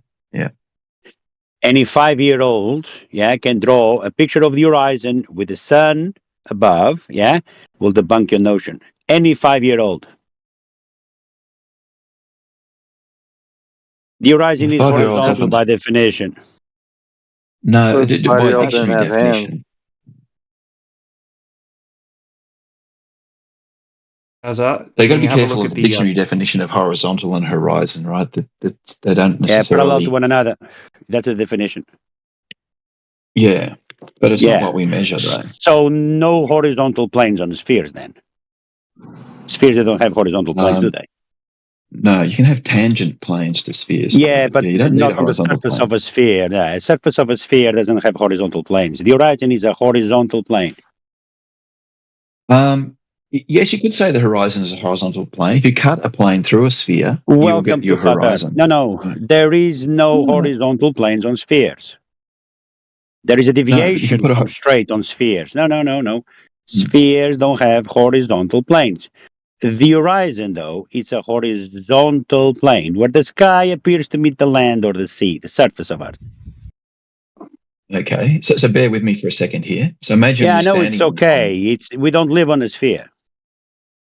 So just imagine this for a second then. So you're standing on top on a sphere. Imagine. No, we measure it. And we measure it. And you sea level. Well, hello? No, I've measured sea level is the measurement of the surface of Earth. No, level.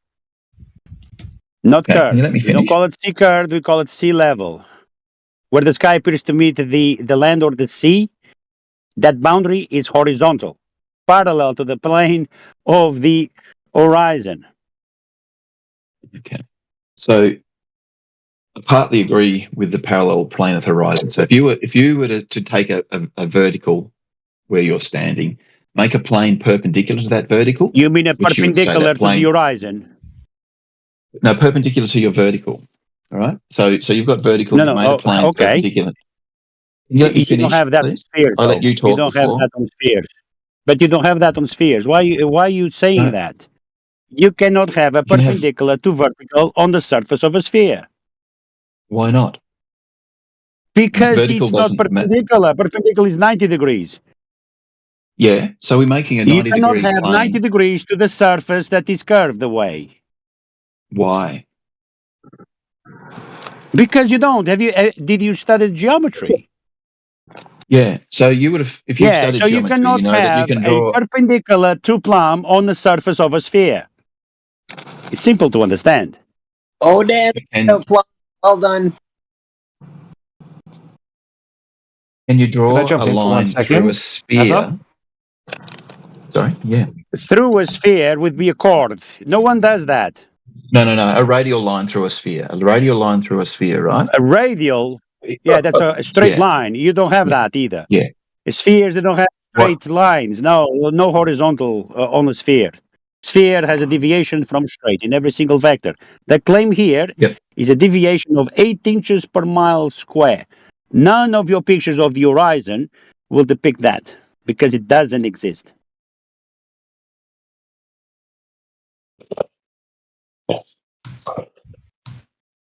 Somebody else was going to ask a question then, sorry. Yeah, I don't want to interrupt. I'll just finished in for a second. Yeah, sorry. Yeah, 46 after the hour. Can you see what I posted? Because you're claiming that you don't see the reflection of the sun across the water, and here the sun's clearly way above horizon, and you once again don't see the reflection of the water. So I don't think that's a determining factor. You could use that as a globe proof or a proof of a geometric horizon. I would argue that the sun we see is an apparent, behaves somewhat like a reflection in itself, and I don't think that's the sun that we're looking. Appears in an apparent location. But yeah, what do you think about this not having a reflection? I found other ones that don't as well. And then I found ones where the sun's even higher than this, where it does. So what do you think? That's a fair point, but there is some evidence of reflection off the waves and stuff there. It's got a shiny surface that. But I see your point there. Yeah, that's fair. Wanted to make that quick point. That's all. Would you agree that the sun we see in the sky is apparent? It's not like looking at the actual location. More or less. Let me give you an example. There's always going to be some atmospheric interference with the bit of refraction. So George, your 93 million mile away image there at 48 minutes past the hour with the sun in the clouds. So you're claiming that the sun is Sun in like the clouds. 20 kilometers. That's strange. So not 93 million miles away then. So you're saying it's 20 miles away. Is that your claim? So the clouds are what, 94 million miles away? Because they need to be higher than the sun. No, yeah, but I'm saying that if that image truly represents the sun in the clouds, that sun is no more than 10 kilometers above the surface of the Earth, probably 5, and it's no more than 5 kilometers or 10 kilometers away from the observer. And that is obviously not correct, right?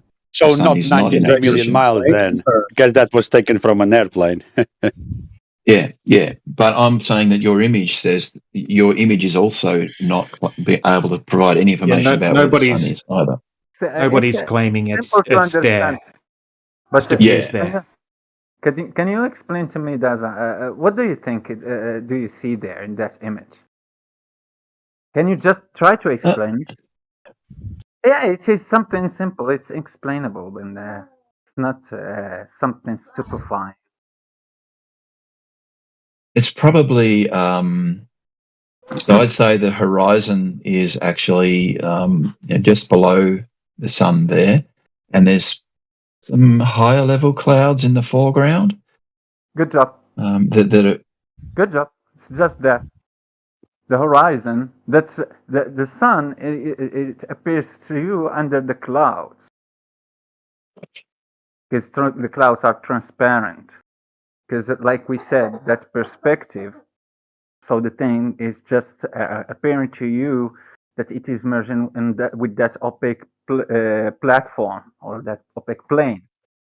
So because those clouds can make some of the light coming from the sun just through it, so you see the sun through the clouds, but it's still just setting up on the horizon. Yeah. Yeah. So obviously these things can affect where the sun appears to be. So not 93 million miles away then? No, I still think it's 93 million miles away. Yeah. Right. Below the horizon, I can see. So the horizon is further than 93 million miles then? No. The horizon will depend on your... Assuming that there's not funky refraction going on, the horizon will be reasonably predictable distance away. What do you think, guys, about the sun redshifting every time during the sunset and the sunrise? Yeah, so my understanding of that is that it's caused by, I guess it's not actually redshift. It's spectral splitting, so scattering and refraction causing the red light to be more visible, because I think the blue light gets scattered away. I can't remember the cause, something like that. It is literally redshifting. The light that you receive and that is projected on the clouds is just that low frequency light, which is the red one, because it can travel more distance. Why do you think that's happening? Why?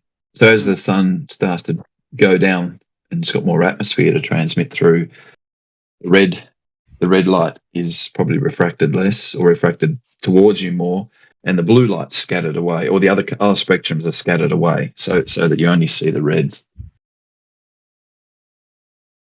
So meaning that if there is more atmosphere or more medium between, or denser medium between you and the sun, you will see the sun change to that red light, for example, during the foggy day. Or for another example, when you are doing deep diving in the ocean. You are diving in the ocean, you go deeper and deeper in the ocean, and when you raise your head to see the surface, you see the sun just turned red. Or it doesn't do that. It's never redshifting because of the medium, no matter what you change in the medium. And again, another example, remember that image that our friend sent about that sun that appears to merge in the earth, which just done on the clouds. At that moment, you are watching the sun when you are in the sky. So you are in higher elevation, meaning that you are in less dense medium than the ground. Yep. Still, the sun is so red. You know why? Because the red shifting happens only when the light source is getting far or closer. Because that light that you will receive the lower frequency, which is the one that travel more distance. And you won't be able to perceive the other frequencies, which is the green, the blue, and the rest of the spectrum, because it is the highest frequency, so it can't reach long distances, because the sun is just that light that we see that is hovering above us, and that changes its position dependent to the ground. Not you, not a stupefying big sun that won't matter. Even if you change the distance by 3 million miles, for example, for that distance that the Earth changes every winter and summer. It's closer to the sun by 3 million miles. It doesn't do that shit. It doesn't change How the big light. do you think the sun is? I don't claim any size for the sun. I don't know what is the sun. Oh, okay. But we are talking just about light. I know. Light the sun works. is about equal to the moon. They're about equal in size. What are their like relative sizes? About would you was it like half say? a degree? No, I'm saying like how big are they? Like, say, compared to like a fucking semi truck or some shit. Yeah, about half a degree. Not like the difference between the two, but what I'm saying is like how I bet big. it's bigger than a semi truck. Clearly, but you know what I'm saying, like how big are they? Like, are they About half? half That's a another degree. reference point. About At this point, you are trying to find an assumption. We don't have assumptions. I'm sorry. We just talk about the thing that we know about. Yeah, he said that earlier. We're talking about the angular size of the sun and the moon, in case you haven't noticed yet. The angular size. Correct. The angulars. I was just curious. Yeah, it's about half a degree. Just like it appears to be. It needs a flat earth for that, the measurement, though. Yeah, you can see the sun and the moon are about the same size, just as it appears to be.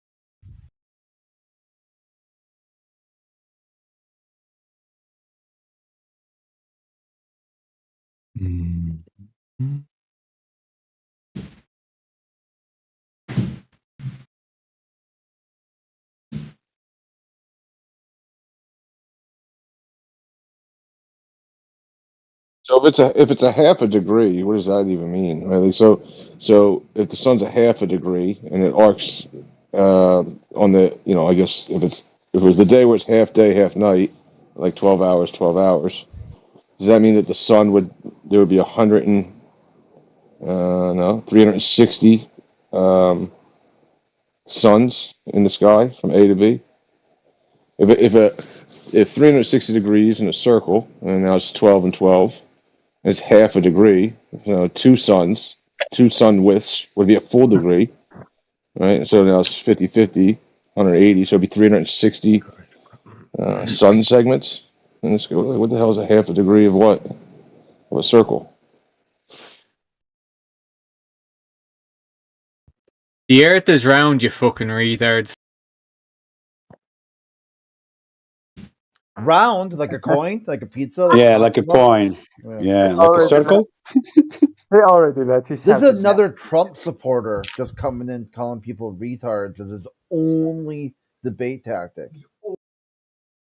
A question. No, thanks. You talked about that topic of the equinox when that light is spreading the Earth on two halves. Like we just assume that globe for the globes. Why everywhere on that sphere it's cut in half? So we have 12 hours for the day, 12 hours for the night, except the north and the south doesn't have that rotation of the day and night. So meaning that light is cutting the sphere on a half, 50%, 50%, except those regions. Why and how? Is that the case? Did anyone claim that there is 12-hour daylight and 12-hour sunlight in the northern regions? Like, for example, just an example, Svalbard. Yeah, I don't know. I just have to ask the internet. It doesn't exist. You have the sun hovering in the sky when it's just that midnight sun. You have those entire cycle, that season. You have the sun hovering above you in the sky, and it's just lowering and lowering and going toward the horizon, lower and lower, and then it sets completely. No day and night cycle at all. And I was about to go to Svalbard. That's why I know many things about Svalbard, because I asked about it. I was about to go and stay there with my family. But we just in regards to the globe idea, right? Yeah, I mean, on the equinox at the equator is the 12 and 12, I guess, and then for people pretty close to it. But Yeah, at the north or the North Pole. I guess it would have to be like in the globe model, being half lit up. So it would have to be. I don't know if you'd have to view the sun, but it would have to be the 12 hours of day and night at that time too. I don't see why not. Yeah. If the light is covering more, than 50%, meaning that the other reasons won't have that 12 hours day and night. It will be that just the light covering more region around that globe, saying because of that fucking refraction. Who knows? Maybe they will claim that. So that light will cover more than 50%. Those people that have light will be more than 12 hours, which is not the case. Well, it's the oh, maybe it would be 24 hours. Yeah, because it would be the tilt. They're claiming tilt of the sphere, right? But now it's perfectly aligned with the center. Yep. Yeah, it's cutting that. Yeah. The light is cutting that sphere on two halves. The light is covering 50%, and the other 50% is just in the day, in the night cycle, and that light is cutting the North Pole and the South Pole from the axis. It have to. Like this, like in this image from the Globers, it's not from flat earthers. I didn't make it up. I just got it from internet. That's what they believe. That's what they understand from an equinox, and it have to be like that. But why it's not in reality? I show you. Well, the pole would have to be 20. The pole would be 24 hours, right? In that picture. I show you. No, it will be cut in half. The half of the pole. I just posted an image of that for you. Well, no, I mean I'm looking at even that image. The pole would be not rotating, or I mean it would be, but it would be.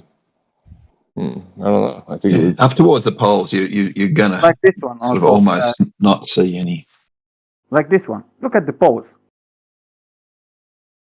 Yeah, cut in half. One side of the pole is in the night side. One half of the pole is in day side, because that light is cutting the sphere from the axis. So Necros, what aren't you going to see, Des? Like if on that pole, like where that pole is, if I were to draw like a little circle there, that circle would be 24 hours of daylight. Yeah. Are you saying you wouldn't see 15 degrees per hour of celestial bodies? No, I think Necros was talking about the why do the people in very far north not see the 12 hours day and night on the equinox? Correct. And I think that they're so close to the top of the Earth there, right? That the do they see daylight, Necros, or do they not? Or do they directly see the sun? They continue seeing the sun rotating above their head, being visible all the time, till it continue being closer and closer day after day, closer to the horizon, till it merges with the horizon and sets completely with the horizon. At no moment they will have that rotation day and night cycle. When it will set. It will never rise again till after that 6 months.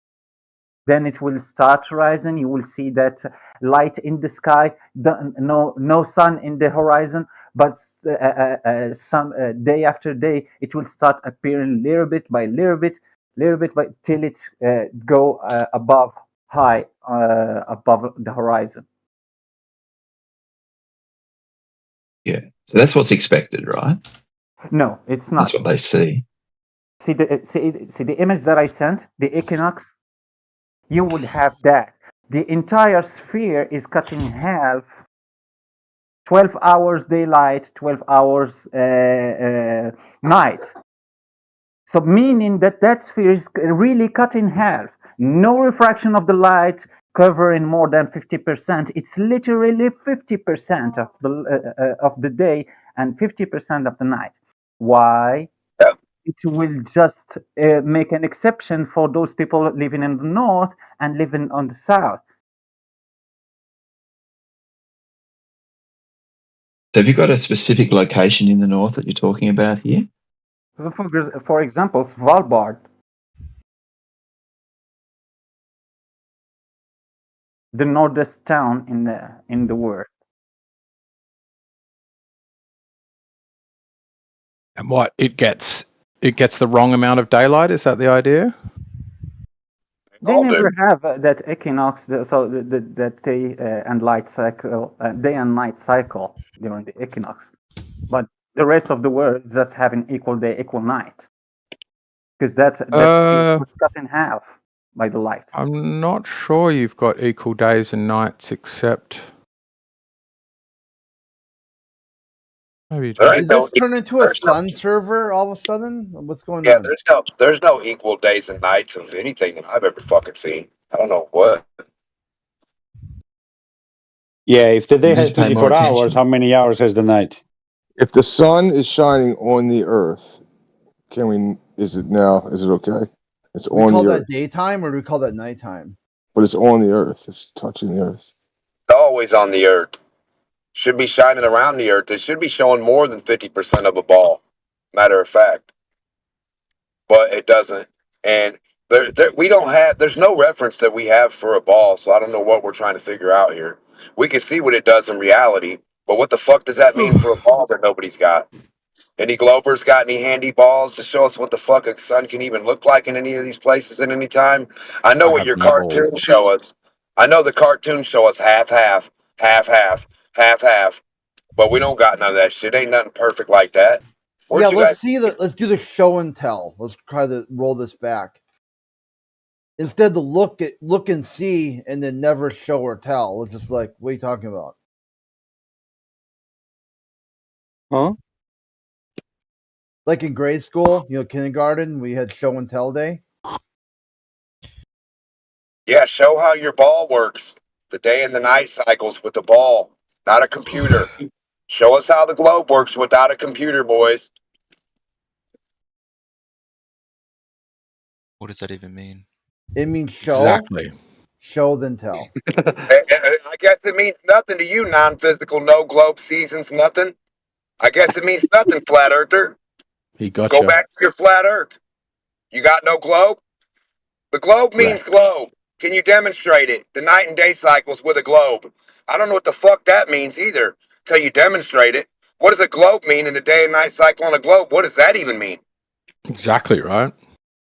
No, stupid. Shut the fuck up, you retard motherfucker. I know, right?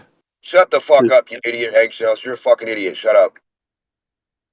Totally. I'm with you, Get man. get the fucking ball out and demonstrate it or shut the fuck up, loser.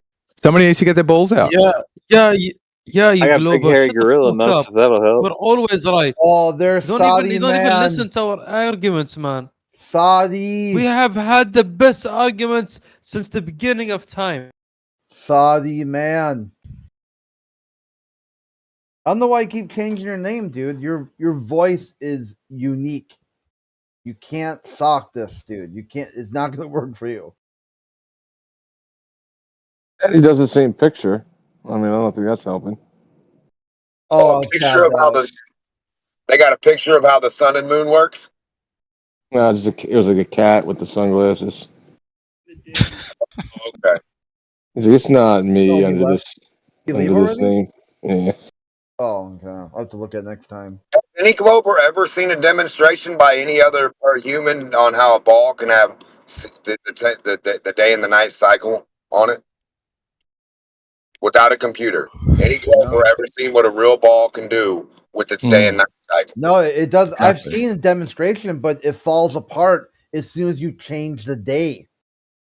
Right. And if you add a couple more days or maybe months, it really falls apart spectacularly because now you got the wrong side of the earth facing the direction they said the sun was. Right. If you go 6 months apart, day would be nighttime. Are you being misled there, Crit? You're confusing the sidereal day with the solar day. Where's your comparison? Where's your ball? How's he confusing anything you don't have? Can we take a look at your sidereal ball? That you just said 12 hours of day, 12 hours of night. That's a problem you got, because now 6 months from now, you would have the exact opposite side facing the sun. It's a tough This one. is why you got to show then tell, because when you try to demonstrate it, a light bulb should click. Be like, huh, this isn't working.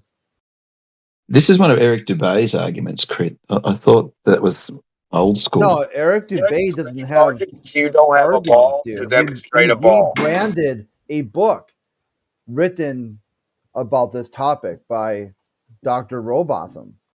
Der Erich Dubé. Every human with any common sense knows for a fact that no glober has demonstrated shit with a physical ball and how the day and the night would work, the cycles. So true.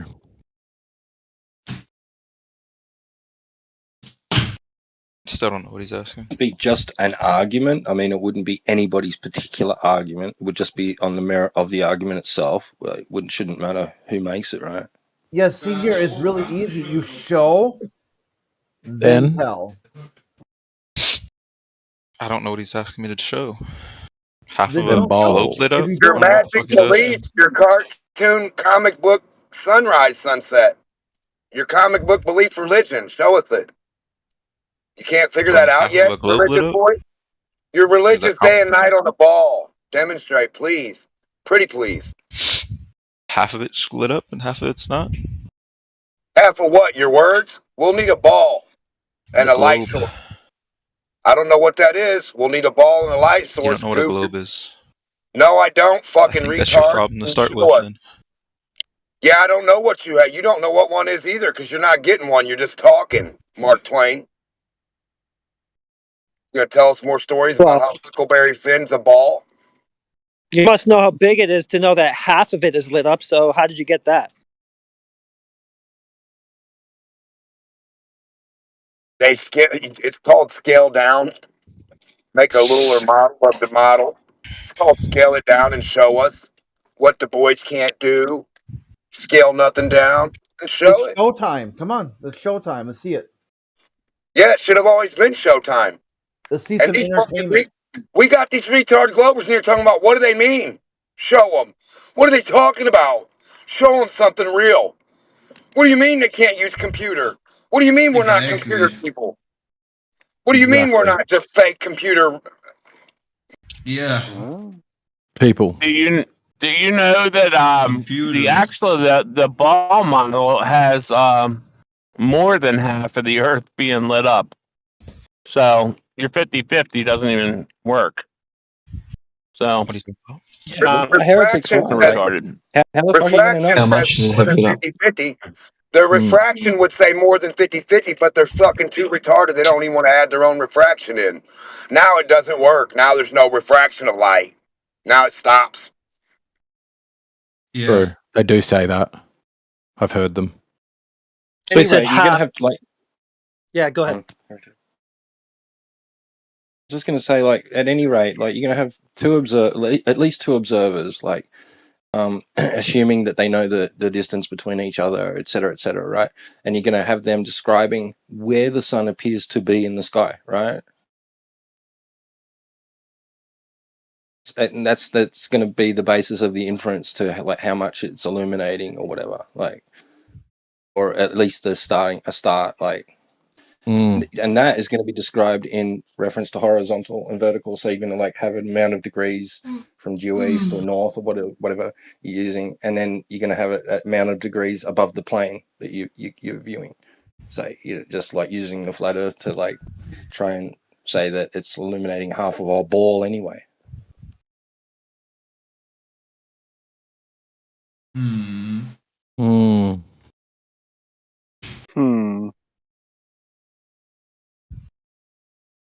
I find it funny that half of the ball is just water. If you look on Google and their globe toy. So half of the Earth is just water. Level water. Yeah, level water, obviously.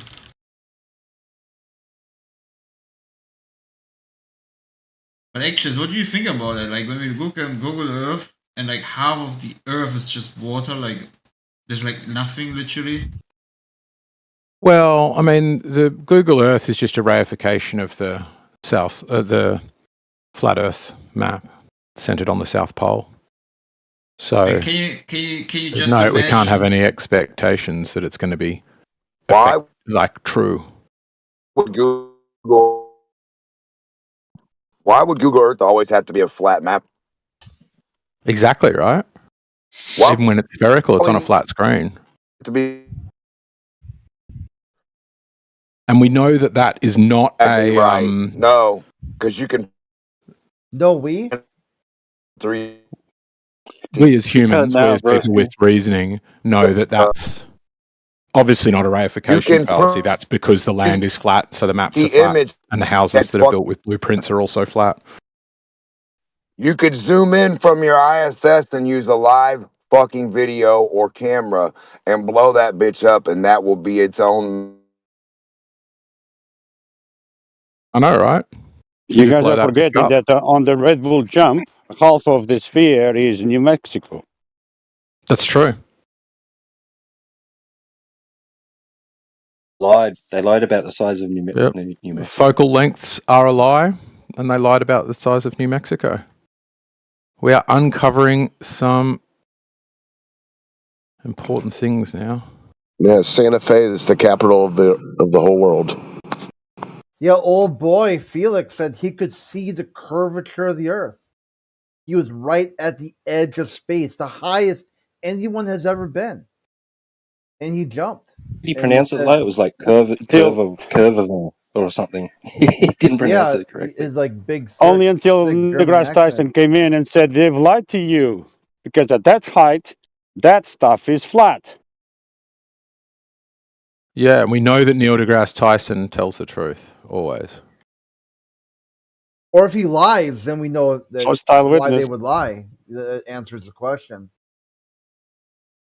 Just going off his based knowledge, like of what he thinks is reality. So, like, he's just saying, look, if you were like this far above, like this a sphere of this dimensions, like you're going to only be able to see so much of a percentage of it, and it's like not going to look like that. Like, and he's just going off what his math, you know. Do you think he wasn't that high up, or that he was just lying about what he could see? I can send you a picture if you want. I think it's denied that they were using a wide-angle lens, which, as pointed out by Neil deGrasse Tyson, distorts horizontal lines.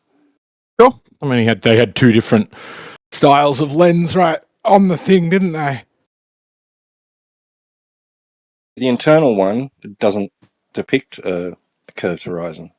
But I mean, whether the horizon curves left to right is going to be the case if the Earth is flat, right? So whether there is curve left to right is just how good are you at detecting curve. Both models declare that it must be there. That's woke it has to right be there. Yeah. So anybody saying I don't see curve is just saying I have poor curve perceiving abilities.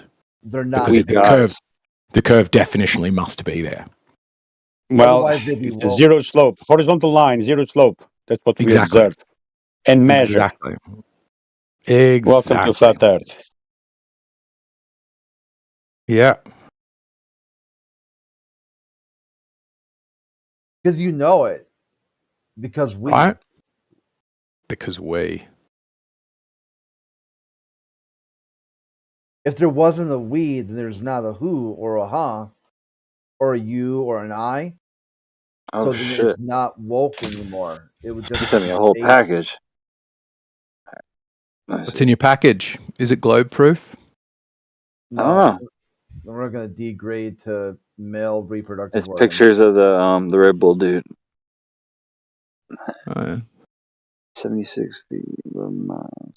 Yeah, I wonder how many Red Bull cans got sold because of that. Like how many people walked into a store and they would have bought Monster or 5 Hour Energy and they just slid their hand over a couple inches and got It was the also Red record Bull. breaking as well, so that gained attention because it beat the previous record. Yeah, talk about Also pretty marketing. wicked that he did that massive spin out. It was like flailing all over the joint. Yeah, Like I remember that. marketing. That's It amazing marketing. Red Bull gives you wings. As affirmed by the guy who went plummeting to Earth at an insane speed.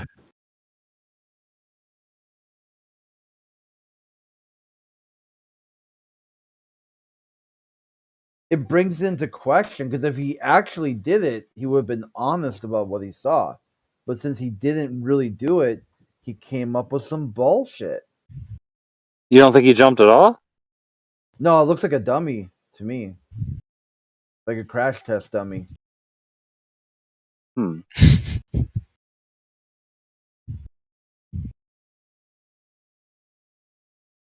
What's interesting too is the suit. How thick of a suit, that he needed. Kind of like interesting. Like, why not just go up there with a SpaceX suit and show him the strong hand? Take my Yeah, strong space I hand. remember they've watching got the to thing. study It took what him you like would an need for hour to space. set Like, what up. the fuck?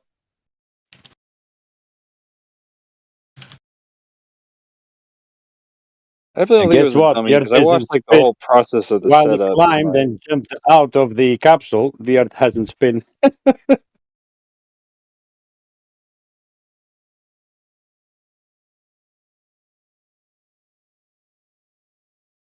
Yeah, I guess it was good that he did the Red Bull jump because it just showed everybody there's no proof. That's not a proof of the globe.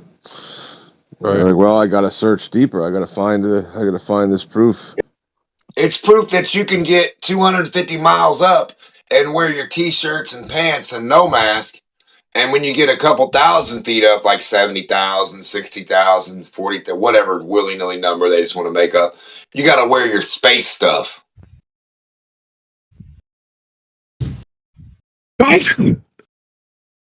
He was 250 miles up. No.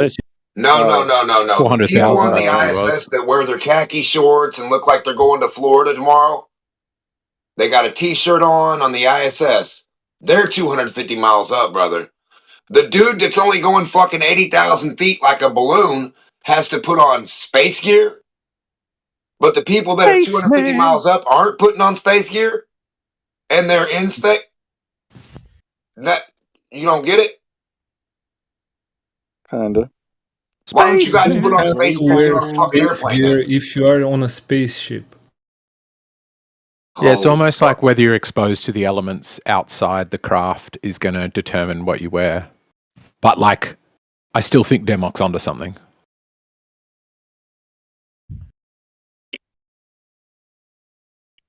What if there's a leak? Exactly. Pilots in a jet wear crazy overalls and a mask. That's why they are wearing their spacesuits when they are descending, even though the atmosphere inside the capsule is fine, they still wear their suits in case there is a leak. Yes, the guy in a jet wears a face mask, but the guy for NASA in space wears nothing. Yeah, on the spaceship. Yeah, show me how that works on Earth. If there's a leak, Get in one. it's no problem Get anymore in because one. now they have Just shut up they and have get in one. nostrils. Get your fucking ass inside a spaceship in a vacuum on Earth.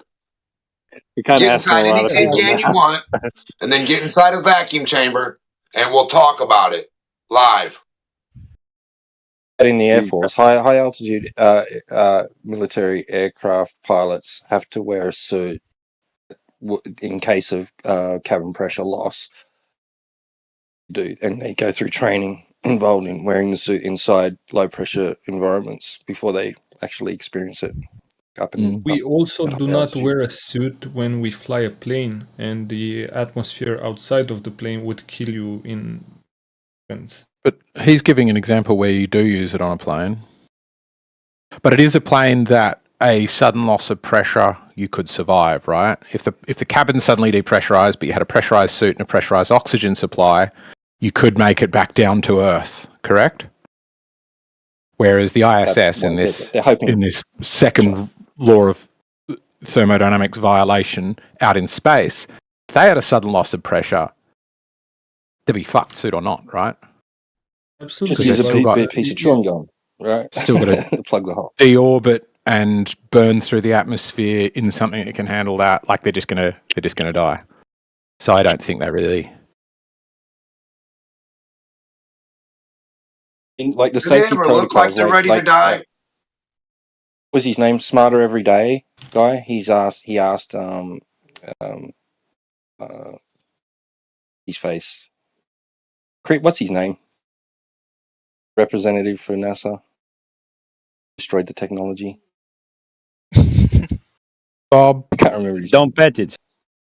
Don't pet it, thank you. Yeah, so Smarter Every Day asked him, so like, what if there's a leak, right? Because he's talking about the ingenuity of the seals on the cupola, how they open the windows and shit, like, and he's like, but what if there's a leak, right? Because he had questions about that. He's like, how do you do that from inside, you know, like, oh, really Don't good they have engineering. like But then he's 50 like, fail-safes what if there's for any like, tiny what if there's a problem? leak? And Don Pettit's like, then there's a leak. I'm sure that there's some sort of measure that we take that I can't remember off the top of my head. I mean, like, what? You haven't got that specifically fucking memorized?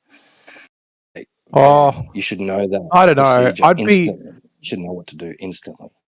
Well, depends. Like, if it's been years since you were up there, and there would be tens of thousands of different things. What to do if the oxygen's too high or too low? What to do if the water's not purifying? What to do if the temperature's wrong? What to do if the whole thing starts to vibrate or a section starts to lose pressure? You know, there would be a million different things, and all of them would have, I suspect, some exhaustive manual that says first try X, then try Y, then restart this, then stuff this in there, and then plug this into that, and you're not going to memorize all of them for your entire life, right? You'd probably be pretty good on them after you first studied. Rattle it off instantly for a fucking 100 different scenarios, you'll probably get demoted or fucking exited. Yeah, like if around the testing time they do it, but that's what I mean, right? So in order to get tested to go, yeah, we can trust this person to go up, I agree.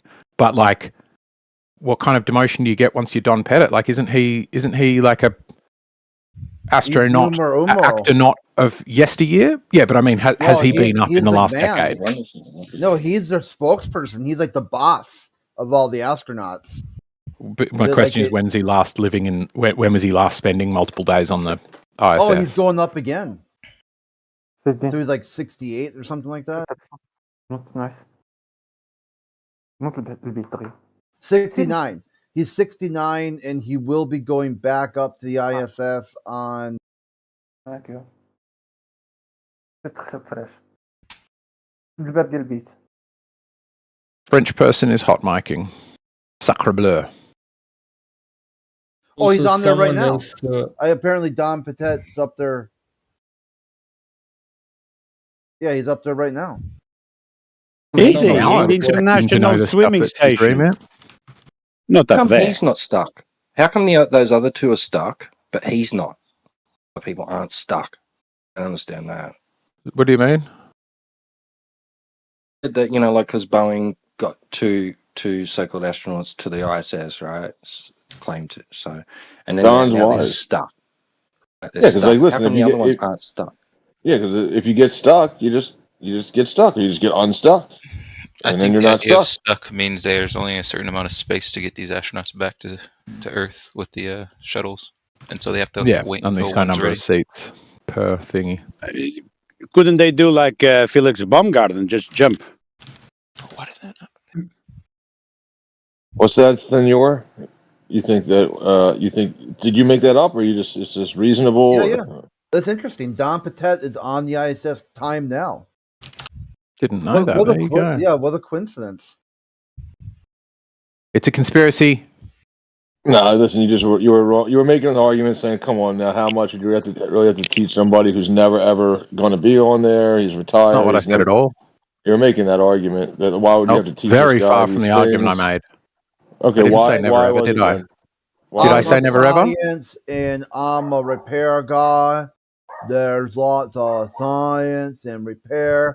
goes alongs with space station. So why? I mean, so like Just there was this thing important. It's just about important if you're going to attempt to debunk an argument that you actually know what the there was argument this is, thing. There right? was, yeah, listen, stop cutting me off, weirdo. Right. So there was this whole like thing going on where we're just kind of bullshit, and then somebody's like, well, shouldn't you know the procedure? You would think it would be A, B, C, D, and if you don't get that correctly, you should get like demoted or something. And then another like Get on eggshell fire, guy probably. chimed in. Little eggshell guy jumped in and said, "Well, how much would you really need to teach a guy who's never ever going to experience It's not that? what I Like said. he's washed That's just up." observably not what I said. You are it's like by the same, like you're making the argument. I didn't even get to make it. You Shouldn't stop me somebody every who time. works on the ISS know the procedures Just clear for up it? what By you the said. same logic, Tanks. Shouldn't somebody debunking an argument know what the fucking argument is? Just clear up your end. Don't make another analogy. Just clear up what you said. I said it's got to do with how long it's been since he was on the ISS. He's on the ISS right now. Right. When was the video taken? So what does it have to? What do you mean? So between the time of when he had the information and now, you're saying that made the difference? What made the difference? Sure, same as every exam I've ever done. I'm pretty good on the information on the day of the exam, and then I fucking forget the lot the very next day. Okay, so your argument was that he didn't know it then, and then I'm just he learned saying, if the argument isn't it sus he should know all of these procedures? To me, not really. Not unless he's actively in that role currently. He's actively I thought he'd be the one teaching others. Right. Though. Is the video current? Jesus, fuck. Like that was it. But you've got to rub two brain cells together to follow a simple line of thought. All right, just to clear it up, that he wasn't making that video in his prime then. Like when he made that video, that was not in his prime. I mean, I would be a bit sus if he's their repair guy. He's currently on the ISS. They don't have a manual, and somebody says to him, "What would you do if it started to leak?" And he goes, "Oh, fuck it, there's a leak." That would be weird to me. But if he's not currently on there, if it's been a few years since he was on there, he doesn't have the manual nearby, and he doesn't know what to do in a specific and rare incident, doesn't surprise me. Specific and rare. Give a rough idea. Hold on, I thought you said that if they lose pressure, they're fucked and done for, with or without a suit on the ISS. What do you mean rare occasion? That's my fucking life. Has it ever fully depressurized? I'm not done. That's my life you would be talking about if I'm on the ISS, Billy Bob. I don't think there's any danger of you being allowed on the ISS. Stupid bitch. Listen, if you're asking the fucking director, the guy who works on something, right? Stupid fuck. The motherfucker can't take 3 seconds before you ask him to figure it out. Hold on a minute. Let me go through my notes before you ask me the questions I gave you to ask. Yeah, that's a really good point. What was it? Yeah, because that's what happens when they make scripts. Usually you write the fucking script and Bob reads ABC while you ask A, B, C question, and they get answered accordingly. Now, Bob's too fucking retarded to even read a fucking script or follow 3 seconds. Are you and Bob related? Don Pettit is your cousin and dad, I guess, at the same time. So you must be related to the retard motherfucker because you don't know anything just like him. You couldn't read a script 3 seconds. It's very progressive of you to imagine a man could give birth. I imagine that you must be applauded for those bits of progress you do make. It's important. So the story is that there was there's a guy who went to if they are losing pressure, and perhaps that's why he doesn't know the procedure, because they are fucked and it doesn't matter. It's just oh no, it matters if they're losing pressure, right? But losing pressure, you can get down to a pretty low PSI before you're going to pass out from hypoxia, right? So losing pressure is fine, right? But you don't need a suit until you're below what the pressure would be, right? All right, so there was a gentleman who went to the NASA guys, and he said, "Listen, we're going to give you the best guy. You're going to be doing a video, a production. You're going to be putting this on television, on the internet. We're going to get you the guy who's going to be able to give you the answers." That was the premise of this show that we're now analyzing. We went to the guy with the answers. He didn't have the answers. The reason he didn't have the answers is because he's not the guy, or he is the guy. He could be the guy. I don't consider it a good measure of it. We can test it right now if you want. You tell me So what who you do you do go for a to living, test what? and I'll What ask you can a you lot test? of obscure questions about it. And if you fail to answer one of those questions, we'll determine that you are a liar Are about you whether you've asking done him that about thing. something he's a specialist in? Making it, man. Yeah. So what are you a specialist in, Make Tanks? sure he's a specialist in whatever you're asking him about, fucktard. Yeah, exactly. What are you a specialist in, Tanks? What would you be very good at? Just ham and cheese and bread, white bread sandwiches. That's it. Ham and cheese and white bread sandwiches. Yeah. Okay, I think we've overshot what kind of an expert we thought we were I going to mean, get. just come on, hit me. What do you got? Yeah, I mean, I was gonna hope it would at least include. What do you do when you can't have do cheese? wholemeal sandwiches? What's wrong with wholemeal sandwiches? You go and get cheese. What's wrong with wholemeal? It's not, See, you can't answer the question. Not it's a pro not the in ingredient. cheese He's not sandwiches. specialized in White bread, that. motherfucker. White Exactly, bread. not specialized. Got to get the Not the got to get the ingredient. wholemeal expert in here. What's the thickness of your white bread? The thickness boy. doesn't matter once it's got a hole in it, does it? Can't answer that question either. Jesus, I'm not not. much of a I'm not. specialist. I'm not really a Lying about cheese making guy. ham cheese sandwiches. All right, Oh, I'm gonna fucking confess now. I'm not stage really a that. ham and cheese expert guy. So there We you go. caught him. Well, that's. I mean, you it's proved just it. So me. he's not an expert. So they don't have any experts. They don't know. They don't have anybody who knows about this ISS. I mean, you How showed it. can you be an expert at somebody else's authored book? So somebody else writes what goes on in space, and then you got to answer the questions. Now you're fucked. Is what happens, right? Yeah. Right. Well, I mean, show. what's the Yeah. answer? You can't Google the answer. Exactly. What is the answer? Nobody's Well, given he it to couldn't us. Google the answer. He couldn't look it up himself. The specialist. That was. I mean, that's what he was showing Who does off. the He was like, "Listen, specialist here's go the to area." find out? No, that's the question. Who does the specialist of this shit Where's the go original to clip find come out? from? Who does the specialist go to find out? Who do you go to find out how to write words? That point. Who's the specialist that the specialist has to ask? Where's the super specialist? Where's the specialist X3 to the fifth power? Listen, the burden of Super proof is on Saiyan those specialist. who are supporting or pushing the idea that this ISS is in fact real. So you would think from Fail. 2016 to now, somebody would have come up with the true answer of what you would do when you have a leak, and nobody knows. Still to this So are day. you saying claiming something is fake is not a positive claim?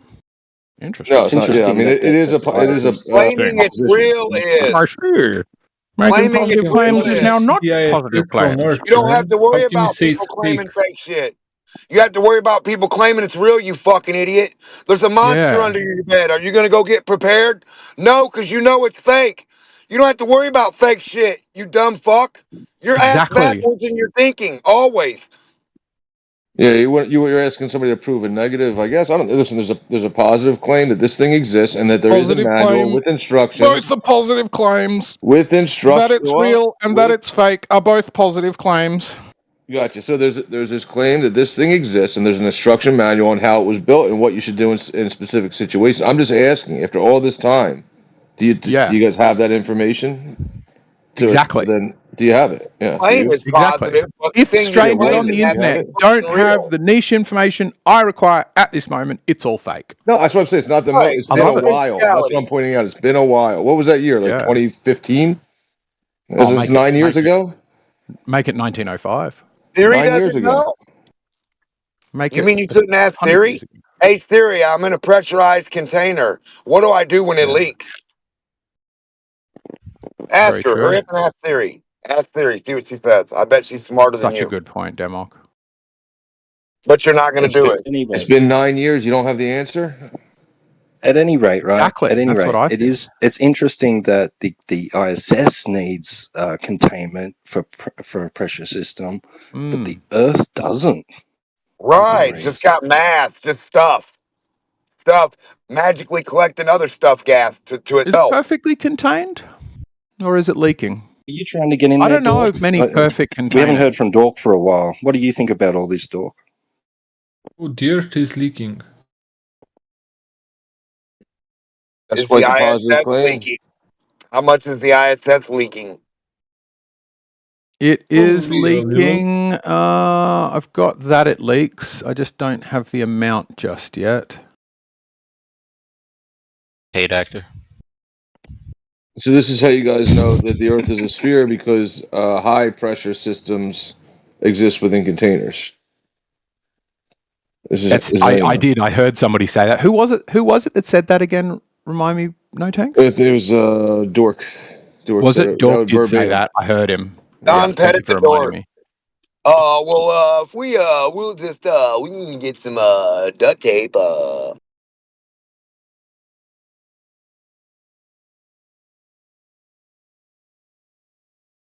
So it has. I don't even know if it's been 9 years since that Don Pettit. I think it's been about that time. So, I mean, that would be interesting if there's still no 3.7 pounds per day. Right. What do they use to heavy pressure? And where is the hole? Where is the hole?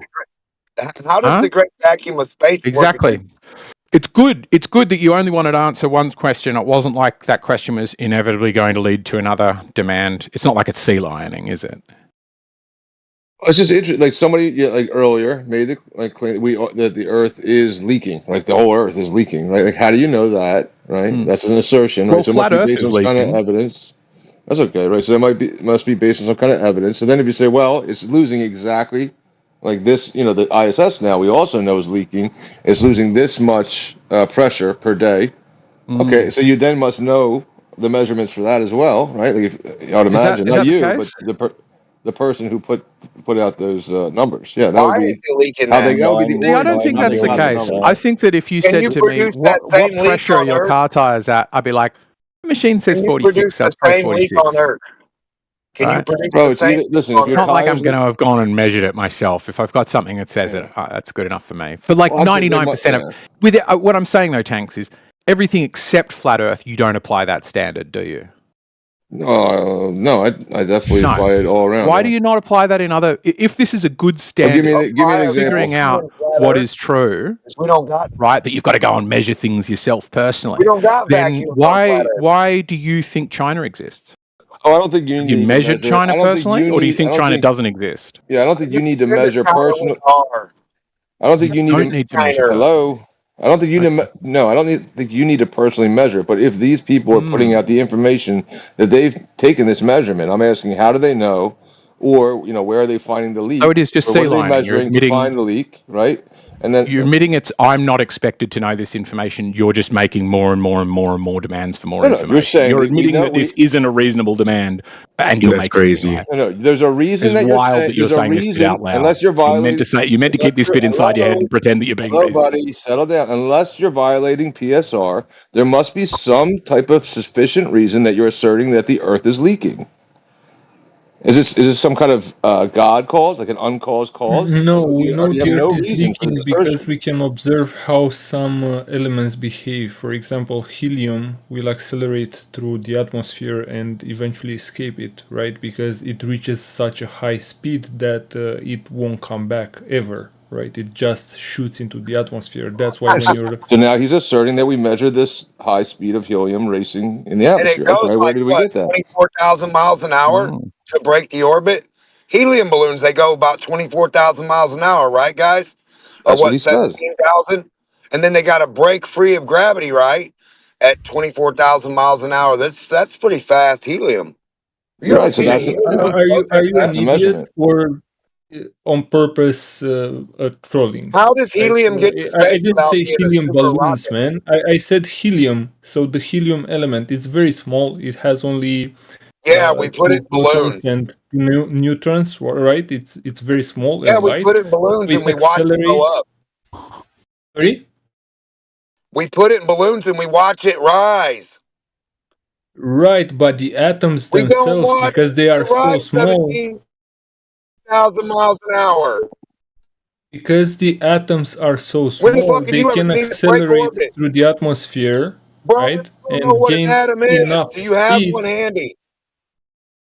What? What the fuck are you talking about? Well, you see, You're the one that says you see what he did. He asserted that he measured helium to be moving at 24,000 miles per hour. Okay, where's that measurement? Did he say that?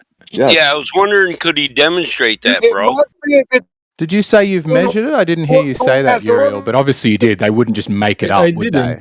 How does he know it's But going are you out saying the they just fucking made up orbit what you without said in order that they could make it 22,000? wrong? They changed what they said and tried to stuff those words in your mouth? Defend I himself. do not believe it. Who would do such a thing?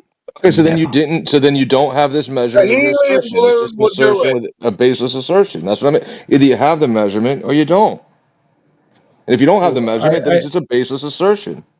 Where's your measurement of your I want to see ham when and the cheese helium sandwiches? gets to 24,000 miles an What's the hour. proportion of a piece of bread? Well, I mean, I can Don't give measure a it if fuck. We you want to need. see Nailed helium. it. Hasn't measured it. Still thinks bread exists. What a rube! Look at this guy falling for the bread. Yeah, well, you can Hasn't pick a measured piece a of bread slice up. of bread in his life. You can pick a piece of bread up, moron. Yeah, listen, it's not an Well, argument on can whether you? the He bread. can't It's even not. measure it. It's not an argument Apparently, on he whether can pick it up. It's so easy to measure, and he doesn't know the dimensions of a bit of bread. Not an argument. Claim to be an expert. Hello. What kind of an expert's All that? right, somebody mute. This is getting out of hand. He's getting out of hand. He's not engaging in the conversation. He's gonna have to get muted soon. It's not an argument of the existence of the bread. Yeah, it's not an argument of the existence of bread. If I made a claim to the size of it, then I would have a measurement. If I made a claim to the speed of it, that would be a measurement of the speed, not the existence of it, not the existence of China. The size of China would be one thing. The height of China would be another claim. Then you'd have to show those, not the existence of it. Eggshells, get your shit together.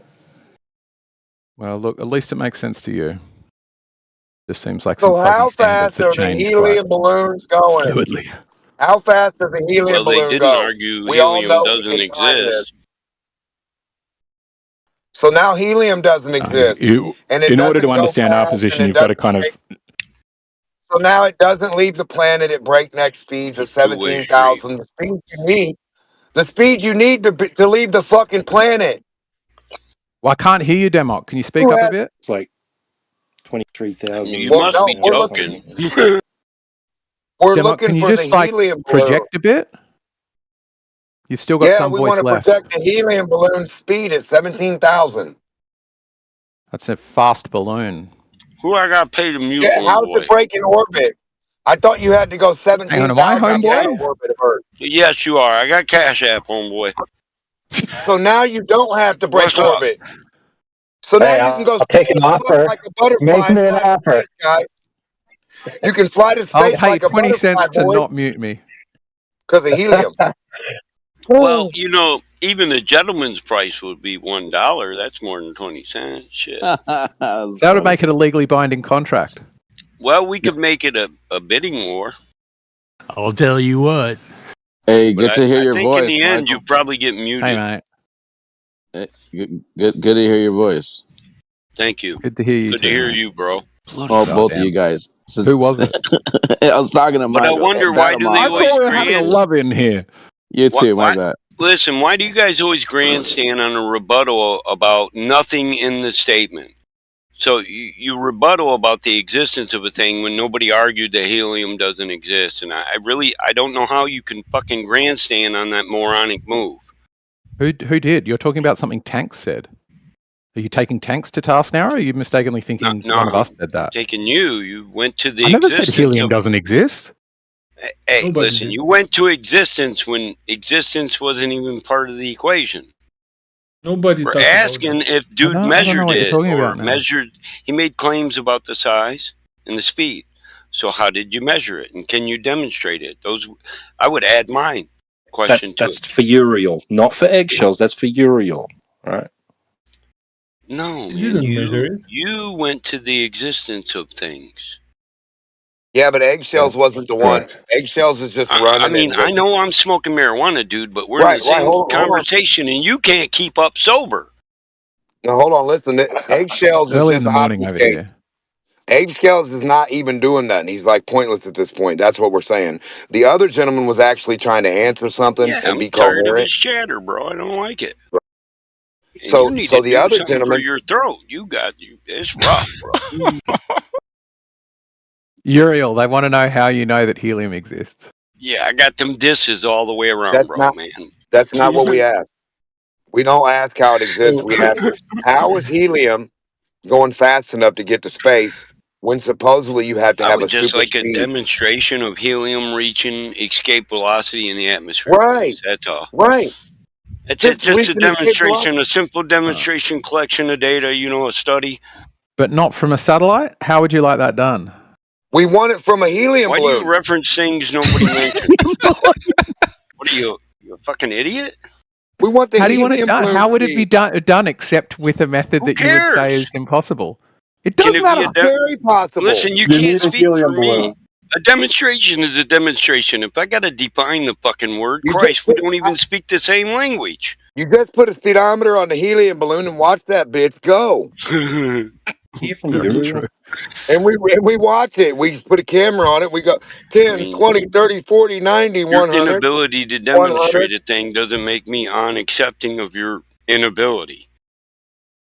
What? And it's funny that I got to tell you guys how to do this, and you don't even know how to get it the is. speed. It is funny. What? That's what I'm saying with after them his fucking comment. Like, you just deny it. How the hell do you know?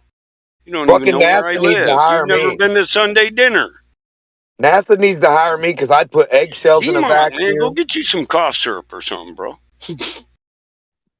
Hey, stop You sucking need dick. a lawn siege.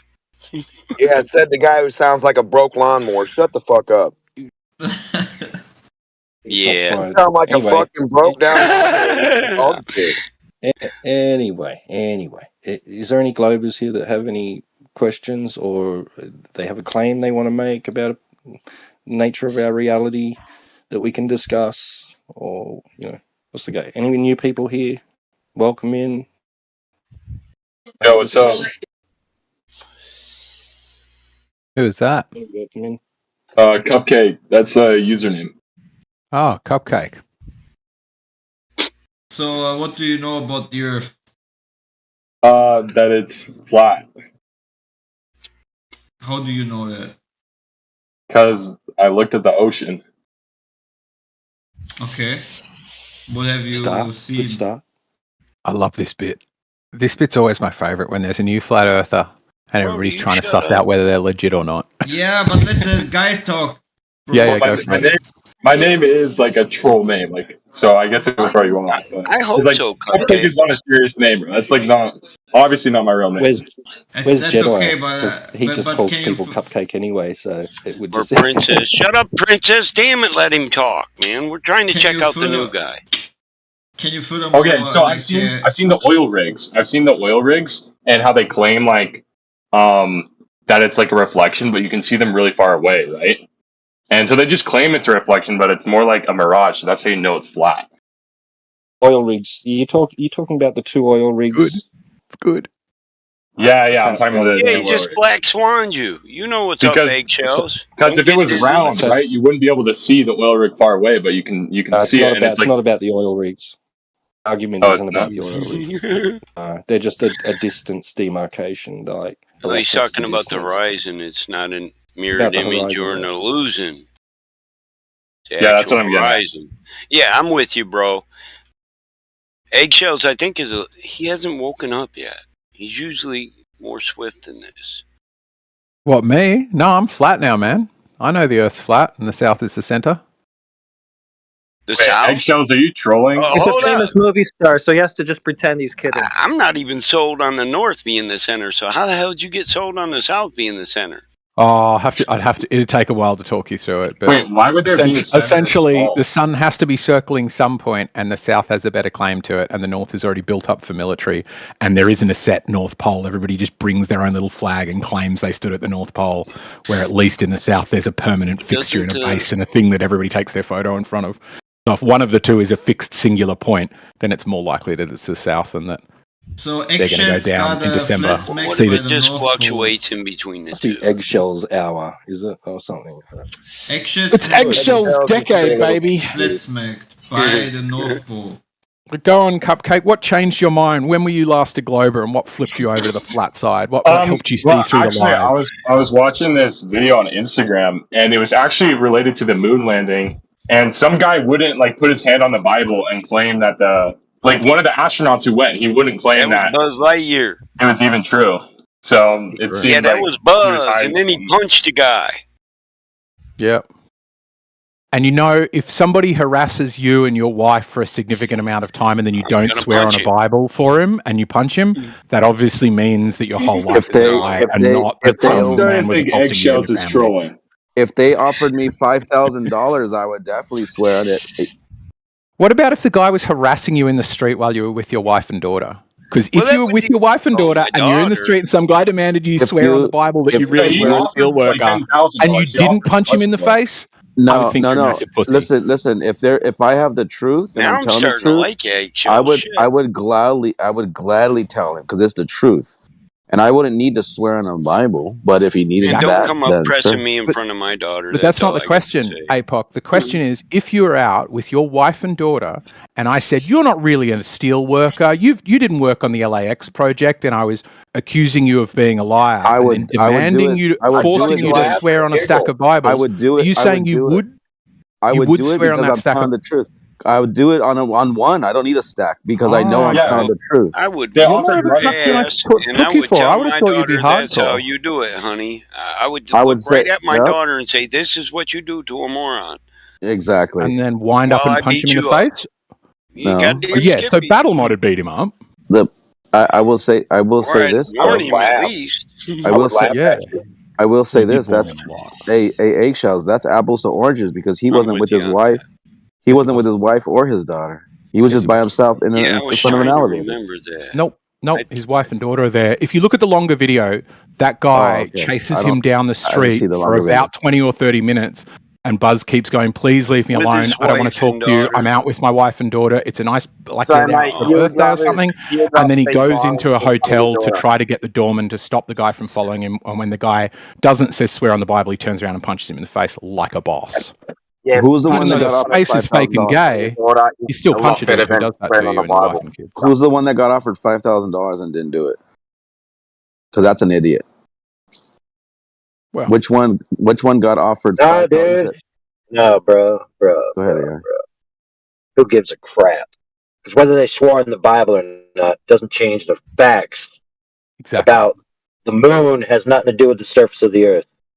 So if you became a flat earther because of the moon, you're a retard. I rest my case. Well, my claim is like NASA, right? NASA's the one who releases space footage. And a lot of the space footage, seems to be fabricated to show that the Earth is round. So it would also lead me to conclude that the moon landing was completely fake too. Fake and gay or just fake? Fake and gay. But you're not using circular reasoning, are you? So you're not saying like... I'm just saying, like, if someone does one thing fake, then they're likely to do another thing fake as well. Yeah, but you know what NASA can't do? You know what NASA can't do, homie? They can't change the physical shape of the Earth. They could show you fake footage. They could show you accentuated footage with, lenses that exaggerate the alleged curvature. But let's say that for the sake of argument, all their stuff is fake. So what? What does that have to do with the Earth? Because the Earth could still be a globe and they still could release fake footage. Nailed it. Yeah. Buddy. Look, I'm not saying that's not a good thread to pull on the sweater of, the greater thought, but you shouldn't make your conclusion on NASA's full of crap. Therefore, the Earth is flat, right? Yeah, overall. Right, the lack of proof of curvature is good enough. Show me the curve. Hell no. I don't know why we ever got off that, right? Where's the curve? Exactly. Circle. Tank farm.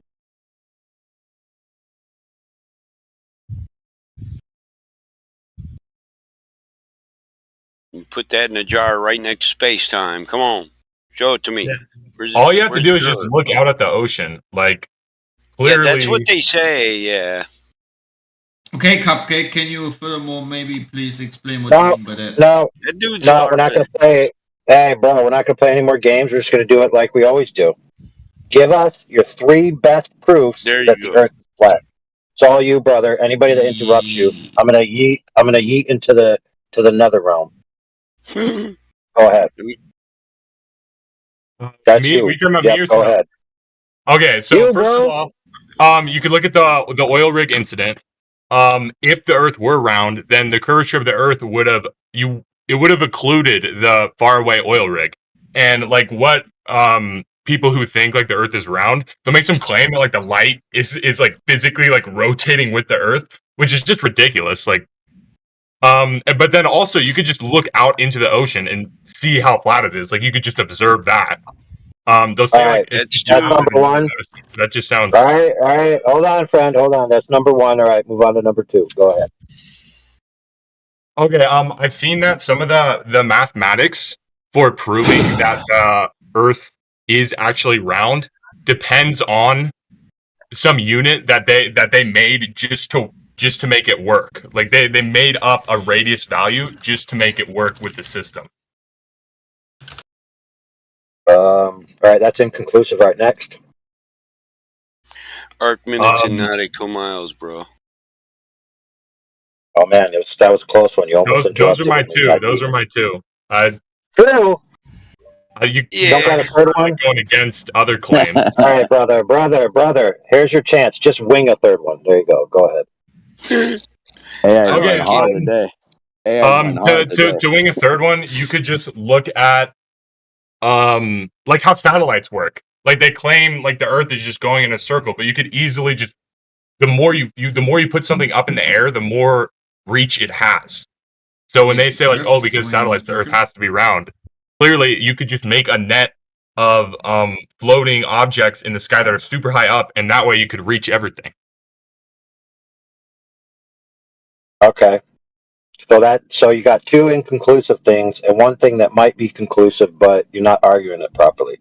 So I think the black swan is what we need to go over with you. So I don't feel like doing it because I'm going to eat these chips and they're delicious. Somebody else can talk you through the black swan and what's the actual crux of the argument. Somebody step up. I want to have some chips. No, eggshells. We don't want you doing that for us. Thank you, though. Oh, look, I've got it. I've got you guys. Don't you worry. I do the black swan better than anybody. Nobody black swans as good as me. If you were here, I'd give you a bowl of chili to put them chips in. I made some 3-meat chili. What kind of chips? Are that good? Yeah, some like deliver the argument correctly. Must be good. Freshly done. Oh, I think I'm pretty good at it. Chips, fresh out of the grease from Pennsylvania. No, I think AI more meant walk him through the modus tollens. Yeah, through the entire argument. That's just the image. The argument is the modus tollens. Sure. So here's the modus. So let's test what you know about this argument. Sure. So let me break it down for you, Cupcake, because while you might be genuine in your beliefs about flat Earth, they're not being argued in the way that people here like them to be argued. So here, the purpose. Have you heard of a modus tollens before? If not P, then Q. That kind of deal. Not. Okay, so it's an if P then Q. It's what's called a contrapositive proof, which is you say if P then Q, therefore not Q, it means therefore not P, right? So the P then Q is if the Earth is a ball of 3959 radius, right? That's what P is. Then Q, every horizon distance must be a set distance from you, which you can work out with pretty simple geometry, which is 1.225 the square root of the observer's height in feet. Q, right? I don't really get the whole if P then Q. That seems like a false dichotomy. Like there are only two options. Like if it's false, then there's only one other one. Yeah, it's like saying if this is a dog, it would be a mammal. And then if you disprove that it's a mammal, you have therefore ergo disproven that it's a dog because the P rests upon the P of it being a dog rests upon the Q of it being a mammal, right? So the mammal here in this case is if it's a ball, right? And what we're saying is the radius. And what we're saying is the radius means that the horizon, the geometric physical Earth curve horizon must be a set distance from you dependent upon your height. Right? And we can calculate that very easily. Yep. Okay, that makes sense. This video, this photo, still frame that's taken from down on the west coast of America, this guy's gone down there and filmed these oil rigs where he is 6-foot observer. I think he's standing pretty much with his toes in the water. and he's scanning out there. Now, can you see the distance that says on platform habitat? The image is a 1 foot image. Yeah, and it says it's 1 foot up in the air. That's right. Yeah. So he puts his water down on the Yeah, sand. he put it on a camera tripod. He's down. got a 1 foot image, and that's the black swan. The So the specific horizon, black swan image. The horizon. When we say horizon, we mean the marine horizon, the bit where the hump of water meets the sky. Should be where in that image? If it should be at 1.22 miles, where should the hump be? That would take some math. Right, so I'll help you out. It should be at 1.22 miles from the observer. So there should be a hump of water, and we shouldn't see the legs of beyond that point. Yeah. Hill House or Habitat. We shouldn't see their legs disappearing into the water. What we should see is the tops of them appearing from behind a hump. So this isn't really about the oil rigs. It's just they're used as a distance marker. So the question is, where is the marine horizon in this photo? Is it in front of Hill House, in between Hill House and Habitat, or behind Habitat? Where is the marine horizon? I don't even see the horizon. You don't see a little line there separating the murky? Well, I see the horizon. It's behind both of them, obviously. Bingo. But I just didn't know what you meant, like by horizon. Do you mean like the farthest you can see? Yeah, marine horizon, like where the water meets the sky. Well, it's behind the oil rigs. Yeah. So what that's saying is the horizon is must be further than 9.41 miles, because we know the distance to that oil rig because we got it off Google Maps. And so what that's saying is we know that the horizon isn't in the place that the geometric Earth curve calculations tell us it must be.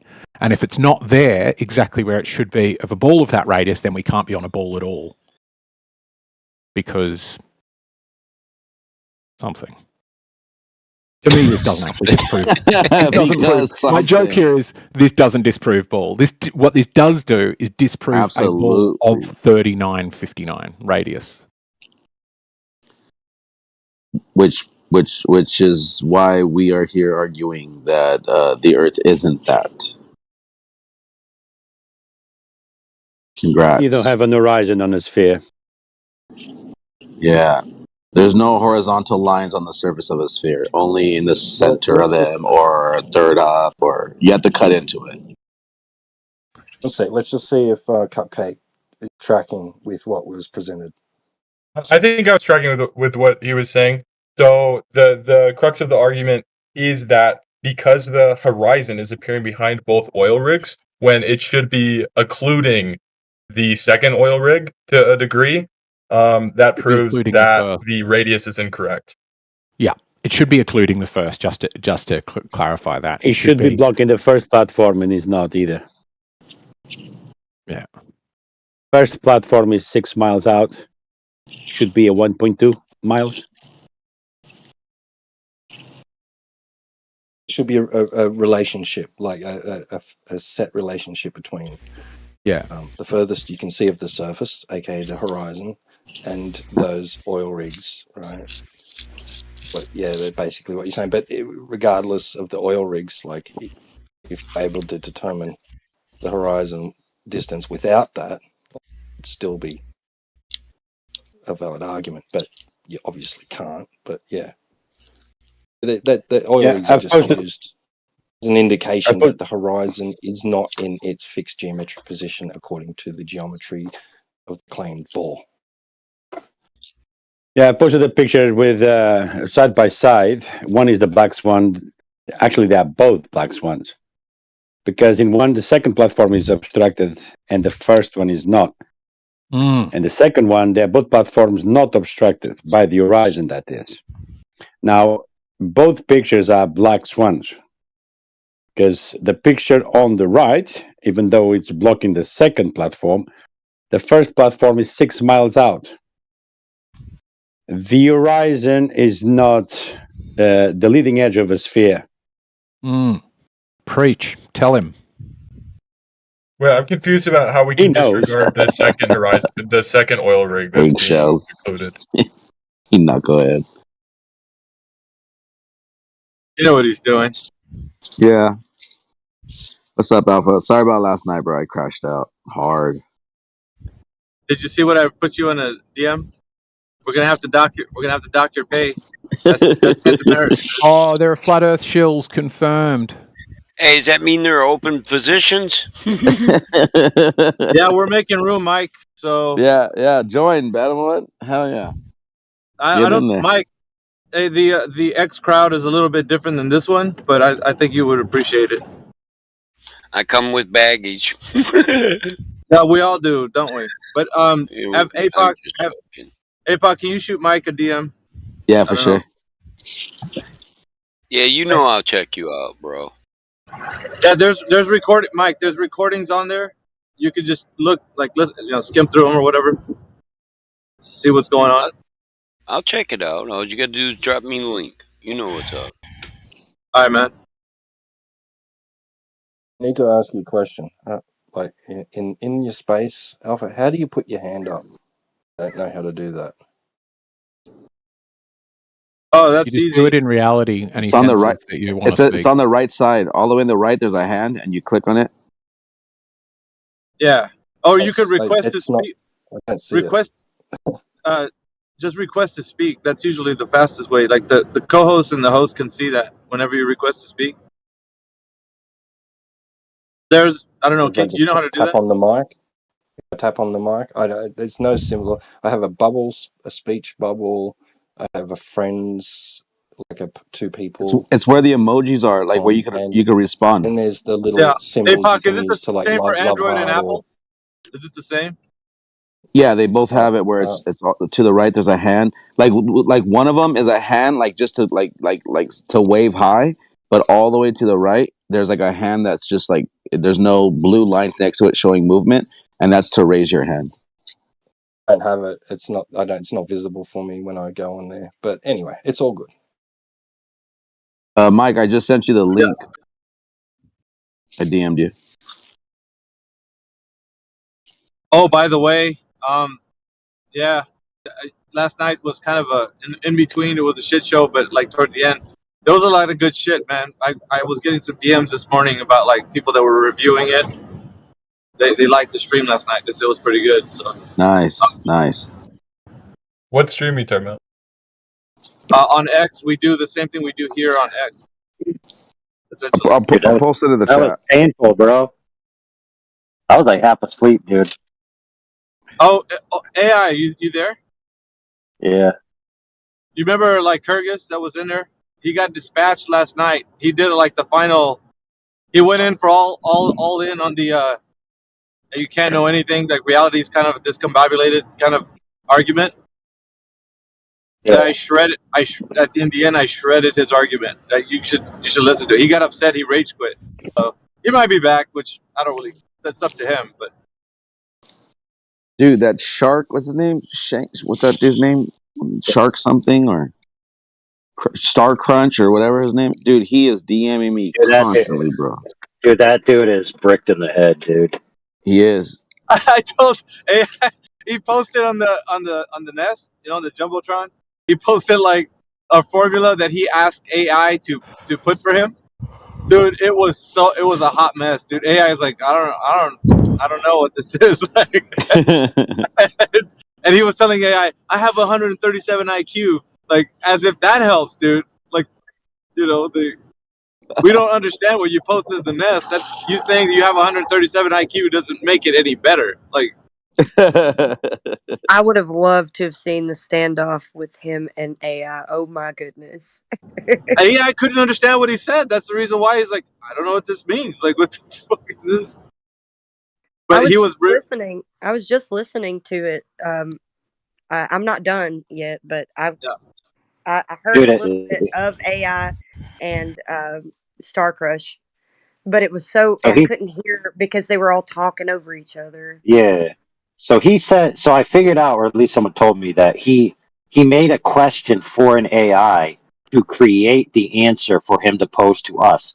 So he actually talked to an AI, and then that hot mess of nothing came out, which means whatever question he asked the AI must have been retarded as heck. Yeah, it was. I honestly don't know what he's trying to say with that, so I didn't want to touch that argument with a 10-foot pole because I don't know what he's not local. I don't know what that means. Like it was. so freaking weird, like the way He he didn't phrased explain it. it? It was something, dude. It was something about looking at 6 foot tall boys from 3 miles away. So you do the math. Oh yeah, Oh, wow. I remember that. Yep. He spelled boobies, right? He spelled boys. It was supposed to, and That's it was supposed to hilarious. say, because he's a shrimp boat captain, he was supposed to say buoy, but the way he Mhm. says buoy to the AI interpreted it as him saying boy. So in the text it put boy instead of buoy. Oh, that's hilarious. Hey, you're funny. He said boys. Oh, that's fucking straight comedy right there. There seems to be a running theme. It's like the guy with the balls in the shed, and he's looking at it, and then this guy looking at the boys from 3 miles away. Oh, wow.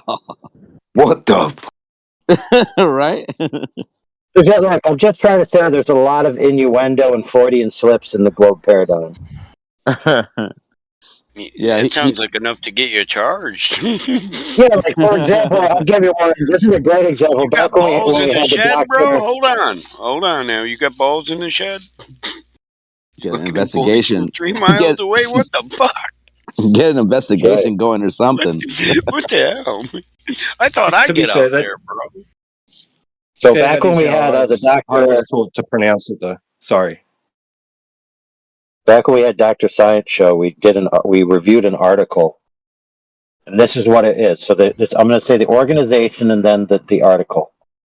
So from PNAS, Uranus opens up to let out toxic gas. No way. You're kidding. Dude. This can't be. Not even joking. that's like a Dude, ask Alpha. Alpha was there, bro. Alpha was there, bro. Yep. And it's Not so just that. shocking. It's shocking because whenever we put these articles out, they know what they're writing. The author, they know what they're putting down. So it's just they lean into it. They lean into it. So it's like they know what this. We all know what this means. Like they're making fun of it, and it's like, but that's what they're getting. The reports are getting from like because of the gases that they're dealing with. It's sort of like methane, So it's like it's gonna smell like it's gonna have a certain smell to it. That's like So that post. That crit that's like that post that Crit did on his news like a while back. It's like the science paper is like Uranus smells like farts. Like what? Okay. Actual scientific post. Okay. Nice. I think they say rotten eggs, but that will kind of point out to farts as well. But I think also in some other one they reported as farts, so gotta double check it. Yeah. Crit posted a while ago. There's some crazy factoids that the globe Earth paradigm has that it's stupid. The moon actually it has a scent like gunpowder. There's little factoids that probably these guys don't even know that believe that the Earth is a globe. That when the astronauts when they went there, all the 6 times they went over there, they left 96 bags of dookie on because diapers that they have to change from the astronauts. And one of them got raped on the way to the moon, and only 2 people went, but he's not snitching on whoever did it. So you know how we know Uranus smells like rotten eggs? No, By probing. We were probing Uranus. Yeah, that's an actual NASA article on that after an astronaut died, his wife claimed that he had admitted to her that he got raped on the way to the moon. Whoa. It's like by aliens?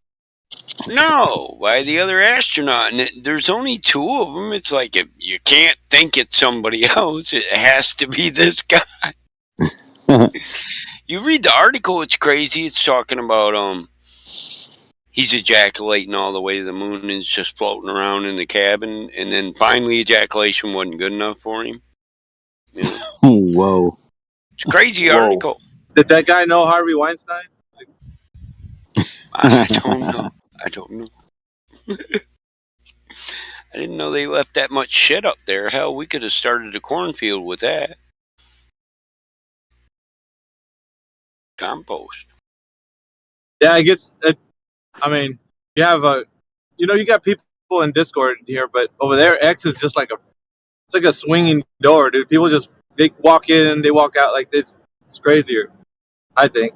Discord has like rooms that people can go into, but X, once you have a space up, the algorithm starts pulling people from all over the place. So if somebody, let's say you got curious and you have like 1,000 followers and you jumped into a space, everybody that's attached to you sees your space that you're in. So the curious ones that are attached to you will jump into the space. It's kind of it's like a, I don't know, like a spider web. As many people as you know, those people can see you're in a different space. They'll jump into that space if they're curious. So yeah, it's pretty cool. You get a bunch of different people every night. Space Oh, and jumpers. the 99%ers are out. And I was kind of putting the screws to them last night. There's unbeknownst to a lot of people on both camps, the idea that the Earth is a globe and the fact that the Earth is flat. Like both camps, they have people that believe only 99% of what their knowledge is can be known. So there's a sliver of a chance they could be wrong. They sit on both camps, so I eviscerated the camp that believes 99% on both sides last night. You can, if you listen. Nice. Well, at least we attempted to. Me and AI and Amish and the rest of the group that were in there. Well, Flatsy was there too. She gave him the principles of logic. Remember how he didn't? That guy Ben, he said he knows that the Earth is flat, but he says we know it's not fat, which he meant to say like the oblate spheroid being fat. Anyway, it was his way of making a joke. But then Flatsy gave him the principles of logic, which he started to say that's not true, and then he agreed that you can know some things 100%. Then he said, well, only if you're 99% sure. He was crazy, man. He didn't know how to make up his mind on this whole topic. Are you gonna do one tonight? No, I'm actually going into work, but I work for 3 days and then I'll be off for 3 days. So, but yeah, I missed last night's show. I was too busy trading the pump Trump. Dude, you're making hand over fist right now. From what I hear. Dude, did you hear this morning that the market hit like better than like the past 2 years? Like it's climbing right now, bro. Yeah, man, it hit 77 last night, 77.09. Oh man, yeah, freaking AJ's killing it, dude, right now. Yeah. Everybody else should start getting involved, man. For real, you guys, he's made it known. Trump's made it known that the digital currency is, through Bitcoin. It's going to be our reality very, very soon, folks. Very, very soon. Yeah, I had a bunch of news coming out from the crypto markets because I'm still attached to that, and they were all like, "Go out and vote for Trump" and all kinds of shit like that. But now that he's won, dude, there's gonna be a rally, and fucking AJ's gonna be sitting high on a hog right now. Well, if he's not already, you know, it's real interesting, man. I tried to transfer another 50K on Monday into spot, and my bank wouldn't let me transfer it. It took 4 days nearly to transfer. Yeah, 4 days, and 3 or 4 phone calls where they're ringing me up telling me crypto's a scam. You can't put money into this exchange. Where's your license to be trading? The exchange you're going to is never going to give you your money back. I had 3 or 4 phone calls like that. Wow. Then the money just sat there in my account processing since Monday, and it came through last night. And now I'm spewing because I wanted to buy the dip the other day, and it's a fucking. Now I'm waiting again. Bloody bank. You're probably at the top right now. There's going to be a bit of a bounce back. Goddamn Trump screwed up my plans. Fucking Trump. Back lower, but now it's gone to the moon. Dude, were you planning to get in, Heretic? Well, I'm already in, but I sold half of my Bitcoin thinking there was going to be a drop. That's not what happened. Oh, dude. Damn it. If you would have held on, bro. Oh, yeah. I sold right around 70 or so. I was like, this is a pretty good place to cash out. And I was thinking it'll probably drop down. I'll get back in, but not the election screwed that up. I might get a chance later. We'll see. Well, the markets are going to be prime for the pickings. So any other crypto like you got your alternative cryptos that are out there, they're going to start getting fed by the big brother. The big brother's Bitcoin. So everybody that's got a big bag of Bitcoin, they're going to start putting into all their other cryptos. So I'm saying, look out, man, because all the other cryptos are going to skyrocket. There's going to be I guess, can I say golden age for crypto? Because, yeah, when it's the going to be. tides rise. Most of my bag is Ethereum, actually, so works for me. You're still good. Yeah, you're still going to bank off that. Because everybody has to go. Because everybody has to go through Ethereum to get Bitcoin. So, yeah. And I'm still in a trade. Yeah, I'm still in from 69. I just keep taking profit all the way up and locking it in. So I'm still up. What am I up again now? Another 18% after taking what I took the other day. It was just that bloody spot, man. That fucking bank. AJ, that's why we got to go decentralized, brother. Like, that's the reason why right here. Fucking banks doing the runaround they give you. You can't. It's your money. It's your. I don't know. I'll just get. Did anybody see Elon's post? He's got a picture. Can I just ask a question? Oh, sorry, I didn't want to interrupt. That is a question. So evidently, yes, you can. Well, yeah, but I recognize that. What is her name? Oh, so many people in here. Golly. Let's see. You go first, okay? Then I go after you.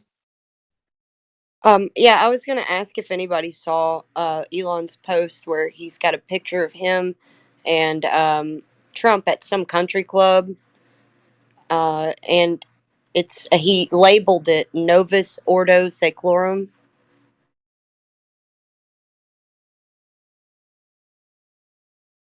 Like it's on the back of the bills, like the money bills. New World Order. That robot. You know, if you look at that post, go through it and see how many people are defending it. People are defending it. Like this is like I don't know. It's like biblical, man. Do you guys know Robot Polisher? Yeah. So there's people that know him. Yeah. Peter knows him. Unfortunately, he had a 2-hour call with him. So go ahead. Yeah. He just keeps pumping my messages in with this, just talking about going decentralized with this QFS ledger. Do you know, does anyone know anything about that? QFS ledger. So can I quickly ask a question regarding crypto? So if just in general, I don't do crypto, but let's say I would start doing crypto. The thing is this about crypto, right? You just said, you either way they have your money, you have your money on the bank. But in general, if what do people do most? Do they like wait until it skyrockets and then they get it for the same currency they back that they invested into crypto? That's a lengthy conversation. It's pretty long. I don't know if you want to have it out here, but it's a lengthy. Where's the logic? I mean, if you use like $1 and you put the dollar in, and let's say you make some profit, but then later on you sell it for getting the dollar back, and then you're still running around with the dollar because that is what depends what your plan is, Clay. It really depends what your plan is. So like, I'm trading, so I'm trading futures, so I take profit there, but my spot is staying, man. I don't take profit off my spot. That's something that's going to be there for the next 10 years because I think people think wrongly about this. At the moment, it's all pegged against the US dollar. So they say, it's worth $70,000 at the moment. I'm going to get out and take it at 80. But the point is that eventually when all this system collapses and you're holding Bitcoin itself, it's not going to be pegged against the dollar. So when I'm buying spot, it doesn't really matter the price. Because I'm not thinking about it in regards to the US dollar. I'm thinking about it in regards to I hold a Bitcoin or 2 Bitcoins, but that's a long-term strategy. Yeah, it's so a like liquid asset, right? Right. So Clay, what you do is like kind of like to equivocate it. It's like if you have $1 million in the bank and you get a 6% interest on it a year, and you live off just that 6%, you still have your million there. and you're You know only what I spending do? the profit of that, the interest that was accrued. Go ahead, Panama. Listen, I put all the money in the bank. I never spend the money, and I get credit because debt isn't taxed, and I can also claim debt on my taxes. Yeah, that's what I do.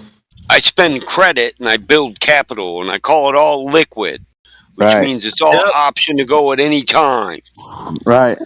Yeah, there's so That's many what I ways to do. play. There's so many ways to play the game, and like Mike and everybody that's dealing with like how you could. There's certain way like it's I don't want to turn this BC to like a finance, but yeah, you can win. You just have to know how. You have to You be can a take little $1 bit million literate. of credit. You can take $1 million in assets, get $10 million in credit, put that in crypto, and then swoosh it around and see how your bank sounds in. Right. Because now you got positive income and liquid assets. Correct. And you never sell that Talk to bag me like about AJ. money. I know how to make money with money. Like AJ saying, he holds his bag, but he's making money off the profits of that bag. So he'll still always have that bag. Yeah, and with a little bit of help from credit, he could increase that profit Mhm. amount to where it would pay your monthly payment and give you a positive income. Correct. See, we do that with housing, so you know what positive income is, right? Right. Liquid assets, annuities, banks, bonds, stocks, crypto dollar, whatever, anything worth of value that I can liquefy right now. I can get my cash out of. Correct. I don't understand why people who crypto largely is think good they're for that. cons think crypto's not a con. It's just an asset. It's somewhere to put your money where people can't put their hands on it. That's like saying the dollar bill is a con. It's equivalent.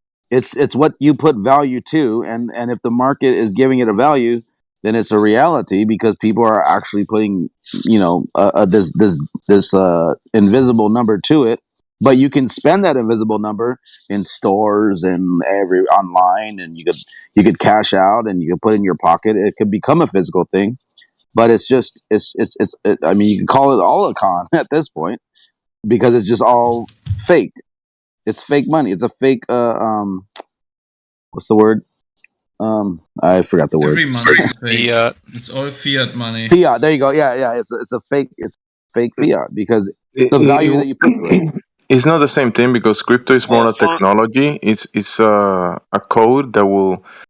Let's say some of the ledgers, that's a public ledger, an exchange where people can do exchange information, value, property, even intellectual property or digital property. They can exchange it without assets. Yeah, they can exchange the property without kind of like a middleman. So it's a technology that allows people to exchange. Well, that's how the people value. gonna use that, and what was the end goal, and if he's saying it might be a con. Yeah, people can use it for cons for sure, but that's not the fundamental use of it. The use of it is an exchange. Yeah, the principles of it is that the value of it, should I say, is that you can't just create more Bitcoin the way they just create more money. So it gives it a better structure to it. Like it's a more of a value within its own system because you can't manipulate it. Well, no, I take that back. You can manipulate it, but Bitcoin is a building. Bitcoin is a building, and there's a bunch of buildings, and people in each building can do work, transactions, do exchange property, or do different things. But Bitcoin is one building next to 1,000 other buildings, or 3,000 right now, or 20,000. I have a question. So crypto is dependent on Big the building. infrastructure of pretty much the internet, correct? Well, yes and no, because it itself is like he said, it's a system that's been created to where you have a tangible property to it within its own structure. Like some shit, they call them shit coins. They don't have anything backing it up that's like valuable, like property. Let's say like imagine trading in a market, but you don't have anything tangible to say I have this claim to it, and that's why people get that rug pulled out from under them because there was no structure to it that you can claim it and keep it in your account.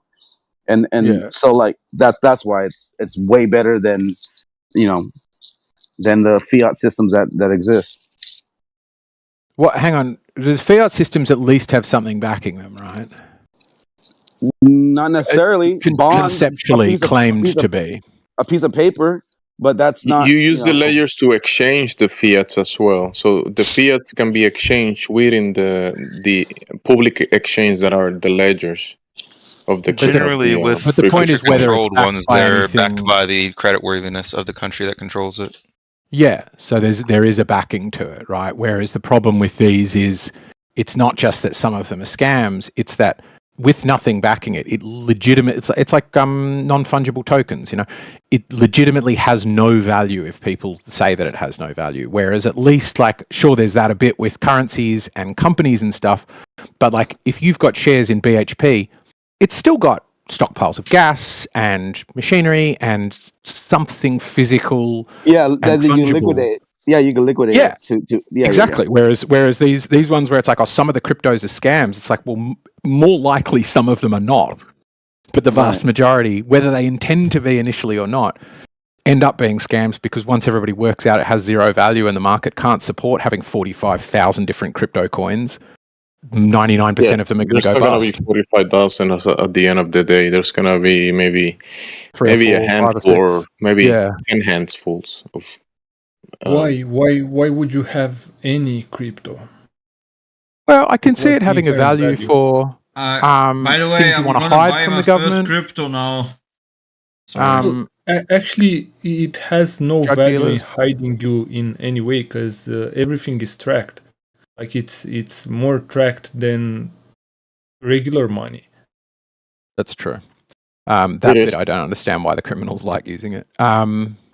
But the idea that, particularly for people who are like, you know, libertarians, to have something that's not backed, you know, that the Reserve Bank doesn't set the price on, I would certainly consider divesting everything to it if I lived in a country with a shitty, really unstable economy, right? If I lived in Venezuela, I'd be taking my paycheck each week and instantaneously turning it into Bitcoin. So I can see there being some advantages there if you're sort of refugees and whatnot. But yeah, 99% of it at the moment, I think, is just people speculating, and the vast majority of them getting fucked, I think. Oh yeah, most of the cryptos are speculation based. There's some of them that have utility that are used as a technology to facilitate payments, transactions, exchange of property. But it's not all of them. Most of them, like you said, eggshells are just speculative code. Oddly enough, that's why I just stick where I am. Yeah, I don't do memes. I don't do any of this other shit coin because most of it, even if it does pump, it's unrealized profits that you can't take. So at least with the main few, like Bitcoin, ETH and all that, we've got ETF investment. So like this week, there was 24 million investment into Bitcoin just from the ETF flows. Yeah, I mean, ironically though, the things that mainly are backing up these coins is the fiat currency because you have that's the physical part because technically Bitcoin isn't a physical thing, but the money being pumped into it, that's the physical part. Yeah, there's no backing, man. The money that goes into the Bitcoin goes to the electricity companies. They are not stored anywhere, burned. The value of Bitcoin or of any other crypto is exactly zero. Yeah. Yeah, what gives it its value is the fiat currency people are putting into it. Yeah, that's not giving it value. That's giving that money to the electric company. Well, the public ledgers exchanges are going to be used to attach some of these technologies to real assets like gold, silver, and like Rachel was saying, to actually real assets, and they will be attached to them. And for you to do transfers or exchange, your currency is gonna be valued backed by a real asset. You're just gonna do you're not gonna be carrying gold across the world. You're not gonna be Right. carrying In which the heavy case, metal for the assets with you. You're gonna carry the digital version of them and exchange right. the In property which digitally. case, why would we use the blockchain for that? I don't want everyone to know how much gold I have if I had any, right? Yeah, we don't want a I lot could of things, just but you create. don't want to pay taxes, but you will pay taxes. Yeah, no. I My think point is that that there is no point to blockchain. You can use regular no, technology which no, because doesn't publicize no, your transaction records. no. What the blockchain does is it adds accountability. It allows the system itself to not be manipulated in a way where then they just ripping people off. That's the whole point of creating the system to where it has blockchains, because it's a transparent system, as opposed to saying let's say like we have the US dollar. What is it backed by? Nobody knows. What oil, I Values, guess. credit worthiness. That's Not just fiat currency. It's backed by the economy in the sense that you Yeah, but have to. what's the economy though? Like who knows? It could be manipulated, right? The economy could be manipulated. They could just print money out of nowhere, and they devalue itself. That's kind of the point. This system that's been created digitally, it takes away that aspect of it. That's why it's made so much headway through our No, through the I think it's worse. So if the whatever you're trading, right, the cryptocurrency or whatever is not backed by gold, let's say, then it's worse than fiat because there's no one actually pulling it, no one stabilizing it, right? No government behind it pulling money and pushing money into it in order to keep it stable. So then anyone can do it, right? From across the world, it's going to fuck up with your savings. And it's happening, right? So that kind of currency has no value for anyone because nobody wants to get paid something, and a couple of hours later, it's worth half, right? That's not money. That's I don't know what It won't be its own economic system. It's gonna be attached to the already existence economic system that needs a huge upgrade. Because to do you heard the other guy earlier. He said he tried to transfer $50,000, and it took him many days for that to happen, and the transaction wasn't even done because of certain policies or whoever else made the decision for him to not do the transaction in the crypto or in the ledgers, in the public ledgers exchanges. You will make the decision and you will transfer your money to whatever address you want to transfer it to without a person in an office making a profit in the middle of that without your permission.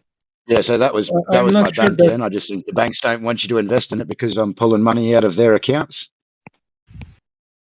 Okay, so even that argument is a little. I don't know how to feel about it, right? Because I don't want anyone with access to my numbers to be able to make purchases or transfers in my name, right? From that perspective, I want the bank or whoever is handling this stuff to add extra checks, right? I don't want someone who breaks into my house to be able to transfer 10 millions of my money to someone else, and then I'd be broke, right? Yeah, it will I be the don't have same thing to having a Rolex or a gold bar. Someone can break into your house and steal it. Well, that's your But it's problem, right? For still taking that usable. risk. There's But still value to it. when you're keeping your money in a regular bank or multiple banks, you are technically shielded from that, right? Because Not banks really. If are the going to bank block goes those bankrupt, kind of you actually transfers. the banks is the one that you are how do you say, your money, the it's not your money when the bank has it. They actually own it. Yeah, and my daughter just had $20,000 taken out of her bank account. Well, it wasn't just. We've been arguing now with the bank for 6 months, and now we've taken it to the financial authority because they're refusing to pay it back or do anything about it. They've just said, sorry, you've lost it. We deem that you were part of it. And she had nothing to do with it, yeah? It was all Apple payments, and we didn't even have Apple. I work for the banks a little bit before with their fraud department, and yeah, the deal is if they can find something that you as a customer participated in, so like you clicked on a one-time password link or gave them details or something like that, then they can say they're not responsible, which doesn't necessarily mean the ombudsman would find the same way. So you can sometimes go to the ombudsman and say, well, yeah, actually, that's where we are, Eggshells. We're with the banking ombudsman or the banking authority now, and good. they're investigating. But it was all Apple payments. There was something like 700 Apple payments taken out over the course of a week, and the problem we had is that they're saying that these transfers were approved on a phone number, which was an old phone number that she never had, but because she never updated her phone number with the bank, they're trying to state that she was part of those transactions when she wasn't. She's 17 years old. You know So what's somebody possible? found her old number and then figured out what account it was related to, and that's how they did it? Well, I don't know. That it's got to be something. All that happened during that Optus breach as well, so I don't know. But the transactions were apparently all approved, but we never owned the phone number. So yeah, they would have it grounds if they go, well, you've given us the wrong phone number. But I think the question would be, how did they find which account was attached to which phone number? Just 2 nights ago, I had somebody try to get in my Facebook account. It took me like 3 hours of battling to keep them out.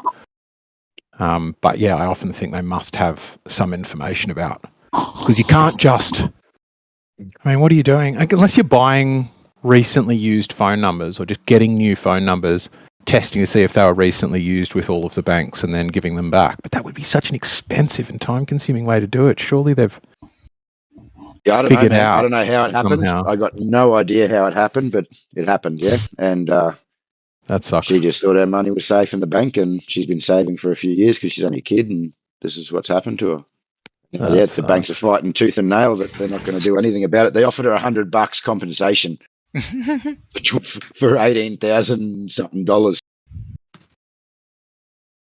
Also, within the public ledgers, if you have the keys, you are basically responsible for that. So it requires certain responsibility. It's like you're holding gold bars, so you're responsible for safekeeping them.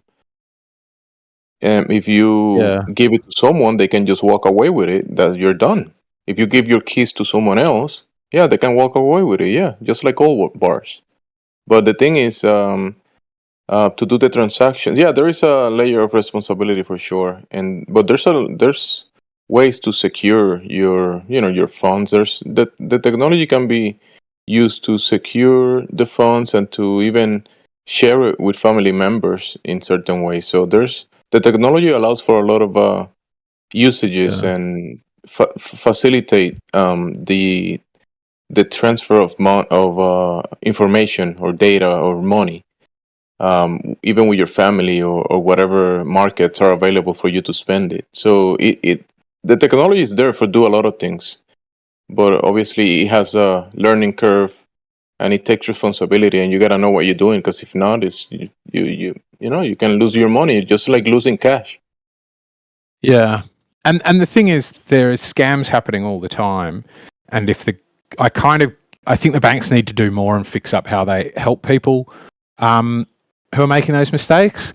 But at the same time, a lot of them are like, it would instantly become a mega scam that half of Australia would be in on if you could participate in a scam and then get the money back. Because otherwise then you would just do that. You would just have a mate scam you. Go, here's my login details, take money out of my account, then you call the bank and go, I never took that money out, and just double your money day after day. So I get why they do it, but I still think it's a little shifty. I mean, the bank has certain, when they hold your money, they're making a huge profit with your money. You're a creditor for the bank, so they're making profit out of the money that you're giving them too. So in a sense, the bank will protect you because they're making money off your money, for sure. They're facilitating the transactions, and they're double dipping on every dollar that you put in there. So yeah, you're gonna have some securities, some backup. I don't trust any of them. I think we're fucked either way. I definitely don't trust the banks. No, the banks are definitely making a lot of money based on your efforts, for sure. They could be, in a sense, be more open about it, but there's a bunch of people in the middle between you and the roots of the monetary system. So the bank system is making huge profits just because you're the worker and you're letting them administrate the wealth. But you're the one doing the actual work, not them. Along with all your transaction fees and all your other crap you got to do to try and get your money back. Fuck. It's not just that. The security. You know how when they say, "Hey, we'll give you 5% if you let us manage your money or put it on savings," they're making 10+% on that. More than that. On the treasury. Should be a little program that you can have set up that switches it for you and does the thing you need. That's true. We don't know what's going to happen with the monetary system. The only thing we know is the Earth's flat. That's all we have to worry about. Right, flat and south-centered. I like paper. I just don't like the idea of somebody else controlling the paper. Are you still LARPing eggshells, or I can't imagine you being having a change of mind? Well, I certainly think the evidence for the south centre is pretty strong. Certainly far stronger than it is for the north centre. I'll just have to sort of withhold judgment on the rest of it until I hear the reasoning.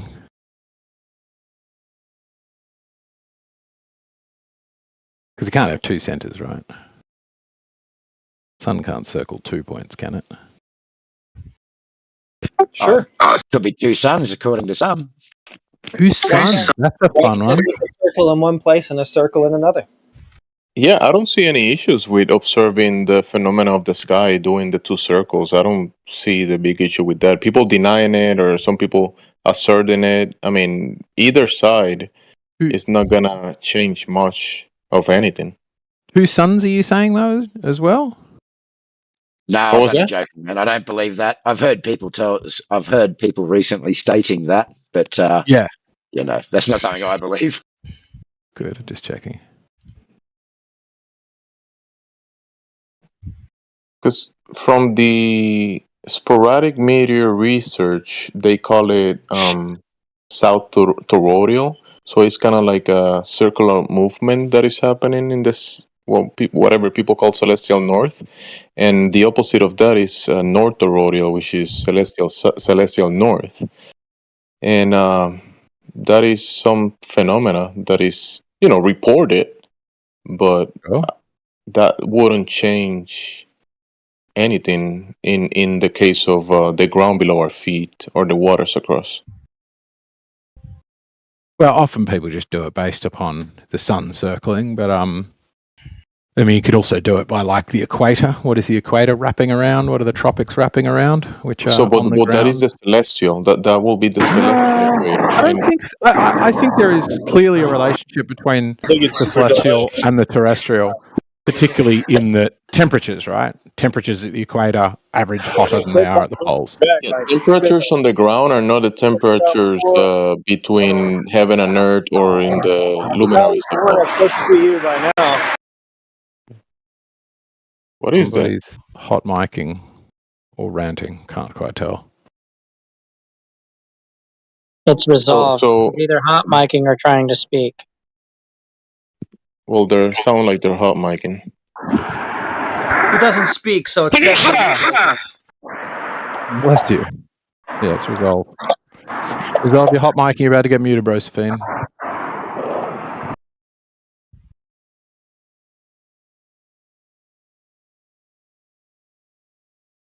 So the movement of the sun across the celestial equator, that is between the north toroidal and the south toroidal. So still, the phenomena that's happening, it's observed, but you're trying to say that correlates to the shape of the ground eggshells?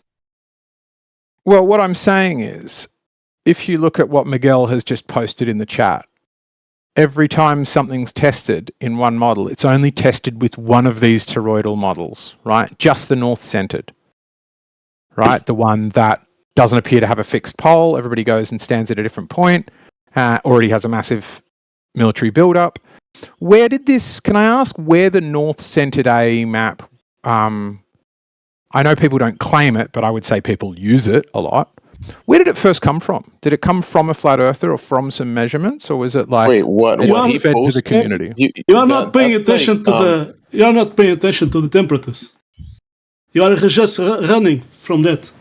No, I'm paying attention. We're talking about the map, and I'm saying you've posted one. With you did talk about temperatures. You did talk about temperatures. You see what exactly what I said. You're that what he posted is not what he posted is not the celestial phenomena. He posted whatever temperatures or in the equator or whatever on the ground. That has nothing to do with the actual observed phenomena. Why has he got the north in the center? Is my question. Oh, the north. Do you mean the north, the ground north, the geographical north is in the center of the map? It can't be that hard to figure this out. Please don't pretend you can't understand. Listen, but there is a difference. Hello. This is wild. Like you can't see what's in front of you. You talk about temperatures. There is a difference between geographical north and celestial north. Those are not the same thing. Right. So what's in the middle of the map? Left. What's in the middle of the map? But the direction of landmass. Why the temperatures are doing Why is the north in the middle of? Yeah, the wavy needle is in the middle of the map. A wavy needle. A little temperatures circle will look toy. exactly the same if you put the south in the middle, Miguel. Yeah, the temperatures. You are running away from the temperatures. You did talk about that. I brought up the temperatures. Does that temperatures work on that globe like that? Yeah, I mean, the two things are clearly showing different things. There's no ziggy-zaggy on the right one. It makes sense. It doesn't make sense. So that's it. It's just showing two different things. You are running away from temperatures to talk about other things. No, I'm talking about it. One of them shows a ziggy-zaggy pattern. The other one shows a round one. They're not showing the same thing. There would still be a zigzag on the right one if it was copying what the left one shows. So it would only go to the equator, and it would be ziggy-zaggy. But you can clearly see there's no ziggy-zaggy. So it's showing two different things. And the question still remains, why is the north in the center of your map? Yeah. How did you choose that? How did you come to that conclusion? You are running away. You already talk about temperatures. Stay with temperatures, okay? What's the temperatures in relation to? Is it in relation to where the center is? You do talk about temperatures. I'm talking about temperatures, okay? Yeah, let's talk about temperatures and where the center is, which is the actual discussion. Does these temperatures work very well? Hold on. You guys. No, the globe's false. I'm just saying the south is the center. Listen what I'm saying. The top and the bottom of that globe, that fake globe right there, the top and the bottom, the temperatures work the temperatures work the same in the middle if you flip it. If you flip that rainbow, flip that rainbow, it's the same colors at the top and bottom and in the center the same fucking way. Demok gets it. You with us now, Miguel? So you could have north and south and north. Do you understand that? Exactly. Yeah, Demok gets it. I'm just trying to explain it to Miguel now. Do you see what he's saying? If you flip north to south, you would get the same pattern. Yeah. So why did you pick a map with north for the center, Miguel? Or could I guess this? You didn't pick the map for north as the center. You don't remember how it got chosen. It was just given to you, and you never questioned it. But it showed to you the temperatures, and they don't make sense. They don't make sense on a ball. Absolutely, because a ball is false. Okay. The Earth is not. The Earth is flat. It's just a question: where is the center? We're not saying you remember now. It's a direct question, Miguel, regarding this temperature map that I'm not running from. How did you come to select one with the north as the center? Did you choose it based on measurements and observations, or was it given to you? Why you are making claims about me choosing a map? You posted a meme. No, I did post about the temperatures. Follow here, man. You posted a meme. It says flat Earth. It has the north as the center. Are we caught up yet? You posted this yourself. Doesn't people navigate kind of like going around the south? center? Yeah. So if that's the center of navigation, that's probably just a reference point that people use to navigate around that center. Why? How did the North get chosen as the center? That's the question I'm asking. So Can somebody please pretend they can hear the question and attempt to answer it? That's the way people navigate it. So they depicted it in maps because that's how people do it when navigating. I'm saying it's a pretty clear question. If a question is the answer to the question, I'll be confused. How did it get selected? He's posted yet again another north-centered. I'm gonna post the navigation. I'm gonna post a flat Earth navigation map. Do you want it? Sure. Do you want it? Why? How did it get selected that it's a north center? A flat Earth navigation map. Do you want it? Does it have? You know what the question is, Miguel? I feel like you're missing the whole conversation. You're part of the conversation. You're not very following. You go to ask. Since Miguel's going by temperature, does it have the sun's path on it? Your flat map? Can we see the path of Antarctica's sun, please? Or are you just going to break down? Well, obviously the Earth's flat. The question is just why did Miguel I know, but I want to keep hold on, posting north-centered maps? Hold on, Eggshell. Because he fell for a psyop? Yeah, but by his map. Yeah, but we're going to break it down right here. Miguel. Miguel. If you're talking about temperatures, just show us the sun's path on your map, whatever map you pick for Antarctica. And then explain why you picked a north center rather than south center. Listen, I'm just posting about anybody the did. The question is why anybody would pick north over south or south over north. You could have called it the fucking East Pole if you wanted. But why? That's a good question. Why the word north for top or bot or the center? Like why North Pole? That is exactly. A good question. Yeah, so thanks. Demok gets it. Miguel not yet, but Demok's on board. With the compass, you get north. Okay? Somebody designed that compass. They could have put S there. Hang on, with a compass you get north? What do you mean? Yes. You don't have. So what do we do in the south then? When we want to find, cardinal directions, what do we do in Australia? There's north. Okay. There's no south. There's no the compass is not magnetic. The compass is not magnetic to south. Why not? Yes, it is. No, how did you decide that? How did you decide that? The compass is only magnetic to north. That's it. Tell me the tests you did to come to that conclusion. Did you test that or did you just claim it? I did learn about that. Okay, you can do a compass. You can do a compass. Show us your test. Hold on. You just need to magnetize the one extremity. That's one. Yeah, that's you get the a magnet. Show us the test that you did. Okay. Did you rub the magnet? Did you rub the compass across the magnet from the end of the S and see it switch or flip? What did you see? Are you talking to He's not done this test because this is not how magnets work. Magnets align with field lines, which is why they work everywhere. Compass needle. And you just need to realize you were going to have a tantrum. I did talk about compass needle, okay? And the ET is only magnetized. Where's the south at? Okay, so that's what I'm trying to test. That's what I'm trying to test, but you just seem to keep aggressively shouting your conclusion rather than telling me how you reached it. You know when you know what is south? Because the compass needle points there? No, because first it is pointing north, okay? It's only magnetized on that extremity. So that's false. The south is opposite direction. But first it's pointing north. So all you need that would imply is pointing north. Can you take a breath sometimes, ma'am? That would imply that compasses are magnetic monopoles, which only exist theoretically. Every magnetic it doesn't exist theoretically. Please, Miguel, take a breath. Do some listening. Every time you magnetize something, it will turn half into north and south. There is no way to magnetize one end of a needle. That's not how a magnet. Prove it. It's a positive claim. I'm looking forward to the evidence. The thing is, what you're asking about the South Magnetic Center, that in the reports, they claim that it moves thousands of miles. So you don't have an actual center of the magnetic South, because there's actually... I don't know why we're talking about magnets at all. Like magnets are so secondary to the point here. But he doesn't understand how magnets. He doesn't understand. Many people think what he thinks. If you talk about the compass needle is only pointing north, okay? It's not magnetized pointing south. So you are making a claim that you don't know it, okay?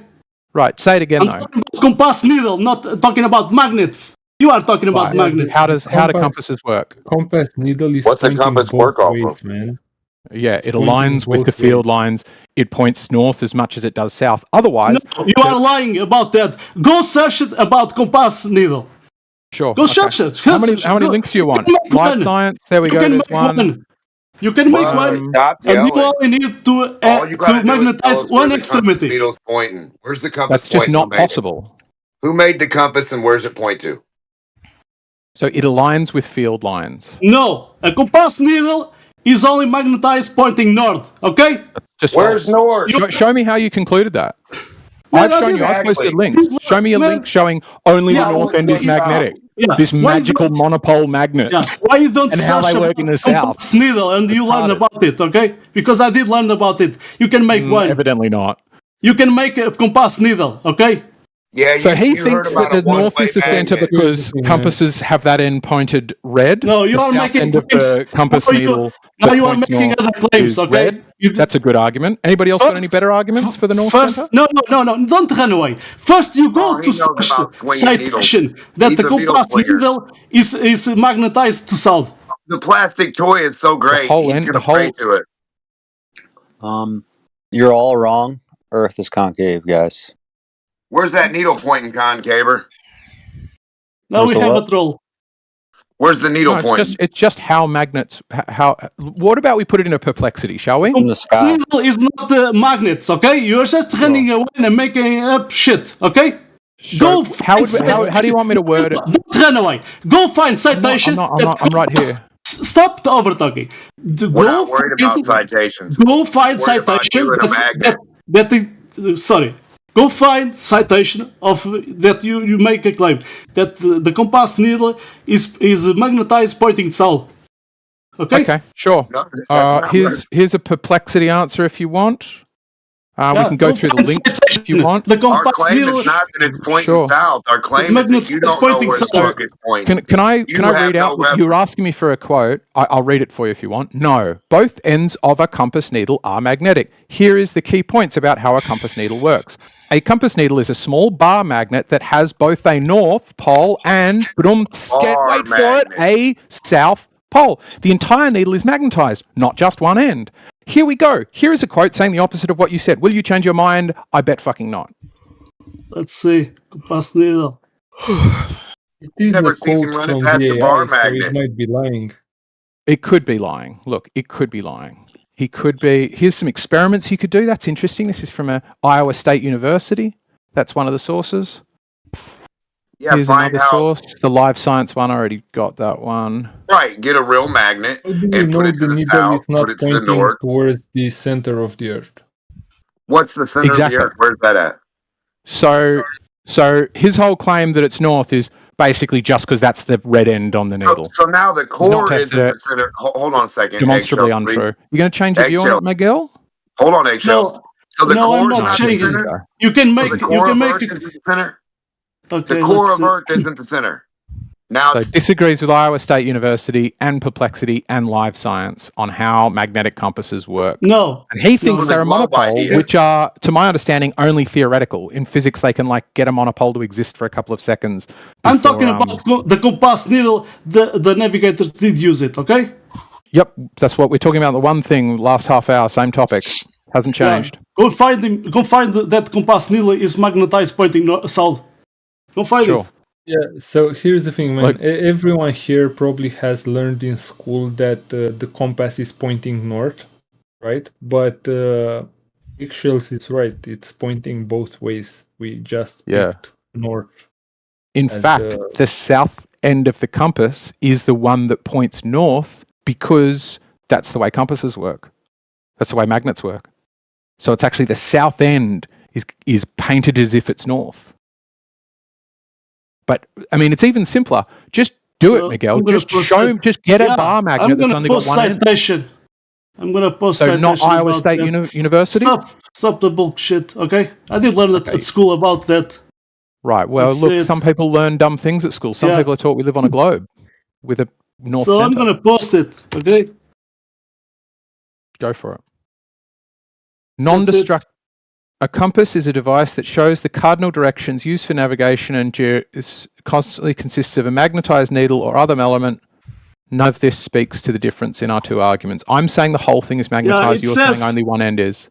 A pivot to align itself with magnetic north.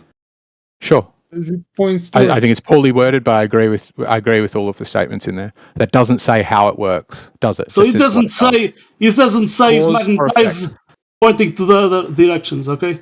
It say magnetize pointing. So you're going on absence. The absence of it mentioning that the south is attracted to the south is what you're going for. That's your whole argument. I'm talking about the navigators did use a compass needle and it is only pointing north, magnetic north, okay?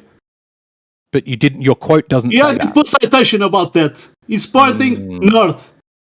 Okay, it's well, look, if that's good enough for you, mate, it's magnetized. I've got a bridge to sell you. Yeah, itself with magnetic north. Right.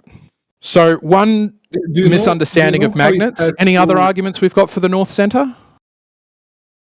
Not understanding magnets is a pretty good argument. But do we have any better arguments that involve understanding? You are running away. I did talk about compass needle is pointing magnetic north. Yeah, you said something was wrong. You are making other claims. You are talking about magnets. Okay? Well, mine's got nothing to do with magnets. Keep jumping around. That doesn't make it the center. Who's coming up with some sort of north center thing? He's claiming a north center because it's on his profile picture and all of the things he's posting. He's saying it's north centered because only the north end of the needle is magnetized. First you talk about temperatures and now you decide to run away. And then he talks over me. Your stupidity, okay? Do you realize we can only hear half of your syllables because you keep shouting like a child? You see how you run away? You see how you run away? Huh? I'm still here. You did talk about temperatures and then you decide to talk about maps. Well, it was about maps the whole time. You brought up I brought up temperatures in relation to which is the center. And why did you run in talking about maps and talking about the center on the map? Talking about the center. When you something to do with the sun again? Why are you talking about maps? I'm talking about centers of maps. Is this the sun? Did you kind of squeak the sun into the topic again? The sun could do with it, like the tropics. You know, the equator is clearly a circle, right? It ends up back where it started, doesn't have a beginning and end. So the question is, what is that circle that we could traverse as humans centered on? There's a number of ways you could do it, right? You could do it celestially, you could just do it by the tropics, you could do it by where, the controllers tell you where the equator is, or where you keep Polaris and Sigma Octantis at zero elevation. There's a bunch of ways you could conclude that our nature is circular. It's just a question of what that circle is centered on. And doesn't mean the my research center of creation. No, it doesn't have to be the center of creation. Yeah, it could be the center of anything. It would be the center of our realm. On a ball, the center. Well, I don't think so. No, I think a flat plane. No, I know. Listen, just for the other guy or whoever, on a ball, the center would be the center of the ball. So a glober couldn't claim that something's pointing to the fucking center of a globe. There's no such thing. Yeah. Exactly. Unless the compass is pointing down to the inside of a Chewy gobstopper ball. I mean, or is it pointing to cold? My compass points cold. I mean, what would be the difference? He's talking about temperature, right? What, the compass points away from hot? Is that what you're saying, buddy? Cool. These are cool, Gemsy. I want to know the fucking sun's path. From the North Pole all the way to the South Pole. Like what the fuck it's doing on the map. Draw that I was thinking path. it'd be fun, actually, if during the time the people are meant to be down in the South, Whitsett and Jaren and them going down to Antarctica. What would be fun is if everybody joined in, got dioptra or something on their phones, and right when they're doing their sun observation, everybody takes a photo of where the sun is for them. Like, dioptra has little crosshairs and tells you what elevation. From now on, the sun is a mutable word. It'd be like the same as dropping the N-bomb. I'm not allowed to talk about the Helios anymore. Yeah, anything to do with the sky, how about that? We're talking about the ground. Just ignore half of the data. Got it. Okay, no more talking about half of the data. Yes, talk about which word is it? Flat or earth? Which one is sky? Huh? You got two words here, flat and earth. Which one is sky? Which word is that? So only two words can be used from now on. Topic is flat earth, not the sky. Right. So which one do you think is... you start looking up? I agree. Does that mean no water either? No water? Because there's no water. Sounds like no water does, actually. Throws out a good couple of hundred of the 200 proofs too, because half of those are in the Bible, and Bible isn't flat or earth, and a bunch of his are about the sky. Yes, water. Only the waters across, not the waters below or the waters above. Only the ones across. I think he just means is using it for a proof of something that's based of, the ground. The physical attribute of the earth you're standing on, the ground and the water. That should, Miguel, are you? Shall I answer your question with the... He is, yeah. Infrared scans, thermal, radio waves, radio surveys. That's what's at the center of the sun's rotation. Microwaves? But it's a valid question, I think. Where did we get this map of the Earth that is centered on the north? Where did that come from? A flat earther choosing it, or the community choosing it, or was it given to us by some outside entity? No. Why north centered? Yeah, north, because the Portuguese, even the Portuguese navigators and Spanish 500 years ago, they did use Polaris. So we're talking about the sky. Or you can use So when deciding on the north center, we can use the magnetic sky. north. Deciding on the shape, we can. That's the reference. It's not really a center, and it's not really a north of anything. But they gave it the north. But they gave it the north, and then they gave it the idea of being a center. So that's what we're in contention with. But that's what they gave it. So like how people say ether, see people say energy, people say this, people say God, people say particles, people say. Yeah, I know, but what are you going to do about different people calling it different shit? To the point. That's all I'm saying. That's the main point. Oh, dude. So I mean, the problem is that you got a good point, X-Show, because if you two north magnets will definitely repel, for damn sure. Right.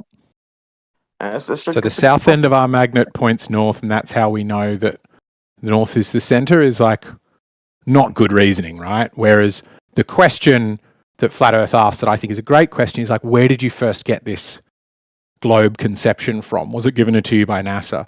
And I'm just asking the same question about the north-centered map. There's another one from Miguel he's posted in the chat. His PFP is a north-centered one. Anytime anybody's testing anything, they go for a north-centered, right? Mark Sargent used to sell a north-centered dome. Right? Was it not? Which? So they already the everything north about the magnet, about the compass and north being centered, that was due to navigation, right? Miguel and me disagree on how magnets work. I agree with the sources online that I didn't say that. You are making Miguel. No, you are putting words in my mouth. Okay? No, I'm saying can we you control disagree on yourself? how magnets work. You didn't make a claim about me, and you are lying. Do we agree on how magnets work? The map is not showing you the magnetic field of what we call magnetic north. The map is showing a geolocation, a position. Yeah. Or on the described map. That's a ground position, but the magnetic part of it, the phenomena that we call magnetic north or magnetic south, those positions move. Reportedly. Those positions cannot be located on a specific spot. Can't you definitely test it out with an actual magnet? Like, at least thinking of it. So putting one facing north and see if it actually moves towards the north? Yeah, you can. You can do it. One of the easiest ways to do it is get a bar magnet and get a sewing needle, and then rub the magnet down the sewing needle down the magnet. Keep going the same way each time. Something to do with like lining up all the electrons or some shit. I don't know, but you got to go the same way each time. And then you can just put the sewing needle on a leaf in a bucket, floating leaf, and then that leaf, provided it's not too much wind, will turn to align with the north-south field lines. A Chinese magnet, with it baby. pointing one way or the other. It's got field lines coming past it, which it's aligning with, which is why. Because think about it logically. Problem, though. Also, because water isn't it water diamagnetic? I think everything's diamagnetic to a degree, except for ferrous things. Like nothing is unaffected completely by magnets. There's definitely a lot of stuff that are paramagnetic as well. So yeah, but the thing is, like, if it were the case that compasses worked because only one end of the magnet was magnetic, two things about that. One, it would be a magnetic dipole, which is extraordinarily rare / theoretical. And the second thing is it would be effective in the north, but as you're thousands and thousands and thousands of kilometers further from the source of that magnetism, the inverse square law says that it should be infinitesimally small by then, like undetectably small. But compasses work just as responsively in the south as they do in the north. Yeah, So the inverse obviously square it is law not the case that they are attracted to the north, because it would get weaker as you get to the south. The inverse square law works because you are basically working on the surface of a sphere, right? And these guys don't believe in the sphere.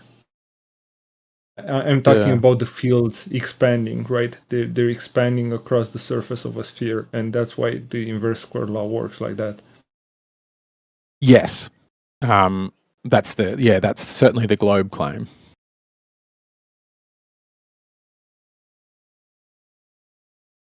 Anyway, my point was that they already answered to you. It's because of the paint on the compass. That's how they decided the north is the center. It's the red end of the compass tells us the center of existence. Exactly, yeah. Even though, as Crit pointed out, the magnetic center will wander around and swap sides occasionally.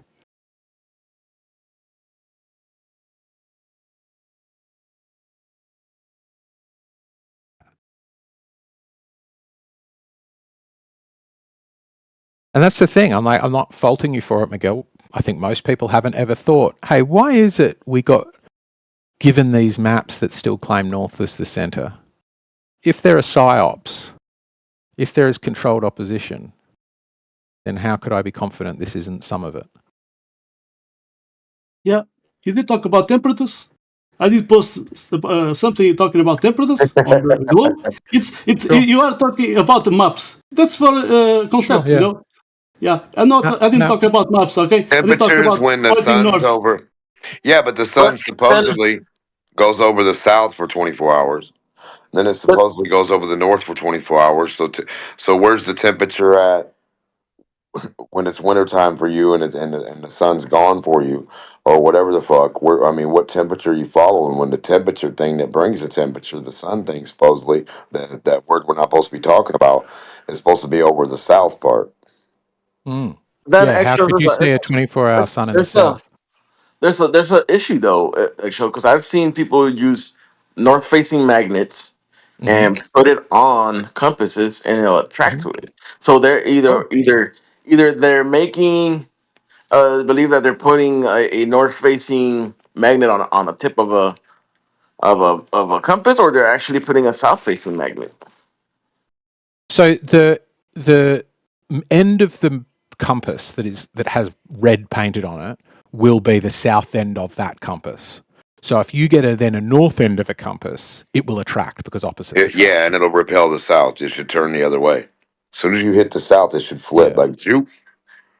Yeah, that's what I'm saying though. Like when they've actually faced, I'm gonna look it up because I swear that they face the north to the tip where it has the arrow, where that's supposed to be the north, and it's attracted to that section, right? Yeah, but like even at the core of the argument, let's say you're right, Miguel. Let's say fine, you're right. Magnetic compasses are magical monopoles, and they only point north. Why would that imply that north is the center? Again, I did said you can make a compass needle just magnetize one extremity, and you did talk about that.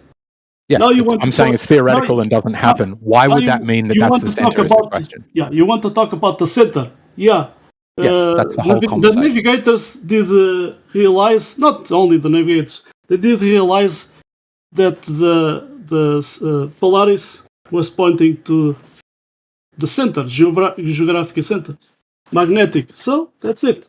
With that, they did the Polaris. navigation. Yeah.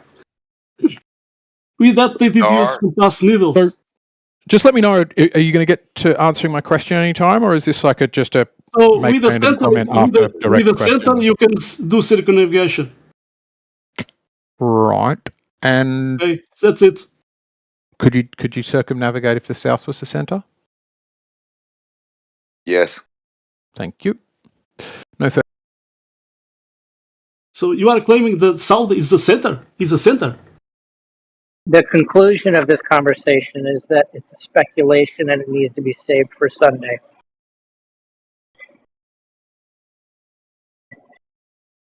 We have people saying that compass needles don't work at south.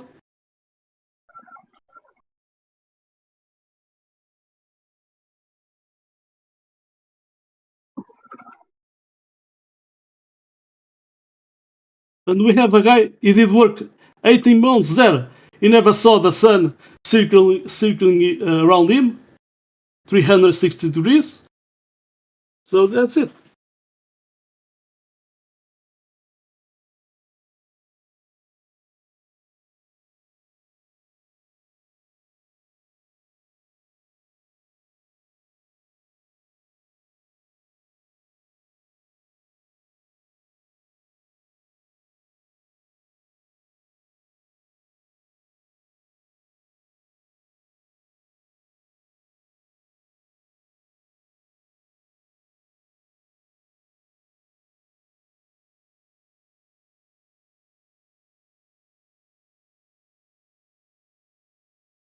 Do you know why when you use a compass needle and sometimes it's not pointing north? You know why that happens?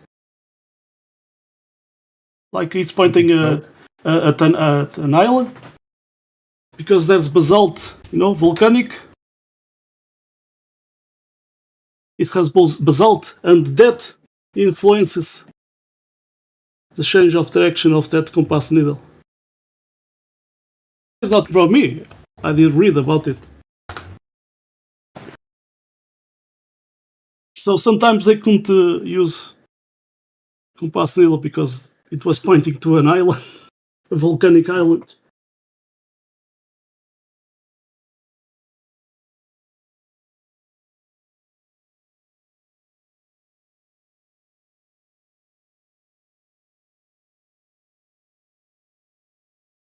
Would the flat Earth still work if No. South Pole was the center? The question is, there's no South Pole. Earth works great regardless. It's not even, that's not the question. What's going down is going down on the flat Earth regardless of what's going down. That was not the point. So even if center of the Actually, Earth it doesn't is work because he's actually unemployed.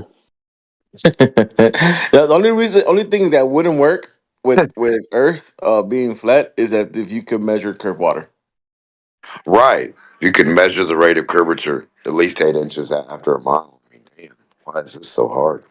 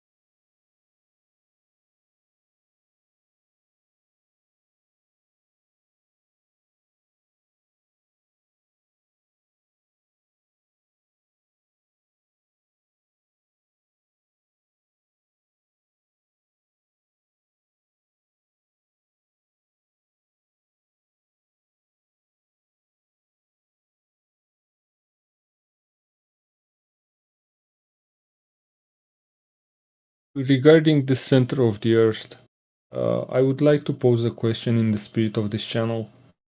Has anyone measured it?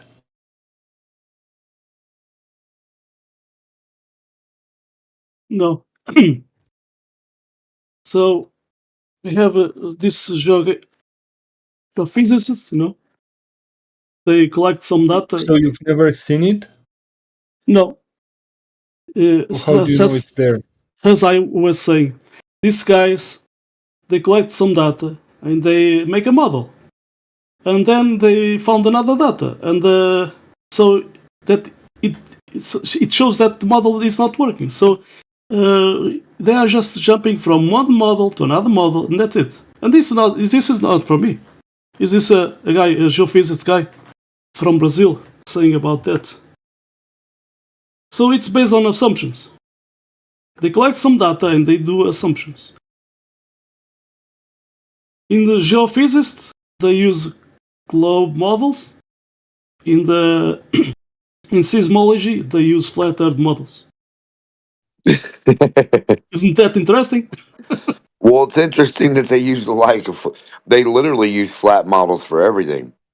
They might show you a globe model for your mind's eye, that for interpretation of your mind to imagine anything you can about that.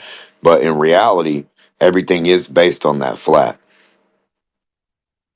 They're using flat maps, not flat models. And right, flat maps of reality. Well, that's because people didn't have globes everywhere they went, right? They had maps that were flat and easy to pack and stuff like that.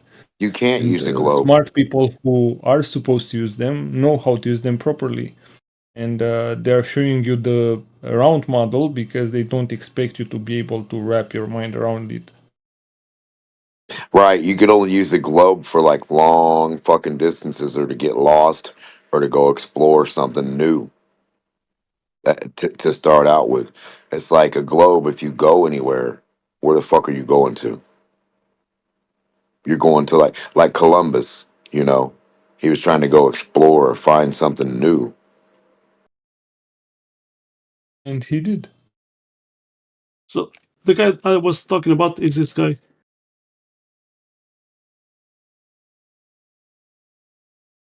Now he's more older than that photo. This guy was on the top of University of Brazil, São Paulo. And even to get that place, you have to be the best of the best. Well, I'm saying you can't use a ball to go around your block. You can't use it to go around your city. You can't use it to go in your state. You'd have to use it to go from country to country and take a marker and line your little map on there. And then how would you, I don't think anyone would ever use a globe for that. The only thing you use a globe for is to look on it and be like, damn, I'm going to go this way on this ball. I'm going to fucking find something new maybe. I don't know. But there's never been, it doesn't even, it's just, I don't know. And then once you make a globe, the world's been discovered. So what are you looking for and where are you really going? It's not for exploration. It's for actual navigation. And what is a globe? The globe. It's for actual navigation. Yes, in order to plot, for example, in order to plot the path of a plane, in order to consume as least fuel as possible, you have to take into account that the globe is, that the Earth is a globe, right? And the path is not going to be straight because of that. It's going to be curved on a flat map. No, the globe doesn't work, beyond that imaginary place, they call it equator, the distance doesn't match with that globe. So nothing matches a globe. None of that shit matches. Yeah. So none of that plastic. Hold on. None of the plastic thing you call a globe matches reality. No matter what cartoon area you're calling what, or what temperature on the cartoon dog shit you're calling what, none of that matches reality, which is flat Earth. Exactly. And this guy, is Afonso Lopes, that's geophysicist guy. He did say, Neil deGrasse Tyson likes to say Earth is like a pear shape, and he did talk about that. because on the globe, beyond the equator, the distance does match with reality.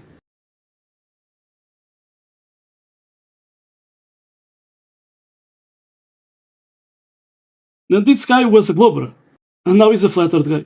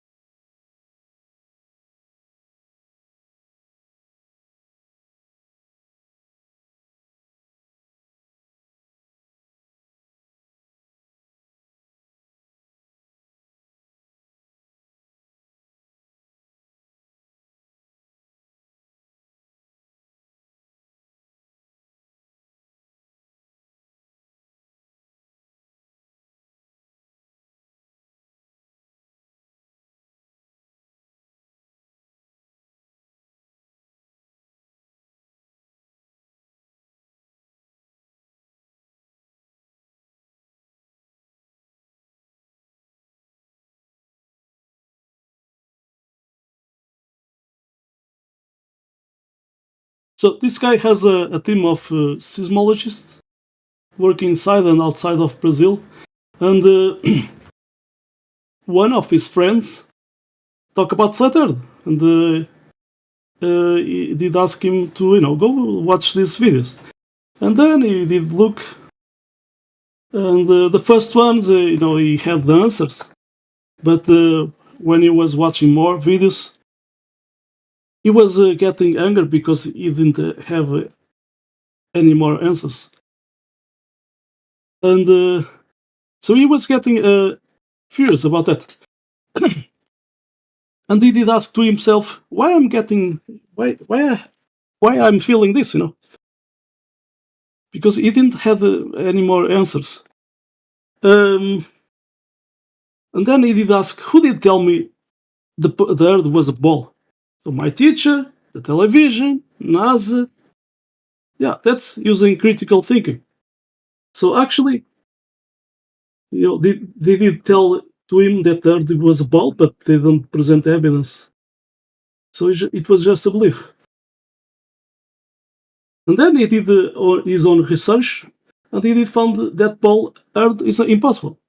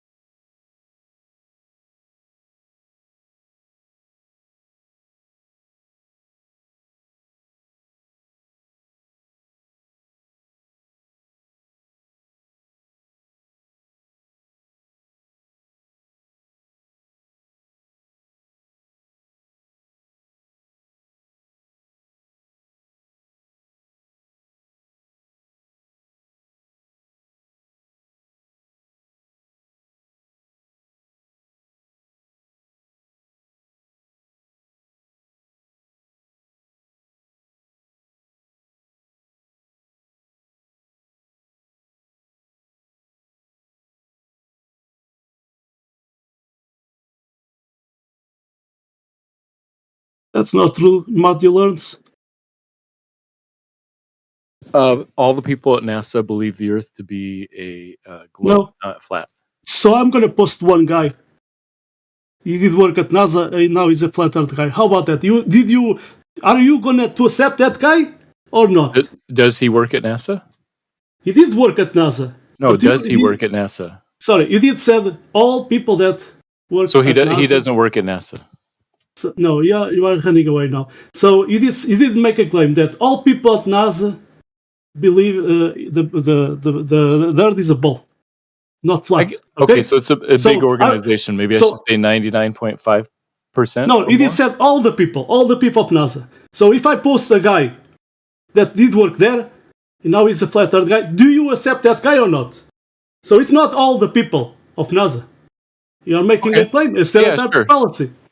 Yeah, I accept that. Maybe there's a janitor who cleans the floors who believes the Earth is flat and works at NASA. So I take it back and I say 99.5% or more of the people who work for NASA believe the Earth to be round. Well, the elite of NASA knows the Earth is flat. Oh, the elite of NASA, they all know the Earth you don't is know about that. 100%. You don't know about that, okay? I'm going based on their public statements. NASA is just a government agency. Right. I'm going on their public statements. The public statements, they say that the Earth is a globe. And we have people that did work there, and they are flat Earth guys. How you explain that? They're deluded? I don't know. What do you mean, how do I explain it? Now they are deluded? Right. Another claim, making another stereotype fallacy. He did make a claim. All people at NASA says the Earth is a ball. Yeah, I guess that was an exaggeration. I should have clarified and said most people, or 99.5% or more. We have a lady. She did work there at Jet Propulsion Laboratory, GP. So she was working there, and one day the door was open. She did said we use a patch, and this patch has colors, and if you don't have that color, you cannot that in your patch you cannot go inside that room. So it is So they have security at NASA? You're saying they have security? No, I'm talking she was using a patch, and she has some colors in that patch. So if she did said, so if I don't have a specific color, I cannot go inside that room with that color. So that's it. So there's places they cannot go just like that, access. So one day, the one of those rooms was open. The door was open, and she was passing by, and she did listen to guys talking about flat Earth and talking about how people don't get it that the moon landings were fake. Hoax. She did work there, and she did talk about that. So it's not all people of NASA. So we have people that did work at NASA, even ex-aerospace engineers, and they are talking about flat Earth. So yeah,